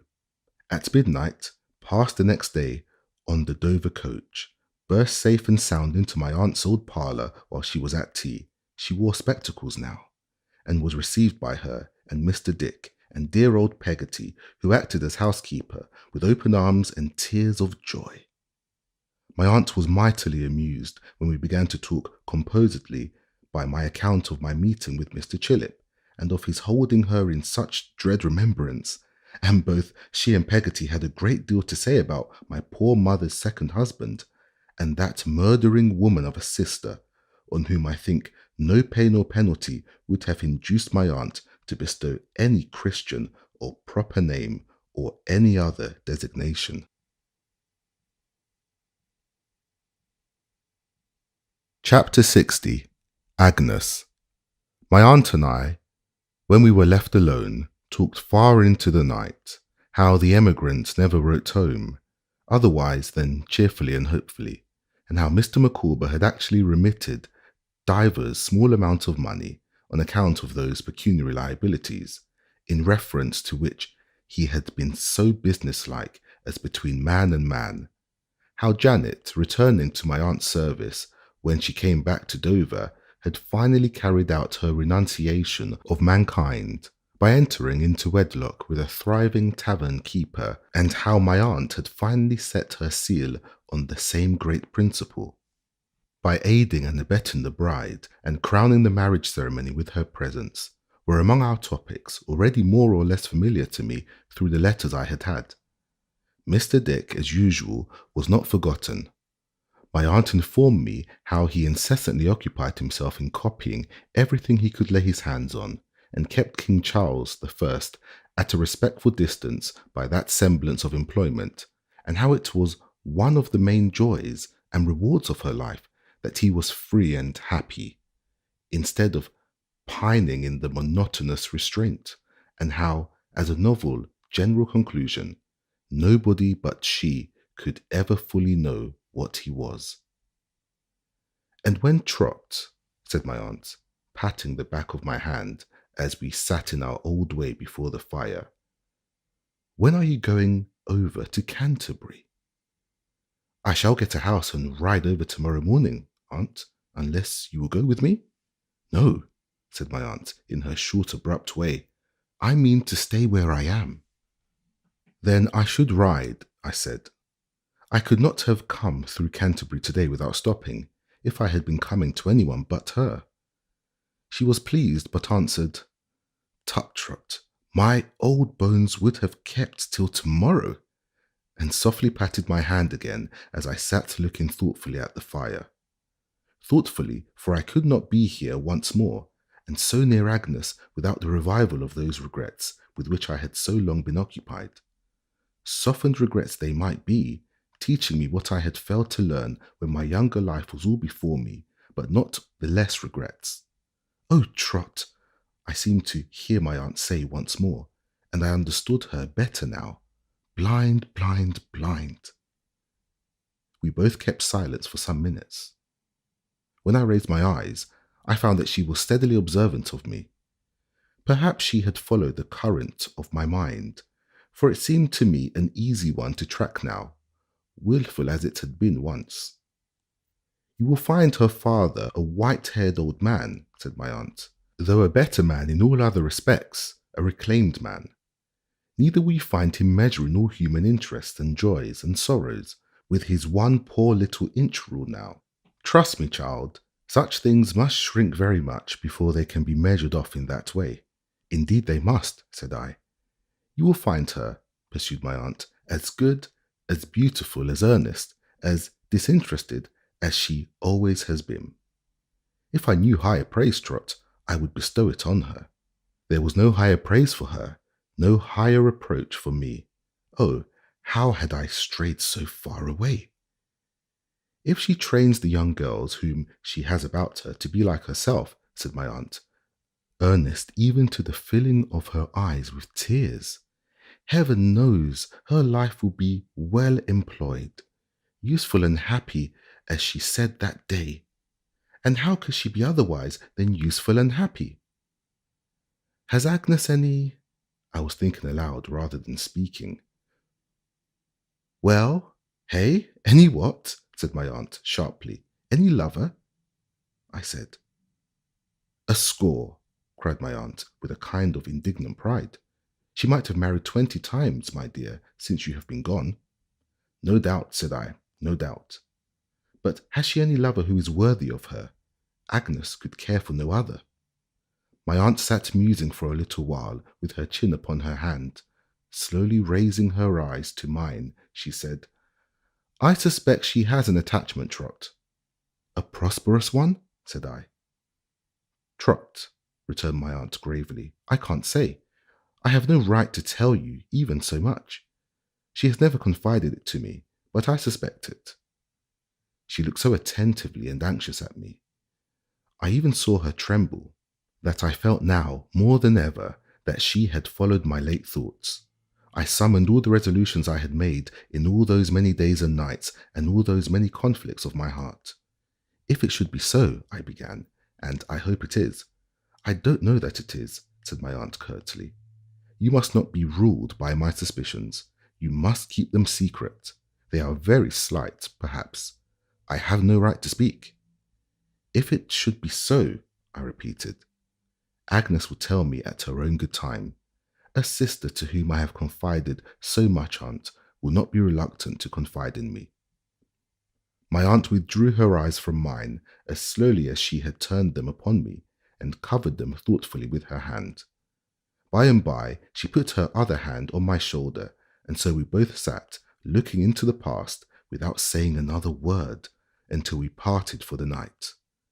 I rode away early in the morning for the scene of my old school days. I cannot say that I was yet quite happy, in the hope that I was gaining a victory over myself, even in the prospect of so soon looking on her face again.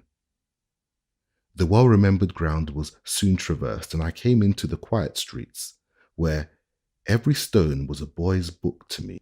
I went on foot to the old house, and I returned, and looking, as I passed, through the low window of the turret room, where first Uriah Heep and afterwards Mr. Micawber had been wont to sit, saw that it was a little parlour now, and that there was no office. Otherwise, the staid old house was, as to its cleanliness and order, still just as it had been when I first saw it. I requested the new maid who admitted me to tell Miss Wickfield that a gentleman who waited on her from a friend abroad was there, and I was shown up to the grave old staircase, cautioned of the steps I knew so well, into the unchanged drawing-room. The books that Agnes and I had read together were on the shelves, and the desks where I had laboured at my lessons many a night stood yet at the same old corner of the table. All the little changes that had crept in when the Heaps were there were changed again. Everything was as it used to be in the happy time. I stood in a window and looked across the ancient street at the opposite houses, recalling how I had watched them on wet afternoons when I first came there, and how I had used to speculate about the people who appeared at any of the windows, and had followed them with my eyes up and downstairs, while women went clicking along the pavement in pattens, and the dull rain fell in the slanting lines, and poured out of the waterspout yonder, and flowed into the road. The feeling with which I used to watch the tramps as they came into the town on those wet evenings at dusk, and limped past with their bundles drooping over their shoulders and at the end of sticks, came freshly back to me, fraught as then with the smell of damp earth and wet leaves and briar, and the sensation of the very airs that blew upon me in my old toilsome journey. The opening of the little door in the panelled wall made me start and turn. Her beautiful serene eyes met mine as she came towards me. She stopped and laid her hand upon her bosom, and I caught her in my arms. "Agnes, my girl." "I have come too suddenly upon you." "No, no, I am so rejoiced to see you, Trotwood. Dear Agnes, the happiness it is to me to see you once again." I folded her to my heart, and for a little while we were both silent. Presently we sat down side by side, and her angel face was turned upon me with the welcome I had dreamt of, walking and sleeping for whole years. She was so true, she was so beautiful, she was so good. I owed her so much gratitude. She was so dear to me that I could find no utterance for what I felt. I tried to bless her, tried to thank her, tried to tell her, as I had often done in letters, what an influence she had upon me. But all my efforts were in vain, for my love and joy were dumb. With her own sweet tranquillity, she calmed my agitation, led me back to the time of our parting, spoke to me of Emily, whom she had visited in secret many times, spoke to me tenderly of Dora's grave. With the unerring instinct of her noble heart, she touched the chords of my memory so softly and harmoniously that not one jarred within me. I could listen to the sorrowful, distant music and desire to shrink from nothing it awoke. How could I, when, blended with it all, was her dear self, the better angel of my life? "You, Agnes," I said, by and by, "tell me of yourself. You have hardly ever told me of your own life in all this lapse of time." "What should I tell you?" she answered, with her radiant smile. "Papa is well. You see us here, quiet in our own home, our anxieties set at rest. Our home is restored to us, and knowing that, dear Trotwood, you know all." "All, Agnes?" said I. She looked at me with some fluttering wonder in her face. "Is there nothing else, sister?" I said. Her colour, which had just now faded, returned, and faded again. She smiled with a quiet sadness, I thought, and shook her head. I had sought to lead her to what my aunt had hinted at, for, sharply painful to me as it must be, to receive that confidence, I was to discipline my heart and to do my duty to her. I saw, however, that she was uneasy, and I let it pass. "You have much to do, dear Agnes, with my school," she said, looking up again in all her bright composure. "Yes, it is laborious, is it not?" "The labour is so pleasant," she returned, "that it is scarcely grateful in me to call it by that name." "Nothing good is difficult to you," said I. Her colour came and went once more, and once more, as she bent her head, I saw the same sad smile. "You will wait and see Papa," said Agnes cheerfully, "and pass the day with us? Perhaps you will sleep in your own room. We always called it yours." I could not do that, having promised to ride back to my aunt's at night, but I would pass the day there joyfully. "I must be a prisoner for a little while," said Agnes, "but here are the old books, Trotwood, and the old music." "Even the old flowers are here," said I, looking around, "or the old kinds." "I have found a pleasure," returned Agnes, smiling, "while you have been absent, in keeping everything as it used to be when we were children, for we were very happy then, I think." "Heaven knows we were," said I, "and every little thing that has reminded me of my brother," said Agnes, with her cordial eyes turned cheerfully upon me, "has been a welcome companion, even this," showing me the basket trifle full of keys, still hanging at her side, "seems to jingle a kind of old tune." She smiled again, and went out at the door by which she had come. It was for me to guard this sisterly affection with religious care. It was all that I had left myself, and it was a treasure. If I once shook the foundations of the sacred confidence and usage in virtue of which was given to me, it was lost, and could never be recovered. I set this deadly before myself. The better I loved her, the more it's behoved me never to forget it. I walked through the streets and, once more, seeing my old adversary the butcher, now a constable, with his staff hanging up in the shop, went down to look at the place where I had fought him, and there meditated on Miss Shepherd and the eldest Miss Larkins, and all the idle loves and likings and dislikings of that time. Nothing seemed to have survived that time but Agnes, and she, even a star above me, was brighter and higher. When I returned, Mr. Wickfield had come home from a garden he had a couple of miles or so out of town, where he now employed himself almost every day. I found him as my aunt had described him. We sat down to dinner with some half-dozen little girls, and he seemed but a shadow of his handsome picture on the wall. The tranquillity and peace belonging of old to that quiet ground in my memory pervaded it again. When dinner was done, Mr. Wickfield taking no wine, and I desiring none, we went upstairs, where Agnes and her little charges sang and played and worked. After tea, the children left us, and we three sat together talking of the bygone days. My part in them, said Mr. Wickfield, shaking his white head, has much matter for regret, for deep regret, and deep contrition. Trotwood, you well know, but I would not cancel it if it were in my power. I could readily believe that, looking at the face beside him. I should cancel with it, he pursued, such patience and devotion, such fidelity, such a child's love, as I must not forget, no, even to forget myself. I understand you, sir, I softly said. I have always held it, in veneration.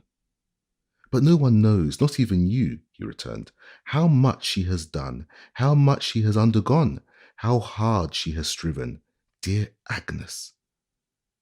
She had put her hand entreatingly on his arm to stop him, and was very, very pale. Well, well, he said with a sigh, dismissing, as I then saw, some trial he had borne, or was yet to bear in connection with what my aunt had told me.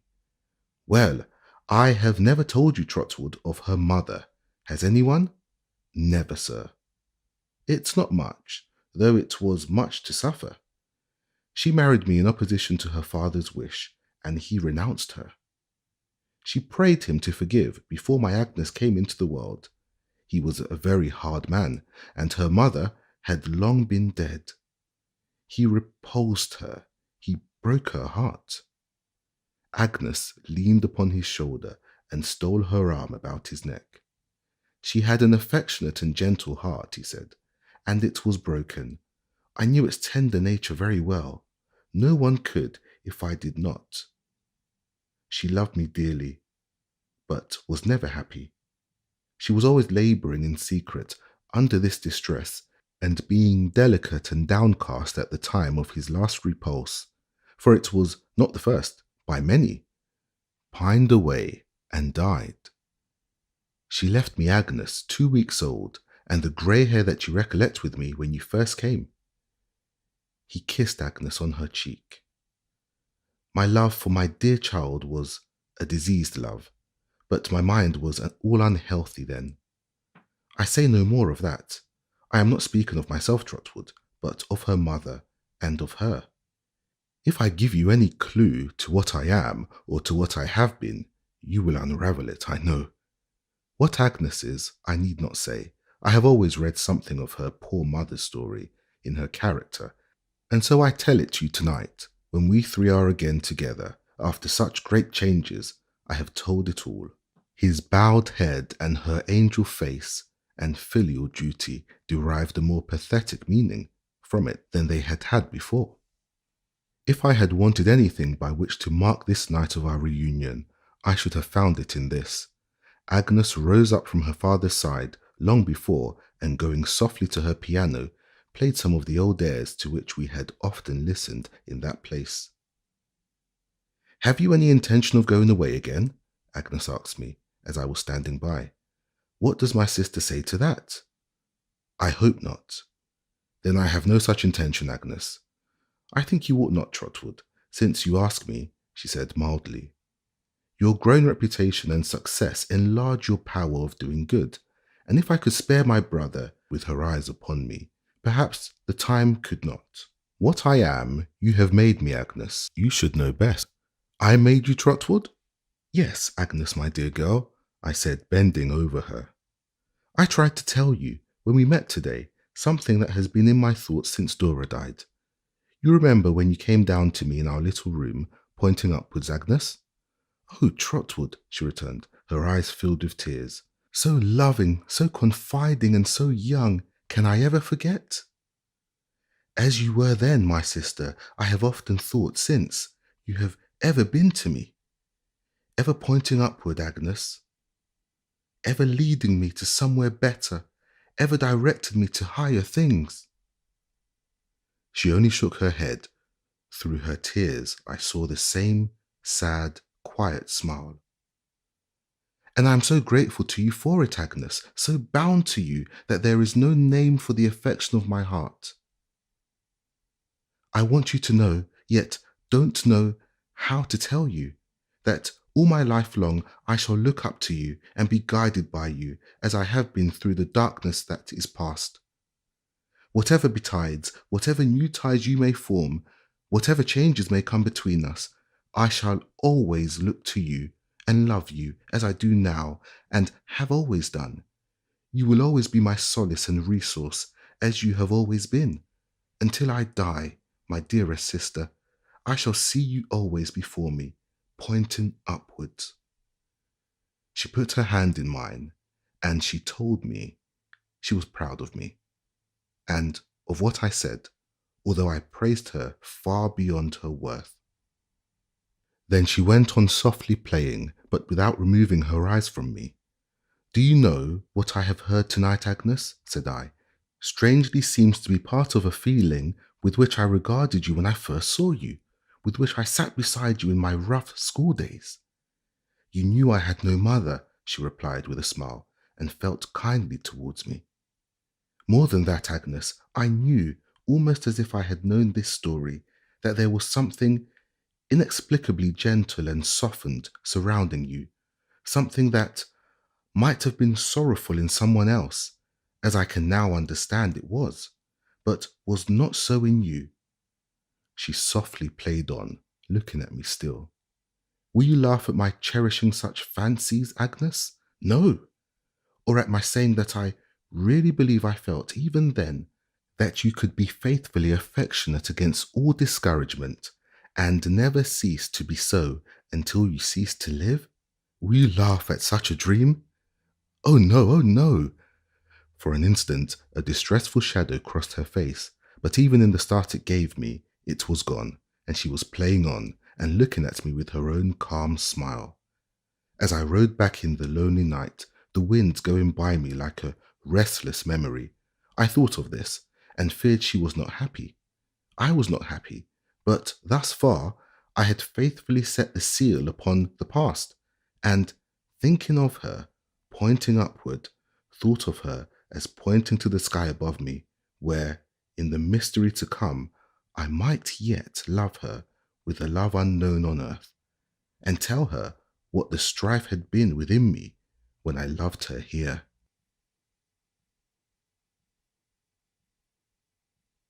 Chapter 61. I am shown too interesting penitence.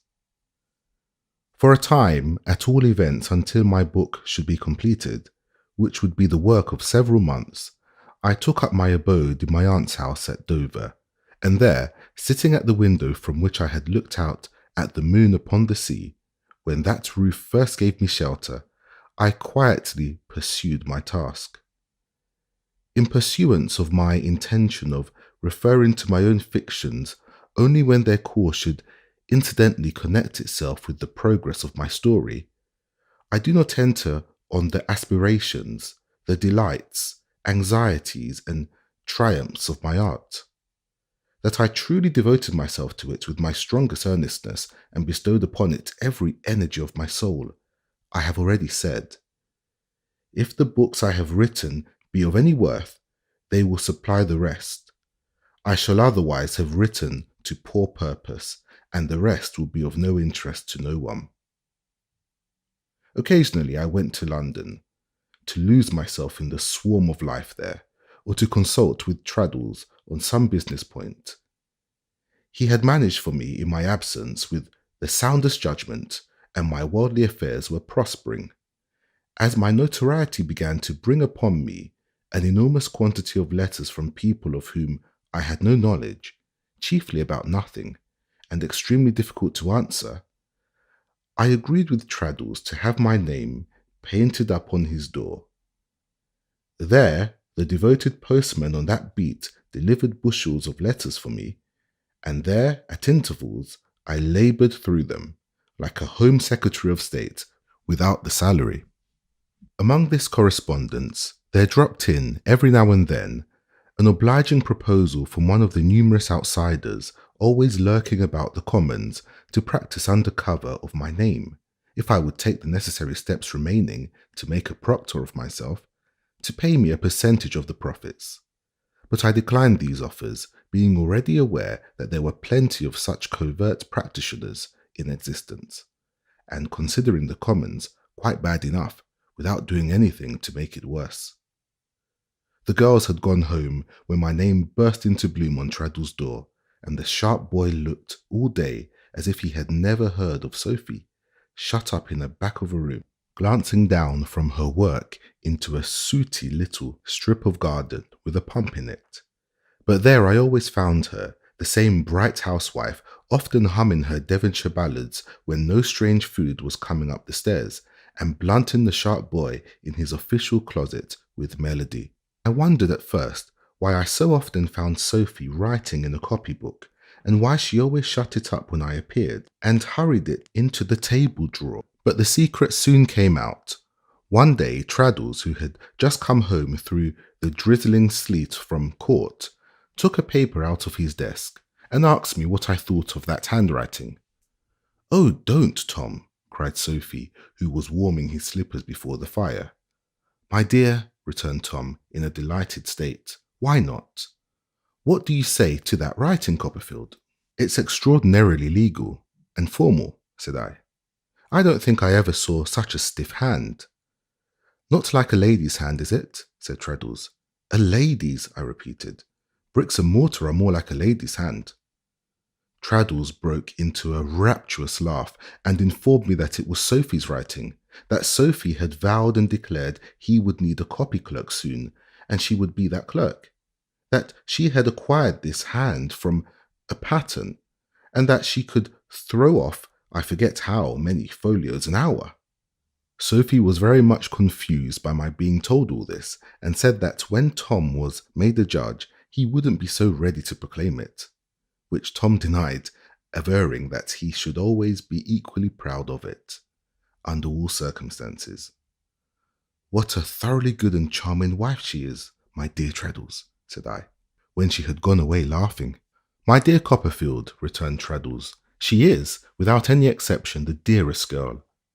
The way she manages this place, her punctuality, domestic knowledge, economy, and order, her cheerfulness, Copperfield. Indeed, you have reason to commend her," I returned. "You are a happy fellow.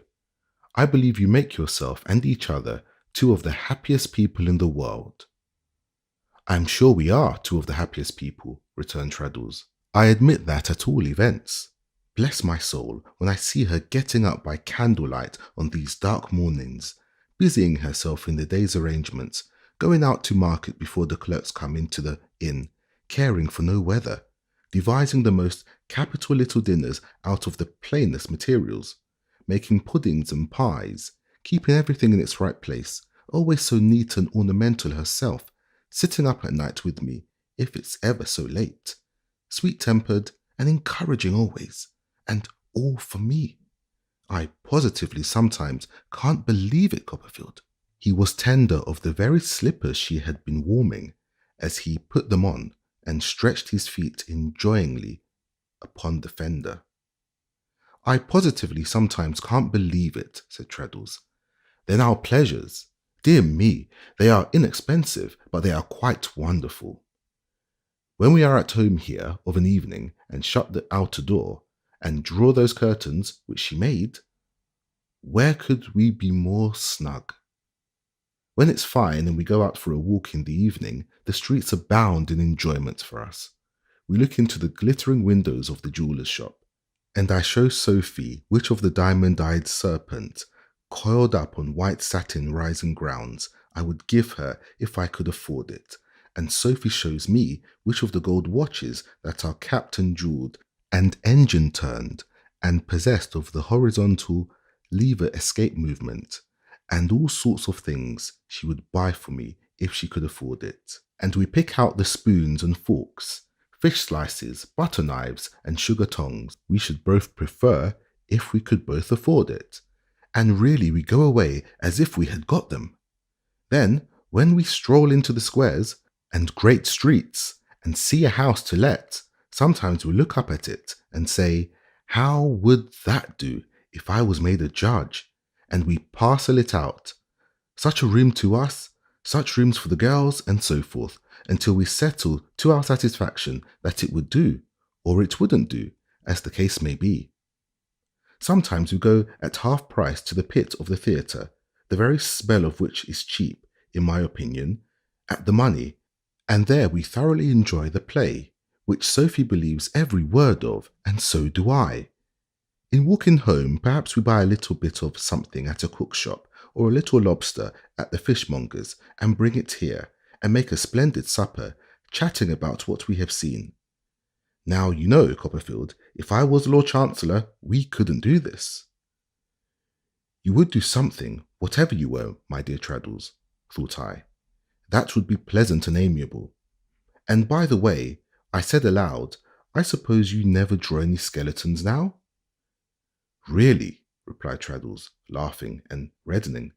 I can't wholly deny that I do, my dear Copperfield. For being in one of the back rows of the King's Bench the other day, with a pen in my hand, the fancy came into my head to try how I had preserved that accomplishment.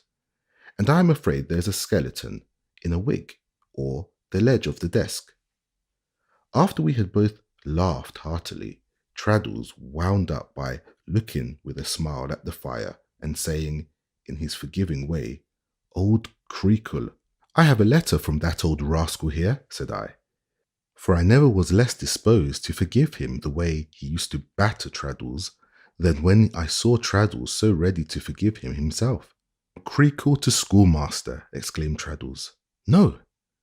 Among the persons who are attracted to me in my rising fame and fortune," said I, looking over my letters, "and who discover that they were much more attached to me, is the self-same Creakle.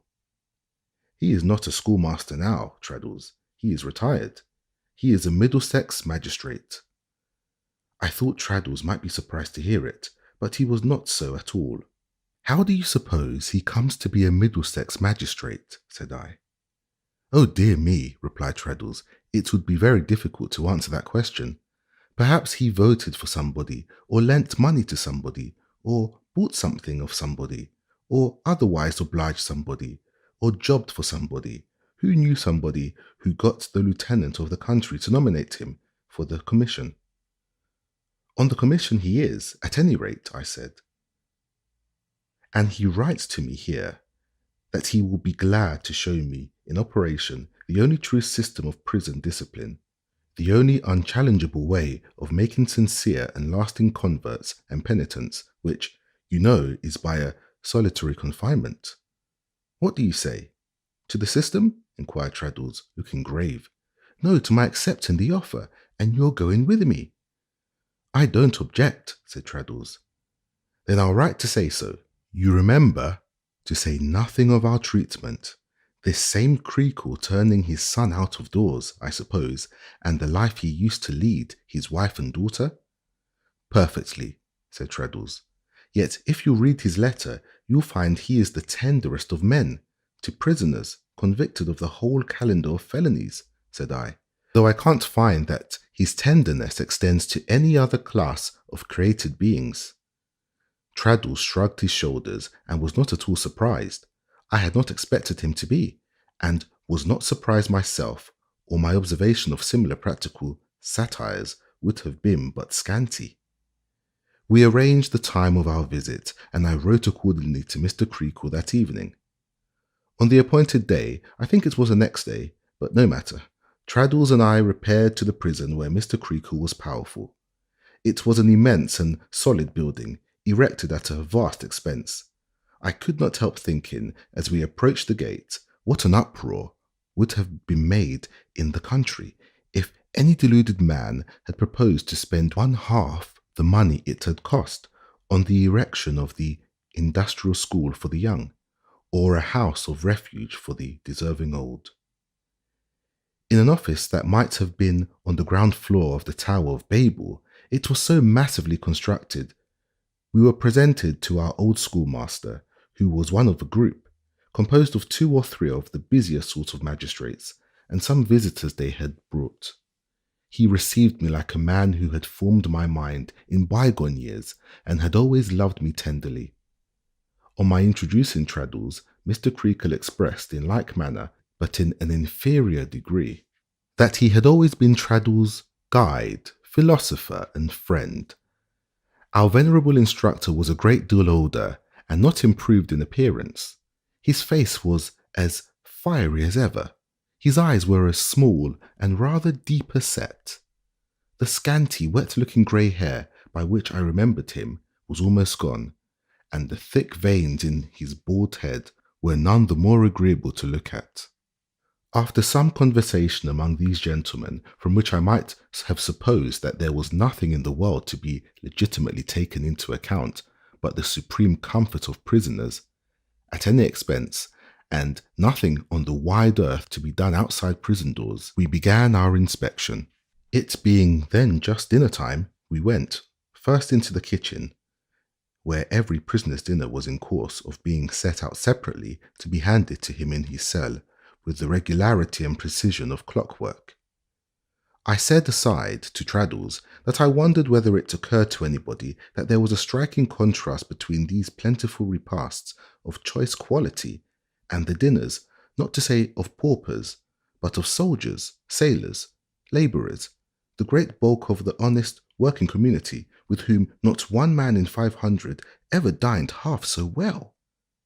But I learned that the system required high living, and, in short, to dispose of the system, once for all, I found that on the head and on all others, the system put an end to all doubts and disposed of all anomalies.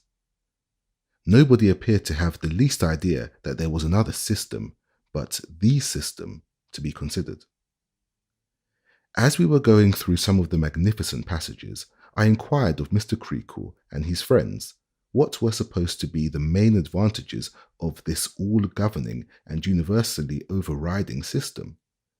I found them to be the perfect isolation of prisoners, so that no one man in confinement there knew anything about another, and the reduction of prisoners to a wholesome state of mind, leading to sincere contrition and repentance. Now it struck me, when we began to visit individuals in their cells, and to traverse the passages in which those cells were, and to have the manner of the going to the chapel, and so forth, explained to us, that there was a strong probability of the prisoners knowing a good deal about each other, and of their carrying on a pretty complete system of intercourse.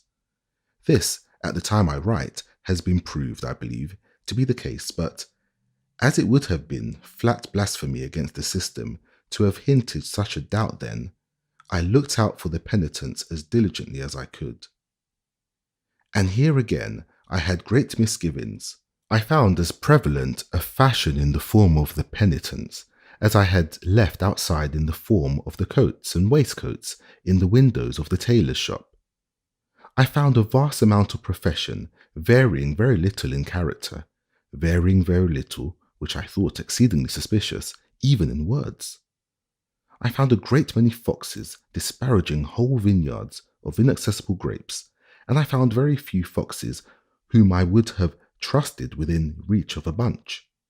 Above all, I found that the most professing men were the greatest objects of interest, and that their conceit, their vanity, their want of excitement, and their love of deception, which many of them possessed to an almost incredible extent, as their histories showed, all prompted to these professions, and were all gratified by them.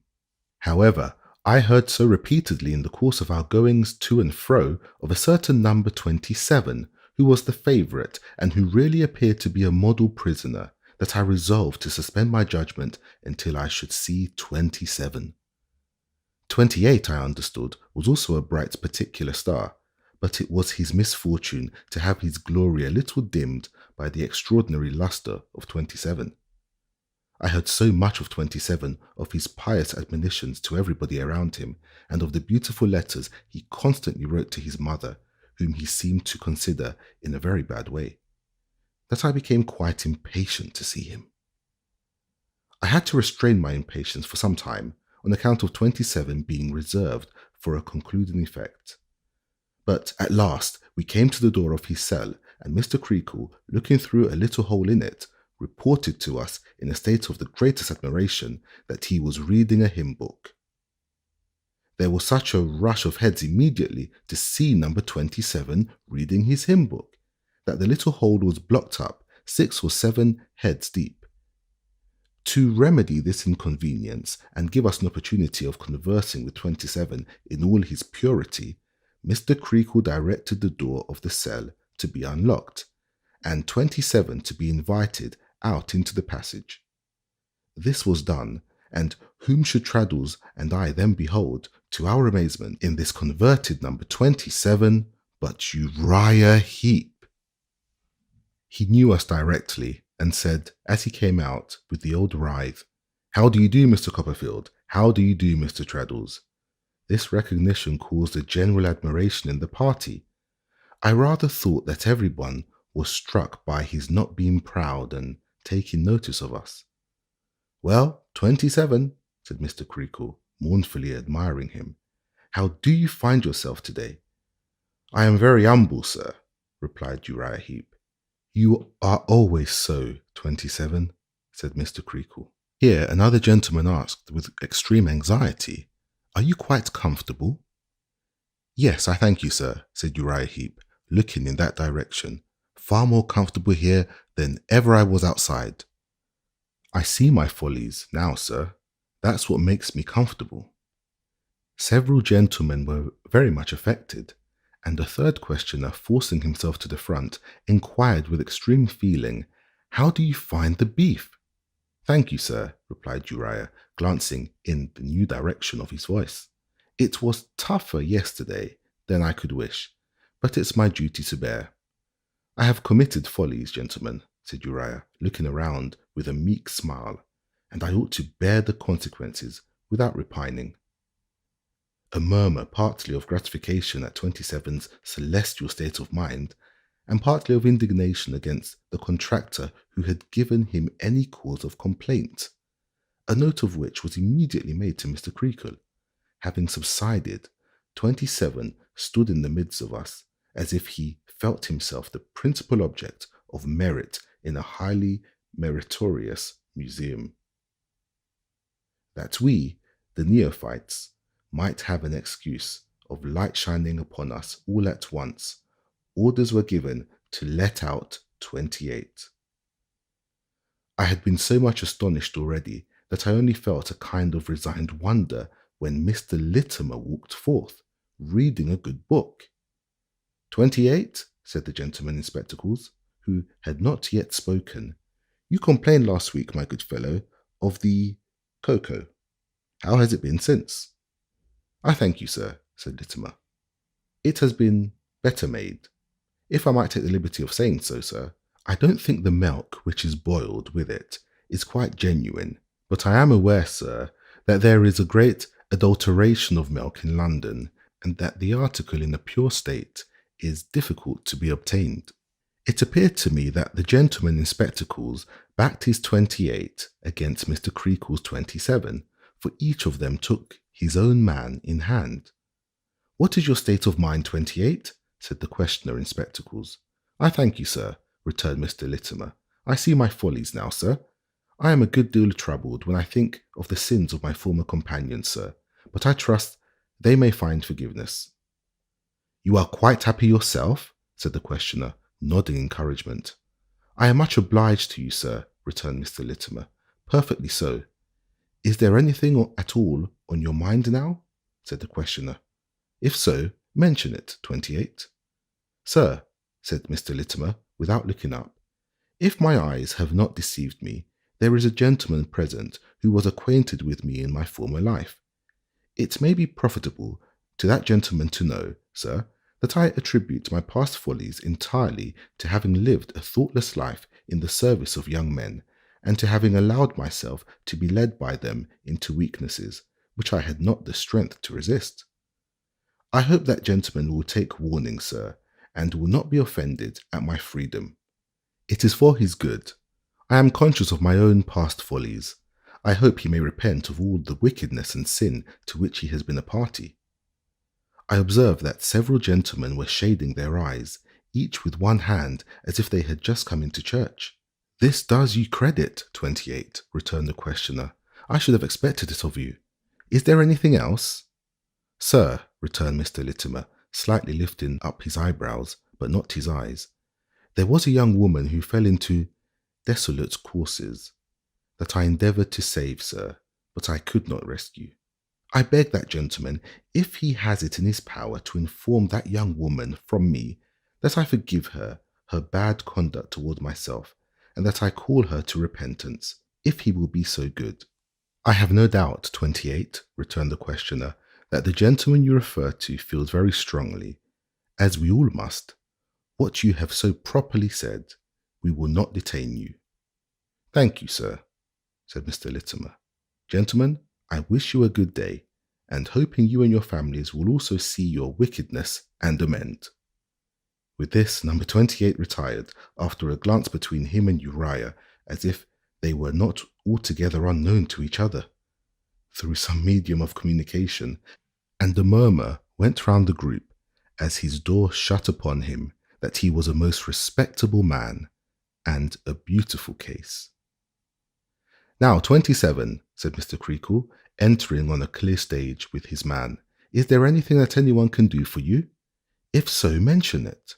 I would humbly ask, sir, returned Uriah, with a jerk of his malevolent head, for leave to write again to mother. It shall certainly be granted, said Mr. Creakle. Thank you, sir. I am anxious about mother. I am afraid she ain't safe. Somebody incautiously asked, from what? But there was a scandalized whisper of hush. Immortally safe, sir, returned Uriah, writhing in the direction of the voice. I should wish mother to be got into my state. I never should have been got into my present state if I hadn't come here. I wish mother had come here. It would be better for everybody if they got took up and was brought here. This sentiment gave unbounded satisfaction, greater satisfaction, I think, than anything that has passed yet. Before I come here, said Uriah, stealing a look at us, as if he would have blighted the outer world to which we belonged if he could, I was given to follies, but now I am sensible of my follies. There's a deal of sin outside, there's a deal of sin in mother. There's nothing but sin everywhere except here. You are quite changed, said Mr. Creakle. Oh dear, yes, sir, cried this hopeful penitent. You wouldn't relapse if you were going out? Asked somebody else. Oh dear, no, sir. Well, said Mr. Creakle, this is very gratifying. You have addressed Mr. Copperfield. 27. Do you wish to say anything further to him? You knew me a long time before I came here and was changed, Mr. Copperfield, said Uriah, looking at me, and a more villainous look I never saw, even on his visage. You knew me when, in spite of my follies, I was humble among them that was proud, and meek among them that was violent. You was violent to me yourself, Mr. Copperfield. Once you struck me a blow in the face, you know. General commiseration, several indignant glances directed at me. But I forgive you, Mr. Copperfield, said Uriah, making his forgiving nature the subject of a most impious and awful parallel, which I shall not record. I forgive everybody. It would ill become me to bear malice. I freely forgive you, and I hope you'll curb your passions in future. I hope Mr. W will repent, and Miss W, and all of that sinful lot. You've been visited with affliction, and I hope it may do you good, but you'd better have come here. Mr. W had better have come here, and Miss W too. The best wish I could give you, Mr. Copperfield, and give all you gentlemen, is that you could be took up and brought here. When I think of my past follies and my present state, I am sure it would be best for you. I pity all who ain't brought here. He sneaked back into the cell amidst a little chorus of approbation, and both Traddles and I experienced a great relief when he was locked in.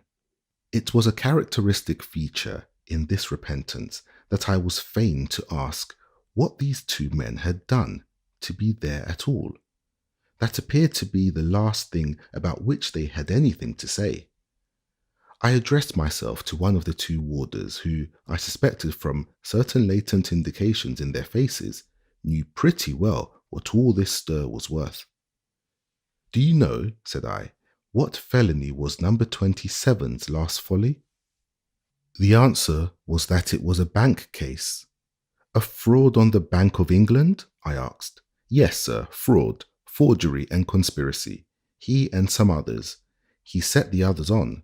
It was a deep plot for a large sum. Sentence, transportation for life. 27 was the knowingest bird of the lot, and had very nearly kept himself safe, but not quite. The bank was just able to put salt upon his tail, and only just." "Do you know 28's offence?" 28, returned my informant, speaking throughout in a low tone, and looking over his shoulder as we walked along the passage to guard himself from being overheard in such an unlawful reference to these immaculates by Creakle and the rest. 28 also transportation, got a place and robbed the young master of a matter of £250 in money and valuables the night before they were going abroad. I particularly recollect his case from his being took by a dwarf. "A what?" "A little woman. I have forgot her name." "Not Moucher. That's it." He had eluded pursuit, and was going to America in a flaxen wig and whiskers, and such a complete disguise as never you see in all your born days. When the little woman, being in Southampton, met him walking along the street, picked him out with her sharp eye in a moment, ran betwixt his legs to upset him, and held on to him like grim death. "Excellent, Miss Moucher," cried I. "You'd have said so if you had seen her standing on a chair in the witness box at the trial as I did," said my friend. "He cut her face right open and pounded her in the most brutal manner when she took him, but she never loosed her hold till he was locked up. She held so tight to him, in fact, that the officers were obliged to take 'em both together. She gave her evidence in the gamest way, and was highly complimented by the bench, and cheered right home to her lodgings. She said in court that she'd have took him single-handed on account of what she knew concerning him, if he had been Samson. And it's my belief she would. It was mine too, and I highly respected Miss Moucher for it. We had now seen all there was to see. It would have been in vain to represent such a man as the worshipful Mr. Creakle, that 27 and 28 were perfectly consistent and unchanged, that exactly what they were then, they had always been, that the hypocritical knaves were just the subjects to make the sort of profession in such a place, that they knew its market value at least as well as we did, in the immediate service it would do them when they were expatriated. In a word, that it was a rotten, hollow, painfully suggestive piece of business altogether. We left them to their system and themselves, and went home wondering. "Perhaps it's a good thing, Traddles," said I, "to have an unsound hobby ridden hard, for it's the sooner ridden to death." "I hope so," replied Traddles.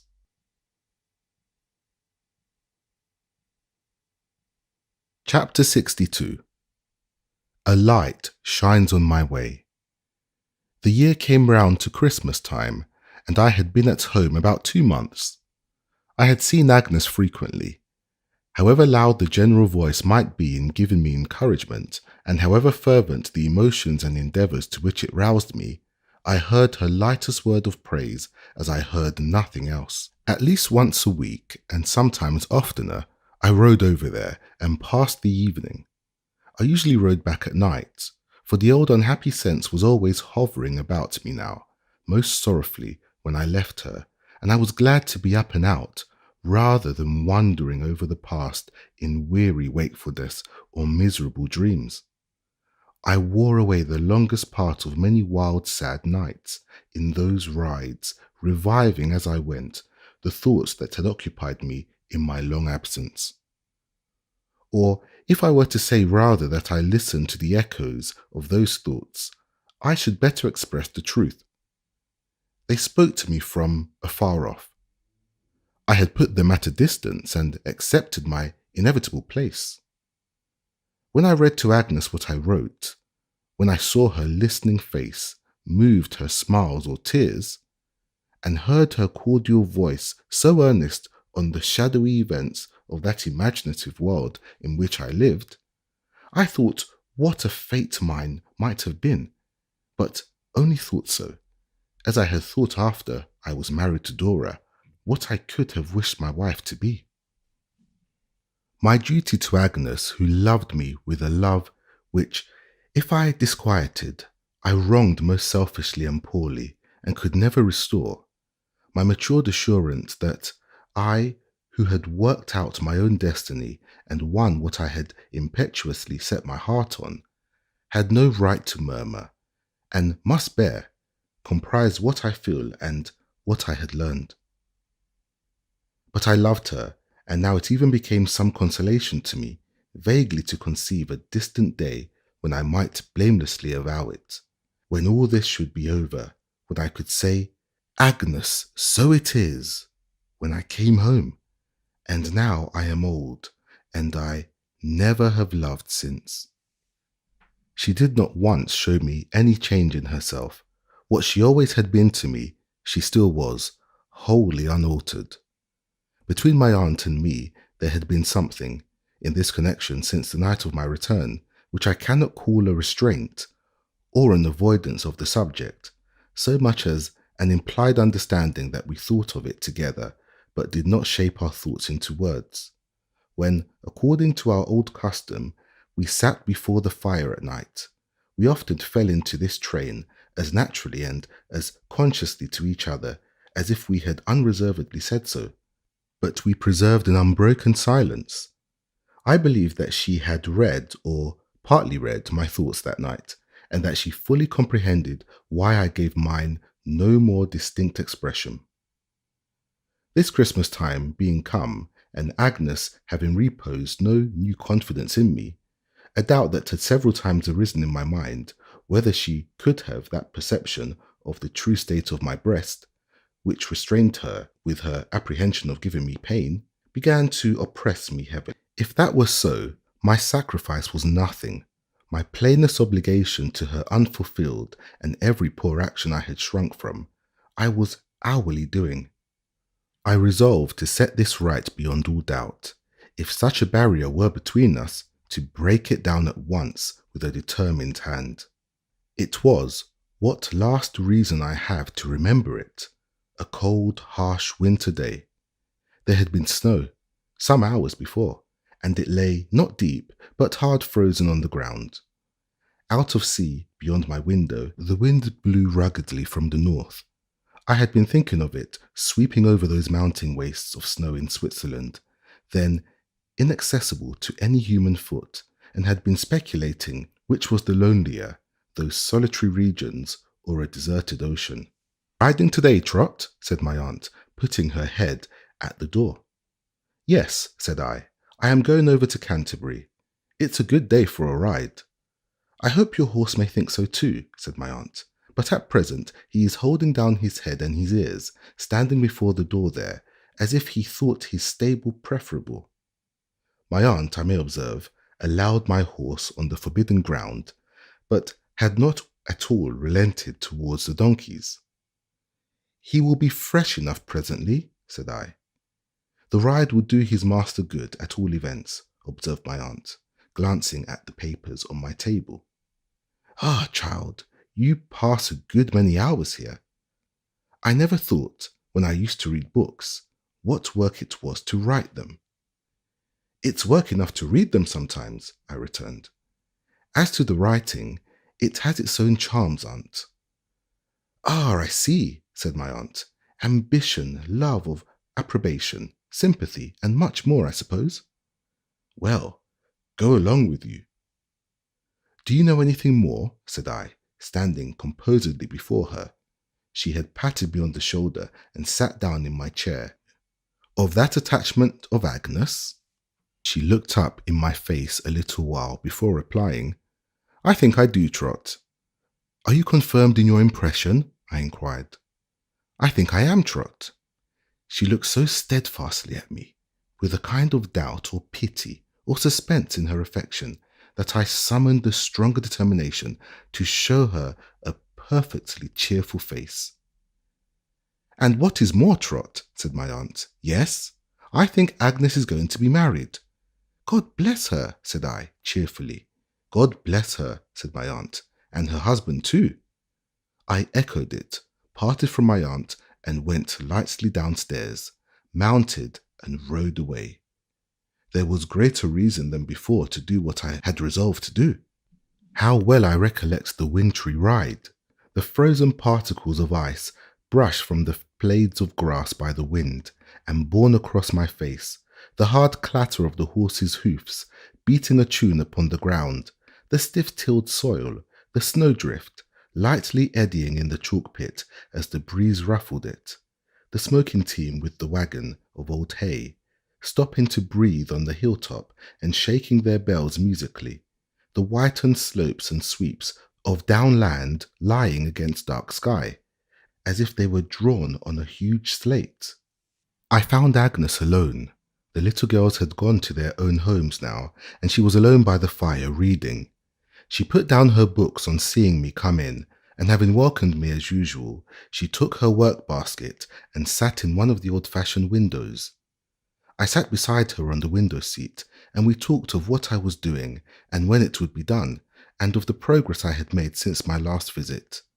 Agnes was very cheerful and laughingly predicted that I should soon become too famous to be talked to on such subjects. "So I make the most of the present time, you see," said Agnes, "and talk to you while I may." As I looked at her beautiful face, observant of her work, she raised her mild, clear eyes and saw that I was looking at her. "You are thoughtful today, Trotwood." "Agnes, shall I tell you what about?" "I came to tell you." She put aside her work, as she was used to do when we were seriously discussing anything, and gave me her whole attention. "My dear Agnes, do you doubt my being true to you?" "No," she answered, with a look of astonishment. "Do you doubt my being what I always have been to you?" "No," she answered as before. "Do you remember that I tried to tell you when I came home what a debt of gratitude I owed you, dearest Agnes, and how fervently I felt towards you?" "I remember it," she said, gently. "Very well." "You have a secret," said I. "Let me share it, Agnes." She cast down her eyes and trembled. "I could hardly fail to know, even if I had not heard, but from other lips than yours, Agnes, which seems strange, that there is someone upon whom you have bestowed the treasure of your love. Do not shut me out of what concerns your happiness so nearly. If you can trust me, as you say you can, and as I know you may, let me be your friend, your brother in this matter of all others." With an appealing, almost a reproachful glance, she rose from the window and, hurrying across the room as if without knowing where, put her hands before her face and burst into such tears as smote me to the heart. And yet they awakened something in me, bringing promise to my heart. Without knowing why, these tears allied themselves with the quietly sad smile which was so fixed in my remembrance and shook me more with hope than fear or sorrow. Agnes, sister, dearest, what have I done? Let me go away, Trotwood. I am not well. I am not myself. I will speak to you by and by, another time. I will write to you. Don't speak to me now. Don't. I sought to recollect what she had said when I had spoken to her on that former night, on her affection needing no return. It seemed a very world that I must search through in a moment. Agnes, I cannot bear to see you so, and think that I have been the cause. My dearest girl, dearer to me than anything in life, if you are unhappy, let me share your unhappiness, or if you are in need of help or counsel, let me try to give it to you. If you have indeed a burden on your heart, let me try to lighten it.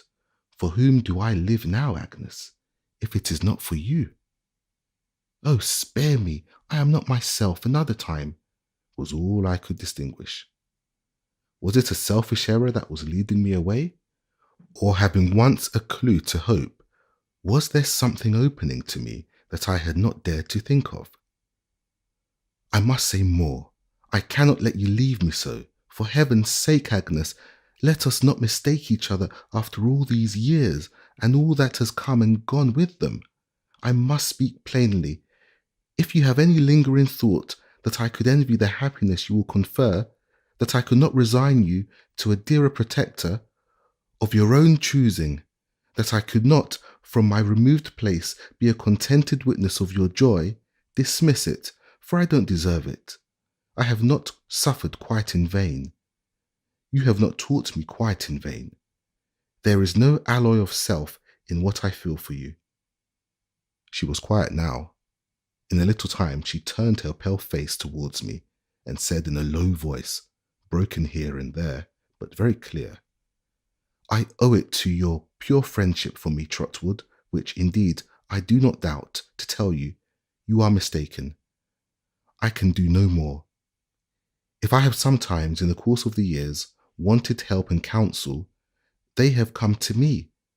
If I have sometimes been unhappy, the feeling has passed away. If I have ever had a burden on my heart, it has been lightened for me. If I have any secret, it is no new one, and is not what you suppose. I cannot reveal it or divide it. It has long been mine, and must remain mine. Agnes, stay a moment. She was going away, but I detained her. I clasped my arm about her waist. In the course of the years, it is not a new one. New thoughts and hopes were whirling through my mind, and all the colours of my life were changing. Dearest Agnes, whom I so respect and honour, whom I so devotedly love. When I came here today, I thought that nothing could have wrested this confession from me. I thought that I could have kept it in my bosom all our lives till we were old. But Agnes, if I have indeed any newborn hope that I may ever call you something more than a sister, widely different from sister. Her tears fell fast, but they were not like those she had lately shed, and I saw my hope brighten in them. Agnes, ever my guide and best support, if you had been more mindful of yourself and less of me. When we grew up here together, I think my heedless fancy never would have wandered from you. But you are so much better than I, so necessary to me in every boyish hope and disappointment, that to have you to confide in and rely upon in everything became a second nature, supplanting for the time the first and greater one of loving you as I do. Still weeping, but not sadly, joyfully, and clasped in my arms as she had never been, as I had thought she never was to be. When I loved Dora fondly, Agnes, as you know. Yes, she cried earnestly, I am glad to know of it. When I loved her, even then, my love would have been incomplete without your sympathy. I had it, and it was perfected. And when I lost her, Agnes, what should I have been without you still? Closer in my arms, nearer to my heart, her trembling hand upon my shoulder, her sweet eyes shining through her tears on mine. I went away, dear Agnes, loving you. I stayed away, loving you. I returned home, loving you. And now I tried to tell her of the struggle I had had and the conclusion I had come to. I tried to lay my mind before her truly and entirely. I tried to show her how I had hoped I had come into the better knowledge of myself and of her, how I had resigned myself to what that better knowledge brought, and how I had come there even that day in my fidelity to this. If she did love me so, I said, that she could take me for her husband, she could do so on no deserving of mine, except upon the truth of my love for her, and the trouble in which it had ripened to be what it was, and hence it was that I revealed it. And oh, Agnes, even out of thy true eyes, in that same time, the spirit of my child wife looked upon me, saying it was well, and winning me, though thee, to tenderest recollections of the blossom that had withered in its bloom. I am so blessed, Trotwood, my heart is so overcharged, but there is one thing I must say. Dearest, what? She laid her gentle hands upon my shoulders and looked calmly in my face. Do you know yet what it is? I am afraid to speculate what it is. Tell me, my dear. I have loved you all my life. Oh, we were happy. We were happy. Our tears were not for the trials, hers so much the greater, through which we had come to be thus, but for the rapture of being thus, never to be divided more. We walked that winter evening in the fields together, and the blessed calm within us seemed to be partaken by the frosty air. The early stars began to shine while we were lingering on, and looking up to them, we thanked our God for having guided us to this tranquillity. We stood together in the same old-fashioned window at night when the moon was shining, Agnes with her quiet eyes raised up to it, I following her glance. Long miles of road then opened out before my mind, and toiling on, I saw a ragged, wayworn boy, forsaken and neglected, who should come to call even the heart now beating against mine, his own. It was nearly dinner time next day when we appeared before my aunt. She was up in my study, Peggoty said, which it was her pride to keep in readiness and order for me. We found her in her spectacles sitting by the fire. Goodness me, said my aunt, peering through the dusk. Who's this you're bringing home? Agnes, said I. As we had arranged to say nothing at first, my aunt was not a little discomfited. She darted a hopeful glance at me when I said, Agnes, but seeing that I looked as usual, she took off her spectacles in despair and rubbed her nose with them. She greeted Agnes heartily, nevertheless, and we were soon in the lighted parlour downstairs at dinner. My aunt put on her spectacles twice or thrice to take another look at me, but as often took them off again, disappointed, and rubbed her nose with them, much to the discomfiture of Mr. Dick, who knew this to be a bad symptom. By the by, aunt, said I, after dinner, I have been speaking to Agnes about what you told me. Then, Trot, said my aunt, turning scarlet, you did wrong and broke your promise. You are not angry, aunt, I trust. I am sure you won't be when you learn that Agnes is not unhappy in any attachment. Stuff and nonsense, said my aunt. As my aunt appeared to be annoyed, I thought the best way was to cut her annoyance short. I took Agnes in my arm to the back of her chair, and we both leaned over her. My aunt, with one clap of her hands and one look through her spectacles, immediately went into hysterics, for the first and only time in all my knowledge of her. The hysterics called up Peggoty. The moment my aunt was restored, she flew at Peggoty and, calling her a silly old creature, hugged her with all her might. After that, she hugged Mr. Dick, who was highly honoured, but a good deal surprised. And after that, told them why. Then we were all happy together. I could not discover whether my aunt, in her last short conversation with me, had fallen on a pious fraud, or had really mistaken the state of my mind.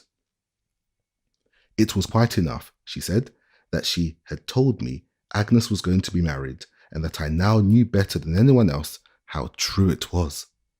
We were married within a fortnight. Traddles and Sophie and Dr. and Mrs. Strong were the only guests at our quiet wedding. We left them full of joy and drove away together. Clasped in my embrace, I held the source of every worthy aspiration I had ever had, the centre of myself, the circle of my life, my own, my wife, my love of whom was founded on a rock. Dearest husband, said Agnes, now that I may call you by that name, I have one more thing to tell you. Let me hear it, love. It grows out of the night when Dora died. She sent you for me. She did. She told me that she left me something. Can you think what it was? I believe I could. I drew the wife who had so long loved me closer to my side. She told me that she made the last request to me and left me a last charge, and it was that only I would occupy this vacant place. And Agnes laid her head upon my breast and wept, and I wept with her, though we were so happy.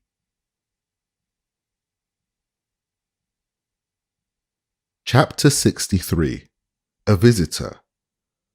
What I have purposed to record is nearly finished, but there is an incident conspicuous in my memory, on which it often rests with delight, and without which one thread in the web I have spun would have a ravelled end. I had advanced in fame and fortune.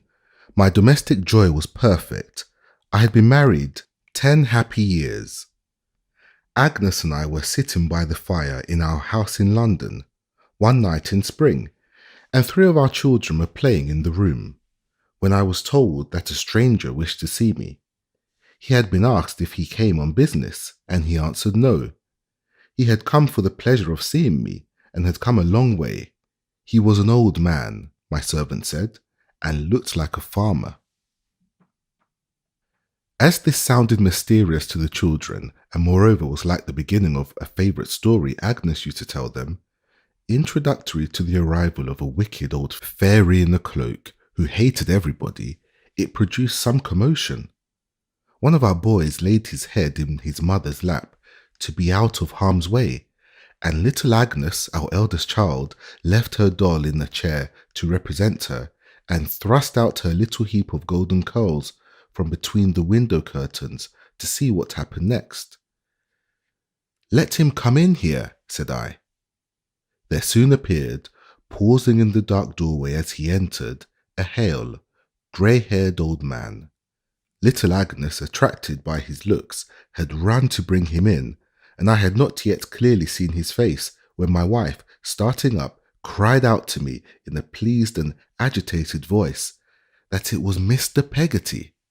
It was Mr. Peggoty, an old man now, but in a ruddy, hearty, strong old age. When our first emotion was over, and he sat before the fire with the children on his knees, and the blaze shining on his face, he looked, to me, as vigorous and robust, withal as handsome an old man as ever I had seen. Mas'r Davy, said he, and the old name in the old tone fell so naturally on my ear. Mas'r Davy, 'tis a joyful hour as I see you, once more, long with your own true wife. A joyful hour indeed, old friend, cried I. And these here pretty ones, said Mr. Peggoty, to look at these here flowers, why, Mas'r Davy, you was but the height of the littlest of these when I first see you. When Emily wants no bigger, and our poor lad were but a lad. Time has changed me more than it has changed you since then, said I. But let these dear rogues go to bed, and as no house in England but this must hold you, tell me where to send for your luggage. Is the old black bag among it, that went so far, I wonder? And then, over a glass of Yarmouth grog, we will have the tidings of 10 years. Are you alone? Asked Agnes. Yes, ma'am, he said, kissing her hand, quite alone. We sat him between us, not knowing how to give him welcome enough, and as I began to listen to his old familiar voice, I could have fancied he was still pursuing his long journey in search of his darling niece. "It's a mort of water," said Mr. Peggoty. "Fur to come across, and only stay a matter of 4 weeks.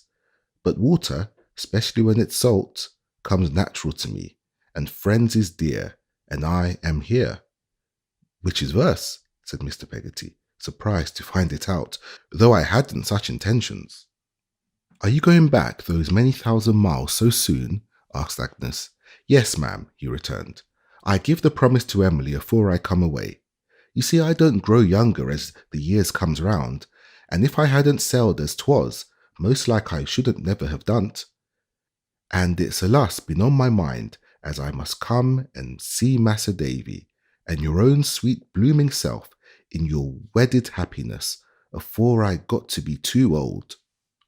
He looked at us as if he could never feast his eyes on us sufficiently. Agnes laughingly put back some scattered locks of his grey hair that he might see better. "And now tell us," said I, "everything relating to your fortunes." "Our fortunes, Mas'r Davy," he rejoined, "is soon told. We haven't fared nohows, but fared to thrive. We've alas thrived. We've worked as though we ought to, and maybe we lived a little hard at first or so, but we have alas thrived. With the sheep farming, and with what stock farming, and what with stock farming, and what with one thing, and what with another, we are as well as we do, as well as could be. There's been kinder a blessing fell upon us," said Mr. Peggoty, reverentially inclining his head, "and we've done naught but prosper. That is, in the long run. If not yesterday, why then today? If not today, why then tomorrow?" "And Emily," said Agnes and I, both together. "Emily," he said, "arter you left her, ma'am, and I never heard her saying of her prayers at night. The other side of the canvas screen, when we were settled in the bush. But what I heard your name, and arter she and me lost sight of Mas'r Davy, that their shining sundown was that low at first, that if she had known then what Mas'r Davy kept us from so kind and thoughtful, 'tis my opinion she'd have drooped away. But there were some poor folks aboard as had illness among them, and she took care of them. And there was the children in our company, and she took care of them.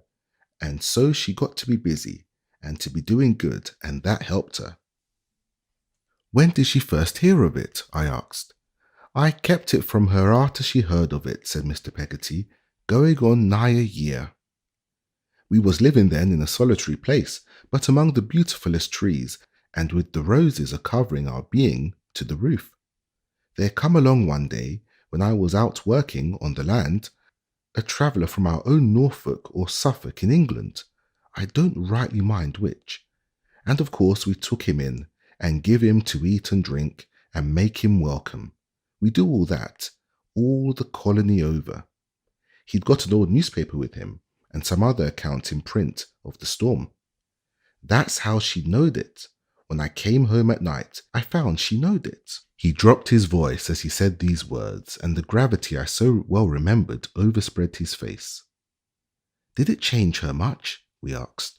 "Aye, for a good long time," he said, shaking his head. "If not to this present hour, but I think the solitude done her good. And she had a deal to mind in the way of poultry and the like, and minded of it, and come through.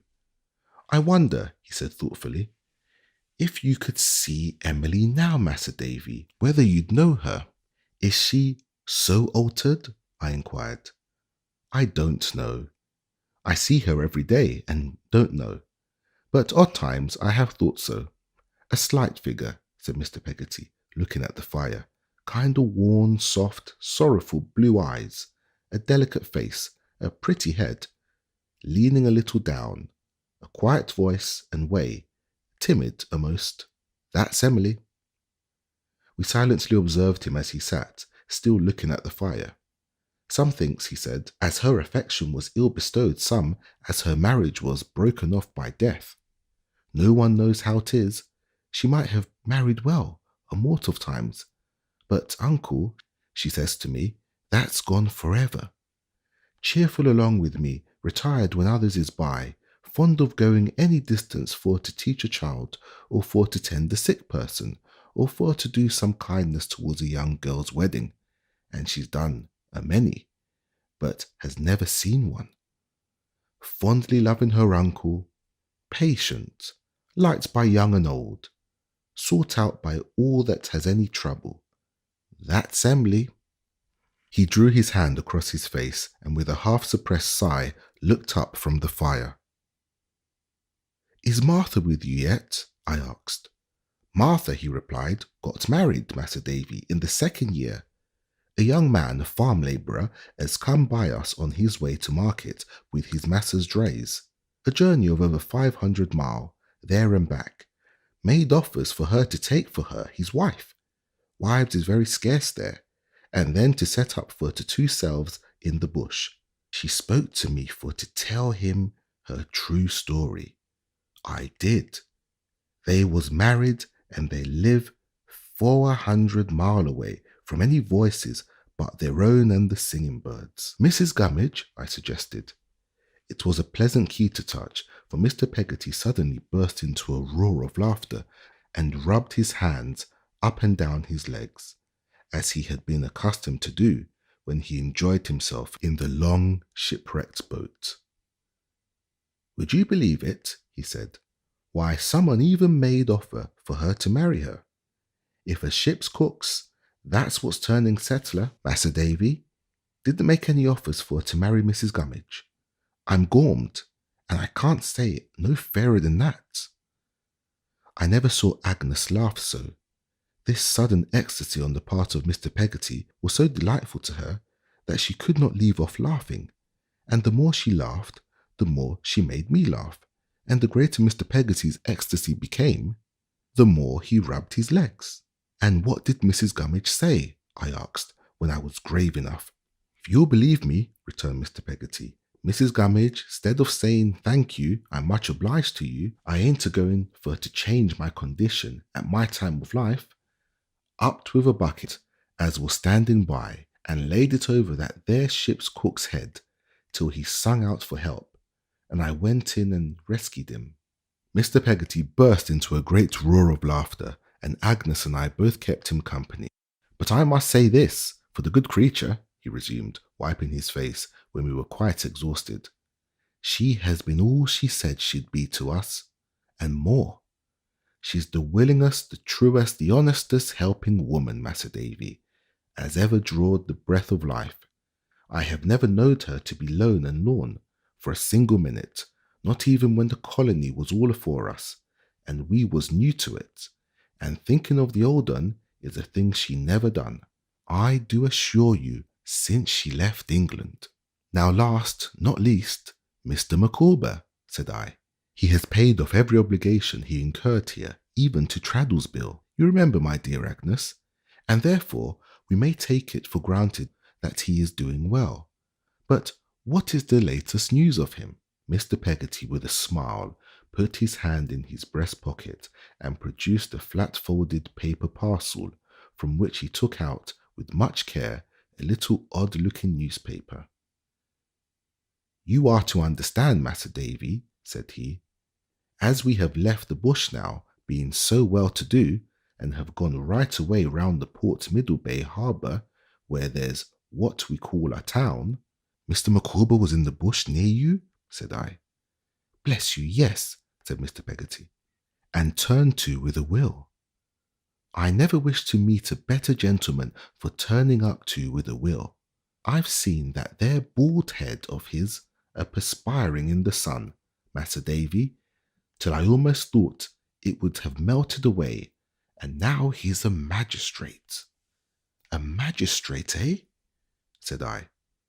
Mr. Peggoty pointed to a certain paragraph in the newspaper where I read aloud as follows from the Port Middlebay Times. The public dinner to our distinguished fellow colonist and townsman Wilkins Micawber, Esquire, Port Middlebay District Magistrate, came off yesterday in the large room of the hotel, which was crowded to suffocation. It is estimated that not fewer than 47 persons must have been accommodated with dinner at one time, exclusive of the company in the passage and on the stairs.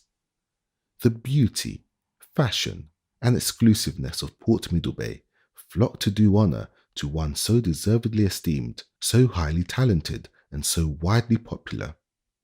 Dr. Mell of Colonial Salem House Grammar School, Port Middlebay, presided, and on his right sat the distinguished guest. After the removal of the cloth and the singing of Non Nobby, beautifully executed, and in which we were at no loss to distinguish the bell-like notes of that gifted amateur, Wilkins Micawber, Esquire, Jr., the usual loyal and patriotic toasts were severally given and rapturously received. Dr. Mell, in a speech replete with feeling, then proposed our distinguished guest the ornament of our town. May he never leave us but to better himself, and may his success among us be such to render his bettering himself impossible. The cheering with which the toast was received defies description. Again and again it rose and fell like the waves of the ocean. At length all was hushed, and Wilkins Micawber, Esquire, presented himself to return thanks. Far be it from us, in the present comparatively imperfect state of the resources of our establishment, to endeavour to follow our distinguished townsman through the smoothly flowing periods of his polished and highly ornate address. Suffice it to observe that it was a masterpiece of eloquence, and that those passages in which he more particularly traced his own successful career to its source, and warned the younger portion of his auditory from the shoals of ever-incurring pecuniary liabilities which they were unable to liquidate, brought a tear into the manliest eye present. The remaining toasts were Dr. Mell, Mrs. Micawber, who gracefully bowed her acknowledgments from the side door, where a galaxy of beauty was elevated on chairs, once to witness and adorn the gratifying scene. Mrs. Ridger, Beggs, late Miss Micawber, Miss Mell, Wilkins Micawber, Esquire, Jr., who convulsed the assembly and humorously remarking that he found himself unable to return thanks in a speech, but would do so, with their permission, in a song. Mrs. Micawber's family, well known, it is needless to remark, in the mother country. At the conclusion of the proceedings, the tables were cleared as if by art magic for dancing, until Sol gave warning for departure. Wilkins Micawber, Esquire, Jr., and the lovely and accomplished Miss Helena, fourth daughter of Dr. Mell, were particularly remarkable. I was looking back to the name of Dr. Mell, pleased to have discovered in these happier circumstances Mr. Mell, formerly poor, pinched usher to my Middlesex magistrate, when Mr. Peggoty, pointing to another part of the paper, my eyes rested on my own name, and I read thus: To David Copperfield, Esquire, the eminent author. My dear sir, years have elapsed since I had an opportunity of ocularly perusing the lineaments, now familiar to the imaginations of a considerable person of the civilized world. But, my dear sir, though estranged by the force of circumstances over which I had no control, from the personal society of the friend and companion of my youth, I have not been unmindful of his soaring flight, nor have I been debarred, though seas between us braid ha roared, from participating in the intellectual feasts he had spread before us. I cannot, therefore, allow of the departure from this place of an individual whom we mutually respect and esteem, without my dear sir taking this public opportunity of thanking you on your own behalf, and I may undertake to add that on that of the whole of the inhabitants of Port Middlebay, for the gratification of which you are the ministering agent. Go on, my dear sir, you are not unknown here, you are not unappreciated. Though remote, we are neither unfriended, melancholy, nor, I may add, slow. Go on, my dear sir, in your eagle course. The inhabitants of Port Middlebay may at least aspire to watch it with delight, with entertainment, with instruction. Among the eyes elevated towards you from this portion of the globe will ever be found, while it has light and life, the eye appertaining to Wilkins Micawber, Magistrate. I found, on glancing at the remaining contents of the newspaper, that Mr. Micawber was a diligent and esteemed correspondent of that journal. There was another letter from him in the same paper touching a bridge where there was an advert of a collection of similar letters by him to be shortly republished in a neat volume with considerable additions, and unless I am very much mistaken, the leading article was his also. We talked much of Mr. Micawber on many other evenings while Mr. Peggoty remained with us. He lived with us during the whole term of his stay, which I think was something less than a month, and his sister and my aunt came to London to see him. Agnes and I parted from him aboard ship, when he sailed, and we shall never part from him more on earth. But before he left, he went with me to Yarmouth to see a little tablet I had put up in the churchyard to the memory of Ham.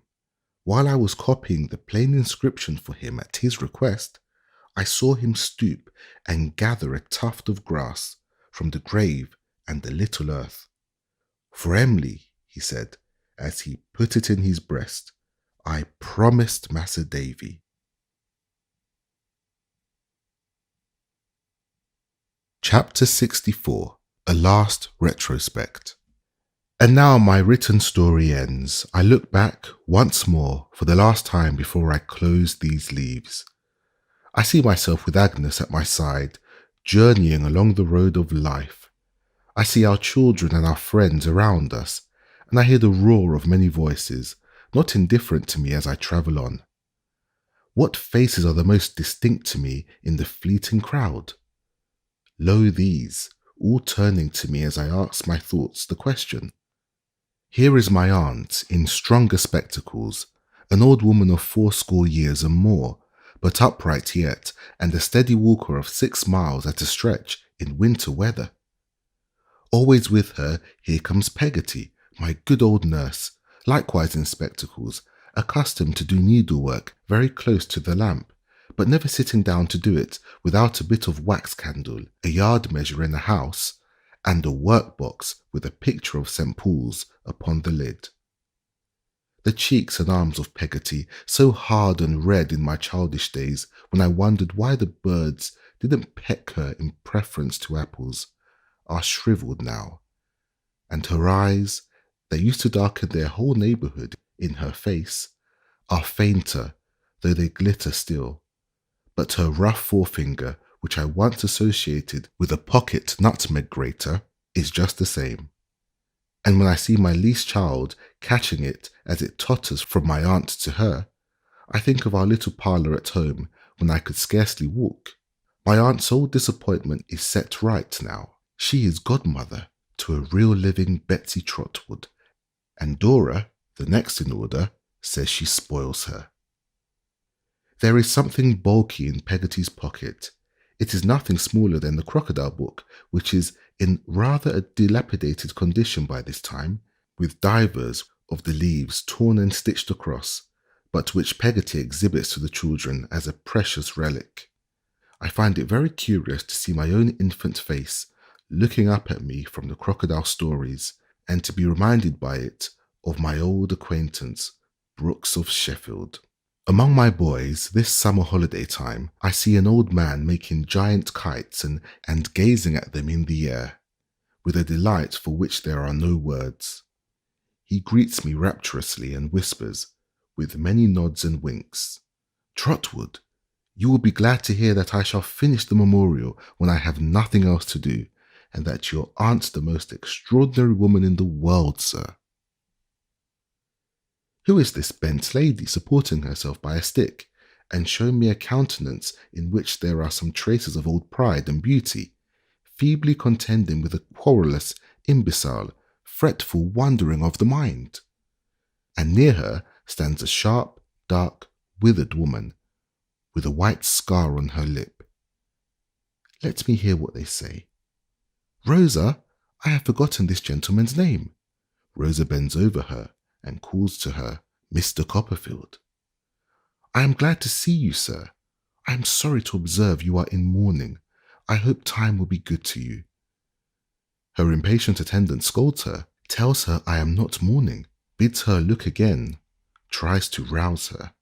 "You have seen my son, sir," says the elder lady. "Are you reconciled?" Looking fixedly at me, she puts her hand to her forehead and moans. Suddenly she cries in a terrible voice, "Rosa, come to me, he is dead." Rosa, kneeling at her feet, by turns caresses her and quarrels with her, now fiercely telling her, "I loved him better than you ever did," now soothing her to sleep on her breast like a sick child. Thus I leave them. Thus I always find them. Thus they wear their time away from year to year. What ship comes sailing home from India, and what English lady is this, married to a growling old Scotch Croesus with great flaps of ears? Can this be Julia Mills? Indeed, it is Julia Mills, peevish and fine, with a black man to carry cards and letters to her on a golden salver, and a copper-coloured woman in linen, with a bright handkerchief round her head, to serve her tiffin in her dressing-room. But Julia keeps no diary in these days, never sings affection's dirge, eternally quarrels with the old Scotch Croesus, who is a sort of yellow bear with a tanned hide. Julia is steeped in money to the throat, and talks and thinks of nothing else. I liked her better in the desert of Sahara. Or perhaps this is the desert of Sahara. For though Julia has a stately house and mighty company and sumptuous dinners every day, I see no green growth near her, nothing that can ever come to fruit or flower. What Julia calls society, I see among it Mr. Jack Maldon, from his patent place, sneering at the hand that gave it him, and speaking to me of the doctor as so charmingly antique. But when society is the name of such hollow gentlemen and ladies, Julia, when its breeding is professed indifference to everything that can advance or can retard mankind, I think we must have lost ourselves in that same desert Sahara, and had better find the way out. And lo, the doctor, always our good friend, labouring at his dictionary somewhere about the letter D, and Tappy in his home and wife, also the old soldier, on a considerably reduced footing, and by no means so influential as in days of yore, working at his chambers in the temple with a busy aspect, and his hair, where he is not bald, made more rebellious than ever by the constant friction of his lawyer's wig, I come, in a latter time, upon my dear old Traddles. His table is covered with thick piles of papers, and I say, as I look round me, "If Sophie were your clerk now, Traddles, she would have enough to do." You may say that, my dear Copperfield, but these were capital days too, in Holborn Court, were they not? When she told you you would be a judge? But it was not the town talk then. "At all events," says Traddles, "if I ever am one, why, you know you will be. Well, my dear Copperfield, when I am one, I shall tell the story, as I said I would." We walk away arm in arm and go in to have a family dinner with Traddles. It is Sophie's birthday, and on our road, Traddles discourses to me the good fortune he has enjoyed. I really have been able, my dear Copperfield, to do all that I had most at heart. There's the Reverend Horace promoted to that living at £450 a year. There are our two boys receiving the very best education and distinguishing themselves as steady scholars and good fellows. There are 3 of the girls married very comfortably. There are 3 more living with us. There are 3 more keeping house for the Reverend Horace since Mrs. Crueller's decease. And all of them happy. Except, I suggest, except the beauty, says Traddles. Yes, it was very unfortunate that she should marry such a vagabond. But there was a certain dash and glare about him that caught her. However, now we have got her safe at our house and got rid of him, we must cheer her up again. Traddles' house is one of the very houses, or it easily may have been, which he and Sophie used to parcel out in their evening walks. It is a large house, but Traddles keeps his papers in his dressing room and his boots with his papers, and he and Sophie squeeze themselves into upper rooms, reserving the best bedrooms for the beauty and the girls. There is no room to spare in the house, for more of the girls are here and always are here, by some accident or another, than I know how to count. Here, when we go in, is a crowd of them, running down to the door and handing Traddles, about to be kissed, until he is out of breath. Here, established in perpetuity, is the poor beauty, a widow with a little girl. Here, at dinner on Sophie's birthday, are all 3 married girls with their 3 husbands, and one of the husband's brothers, and another husband's cousin, and another husband's sister, who appears to me to be engaged to the cousin. Traddles exactly the same simple, unaffected fellow as he ever was, sits at the foot of the large table like a patriarch, and Sophie beams upon him from the head across a cheerful space that is certainly not glittering with Britannia metal. And now, as I close my task, subduing my desire to linger yet, these faces fade away. But one face, shining on me like a heavenly light by which I see all other objects, is above them and beyond them all, and that remains. I turn my head and see it, in its beautiful serenity beside me. My lamp burns low, and I have written far into the night, but the dear presence without which I were nothing bears me company. O Agnes, O my soul, so may thy face be by me when I close my life indeed. So may I, when realities are melting from me, like the shadows which I now dismiss, still find thee near me, pointing upward. This has been David Copperfield by Charles Dickens, narrated by Sam Cousy.